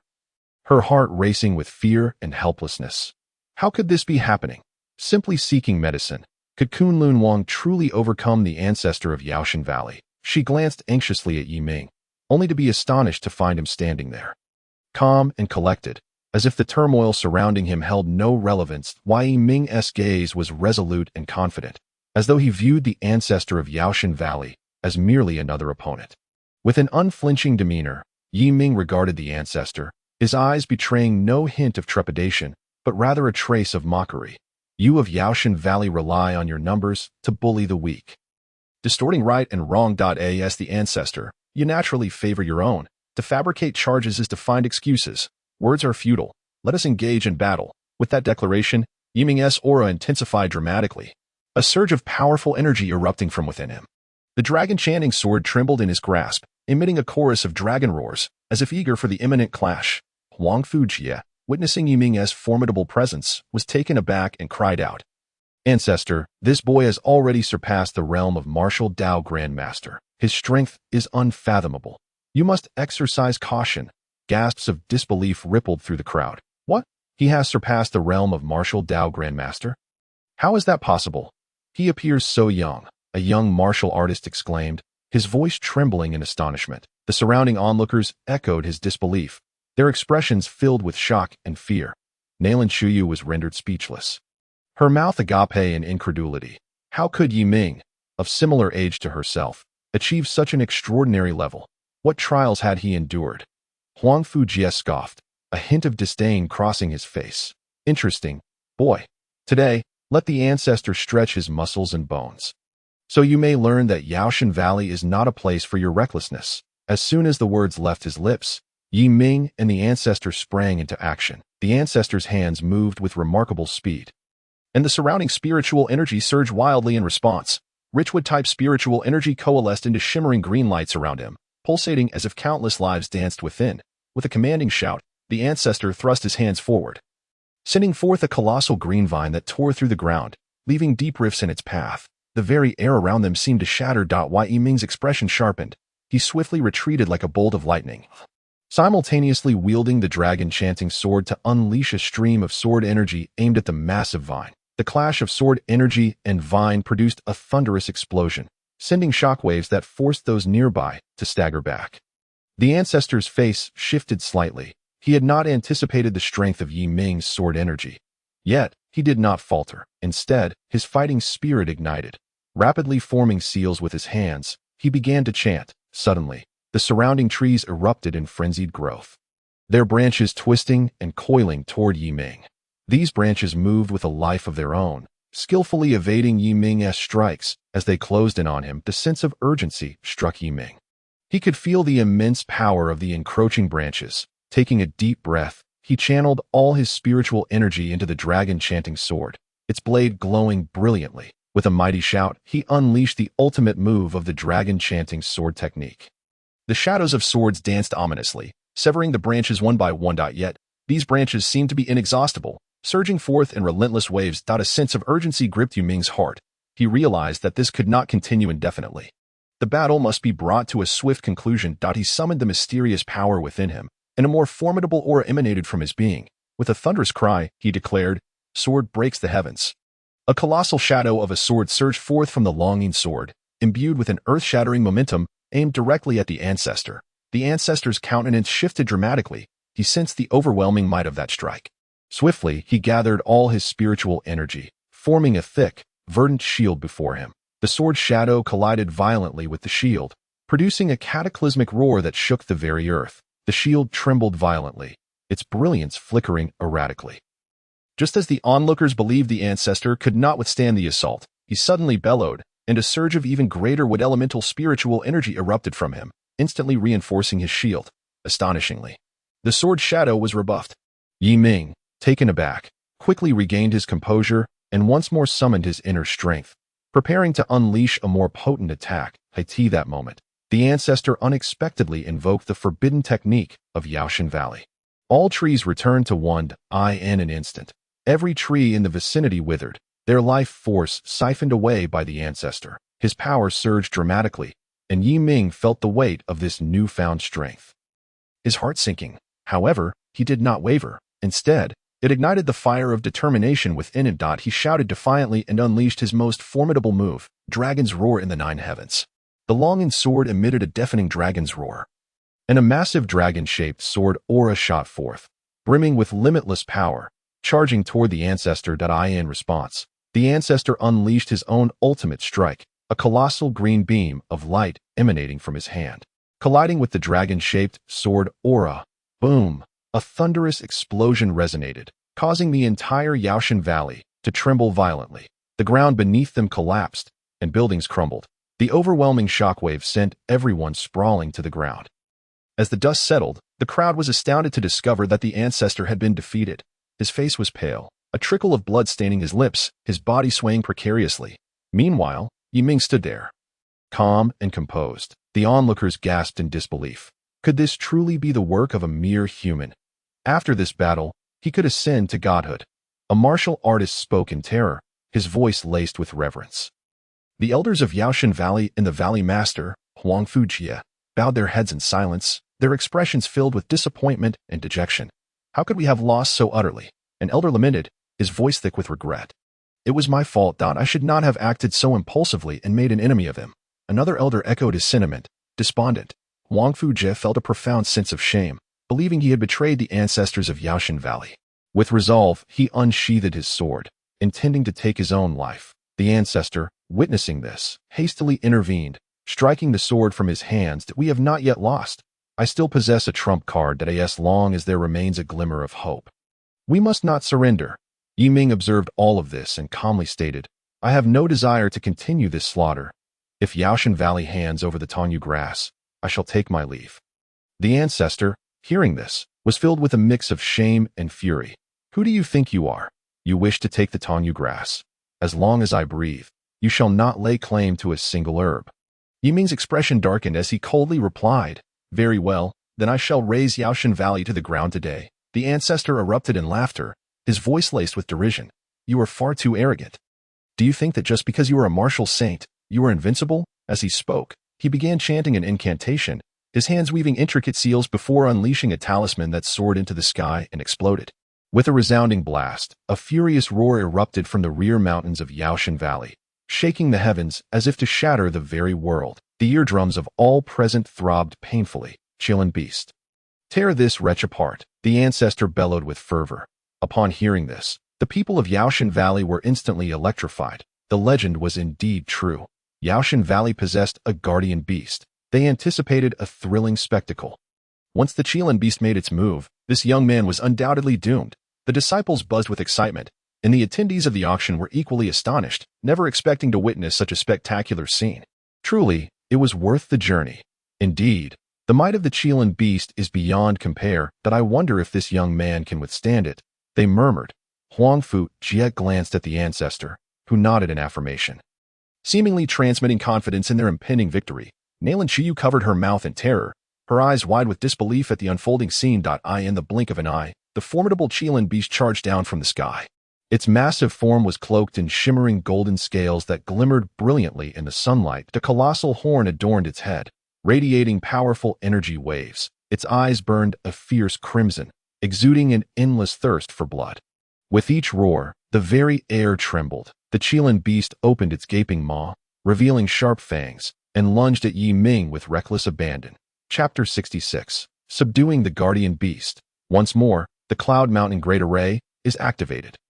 The Qilin Beast descended with a cataclysmic ferocity, claws extended as it pounced upon Yiming, its jaws nearly engulfing him whole. Yiming's gaze sharpened, and with a nimble step, he evaded its onslaught. His form flickering like a wraith, the Qilin Beast's incisors grazed past his garments, stirring a fierce wind. Yiming's heart raced. The beast's failed strike incited its wrath. It roared in fury, its voice reverberating through the air. Once more, it surged forward, its hooves pounding the ground like a massive tank, each step causing the earth to quake. Yiming, unwilling to meet it head-on, relied on his agility to dodge. His figure flitted around the Qilin Beast, akin to a streak of black lightning, making it nearly impossible for the beast to track him. Seizing an opportunity during a moment of vulnerability, Yiming drew the longing sword with fervor. The blade gleamed brilliantly as he executed the Dragon Roar Sword technique, unleashing a flurry of razor-sharp sword energy toward the Qilin beast.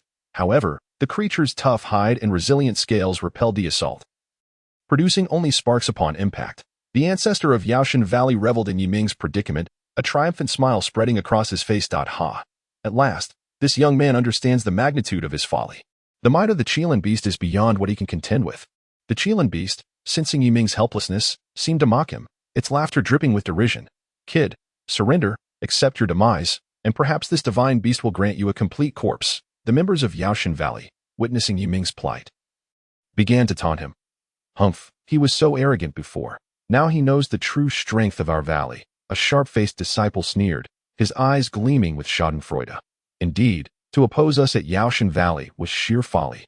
The auction attendees lamented, recognizing that even if this young man perished, he would become a legendary tale.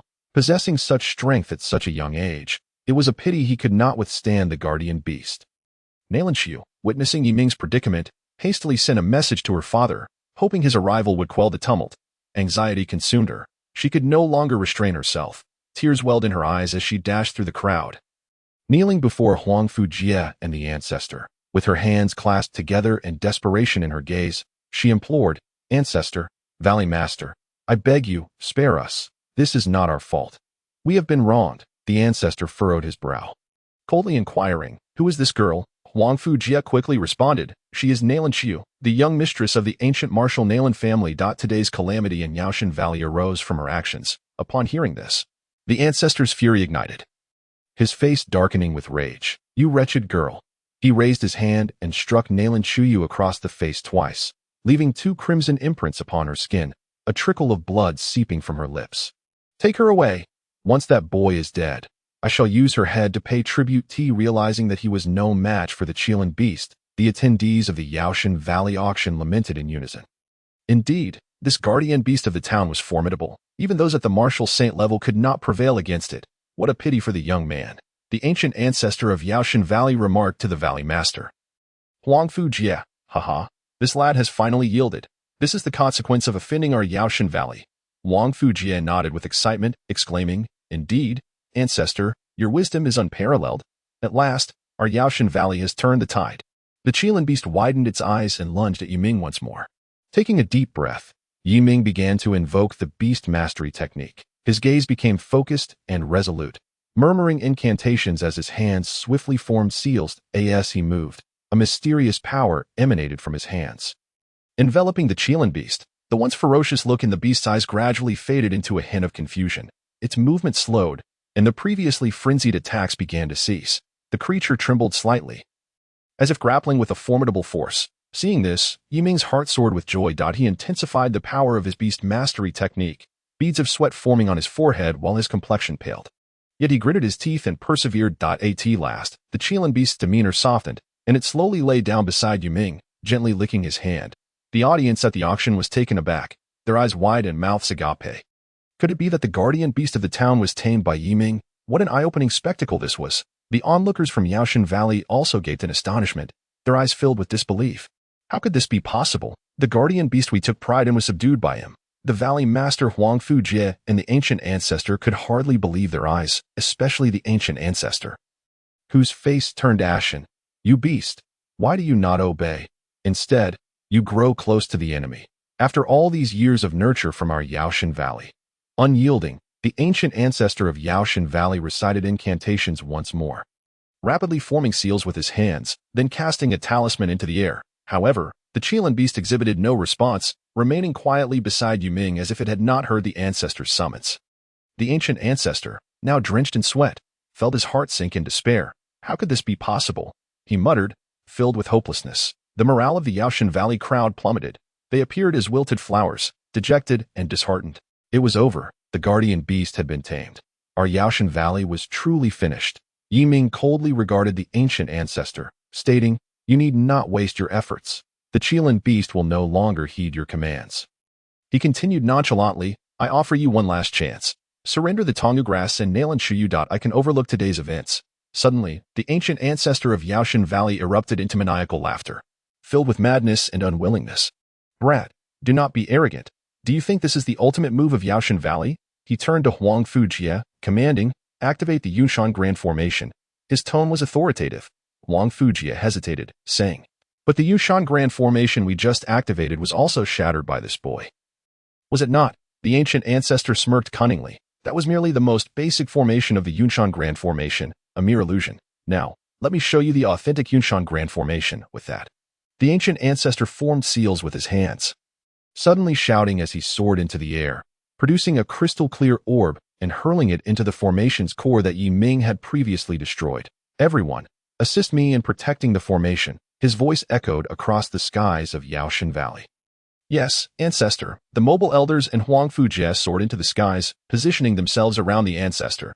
They all began to form hand seals, channeling the power of the Yushan Grand Formation. Boom. A deafening roar signaled the successful activation of the Yushan Grand Formation, releasing a powerful wave of energy that twisted the surrounding air. Huang Fujie laughed heartily, addressing Yi Ming. "Boy, I refuse to believe you can break my Yushan Grand Formation this time." As his words fell, the ancient ancestor directed a cataclysmic surge of energy toward Yi Ming. The brilliance of the energy was blinding, its speed astonishing. Wherever it struck, the ground was pocked with deep craters, dust billowing. The onlookers and disciples of Yaoshan Valley recoiled in terror, their faces etched with fear, dreading the repercussions of this overwhelming energy. Yi Ming's expression hardened as he assessed the incoming energy, a flicker of gravity in his gaze. Chapter 67. You have come at the right time. Today, you shall all perish. Boom. A thunderous explosion reverberated as if the heavens were collapsing. A terrifying wave of energy, imbued with a sense of annihilation, crashed down upon the spot where Yi Ming had just stood. In an instant, dust and debris flew, the surrounding air distorted by the sheer force. As the haze began to clear, a bottomless pit emerged before the crowd, its walls charred and emitting a noxious odor that spoke of the horrors of that strike. The ancient ancestor of Yaoshan Valley, upon witnessing this, wore a maniacal grin, his laughter sharp and piercing, echoing like the call of a night owl throughout Yaoshan Valley. His eyes glinted with a bloodthirsty light as he ferociously roared at the elders and Huang Fujie hovering above. "We must not allow this boy a chance to survive. Today, his blood will stain the ground." At that moment, he seemed completely consumed by the flames of hatred, his sole desire to witness Yi Ming fall before him, to assuage his own resentments. Under the ancient ancestor's frenzied shouts, the disciples of Yaoshan Valley appeared as if injected with a mad elixir, their faces contorted in rage as they fervently activated the Yushan Grand Formation. In an instant, the formation blazed with resplendence, its blinding luminescence nearly unbearable. Countless waves of energy surged forth like a tidal wave, crashing toward Yi Ming, tearing the air apart with a shrill howl, akin to the roar of death itself. Yi Ming's face was as frosted as the winter's chill. His footwork, though chaotic, remained nimble as he evaded the relentless barrage of energy waves. His mind raced, functioning like a high-speed machine, urgently devising a strategy to counter the assault. He marveled inwardly at the stark contrast between this authentic Yushan Grand Formation and the earlier one he had fortuitously disrupted. Now, under the full exertion of the elders of Yaoshan Valley, every energy wave bore the power of destruction, bearing down upon him like mountains, suffocating his breath and overwhelming him with pressure. Boom, boom, boom. The impenetrable energy waves detonated beneath Yi Ming's feet, collapsing the ground and sending shards flying. In the midst of this violent force, Yi Ming's figure appeared diminutive yet resolute. His eyes radiated an indomitable spirit, despite the perilous circumstances. Each evasive maneuver was fraught with danger, yet he never entertained a thought of retreat. His sole conviction was to find a way to breach the formation and escape with Nalan Qiu and the Tongyu grass. The onlooking disciples of Yaoshan Valley shed their previous dejection and anxiety, replaced by expressions of smug satisfaction, as if they were small-minded individuals reveling in their moment of triumph. "Haha, this boy has nowhere to fly now," a particularly shrill-voiced disciple exclaimed, his eyes glinting with malicious glee. Envisioning the scene of Yi Ming being torn apart by the formation, his face alight with delight. "Indeed, after being so arrogant before us, he now realizes the might of our Yaoshan Valley," another burly disciple chimed in, waving his arms in exuberance, a near-maniacal smile twisting his features. The pent-up resentment and bitterness they had felt when Yi Ming had previously suppressed them erupted into ridicule and curses directed at him. In their hearts, the hatred and jealousy toward Yi Ming reached a fever pitch, yearning for this battle to conclude swiftly with his demise, allowing Yaoshan Valley to regain its former glory. The audience gathered for the Yaoshan Valley auction displayed faces of astonishment, whispers of speculation rising like a tide. Truly, this auction was fortuitous. It was far more exhilarating than purchasing medicine. A middle-aged man clad in luxurious robes widened his eyes, brimming with excitement, as if he were witnessing a spectacular performance. Indeed, such a fierce battle and such a potent formation. I shall be fortunate to witness this in my lifetime. Beside him, an elderly man echoed in excitement, his eyes sparkling with astonishment and thrill. The battle had far exceeded his imagination, immersing him in the awe of this clash of powers. He could not help but inwardly exclaim, "Such formidable strength exists in this world. Today has truly opened my eyes." Their gazes remained fixed on the battlefield, not daring to avert their eyes for a moment, fearing the loss of any splendid moment. The energy waves of the Cloud Mountain formation grew increasingly dense, akin to a torrential downpour, causing Yi Ming to feel as though he were ensnared in an invisible cage. The pressure surged like a relentless tide, his breath quickening and his stamina rapidly depleting. Just as he felt himself faltering on the brink of collapse, the Qilin beast suddenly roared and charged toward him. Its eyes were filled with urgency as it called out to Yi Ming, "Hold on tight. I will take you out." The Qilin beast's voice bore an undeniable conviction, as if in that moment, it and Yi Ming had become comrades bound by life and death, unwilling to watch him fall into despair. Without a moment's hesitation, Yi Ming decisively nodded and leaped onto the Qilin beast's back. The beast surged forward, its forehooves leaving the ground as it raced toward the edge of the formation. However, the ancestor of the Medicine God Valley, witnessing this scene from midair, was instantly consumed by rage, his face flushed and veins bulging. "This beast dares to betray me. It seems today none shall escape." His voice brimmed with fury and determination. As if the Qilin beast's betrayal had completely stripped him of reason, igniting an even fiercer blaze of wrath within him. No sooner had he spoken than a circular, transparent lotus pattern appeared in the air. This pattern emanated an eerie glow, as if conjured from the depths of hell, slowly transforming from transparent to tangible. Following that, a frantically burning lotus, accompanied by a torrent of scorching heat and boundless murderous intent, surged toward the Qilin beast and Yi Ming with alarming speed. Wherever the burning lotus passed, the air ignited with a sizzle, reminiscent of a countdown to death. The Qilin beast sensed the immense threat, letting out a furious roar as it expelled a fireball, colliding with the burning lotus. Boom! A thunderous explosion resonated through the air, flames shooting skyward, and the powerful energy waves rippled outward like ripples on water. Yi Ming was thrown from the Qilin beast's back by the force of the energy wave, crashing heavily to the ground and spitting out a mouthful of blood. Pain etched across his face. Yet he silently rejoiced at the timely arrival of the Qilin beast, for otherwise he might have already perished. The Qilin beast swayed unsteadily, several wounds appearing upon its body, yet it did not retreat. Its eyes glimmered with unwavering resolve, as though proclaiming to the people of the Medicine God Valley, "I shall not yield easily." It roared once more, charging toward the elders, Valley Master, and ancestor of the Medicine God Valley in midair, bearing Yi Ming upon its back. In the first assault, the energy waves of the Cloud Mountain formation acted like an invisible wall, forcefully rebounding the Qilin beast and Yi Ming. The beast's body was struck by the energy wave, emitting a pained howl as more wounds were inflicted, blood streaming forth. Yet it did not concede. After a brief respite, it surged forward once more toward the enemy. In the second assault, the elders of the Medicine God Valley frantically activated the formation, weaving beams of energy into a net of death that enveloped the Qilin beast and Yi Ming. Under the relentless barrage, the Qilin beast dodged left and right, accumulating more wounds, its movements growing sluggish. Yet it steadfastly shielded Yi Ming from harm. In the third assault, the ancestor of the Medicine God Valley took matters into his own hands, forming seals with his hands as a powerful energy pillar shot forth, striking the Qilin beast directly. The beast could no longer withstand the onslaught. It staggered a few times before collapsing heavily to the ground, unable to rise. Its body was marred with wounds, its breath growing weak, the light in its eyes gradually dimming, yet it continued to glare defiantly at the people of the Medicine God Valley, as if expressing its unwillingness to succumb. The disciples of the Medicine God Valley, observing from a distance, erupted into frenzied laughter. "Ha! The Qilin beast is no match for the Cloud Mountain formation.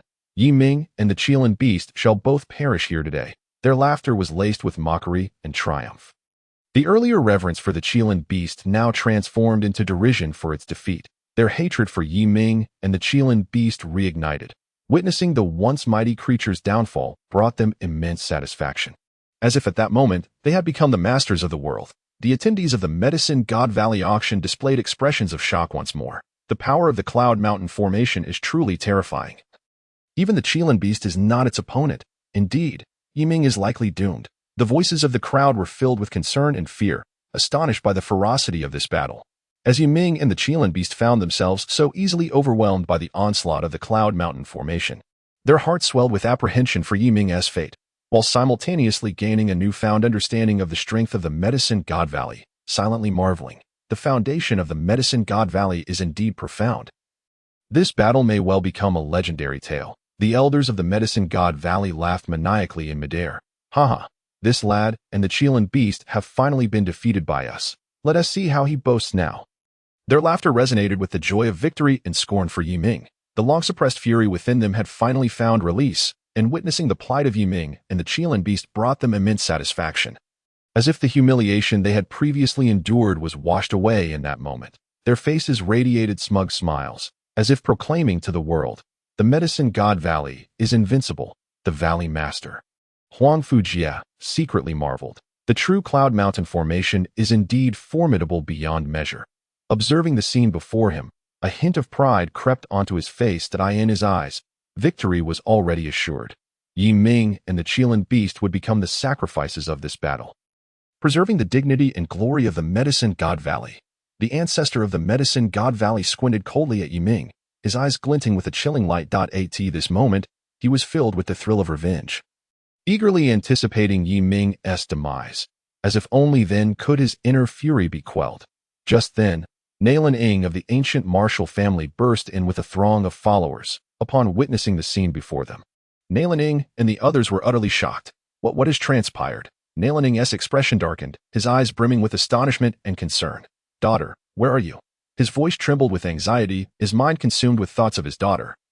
Nailin Shuwei, as images of her potentially facing danger flooded his mind, setting his heart ablaze with worry. Nailin Ing urgently called out to the Valley Master Huang Fujie and the ancestor of the Medicine God Valley in midair. Valley Master.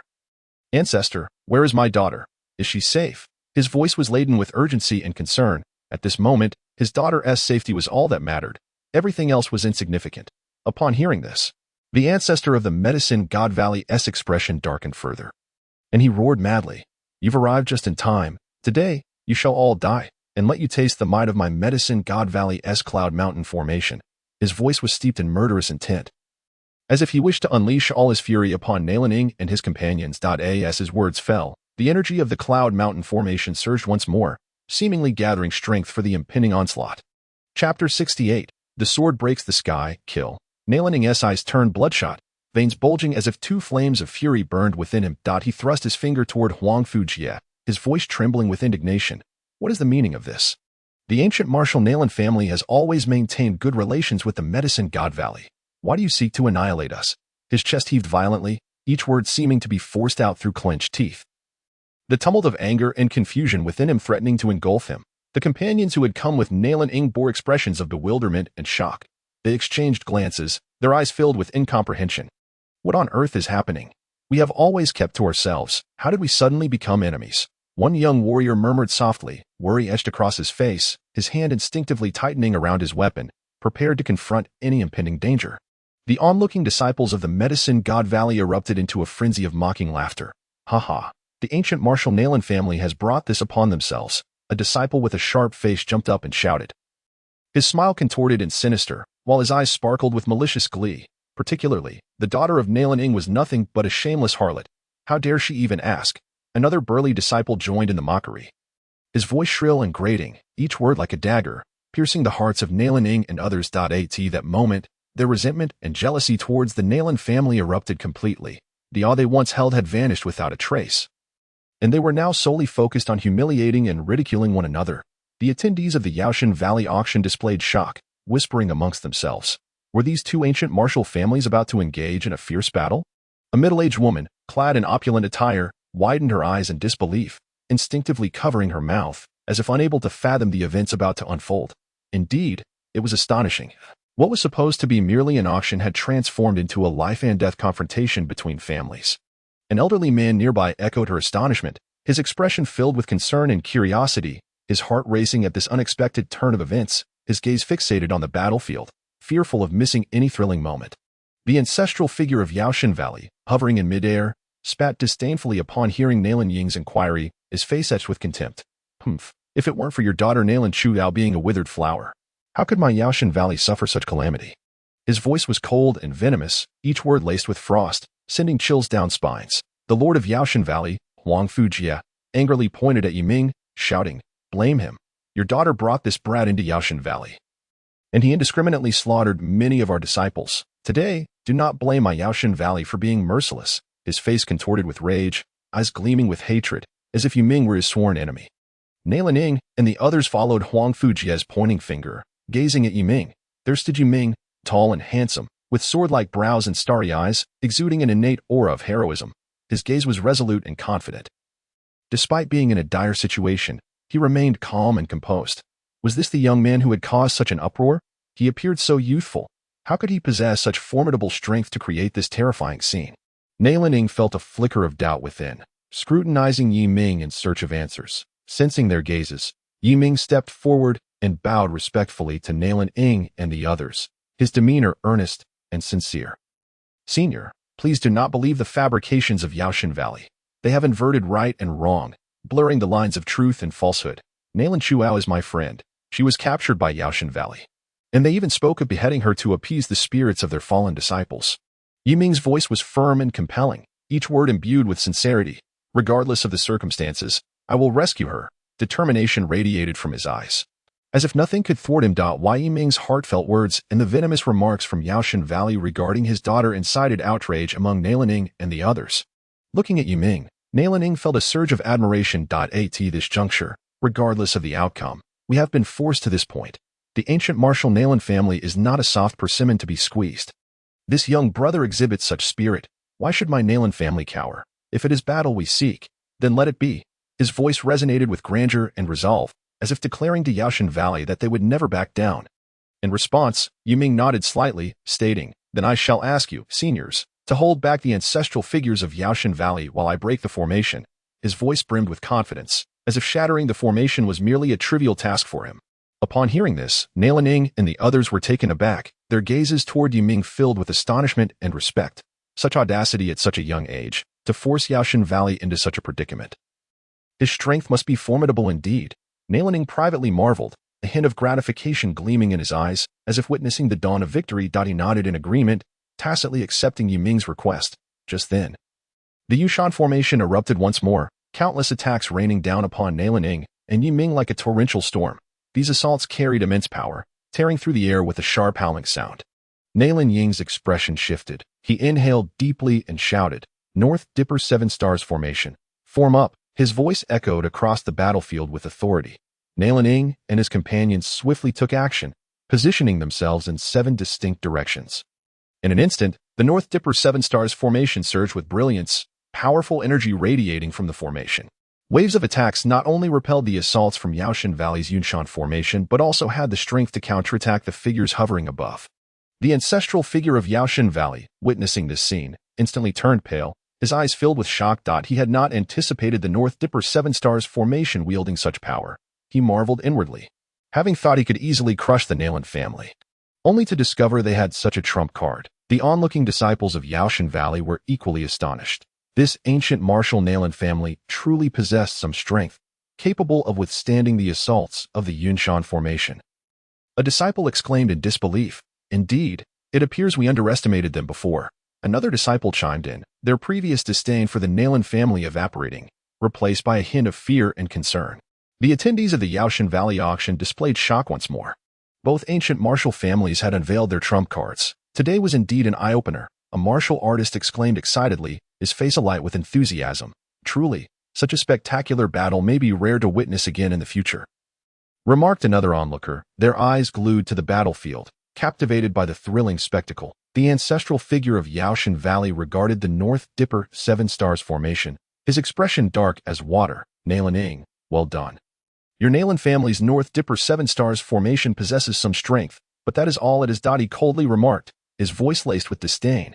Upon finishing, he signaled to the individuals in the air, and they immediately understood, frantically channeling the Yunshan Formation, which surged with even greater power, unleashing a more ferocious assault towards Neilan and the others. Neilan and his companions gritted their teeth, bracing themselves against this wave of brutal attacks. Pain etched their faces as sweat streamed down their brows, soaking their garments. Hold on, we cannot lose, Nailaning shouted, his voice resolute, though his body bore immense pain. The defiance in his eyes remained undiminished. Seizing the opportunity, Yiming recognized that this was the prime moment to break the Yunshan formation. He swiftly produced a black pill, swallowing it without hesitation. This was the vitality-replenishing elixir concocted by his 10th senior sister. Upon ingesting the pill, a warm current surged within him, instantly revitalizing his spirit. As if he had been reinvigorated, he inhaled deeply and shouted. Like a bolt of black lightning, soaring into the air. Drawing forth the longing sword, his aura shifted dramatically, a torrent of potent energy erupting from within him. Sword breaking the firmament, he roared, unleashing the longing sword's ultimate technique. In an instant, a majestic azure dragon phantom erupted from the blade, roaring towards the heavens. The azure dragon's cry reverberated throughout the Yaoshan Valley, as if seeking to pierce the very sky. Its formidable presence caused the surrounding air to tremble, leaving everyone stunned, their gazes fixed upon Yiming and the summoned azure dragon, their hearts brimming with astonishment. Chapter 69. Chuyo, you have good taste. When are you planning to marry this lad? As Yiming executed sword breaking the firmament. The summoned azure dragon, imbued with apocalyptic might, charged directly towards the eye of the Yunshan formation. The imposing azure dragon roared to the heavens, its dragon's cry shaking the very foundations of the earth. Encircled by rich azure spiritual energy, each scale shimmering with a chilling brilliance, as if narrating the magnitude of its power, the ancestral figure of Yaoshan Valley, who had harbored a sliver of hope, intended to unite with the many elders and Lord Huangfu Jie to intercept the azure dragon. However, it was too late. He cried out in terror, his voice filled with despair, as if the tolling of doom had already begun. His eyes betrayed an unprecedented terror, the once proud and imposing demeanor now utterly diminished, his body trembled uncontrollably. The elders and Huangfu Jie were equally struck with fear, their faces ashen as they hastily summoned their spiritual energy, their bodies aglow as they attempted a final stand. Yet, the azure dragon was as swift as lightning, breaking through their defenses in the blink of an eye, charging straight for the heart of the formation. At the moment the azure dragon made contact with the focal point of the array, the Yunshan Grand Formation erupted like a powder keg, unleashing an earth-shattering surge of energy, countless beams of light intertwined, coalescing into a colossal orb that enveloped the entirety of Yaoshengu. Within the orb, the energy surged tumultuously like a raging tide, producing a deafening roar that seemed to threaten the very fabric of the heavens and the earth. Following this, the runes of the Yunshan Grand Formation shattered one after another, dissipating like starlight in the air. The pillars of spiritual energy supporting the formation collapsed with a thunderous crash, raising a cloud of dust. The once majestic peaks began to sway, rocks tumbled down, trees were uprooted, plunging the entire Yaoshengu into chaos. With a resounding boom, the Yunshan Grand Formation collapsed completely, a blinding light shot toward the heavens, so intense that it was nearly unbearable to behold. The energy waves that had been directed at Nailaning and the others gradually dissipated within this radiance. Nailaning turned to Yiming, a look of satisfaction on his face as he chuckled. Well done, young lad. My daughter certainly has an eye for talent. His voice was filled with admiration and joy, and his gaze toward Yiming held a newfound respect and gratitude. As he mused internally, this young man is destined for greatness. With his assistance, the future of the Nailan family is promising. Just as he finished speaking, Nailan Ying's expression darkened, and he turned to the patriarch of Yaoshenga hovering in the air, shouting fiercely, "Old dog, release my daughter at once, or today shall be your demise." His voice was laden with fury and menace, as if he wished to devour the patriarch whole. His eyes blazed with anger. Fixated on the patriarch of Yaoshengu, wishing to inflict 1,000 tortures upon him, without hesitation, Nailaning led his companions, charging forward like a tiger descending a mountain, towards the people of Yaoshengu in the air. In an instant, the air was filled with the sounds of battle cries, and spiritual energy radiated forth as both sides engaged in a fierce and harrowing clash. Nailaning took the lead, unleashing the Nailan family's secret techniques. Wielding his weapon with unyielding precision, each strike imbued with the might to cleave mountains and shatter stone. As if he sought to crush his enemies entirely, his sole focus was to rescue his daughter and seek justice for the Nailan family. His gaze was resolute, filled with the intent to kill, each attack fueled by an indomitable spirit, the hatred in his heart allowing him to forget all fatigue. The patriarch of Yaoshengu and the elders were equally unyielding. Resisting with fervor, the patriarch unleashed the forbidden techniques of Yaoshengu, emanating an eerie glow as he sought to turn the tide. Yet, under the relentless assault from the Nailan family members, their resistance appeared feeble. Gradually descending into despair. On the battlefield, blades flashed and shadows danced, blood and flesh scattered. Some were struck by spiritual energy, their bodies torn apart in an instant, blood spraying forth. Others were wounded by weapons, crying out in agony as they struggled on the ground, and still others lost their lives amidst the fierce combat, their eyes forever closed. Both sides, consumed by rage, were left with nothing but hatred and anger, each individual exerting their utmost strength in a bid to annihilate the other. With the collapse of the Yunshan Grand Formation, the disciples of Yao Shenggu lost their final bastion. Their faces turned as pale as paper, their eyes filled with dread and despair. It's over. The Yunshan Grand Formation has fallen. What shall we do now? A disciple exclaimed in terror, his voice quivering with a hint of sobbing, trembling like a small bird in the cold wind. Indeed, we are no match for them. We are doomed. Another disciple echoed in hopelessness, their hearts brimming with fear, uncertain of the fate that awaited them, feeling the shadow of death looming over them. The attendees of the Yao Shenggu auction began to murmur amongst themselves, astonished by the turn of events. The developments today are truly unfathomable, an elder remarked, his face alight with shock and excitement, his eyes sparkling as if he were witnessing a breathtaking performance. Indeed, this is far more interesting than merely attending an auction. A young man chimed in, his face radiant with exhilaration, as he marveled at the spectacle. As Nalan faced off against the patriarch of Yao Shenggu, he initially managed to hold his ground, but gradually, he found himself at a disadvantage. The patriarch's strength was indeed formidable, each of his moves imbued with immense power, making it increasingly difficult for Nalan to counter. Anxiously, Nalan understood that he could not afford to lose. Otherwise, both his daughter and the Nalan family would be irrevocably lost. At that moment, Yiming surged forth like a bolt of lightning, looking at Nalan with unwavering resolve, saying, "Senior, leave the rest to me. You all should rest for now. These shameless scoundrels of Yao Shenggu shall meet their end today." His voice was firm and powerful, brimming with confidence and authority, as if he were declaring the fate of the people of Yao Shenggu. A hint of disdain flickered in his eyes, as if he regarded the people of Yao Shenggu as mere ants. Upon hearing Yiming's words, Nalan nodded. He understood that with Yiming's prowess, such claims were not mere bravado. Gratefully, he cast a glance at Yiming, then led his companions to a safe distance to recuperate and heal. He silently marveled that the arrival of this young man might indeed herald a turning point for the Nalan family. Yiming ascended into the air, his gaze as cold as frost, declaring loudly, "You old dogs, reveal whatever tricks you have left, unleash them all. This day next year shall be your day of reckoning." His voice echoed ominously above Yao Shenggu, instilling a tremor of fear in the hearts of its inhabitants. He radiated a powerful aura, as if the entire world lay within his grasp. Having spoken, Yiming unleashed his ultimate technique once more. Sword shattering the firmament, he roared, and the longing sword blazed with brilliance, an overwhelming energy surging forth from within him. This time, he seemed to wield even greater power, an oppressive aura saturating the air. The illusion of the Azure Dragon erupted from the longing sword, sweeping toward the patriarch of Yao Shenggu and the others with apocalyptic force. The Azure Dragon, colossal and awe-inspiring, seemed capable of rending the very heavens with each mighty swing. Its eyes glimmered with a crimson light, filled with a murderous intent, as if it sought to annihilate the entirety of Yao Shenggu. The patriarch and the elders of Yao Shenggu looked on in terror as the Azure Dragon charged toward them, their bodies trembling uncontrollably in fear. The patriarch's face turned pale, his lips quivering as he desperately cried out, "No, this cannot be. How could we, the Yao Shenggu, be defeated by this brat?" He attempted to summon all his spiritual energy to resist the Azure Dragon, but all efforts proved futile. His eyes were filled with unwillingness, as if questioning fate for its injustice. Wang Fujie, the leader of Yao Shenggu, collapsed to the ground, his expression vacant, muttering to himself, "It's over, it's all over."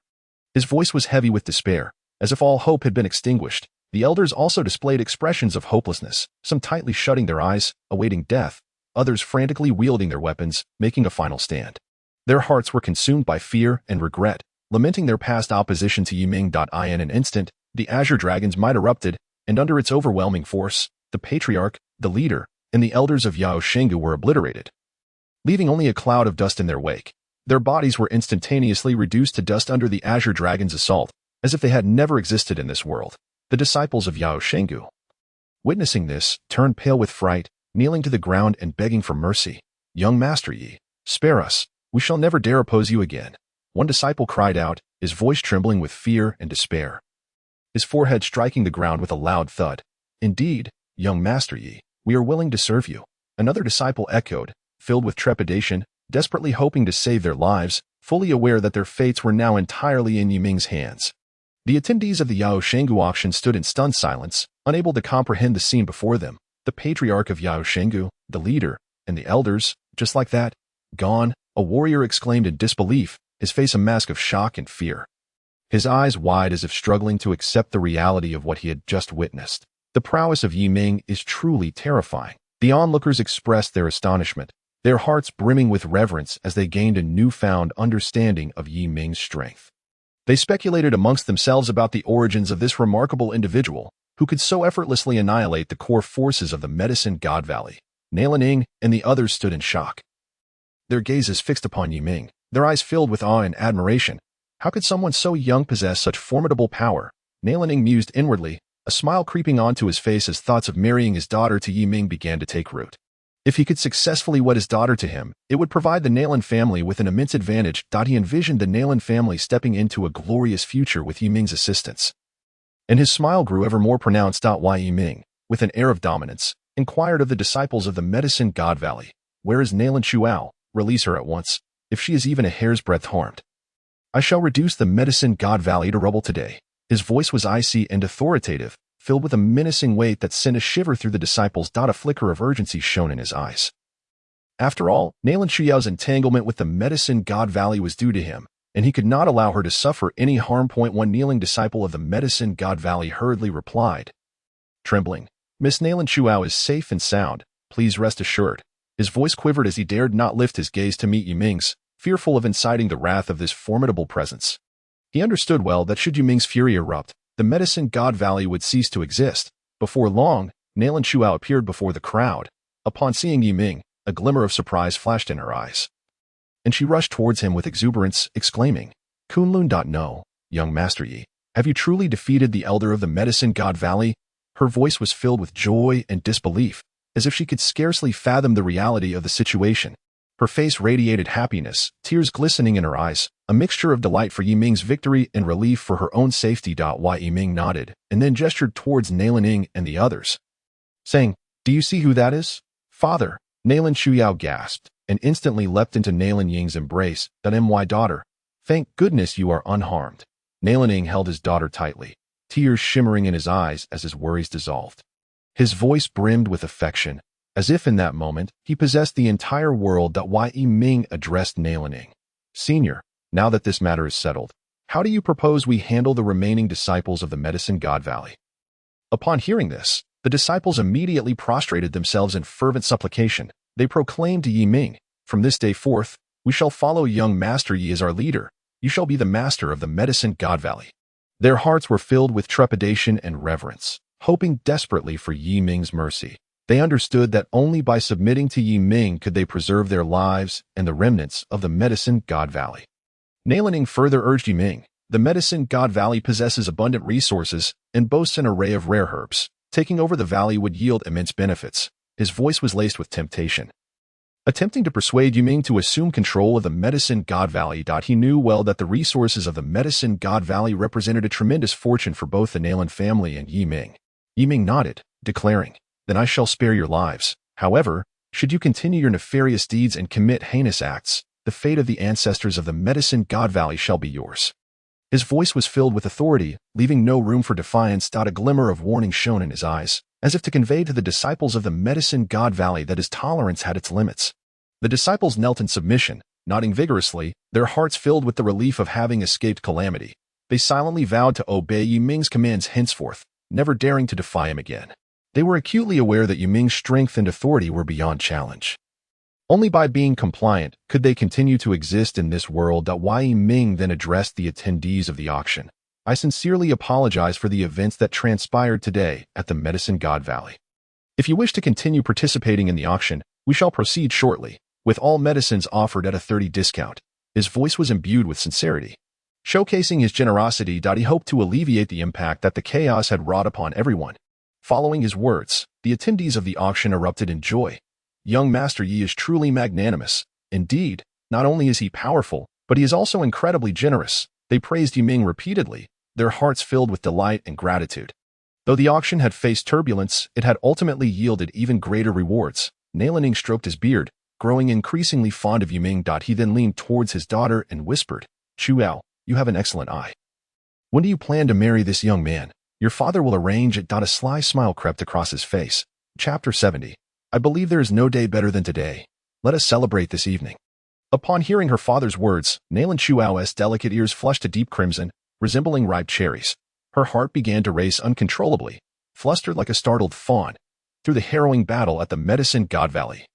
Nalan Chuao had indeed gained a new understanding of Yiming, yet her feelings had not yet transcended mere admiration. They were merely the inklings of affection, after all.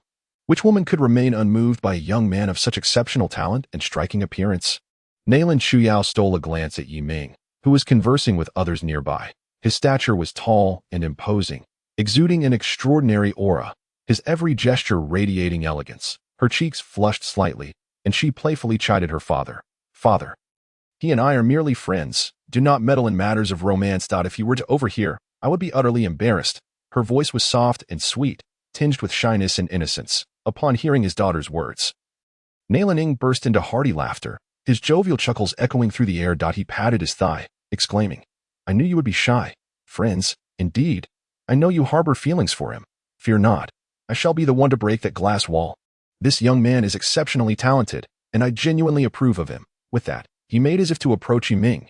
Nalan Chuao, upon hearing this, blushed fiercely, rushing to stand protectively in front of her father. Arms outstretched, determined to prevent him from going any further, she stamped her foot, feigning annoyance. Father, if you persist, I shall become truly upset.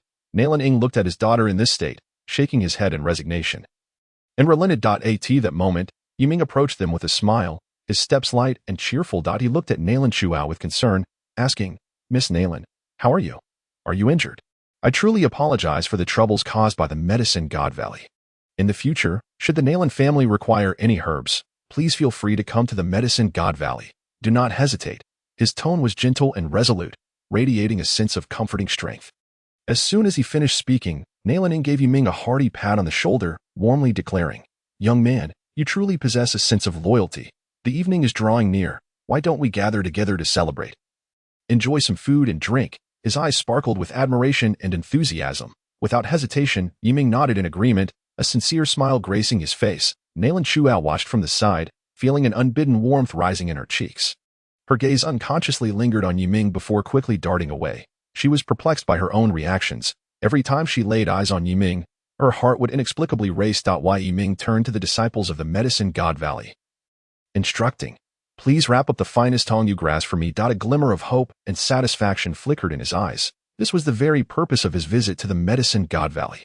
With the Tongyu grass, he could cure the poison afflicting Lu Ruashi's parents. Reflecting on this, he felt an immediate sense of relief wash over him.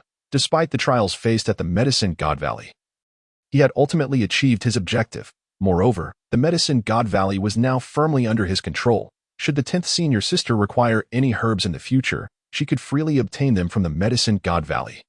Liberating her clinic from the constraints of the medicinal trade. As evening descended, the Medicine God Valley hosted a grand bonfire celebration. The roaring flames illuminated the entire valley, casting a warm glow upon the faces of the gathered crowd. After a day of fierce battles, the tension that had gripped everyone began to ease.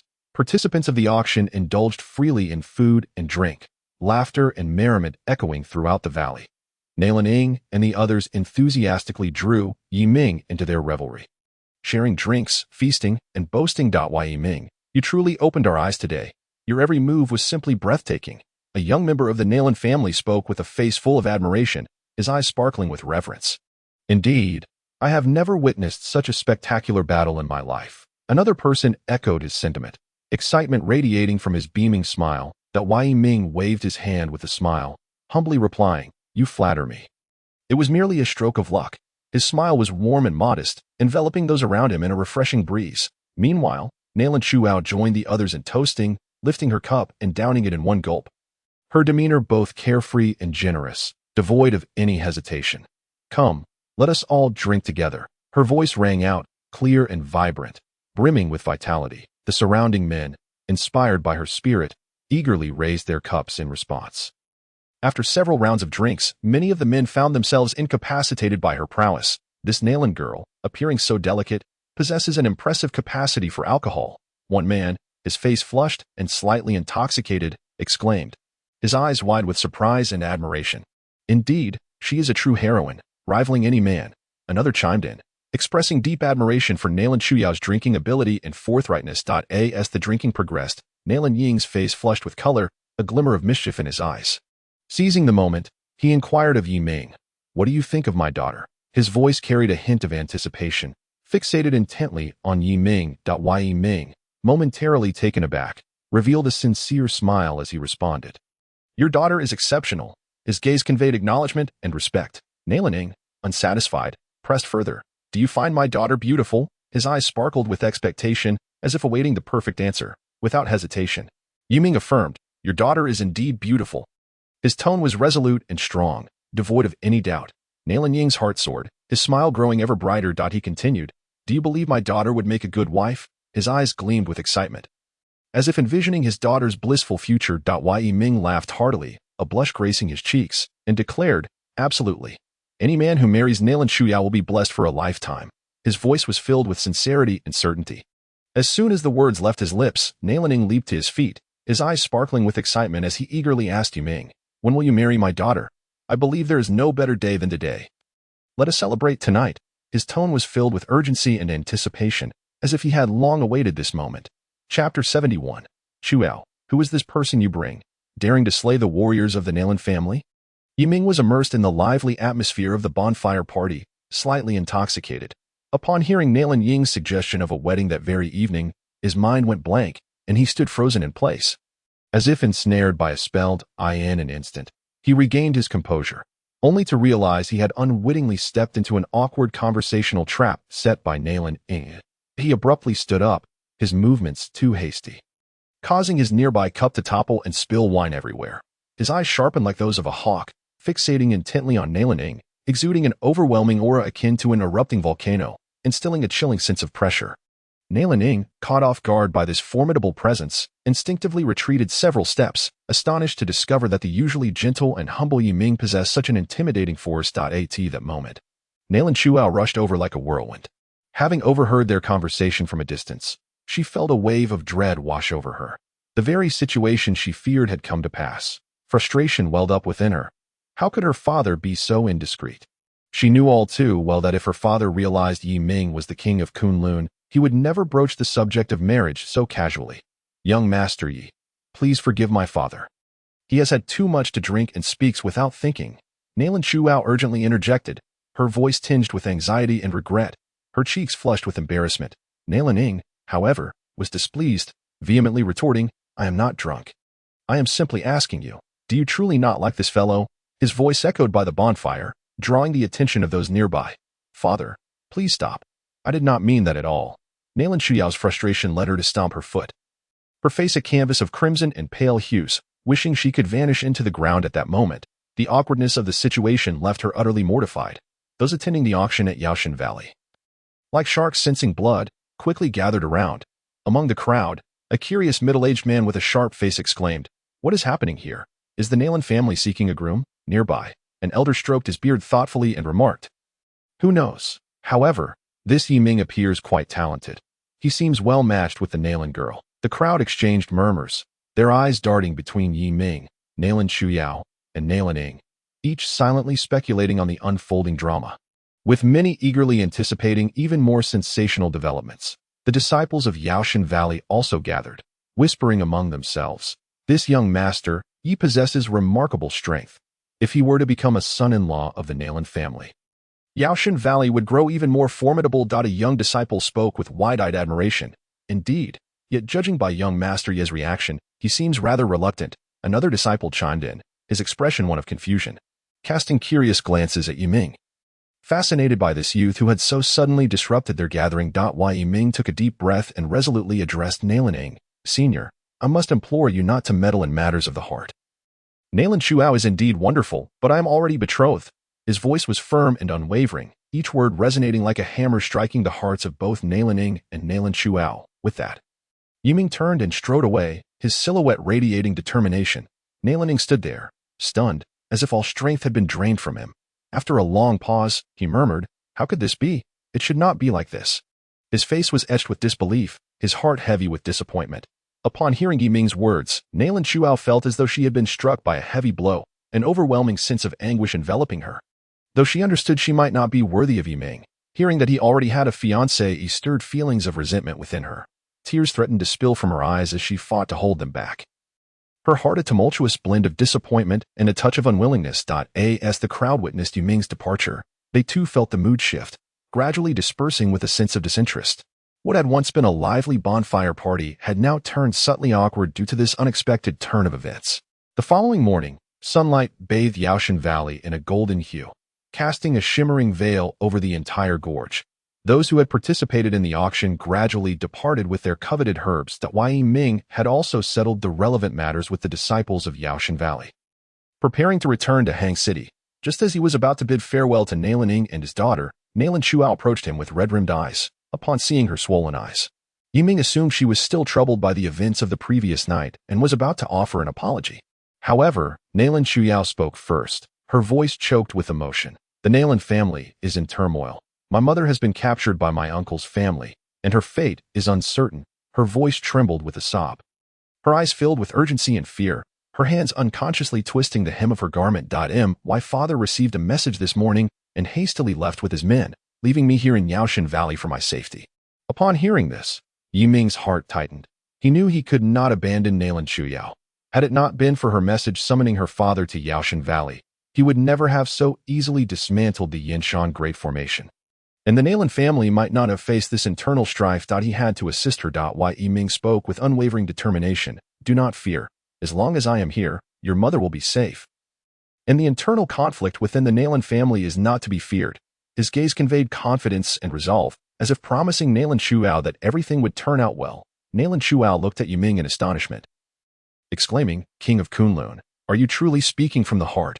Hope flickered in her eyes, mingled with disbelief. Yiming solemnly nodded. It is true, just as you would brave fire and water for me.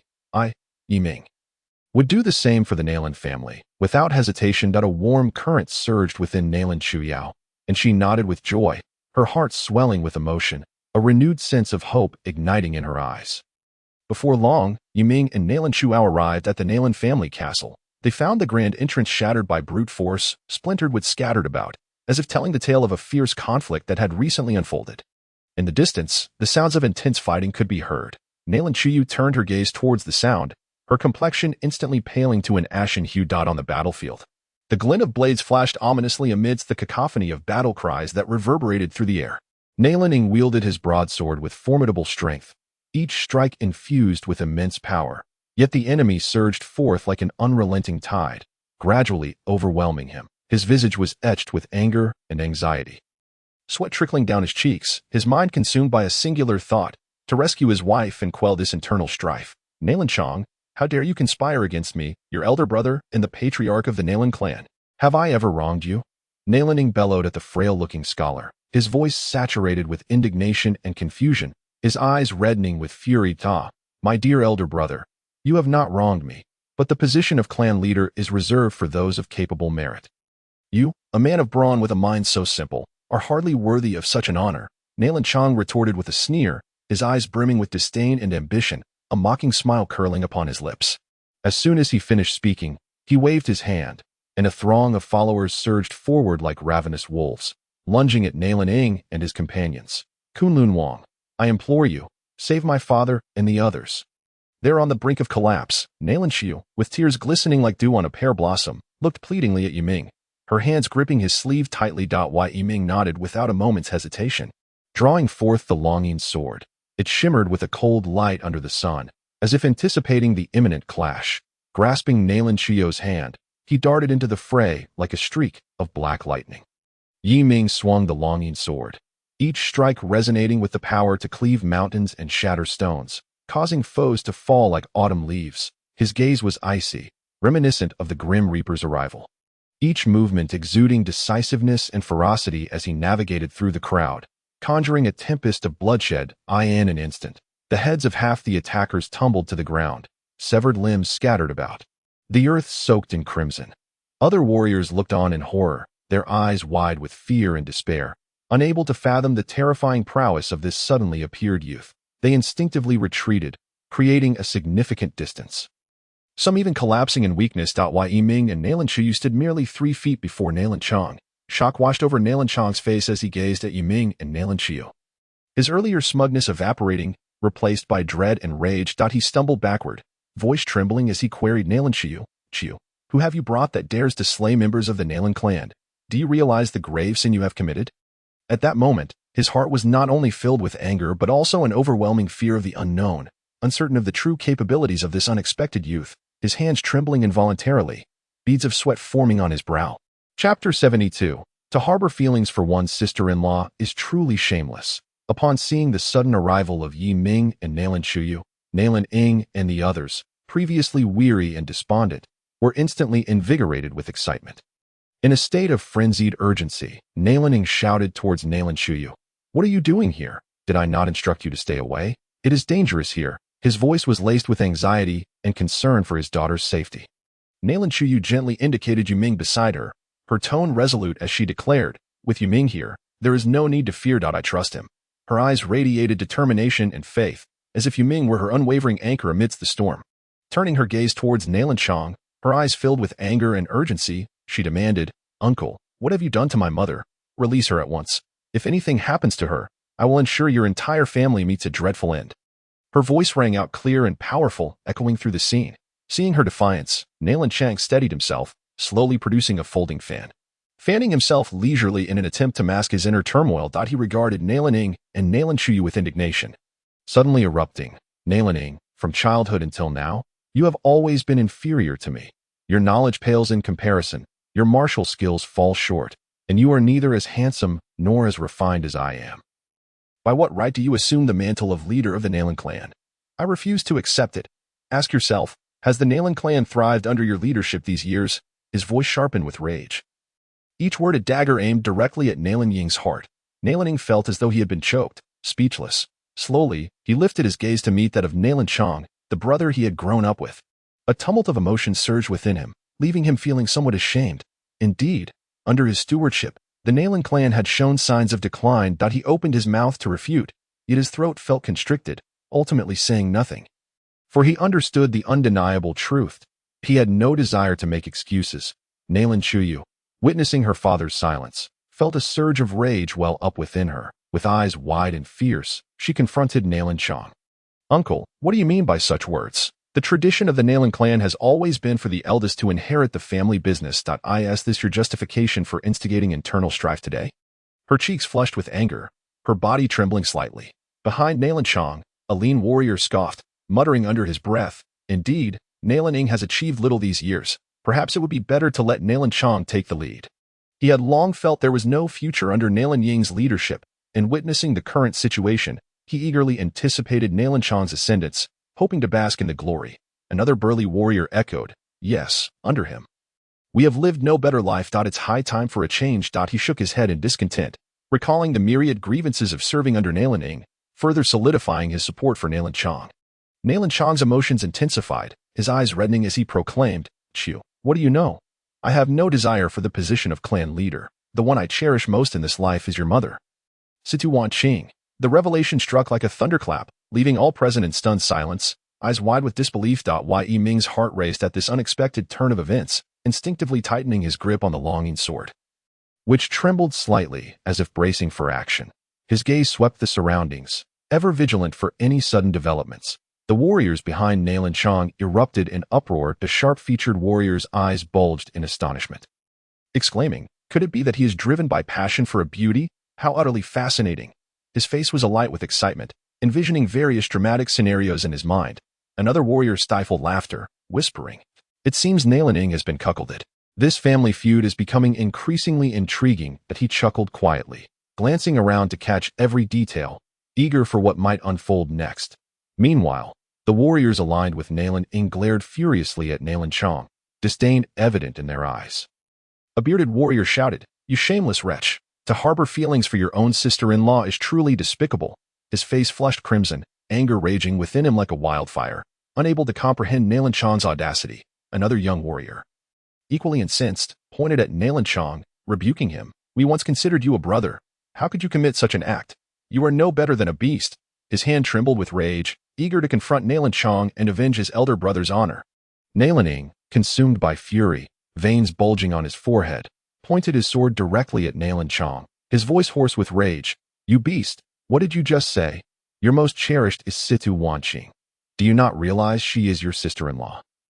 His body trembled with wrath, the flames of anger almost consuming him. Nailan Xiu, trembling with indignation, shouted, "Uncle, do you understand what you are saying? Are you intent on tarnishing my mother's reputation with such words?" Tears brimmed in her eyes, a tempest of anger and urgency swirling within her, overwhelmed by the shame and fury her uncle's words evoked.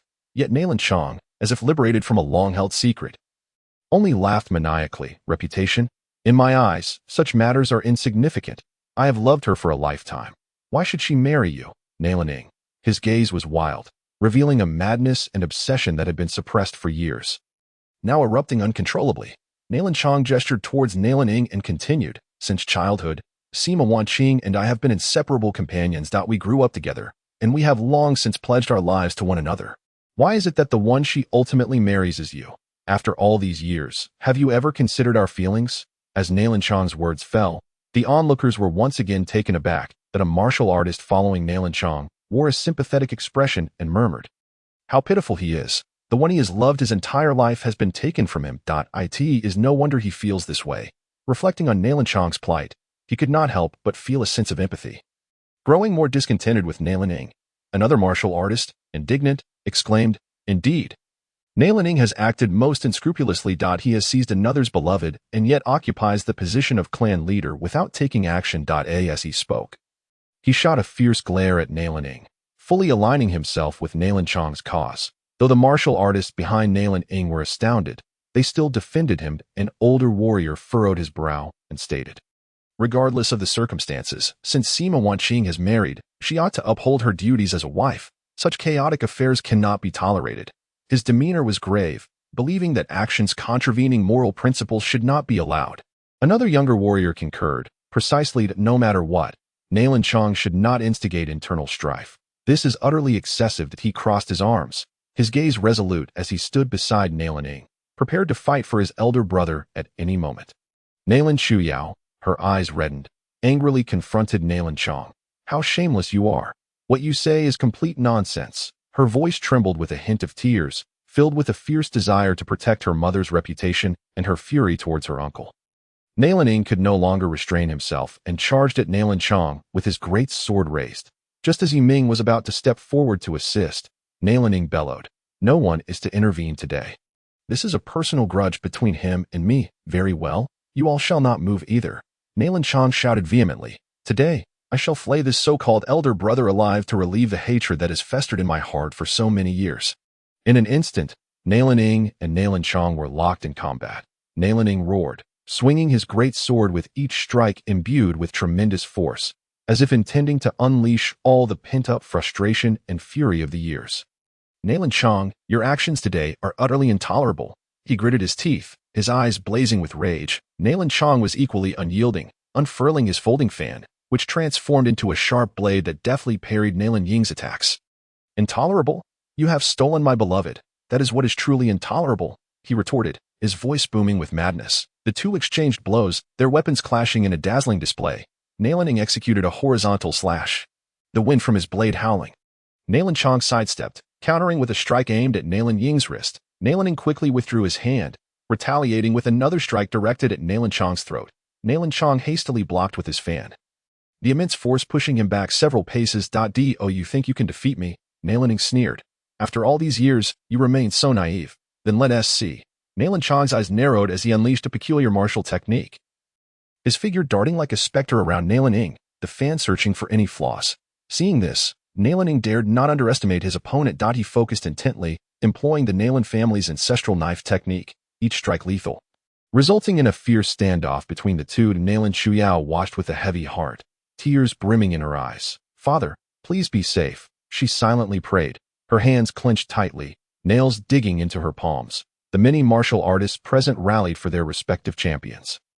"Elder brother, go for it. Defeat this traitor," the warriors supporting Nailan Ing shouted, their eyes filled with determination and trust, hoping he would swiftly conclude this battle and restore the family's dignity. "Brother Chang, push forward. For sister-in-law, charge," the warriors behind Nailan Chong echoed fiercely, their voices tinged with fervor, seemingly swept up by the emotional turmoil. As Nailan Ing and Nailan Chong prepared to unleash their final techniques, ready to clash once more. Nailan Ing inhaled deeply, his aura soaring dramatically, The great sword in his hand shimmered with a golden light, signaling the release of his ultimate skill, the Heavenly Rift Slash. Once unleashed, its power was astonishing. With eyes wide in fury, he fixed his gaze on Nalan Chong and bellowed, "Nalan Chong, prepare to meet your end. Today, you shall learn the price of betrayal." Nalan Chong would not be outdone. He snapped his fan shut with force. Enveloped in swirling black mist, as if shrouded in darkness, he invoked a forbidden technique learned from an ancient tome, the Shadow Assassination. This move was perilous. A slight misstep could result in self-harm. He laughed maniacally, replying, "Nalan Ing, do you think I fear you? Today is your day of reckoning." Their ultimate moves were set to collide, and the air crackled with tension. Everyone held their breath, eyes fixed on the battlefield. Nalan Ing struck first, his great sword bathed in golden light, cleaving towards Nalan Chong like a bolt of lightning, tearing through the air with a sizzling sound. Nalan Chong countered swiftly, the black mist surging towards Nalan Ing like a tidal wave, within which glimmered black blades. The golden light clashed with the black mist, producing a thunderous roar. The energy surged outward like ripples, sending nearby warriors flying. Dust and debris were swept into the air, enveloping the scene in chaos. In the midst of this critical moment, a melodious voice echoed from above, resonating in the hearts of all present. "Have you two had enough? Cease this at once." Everyone looked up to see a woman in a flowing white robe descending gracefully. Her beauty was unparalleled, yet her eyes revealed a sense of urgency and helplessness. It was Sima Wanqing. Chapter 73. From now on, Wanqing is in your care. Everyone was captivated by the ethereal beauty of the woman clad in white. Her descent from the air was as light as a celestial being. Gasps of wonder filled the crowd as their gazes followed her every move. The young martial artist could not help but murmur, "Is this truly a woman who is already married?" Time has left no mark upon her visage. His eyes shone with astonishment, his mind replaying the image of Sima Wanqing's descent, unable to look away. An older warrior beside him remarked, "Indeed, such beauty and grace are rarely seen in this world." He shook his head in disbelief, his face a mix of admiration and envy. Yi Ming also stared at the woman. His heart stirred. It dawned on him that Nalan Chuyao's mother was so breathtakingly beautiful. No wonder Nalan Chuyao herself was so enchanting. She had undoubtedly inherited her mother's exquisite looks. Almost simultaneously, Nalan Ing and Nalan Chong halted their actions. Nalan Chong, his voice trembling with excitement, called out, "Chimei, you finally deigned to see me." His eyes sparkled with fervor, as if he had long awaited this moment. Nalan Ing shot a glare at Nalan Chong and roared, "Nalan Chong, please show some respect. You are in no position to call her Chimei. You should refer to her as sister-in-law." His voice grew hoarse with anger, veins bulging on his forehead. Nalan Chong laughed heartily at Nalan Ying's outburst. "What I call her is none of your concern. If you're displeased, feel free to challenge me." He taunted as he made a provocative gesture towards Nalan Ing. "Mother, are you all right?" Nalan Chuyao rushed forward. Her eyes reddened with tears, resembling a fledgling bird returning to its nest, throwing herself into her mother's embrace, weeping uncontrollably. "Chuyao, mother is fine. Who in this world could harm me?" Sima Wanqing gently stroked Nalan Chuyao's head, her voice soothing like a spring breeze. Meanwhile, Nalan Ing and Nalan Chong were about to resume their fierce battle when Sima Wanqing suddenly appeared like a flash of white lightning between them. Forcefully separating the two. Without delay, she swiftly delivered a resounding slap to both Nalan Ing and Nalan Chong. Stunned, they both stood frozen, unable to comprehend what had just transpired. The onlookers gasped in awe at Sima Wanqing's prowess. A martial artist exclaimed in astonishment, "What speed was that? I didn't even see how she struck." His eyes were wide with shock and admiration. Curiosity piqued at Sima Wanqing's skills. Another warrior chimed in, "Indeed, Sima Wanqing has kept her talents hidden. Who would have thought she was so formidable?" As he spoke, he cast a look at Sima Wanqing. Nalan Chuyao was equally astonished, never having realized her mother's capabilities were so extraordinary. Yiming was equally taken aback, observing that Sima Wanqing had likely attained the peak of martial mastery. Sima Wanqing turned to Nalan Ing and admonished, "Nalan Ing, as the leader of the Nalan clan, how is it that after all these years, you still live in such a muddled state, drinking day in and day out, drowning yourself in inebriation? Have you given any thought to the future of the Nalan family? The clan's fortune is nearly squandered due to your negligence." Her voice brimmed with disappointment and fury. Each word struck like a heavy hammer upon Nalan Ying's heart. Upon hearing Situ Wanqing's words, Nalan Ying's face flushed alternatingly between crimson and pale. Since marrying her, he had never once defied Situ Wanqing. His love for her was genuine. At this moment, guilt consumed him, rendering him speechless. "Nalan Chong, overhearing Situ Wanqing's remarks. Let out a cold, mocking laugh, his heart swelling with satisfaction that a smug expression danced across his face, as if to say he had anticipated this very outcome. Subsequently, Situ Wanqing turned to Nailan Chong with a frosty gaze. Nailan Chong, unable to meet her eyes, immediately lowered his head, the arrogance and dominance he once exuded evaporating in her presence. His affection for this woman was etched into his very being. Situ Wanqing addressed Nailan Chong, saying, Chong, since you have revealed the secrets buried for so many years, I bear you no grudge. I am aware of your love for me. It is a pity you have remained unmarried all these years for my sake. Yet, what is done is done. Why must you bring it up now? At this, tears streamed down her cheeks unbidden, her eyes reflecting profound pain and helplessness. The crowd gasped, realizing that Nailan Chong's earlier words held truth, and began to murmur among themselves. One warrior, astonished, remarked, No wonder Nailan Chong is so persistent. It stems from such a past. His eyes sparkled with curiosity as he imagined the intricate tale entwined among the three of them. Another warrior chimed in, Indeed, the affairs of this family are exceedingly complicated. Meanwhile, Yiming, having absorbed Situ Wanqing's words, felt a tremor of concern for Nailan Shuao, fearing she might struggle to comprehend the revelation. Nailan Shuao stood frozen, her body slightly trembling, unable to fathom that these words had come from her mother. In her memory, her mother, Situ Wanqing, had always been the epitome of a gentle and virtuous parent. Nailan Ing, momentarily overwhelmed, clutched his chest, stammering, Wanqing, are these words truly sincere? His eyes were filled with anguish and uncertainty, desperately wishing for it all to be a fabrication. Situ Wanqing, her eyes reddened, nodded slowly. She continued, Nailan Chong and I have been childhood sweethearts. You, Nailan Ing, are a decade my senior. I have always regarded you merely as an elder brother. However, at that time, your Nailan family was immensely powerful. For the sake of the Situ family's future, I was compelled to acquiesce to my father's wishes and marry you. The newly appointed head of the Nailan clan, her voice trembled, as if recounting a past too painful to relive. Upon hearing this, Nailan Chong's face turned ashen, and he suddenly coughed up blood, even after so many years. Hearing it directly from Situ Wanqing's lips left him profoundly shaken. His eyes were filled with suffering and despair, as if he had been stabbed deeply. Nailan Ing felt his blood pressure surge. Nearly losing his balance, that moment, Nailan Shuao rushed forward to support her father, her voice laced with concern. Father, are you all right? Her eyes were filled with worry. Nailan Ing looked at Nailan Shuao and reassured her. Daughter, I am fine. His voice was weak, yet he forced a smile. The atmosphere was eerily silent. No one dared to speak, as if they were all immersed in the painful recollections of Situ Wanqing's past. After a long pause, Nailan Ing numbly gazed at Situ Wanqing. Wanqing, I have wronged you. Why did you not tell me sooner? Had you been unwilling, I would never have married you. Moreover, if you are unhappy now, I can grant you freedom to be with my younger brother. His voice brimmed with resignation and sorrow, as though he had relinquished all hope. The crowd gasped in disbelief, beginning to murmur among themselves. One warrior exclaimed, How magnanimous of Nailan Ing! He is willing to grant them freedom.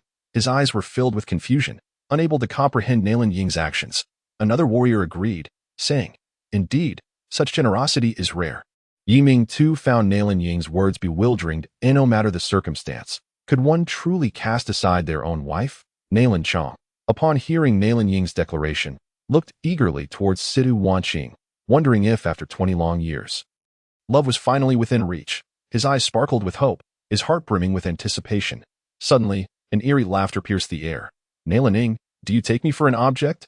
You can have me when you desire, and cast me aside when you do not. Have you ever considered my feelings? Situ Wanqing shook her head in despair, her eyes brimming with sorrowful tears. Her voice was infused with anger and hopelessness, as though she had been deeply wounded. Mother, please do not say such things. Nailan Shuao cried out, her heart aching at the sight of her mother in such distress. She could not fathom why the situation had devolved into chaos. Qingmei, come with me. Let us depart this sorrowful place, and no matter where we go, I will ensure your happiness. Trust me.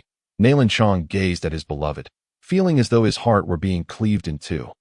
His eyes were filled with determination, hoping to be with Situ Wanqing. Chong, you are a good man, but alas, we cannot return to the past.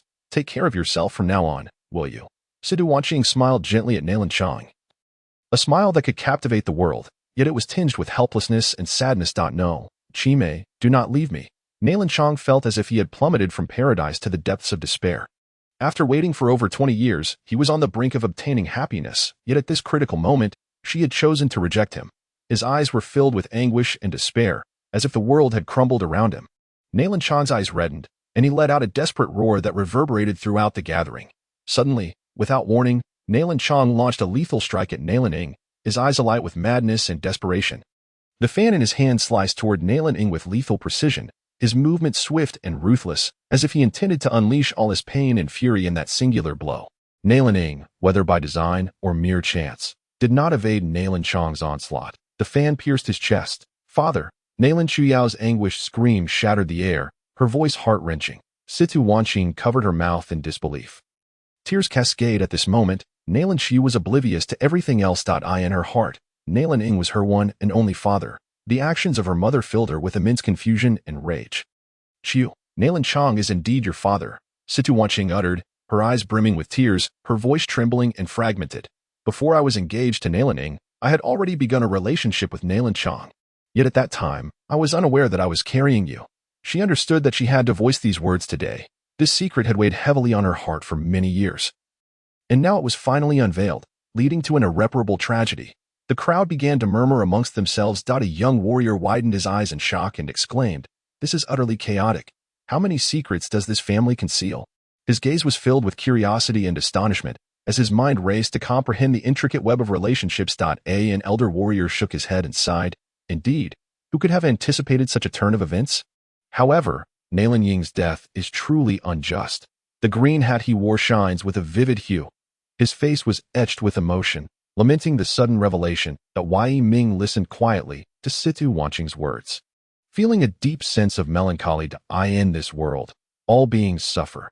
None can escape the cycle of existence. The most difficult to evade is the burden of love. At this moment, Nalanchong appeared somewhat exhilarated.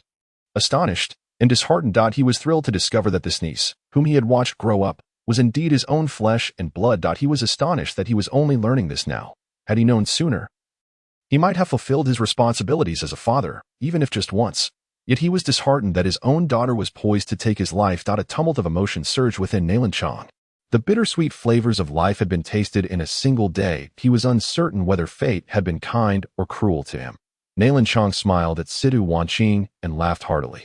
Qingmei, thank you. His voice carried a hint of relief, mingled with a touch of resignation. Situ Wanqing dared not meet his gaze and silently lowered her head. Regardless of the circumstances, she felt she had wronged Nalan in this lifetime. This guilt would forever accompany her. Chuyu. Nalanchong gazed affectionately at his daughter, his tone now exuding genuine concern, a stark contrast to before. Do not call me. You are unworthy to Chu Yao. She was about to utter something. But suddenly, a mouthful of fresh blood erupted from her lips, and she collapsed into Nalan Chuyao's embrace. Chapter 75. Please take good care of my daughter in the future. Mother, what is wrong with you? Nalan Chuyao held Situ Wanqing, her heart racing with terror as she discovered that her mother had already fainted in that instant. Fear and despair surged over her like a tidal wave. Her voice trembled with a sob, quaking with emotion. Kunlun King, I beg you, please save my mother. I have already lost my father. I cannot bear to lose my mother as well. She was utterly heartbroken. Her eyes filled with pleading as they fixed upon Yiming. At that moment, she resembled a wounded fawn, helpless and desolate. Yiming nodded gravely, extending his hand to Situ Wanqing's left wrist to take her pulse. His fingers trembled slightly, as if they too were absorbing the weight of this sorrow. Your mother is not in serious danger. She simply succumbed to a surge of emotions. Yiming spoke slowly, his tone steady yet imbued with a hint of comfort. She had just engaged in a fierce battle, and her energy has waned. Shall I channel some vital energy into her? He inquired of Nalan Chuyao.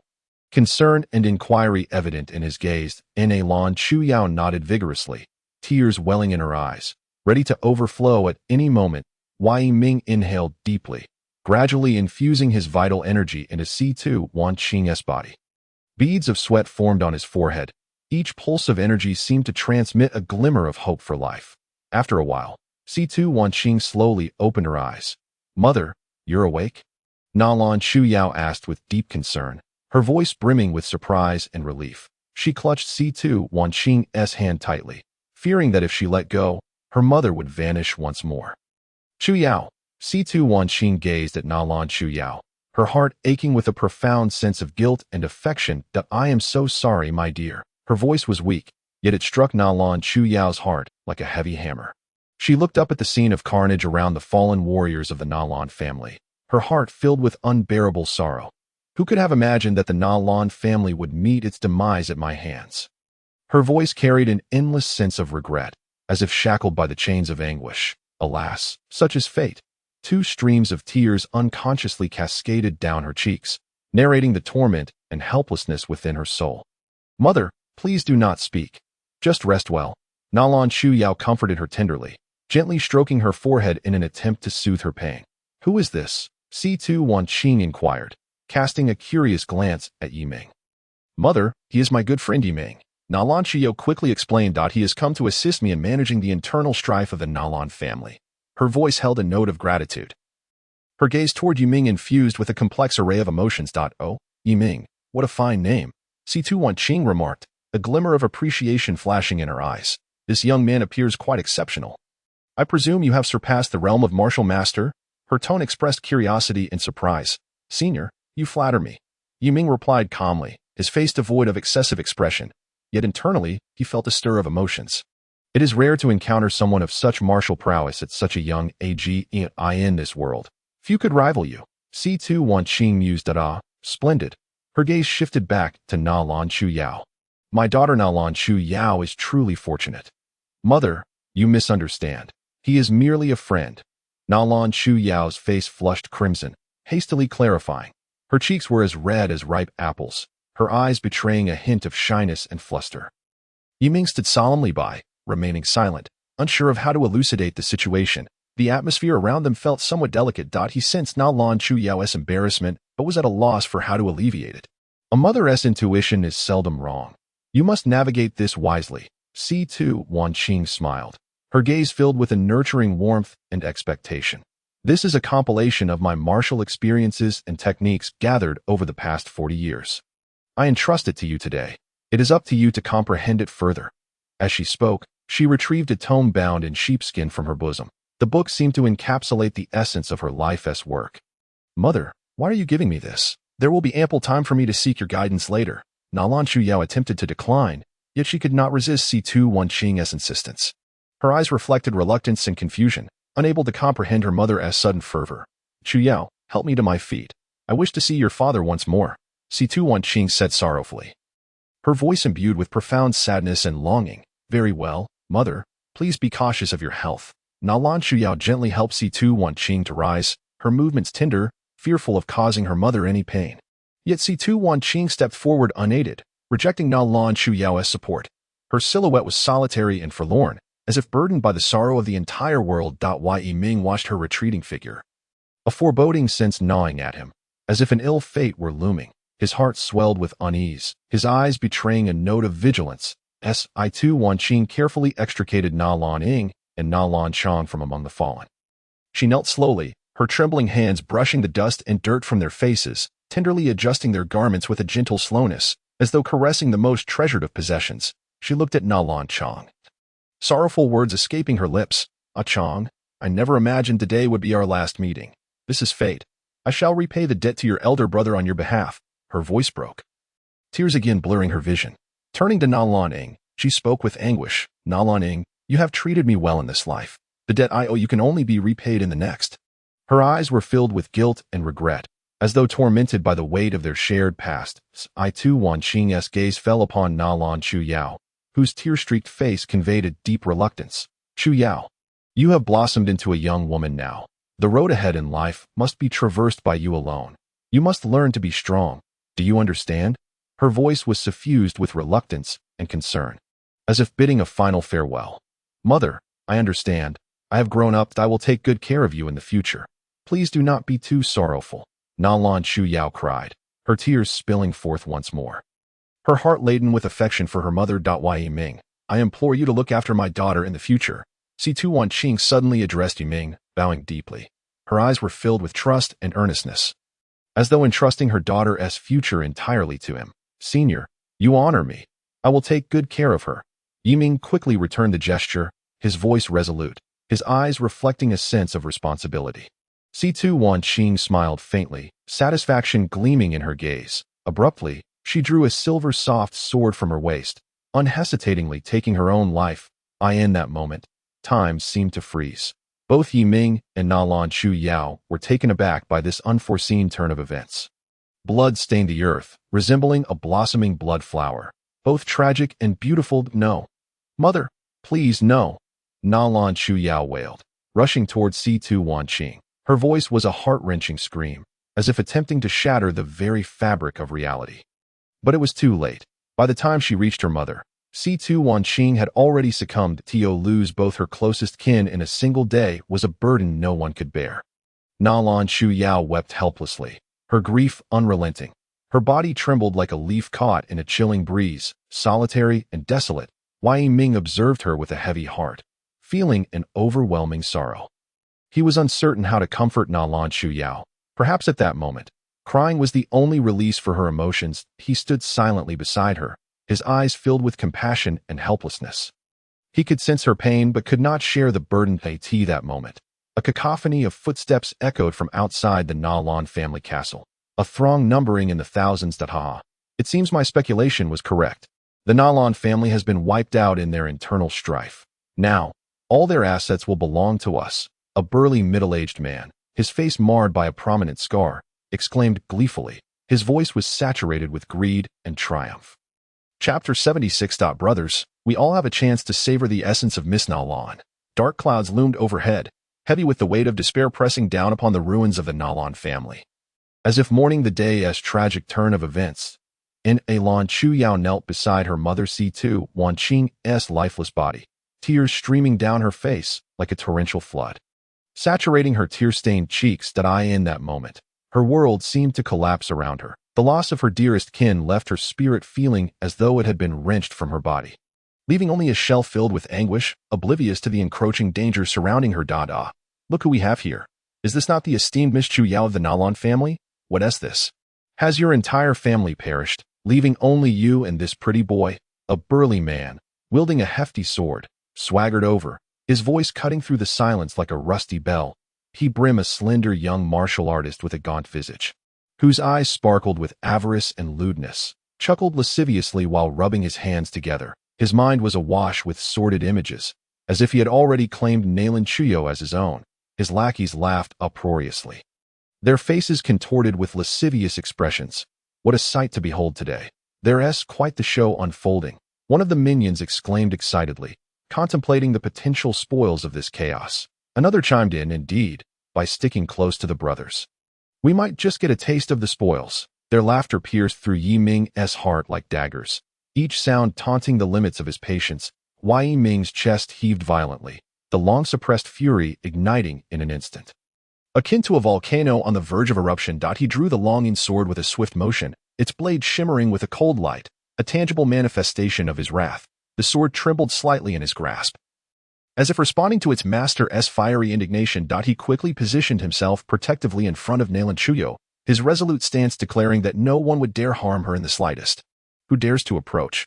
I shall count to 3. If you do not flee, you will all meet your demise today. Yi Ming's voice resonated with deep power, laced with boundless fury and intimidation, echoing across the bloody battlefield.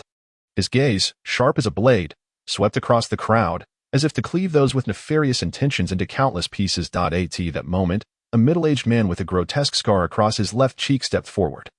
He was Xiahou Dun, the patriarch of the Xiahou clan. Following him were his younger brothers, Xiahou Shuang and Xiahou Chang. The Xiahou clan had long been oppressed by the Nalan family, and today, they finally seized their chance for vengeance. They resembled a pack of ravenous wolves, eager to pounce on their prey. Ha. Is that all you've got? Boy, your bravado is quite audacious. Xiahou Dun scoffed, arms crossed, regarding Yi Ming with disdain and mockery, as if he were merely an insignificant ant. Big brother, let us dismember him and show him the consequences of offending our Xiahou clan. Xiahou Shuang sneered, a cruel smile gracing his face as visions of Yi Ming being torn apart flitted through his mind, accompanied by an inexplicable thrill. Meanwhile, Xiahou Chang's gaze lingered on Nalan Chuyo, his tongue darting out to wet his lips, his lecherous demeanor repugnant. That one do? We wouldn't want to frighten my dear sister Chiyo with such a bloody scene. Oh, she is crying. How tragic. Her mother, Sidu Wanqing, has also perished. What a pity. She was a great beauty as well. But fear not. Even in death, I can still have my fun, he uttered, his voice dripping with depravity and shamelessness. Each word a filthy bullet aimed at Nailan Chuyo and Yi Ming. The previously vacant gaze of Nailan Chuyo ignited with a fierce blaze upon hearing their vile words. The death of her mother, the upheaval of her family, and the humiliation from these wretches culminated in an explosive surge of anguish and rage. Her eyes sparkled with a fierce light, ablaze with vengeance. Without hesitation, she seized her mother's silver soft sword. Her form like lightning as she charged toward Xiahou Chang. Her movements were as swift as a flash, leaving no time for reaction. Before Xiahou Chang could register fear, the silver soft sword had already pierced his throat, blood gushing forth like a blooming flower in crimson, painting the air with a sinister hue. Third brother, Xiahou Dun and Xiahou Shuang roared in unison, their voices filled with fury and shock. That filthy bitch dares to kill my brother. Brothers, capture her alive. I intend to savor her suffering. Xiahou Dun's face flushed crimson, resembling an enraged bull as he raged. Yes, keep her alive. I want all my brothers to experience the delights of Miss Nailan. Xiahou Shuang echoed, feigning sorrow while his eyes gleamed with unmasked greed and desire. Over 1,000 warriors from the Xiahou clan surged forth like a relentless tide, encircling Nailan Chuyo and Yi Ming, their faces alight with fervor and avarice, resembling a pack of starving beasts ready to pounce on their prey. Leave them to me. You take a moment to collect yourself, Yi Ming whispered softly to Nailan Chuyo. Their backs pressed together, his tone imbued with reassurance and resolve. No need. These ants are hardly my match. Nailan Chuyo gritted her teeth, her voice resolute and filled with fury, each word squeezed out with determination. Her body trembled slightly, a manifestation of her pent-up rage. Very well, but do stay safe. Yi Ming refrained from further words, fully aware that Nailan Chuyo required a means to channel her fury, and these scoundrels were perfectly suited for that purpose. He silently vowed that as long as he remained, he would ensure not a single hair on Nailan Chuyo would be harmed. With her eyes ablaze, Nailan Chuyo charged into the throng like a frenzied beast. The silver soft sword in her hand danced with ferocity, each strike imbued with boundless wrath and strength. The warrior lunged at her, but she deftly evaded, her soft sword darting forth like a serpent, instantly piercing his throat. Before he could utter a cry of despair, he collapsed into a pool of blood. In a swift turn, she swept her sword horizontally, striking down several more warriors, their bodies flying like kites severed from their strings. Crashing heavily to the ground, writhing in agony, blood splattered around her, staining her garments crimson, yet she remained oblivious, consumed by a singular thought. Kill. Yi Ming remained close at her side, his longing sword a whirlwind of defense, repelling all who dared to approach Nailan Chuyo. His swordplay was unparalleled, each stroke infused with formidable sword energy that instilled dread among his foes. His gaze was steadfast and composed, ever vigilant of the battlefield, leaving no threat unchecked. In the midst of this chaos, blades flashed and shouts of slaughter echoed through the air. Nailan Chuyo and Yi Ming moved as if they were war gods, weaving through the crowd, leaving a path of carnage in their wake. The ground was littered with corpses, blood staining the earth, the air thick with the stench of death. In no time, the once formidable 1,000+ warriors lay slain. Their bodies sprawled across the battlefield, blood pooling into small streams, flowing over the land that had once echoed with laughter. Witnessing this gruesome scene, Xiahou Dun and Xiahou Shuang turned pale, their legs trembling as they attempted to flee. Their eyes filled with terror and despair, the arrogance they once displayed evaporating without a trace. Yi Ming darted forward, swiftly placing himself before them, his gaze as frigid as frost, capable of freezing the very soul. Xiahou Dun and Xiahou Shuang's legs buckled, collapsing to their knees. Spare us. We were blind to your greatness. Please, grant us mercy. Xiahou Dun's voice quivered, tinged with desperation as he bowed repeatedly, his forehead bloodied from the impact. His thoughts raced, hoping to survive, planning to seek vengeance at a later time. Indeed, we were wrong. We shall never dare again. Miss Nailan, we beseech you, show mercy. Xiahou Shuang joined in the plea, his face a mask of terror, his body quaking incessantly, though his mind schemed for a chance to strike back, a glint of malice flickering in his eyes. Yi Ming's gaze remained fixed upon them, sharp as an eagle's. Penetrating their thoughts, he understood that these two would not relinquish their ambitions so easily and must be kept under constant scrutiny. Sure enough, Xiahou Dun and Xiahou Shuang exchanged a glance, a flicker of malice passing between them. Suddenly, they sprang to their feet, launching an attack on Nailan Chuyo. Xiahou Dun's blade sliced through the air with a menacing whistle, aimed at Nailan Chuyo's back, while Xiahou Shuang lunged with a dagger toward her chest. Their movements were swift and ruthless, seeking to deliver a fatal blow before Yi Ming could react. Sensing the imminent danger, Nailan Chuyo spun around, her silver-soft sword whirling with precision. In a flash, the cold light of the blade deflected Xiahou Dun's sword, sending Xiahou Shuang's dagger flying. In one fluid motion, she flicked her wrist, and the soft sword, like a flash of silver lightning, slashed through their necks. Their heads tumbled to the ground, blood gushing forth like a fountain. Nailan Chuyo gazed at the severed heads, devoid of any joy, only a profound sense of exhaustion and pain. Her hand slowly fell, the soft sword clattering to the ground with a crisp sound. Yi Ming approached, gently patting her shoulder. Chuyo, it is all over. Nailan Chuyo turned slowly, her eyes brimming with tears once more as she threw herself into Yi Ming's embrace, weeping inconsolably. Just then, a chilling wind swept through, bringing with it an ominous aura. Yi Ming's heart sank as he sensed danger approaching. Instinctively, he shielded Nailan Chuyo behind him, tightening his grip on the longing sword. Be cautious, something is amiss. Chapter 77. Elder sister, why are you here? A sinister wind rustled through the air, laden with a murderous intent. A figure cloaked in black surged toward Yi Ming like a bolt of black lightning, a long sword glinting with a cold light, slicing through the air with a sharp whistle. Who are you? Here to seize the Nailan family's wealth as well. Yi Ming's expression hardened as he swiftly drew the longing sword to defend against the impending threat. In an instant, a resounding clash echoed as two swords collided, sending sparks flying in all directions. The tremendous force of the impact left Yi Ming's arm tingling, compelling him to instinctively step back. He felt a profound shock within. There were few who could force him to retreat, indicating that the cloaked figure before him possessed formidable strength. Yi Ming. Nailan Chuyo cried out in terror, her hands gripping Yi Ming's arm tightly, her fingertips turning white from the pressure. She was acutely aware of Yi Ming's prowess.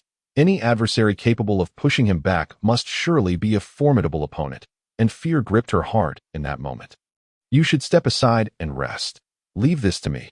Yi Ming steadied himself, his gaze resolute as he looked at Nailan Chuyo, his tone imbued with undeniable authority, though her heart brimmed with concern. Nailan Chuyo nodded obediently, retreating to a short distance while keeping her eyes fixed on the battlefield. The cloaked figure showed no signs of hesitation, launching another fierce attack. Each sword strike was ruthless and sharp, imbued with a deadly intent, as if to slay Yi Ming in an instant. With unwavering focus, Yi Ming wielded the longing sword with impeccable precision, defending against the onslaught of the cloaked assailant. Within, he pondered the identity of this mysterious figure and the reason behind such ferocious aggression directed at him. The cloaked figure, observing Yi Ming's tight defense and unable to breach it, felt a flicker of surprise. They had anticipated an easy victory, yet Yi Ming proved to be exceptionally challenging. The two figures moved like phantoms, their forms intertwining as the ground around them was carved with deep fissures from the sword energy. Dust swirling in the air, Nailan Chuyo stood at a distance, her heart racing as she watched the breathtaking confrontation. Her eyes were glued to Yi Ming. Each time he faced danger, she instinctively covered her mouth, nearly letting out a gasp. Her palms were slick with sweat, and she silently prayed for Yi Ming's safety. She understood all too well that he was her only remaining support, and should anything happen to him, she could scarcely fathom how to cope with the ensuing turmoil. As the battle escalated into a fever pitch, both Yi Ming and the cloaked figure began to unleash their full capabilities. Seizing an opportune moment, Yi Ming executed his ultimate move, the longing breaks the sky, unleashing a powerful wave of sword energy accompanied by the resonant sound of the dragon's roar, crashing towards the cloaked figure like a surging tide. The cloaked figure's eyes sharpened at this sight, and she immediately retaliated with the phantom shadow sword technique, conjuring multiple sword shadows that deftly neutralized Yi Ming's sword energy. The two engaged in a fierce exchange, neither willing to yield, ultimately reaching a stalemate. Suddenly, the cloaked figure burst into a peal of melodious laughter, bright and cheerful, starkly contrasting her earlier ferocity. She slowly removed her black mask, revealing an unparalleled beauty. Her eyes sparkled like stars, imbued with a lively intelligence. Her nose was elegantly sculpted. Her lips, naturally rosy, curled into an enchanting smile. Her fair skin glowed softly under the sunlight, and her long, lustrous black hair cascaded like a waterfall. Swaying in the breeze, she embodied both feminine grace and an aura of heroism that captivated all who beheld her. 8 Senior sister, is that you? Yiming was momentarily taken aback, swiftly transitioning from shock to joy. His eyes reflecting surprise and delight. You little rascal, it's been a while since we last met, and you've already advanced in your cultivation. Now even your senior sister cannot best you. 8 Senior sister, Yuchan said with a grin, her eyes brimming with admiration and satisfaction. Not at all. I merely exerted myself fully, while 8 Senior sister was holding back. How could I possibly stand a chance against you? Yiming replied humbly, a respectful smile gracing his face. You certainly have a sharp tongue. Yuchan chuckled heartily, giving Yiming a friendly pat on the shoulder. Chuyu, come here. This is my 8 Senior sister, Yuchan. Yiming called out to Nalan Chuyu, beckoning her to join them. Greetings, senior sister. Nalan Chuyu approached, her cheeks flushed, her voice soft and tinged with shyness. I am aware of everything that has transpired. Chuyu, you have endured much. Yuchan looked at Nalan Chuyu, taking her hand with compassion and solace in her eyes. Thank you, senior sister. Nalan Chuyu replied, putting on a brave front, though her voice trembled slightly. 8 Senior sister, what brings you here? Yiming inquired with curiosity. Isn't it obvious? I was worried about your safety. You truly are something else, managing to blow up the Medicine God Valley all on your own. Yuchan teased with a smile, a hint of playful mockery in her gaze. I had no choice.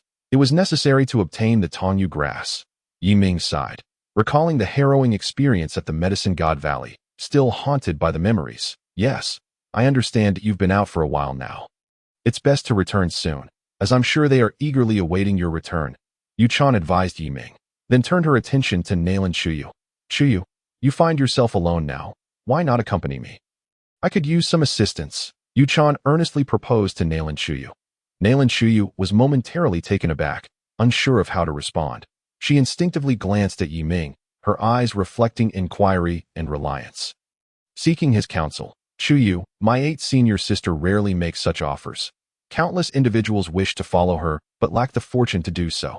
Consider it carefully, Yiming said with encouragement, his expression filled with joy. Thank you for your kindness, 8 Senior sister. Everyone has their own aspirations. As the last remaining member of the Nalan family, I must strive to restore my lineage. Nalan Chu declined politely, her gaze resolute, exuding a spirit of determination. That's all right. Should you ever require assistance in the future, do not hesitate to ask. Yuchan produced a verdant transmission talisman from her robe, handing it to Nalan Chuyu. If you find yourself in danger, shatter this, and I will come to your aid. But I still worry about you. Why not return to Hangqing with me? Yiming said, feeling a pang of guilt for having brought Nalan Chuyu to the Medicine God Valley, leading to the subsequent turmoil. No need. I shall not waver from my decision. You need not feel guilty. This was all destined to occur. Nalan Chuyu responded with a bright smile, her expression imbued with strength and independence.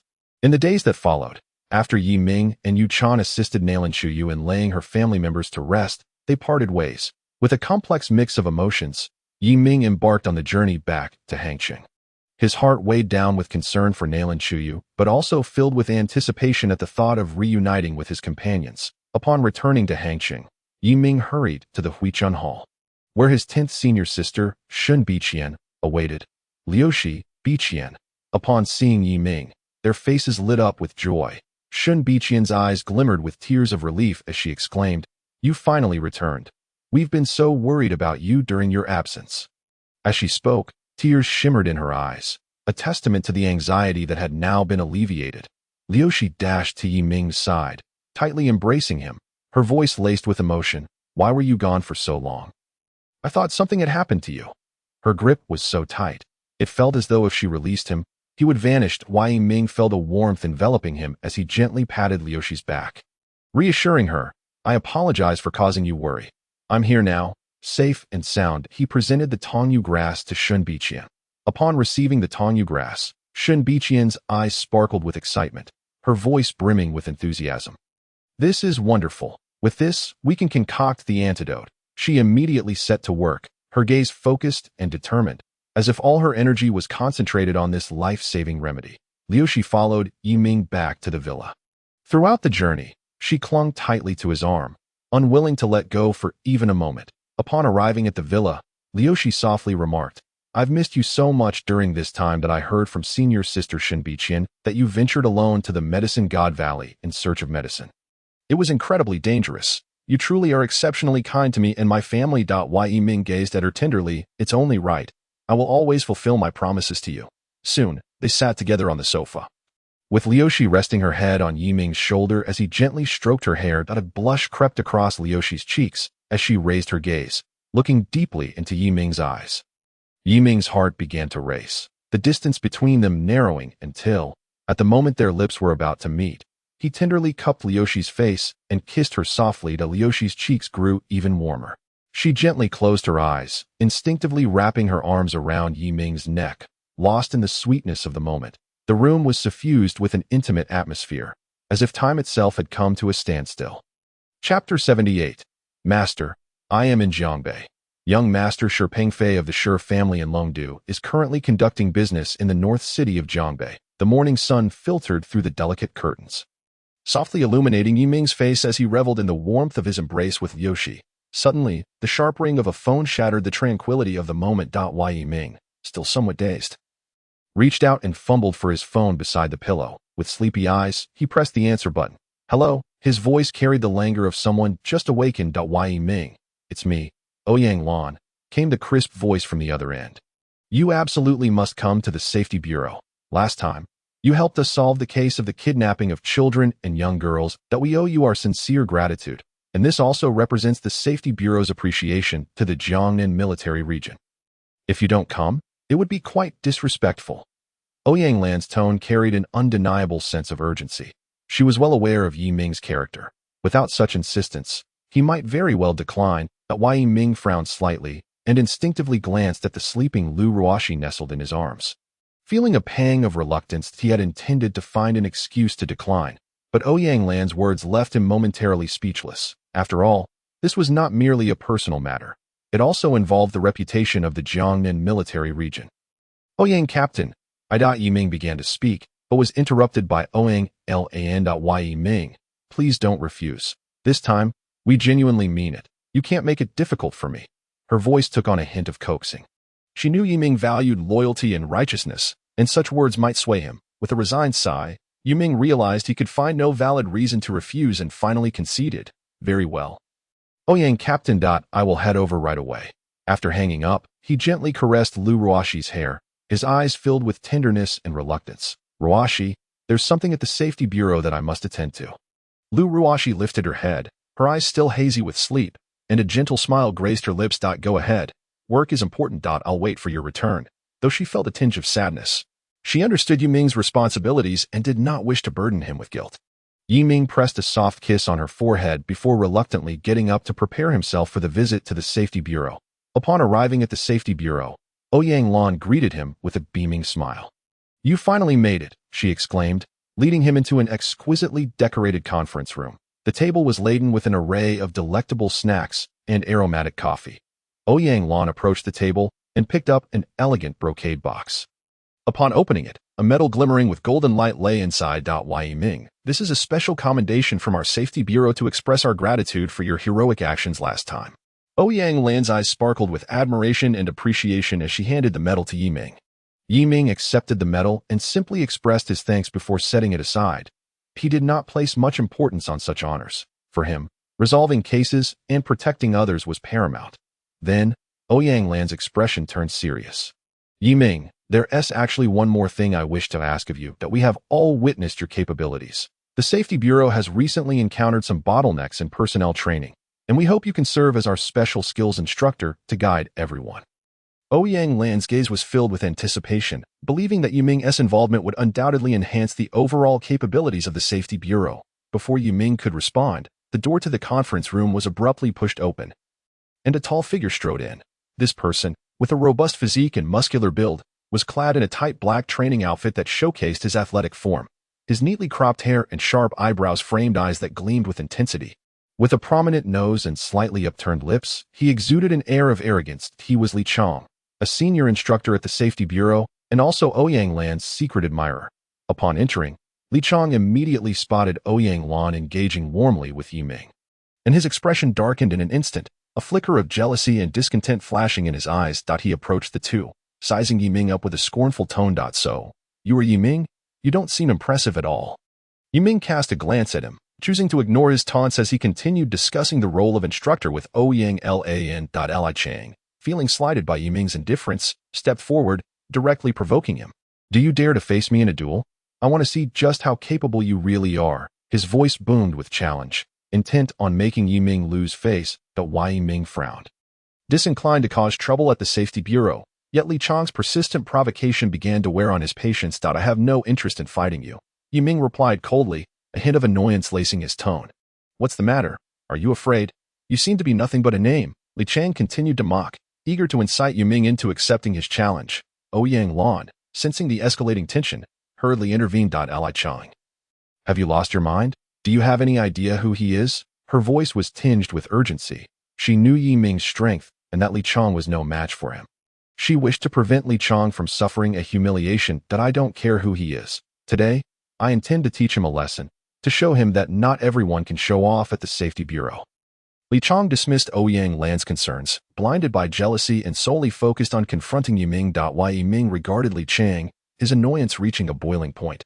Fine, I accept your challenge. I hope you won't regret it later. A glint of cold determination flickered in Yiming's eyes. He had resolved to teach Li Chang a lesson about humility. The three of them made their way to the training ground, and news of the impending duel quickly spread. Staff members flocked to witness the spectacle, curious about the outcome of this confrontation. Li Chang warmed up, launching the first attack with a powerful charge towards Yiming. His right fist slicing through the air with a fierce wind aimed directly at Yiming's face. Remaining unfazed, Yiming sidestepped with ease, evading the punch effortlessly. As Li Chang missed his target, he quickly switched tactics, attempting a sweeping kick to trip Yiming. With a light touch of his toes, Yiming leaped gracefully into the air, evading the strike like a nimble swallow. Li Chang was taken aback by Yiming's agility. But rather than retreating, it ignited his fighting spirit. He inhaled deeply and unleashed a barrage of punches like a torrential downpour aimed at Yiming. While Yiming's eyes sharpened, and his internal energy began to circulate, causing his form to blur momentarily. Suddenly, Yiming appeared like a specter behind Li Chang, extending a finger to lightly tap the back of Li Chang's shoulder. Li Chang felt a powerful force surge forth like a crashing wave, sending him uncontrollably sprawling forward, crashing to the ground, and stirring up a cloud of dust. The arena fell into stunned silence as everyone marveled at Yiming's astonishing prowess. Li Chang lay on the ground, momentarily dazed, his mind swirling with shock and disbelief. He could hardly grasp the reality that he had been defeated by Yiming in a single move. How is this possible? I lost so miserably. Tormented by feelings of inadequacy and regret, Li Chang slowly rose, his gaze toward Yiming now filled with awe and admiration. Mr. Yi, I failed to recognize your greatness. Please, take me on as your disciple. His voice bore a hint of desperation. He understood that only by following Yiming could he truly elevate his own abilities. Ouyang Lan's eyes widened in astonishment, although she was aware of Yiming's formidable strength. Witnessing him defeat Li Chang so decisively left her utterly stunned. Was this truly Yiming's real power?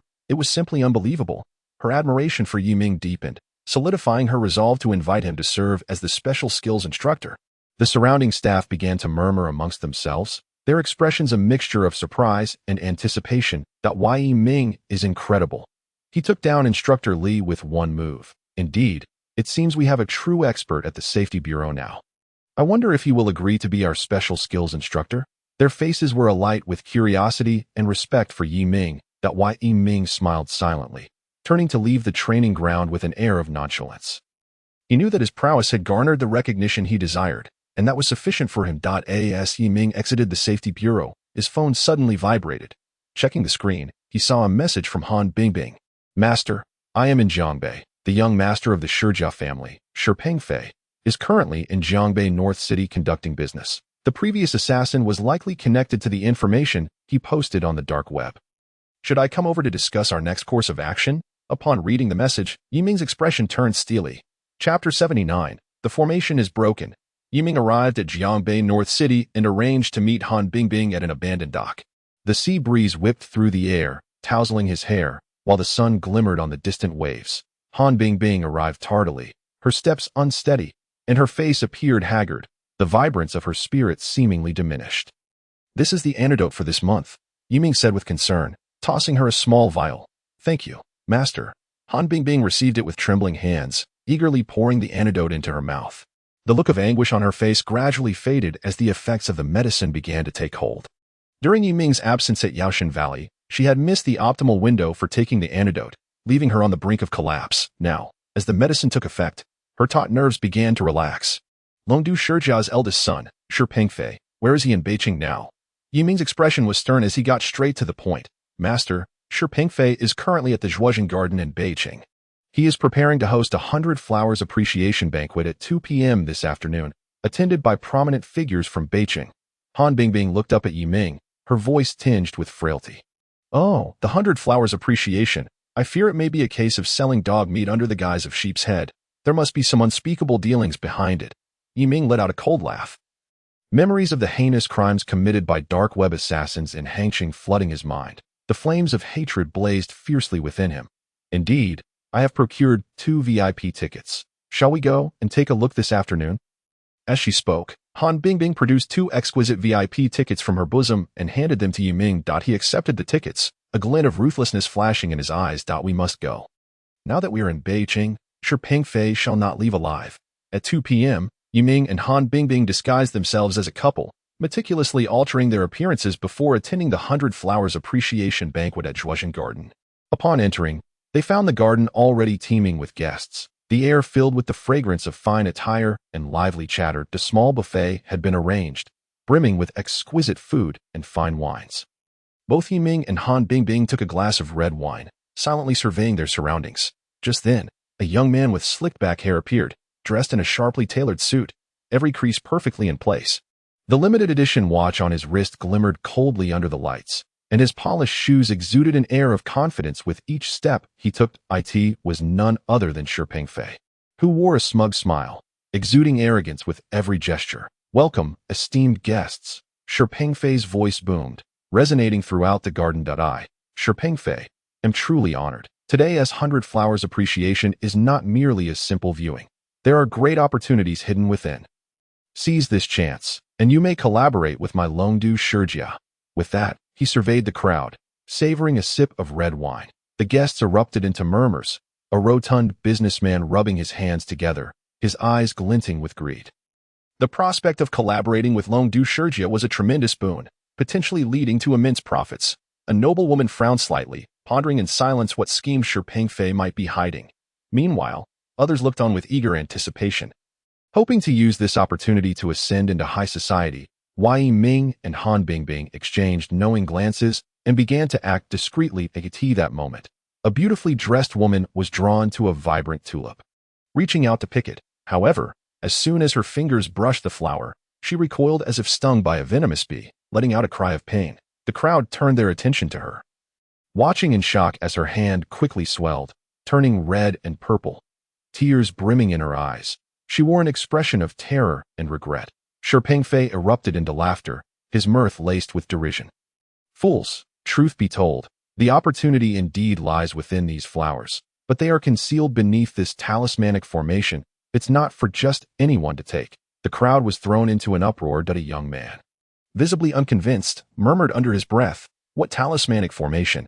I don't believe in such nonsense." An elder stroked his beard, a grave expression on his face. It seems Shi Pengfei has long been scheming.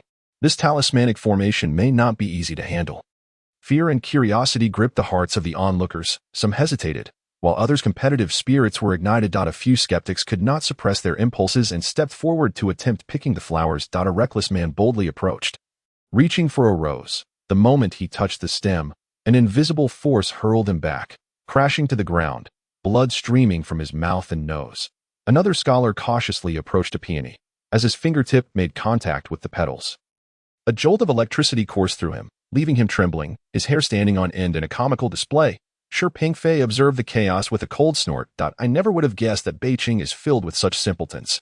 It appears you have no hope of collaborating with my Longdu Shijia." The crowd, hearing his words, shook their heads in disappointment, some filled with frustration yet powerless to change their fate, while others began to lament their own recklessness.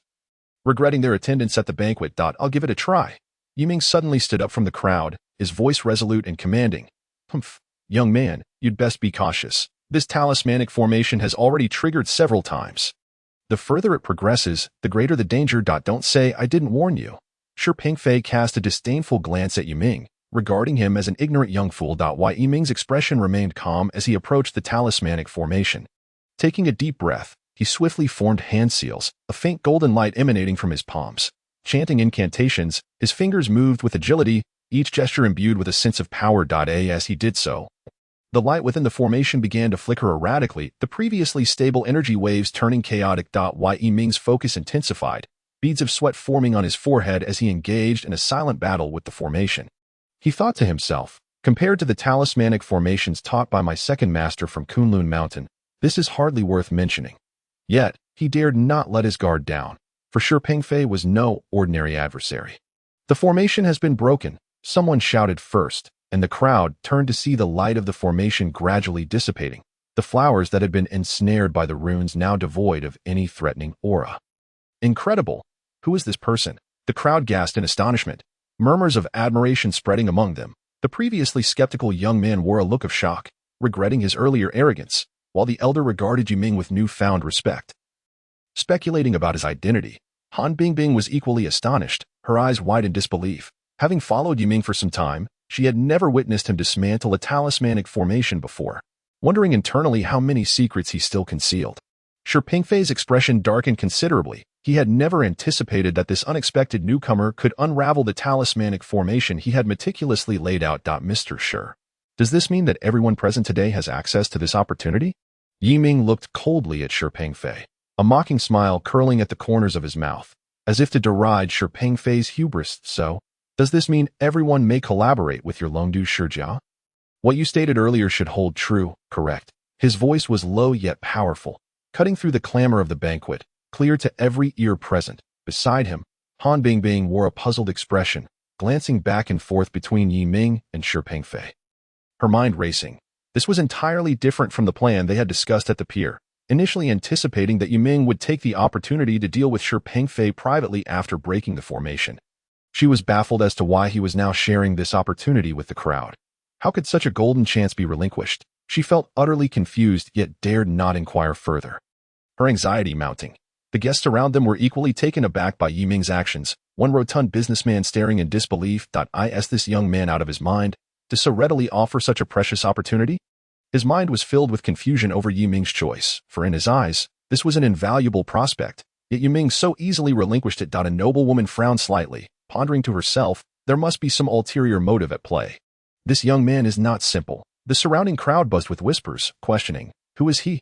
Why is he doing this? Their gazes were filled with curiosity and suspicion, all speculating about Yiming's true intentions. Shi Pingfei, feeling humiliated by Yiming's blatant disregard, turned a shade of green and pale, preparing to retaliate when a middle-aged man with a buzz cut strode forward. He was tall and burly, clad in a black robe embroidered with golden runes that shimmered with a mysterious light under the sun. His expression was severe, and his piercing gaze seemed capable of penetrating the hearts of men. Beneath his prominent nose, his thin lips were pressed tightly, exuding an aura of quiet authority. He laughed heartily and addressed Yiming, young brother, impressive skills indeed. May I inquire about your teacher? His voice was deep and resonant, imbued with a hint of curiosity, as if seeking to uncover something from Yiming's response. I have no teacher. I merely learned a few tricks on my own. Please pardon my impertinence. Yiming met the middle-aged man's gaze with caution, sensing an ominous air about him. Master Zhang, you've arrived just in time. Come and deal with this arrogant young man. Shi Pingfei exclaimed eagerly, a smug look on his face, as if proclaiming Yiming's imminent doom. Do you know who he is? He is Master Zhang Hong, ranked third on the Great Xia's talisman master list. Upon hearing this, the crowd erupted once more. A young man's mouth fell agape in astonishment, exclaiming, it's Master Zhang. Now, a splendid spectacle is about to unfold. Excitement sparkles in his eyes as he eagerly anticipates the imminent duel. An elderly man strokes his beard, his expression grave. The prowess of Master Zhang is unfathomable. This young man may be in for a tough time. The faces of the crowd reflect a mixture of anticipation and concern, each secretly speculating on the outcome of this confrontation. Han Bingbing gazes at the middle-aged man, finding him oddly familiar, as if she has encountered him before. yet she cannot recall when. Her brow furrows as she diligently searches her mind for memories of this man, the sense of DJVU stirring unease within her. Long have I admired you. Yiming compliments politely, though his eyes reveal no hint of trepidation as he boldly meets Zhang Heng's gaze. His unwavering stare seems to declare that he will not be easily intimidated. Young man, that talisman array was set by me. Before Master Zhang. It scarcely counts for anything, Shi Pengfei boasts once more, a haughty expression adorning his face. If you possess the capability to withstand 3 moves from him, my Shi family will collaborate exclusively with you in the North City. What say you? As he speaks, he takes a sip of the red wine in his hand, seemingly convinced of Yiming's inevitable defeat. Not a problem at all. Do not speak of 3 moves. Even 30 would pose no challenge. Yiming replies defiantly, his face devoid of fear, his eyes brimming with conviction and confidence, as though he has already secured victory in this confrontation. However, should I emerge victorious, you must grant me one request. How does that sound? This declaration incites a flurry of chatter among the crowd. Is this young man truly so audacious? Can he possess such formidable capabilities? Voices rise and fall, each laced with skepticism towards Yiming's bold words. Han Bingbing, too, is filled with uncertainty, pondering Yiming's true intentions, her heart a mix of worry and curiosity as she silently wishes for his safety. Haha, young man, quite the audacious one. Aren't you? Who exactly are you? I was unaware of your existence in North City. Which family do you belong to? Shi Pengfei sneers, regarding Yiming with palpable disdain. Yiming is acutely aware that eliminating Shi Pengfei would be a trivial task, yet he senses that the Shi family likely harbors significant figures in North City. Using Shi Pengfei as bait to lure out the bigger fish would yield a twofold benefit. He smirks inwardly, maintaining a facade of composure as he awaits the duel's commencement. You cannot provoke the Shi family of Longdu. Zhang Heng observes Yiming with a hint of pity in his eyes. You will not last 3 moves against me. I advise you to kneel and beg for mercy from young Master Shi. Zhang Heng had originally come to North City in search of promising young talents and had intended to offer Yiming guidance due to his evident potential. However, he did not anticipate Yiming's stubbornness. Master Zhang, enough of the pleasantries. Please demonstrate your skills. Yiming assumes his stance, a resolute determination flickering in his gaze. Very well. Zhang Heng wastes no more words and begins conjuring a talisman array from thin air. His hands move swiftly, forming intricate seals as he chants incantations. With each motion, the spiritual energy in the air surges wildly, coalescing into shimmering golden runes. These runes intertwine and spin, accelerating in speed and brilliance until a circular talisman array gradually takes shape above Zhang Heng's head. The array pulses with radiant energy, emanating an overwhelming pressure that engulfs the spectators in astonishment. A woman gasps, covering her mouth in awe. Is this the power of a talisman master? How extraordinary. Her eyes shine with reverence and admiration. A man, filled with envy, remarks, if only I could possess such power. The crowd's gazes reflect their admiration for Zhang Heng's prowess, while simultaneously harboring concern for Yiming. Han Bingbing's heart races with anxiety. Her hands unconsciously clench, her nails nearly embedding into her palms. She fixates on Yiming, fearful of any misfortune befalling him, silently praying for his safety. Shi Pengfei, in high spirits, sips his red wine, eagerly anticipating Yiming's humiliation. Yet unexpectedly, Yiming also begins to conjure a talisman array from thin air. His hands move just as swiftly, gathering spiritual energy around him to form blue runes, distinctly different from Zhang Heng's golden ones. Imbued with a mysterious and potent force, Yiming's array slowly takes shape. Positioned opposite to Zhang Heng's, the 2 arrays commence their magical duel, launching assaults at one another. Zhang Heng's array strikes first, unleashing a golden beam of light that streaks toward Yiming's formation like a bolt of lightning. Yiming's array responds instantly, a blue shield materializing to block the golden beam's attack. The collision produces a dazzling flash and a thunderous sound. Observing this, Zhang Heng's brow furrows slightly as he forms new seals with his hands, summoning countless golden sword energies that rain down upon Yiming's array like a torrential downpour. Yiming's gaze sharpens as he deftly maneuvers his array, channeling the blue runes into a colossal barrier that withstands the onslaught of golden sword energies. The golden energies relentlessly batter against the blue shield, rippling waves across its surface, yet it remains unbroken. Seizing the brief opening amid Zhang Heng's assault, Yiming retaliates, sending the blue runes forth like agile serpents toward Zhang Heng's array. Zhang Heng hastily fortifies his defenses. The golden light intensifying, the blue runes and golden beams intertwine and clash, enveloping the entire arena in a blinding spectacle, obscuring the true nature of the battle within. Amidst the fierce contest, Yi Ming discerns that while Zhang Heng's array is formidable, it is not without its vulnerabilities. He contemplates his strategy, his eyes reflecting unwavering resolve. He understands that this duel not only concerns his own safety, but also holds the key to exposing the Shi family's sinister plot. Unbeknownst to them, the duel has already surpassed 30 exchanges, swiftly escalating to over 100. The crowd is rendered speechless in astonishment, shocked by Yi Ming's remarkable ability to contend for such an extended duration against the third-ranked talisman master. A young man stammers, "This that Yi Ming is astonishing." An elder nods in agreement. This young man possesses boundless potential. Han Bingbing remains anxious, unable to ease her worries, fully aware that her opponent is the third-ranked talisman master. Her heart races, her eyes never leaving Yi Ming as she silently cheers him on. Shi Pingfei, equally astonished, discreetly summons his subordinates to investigate Yi Ming's background. At this moment, feeling the pressure mounting, Zhang Heng suddenly unleashes a powerful maneuver aimed at Yi Ming.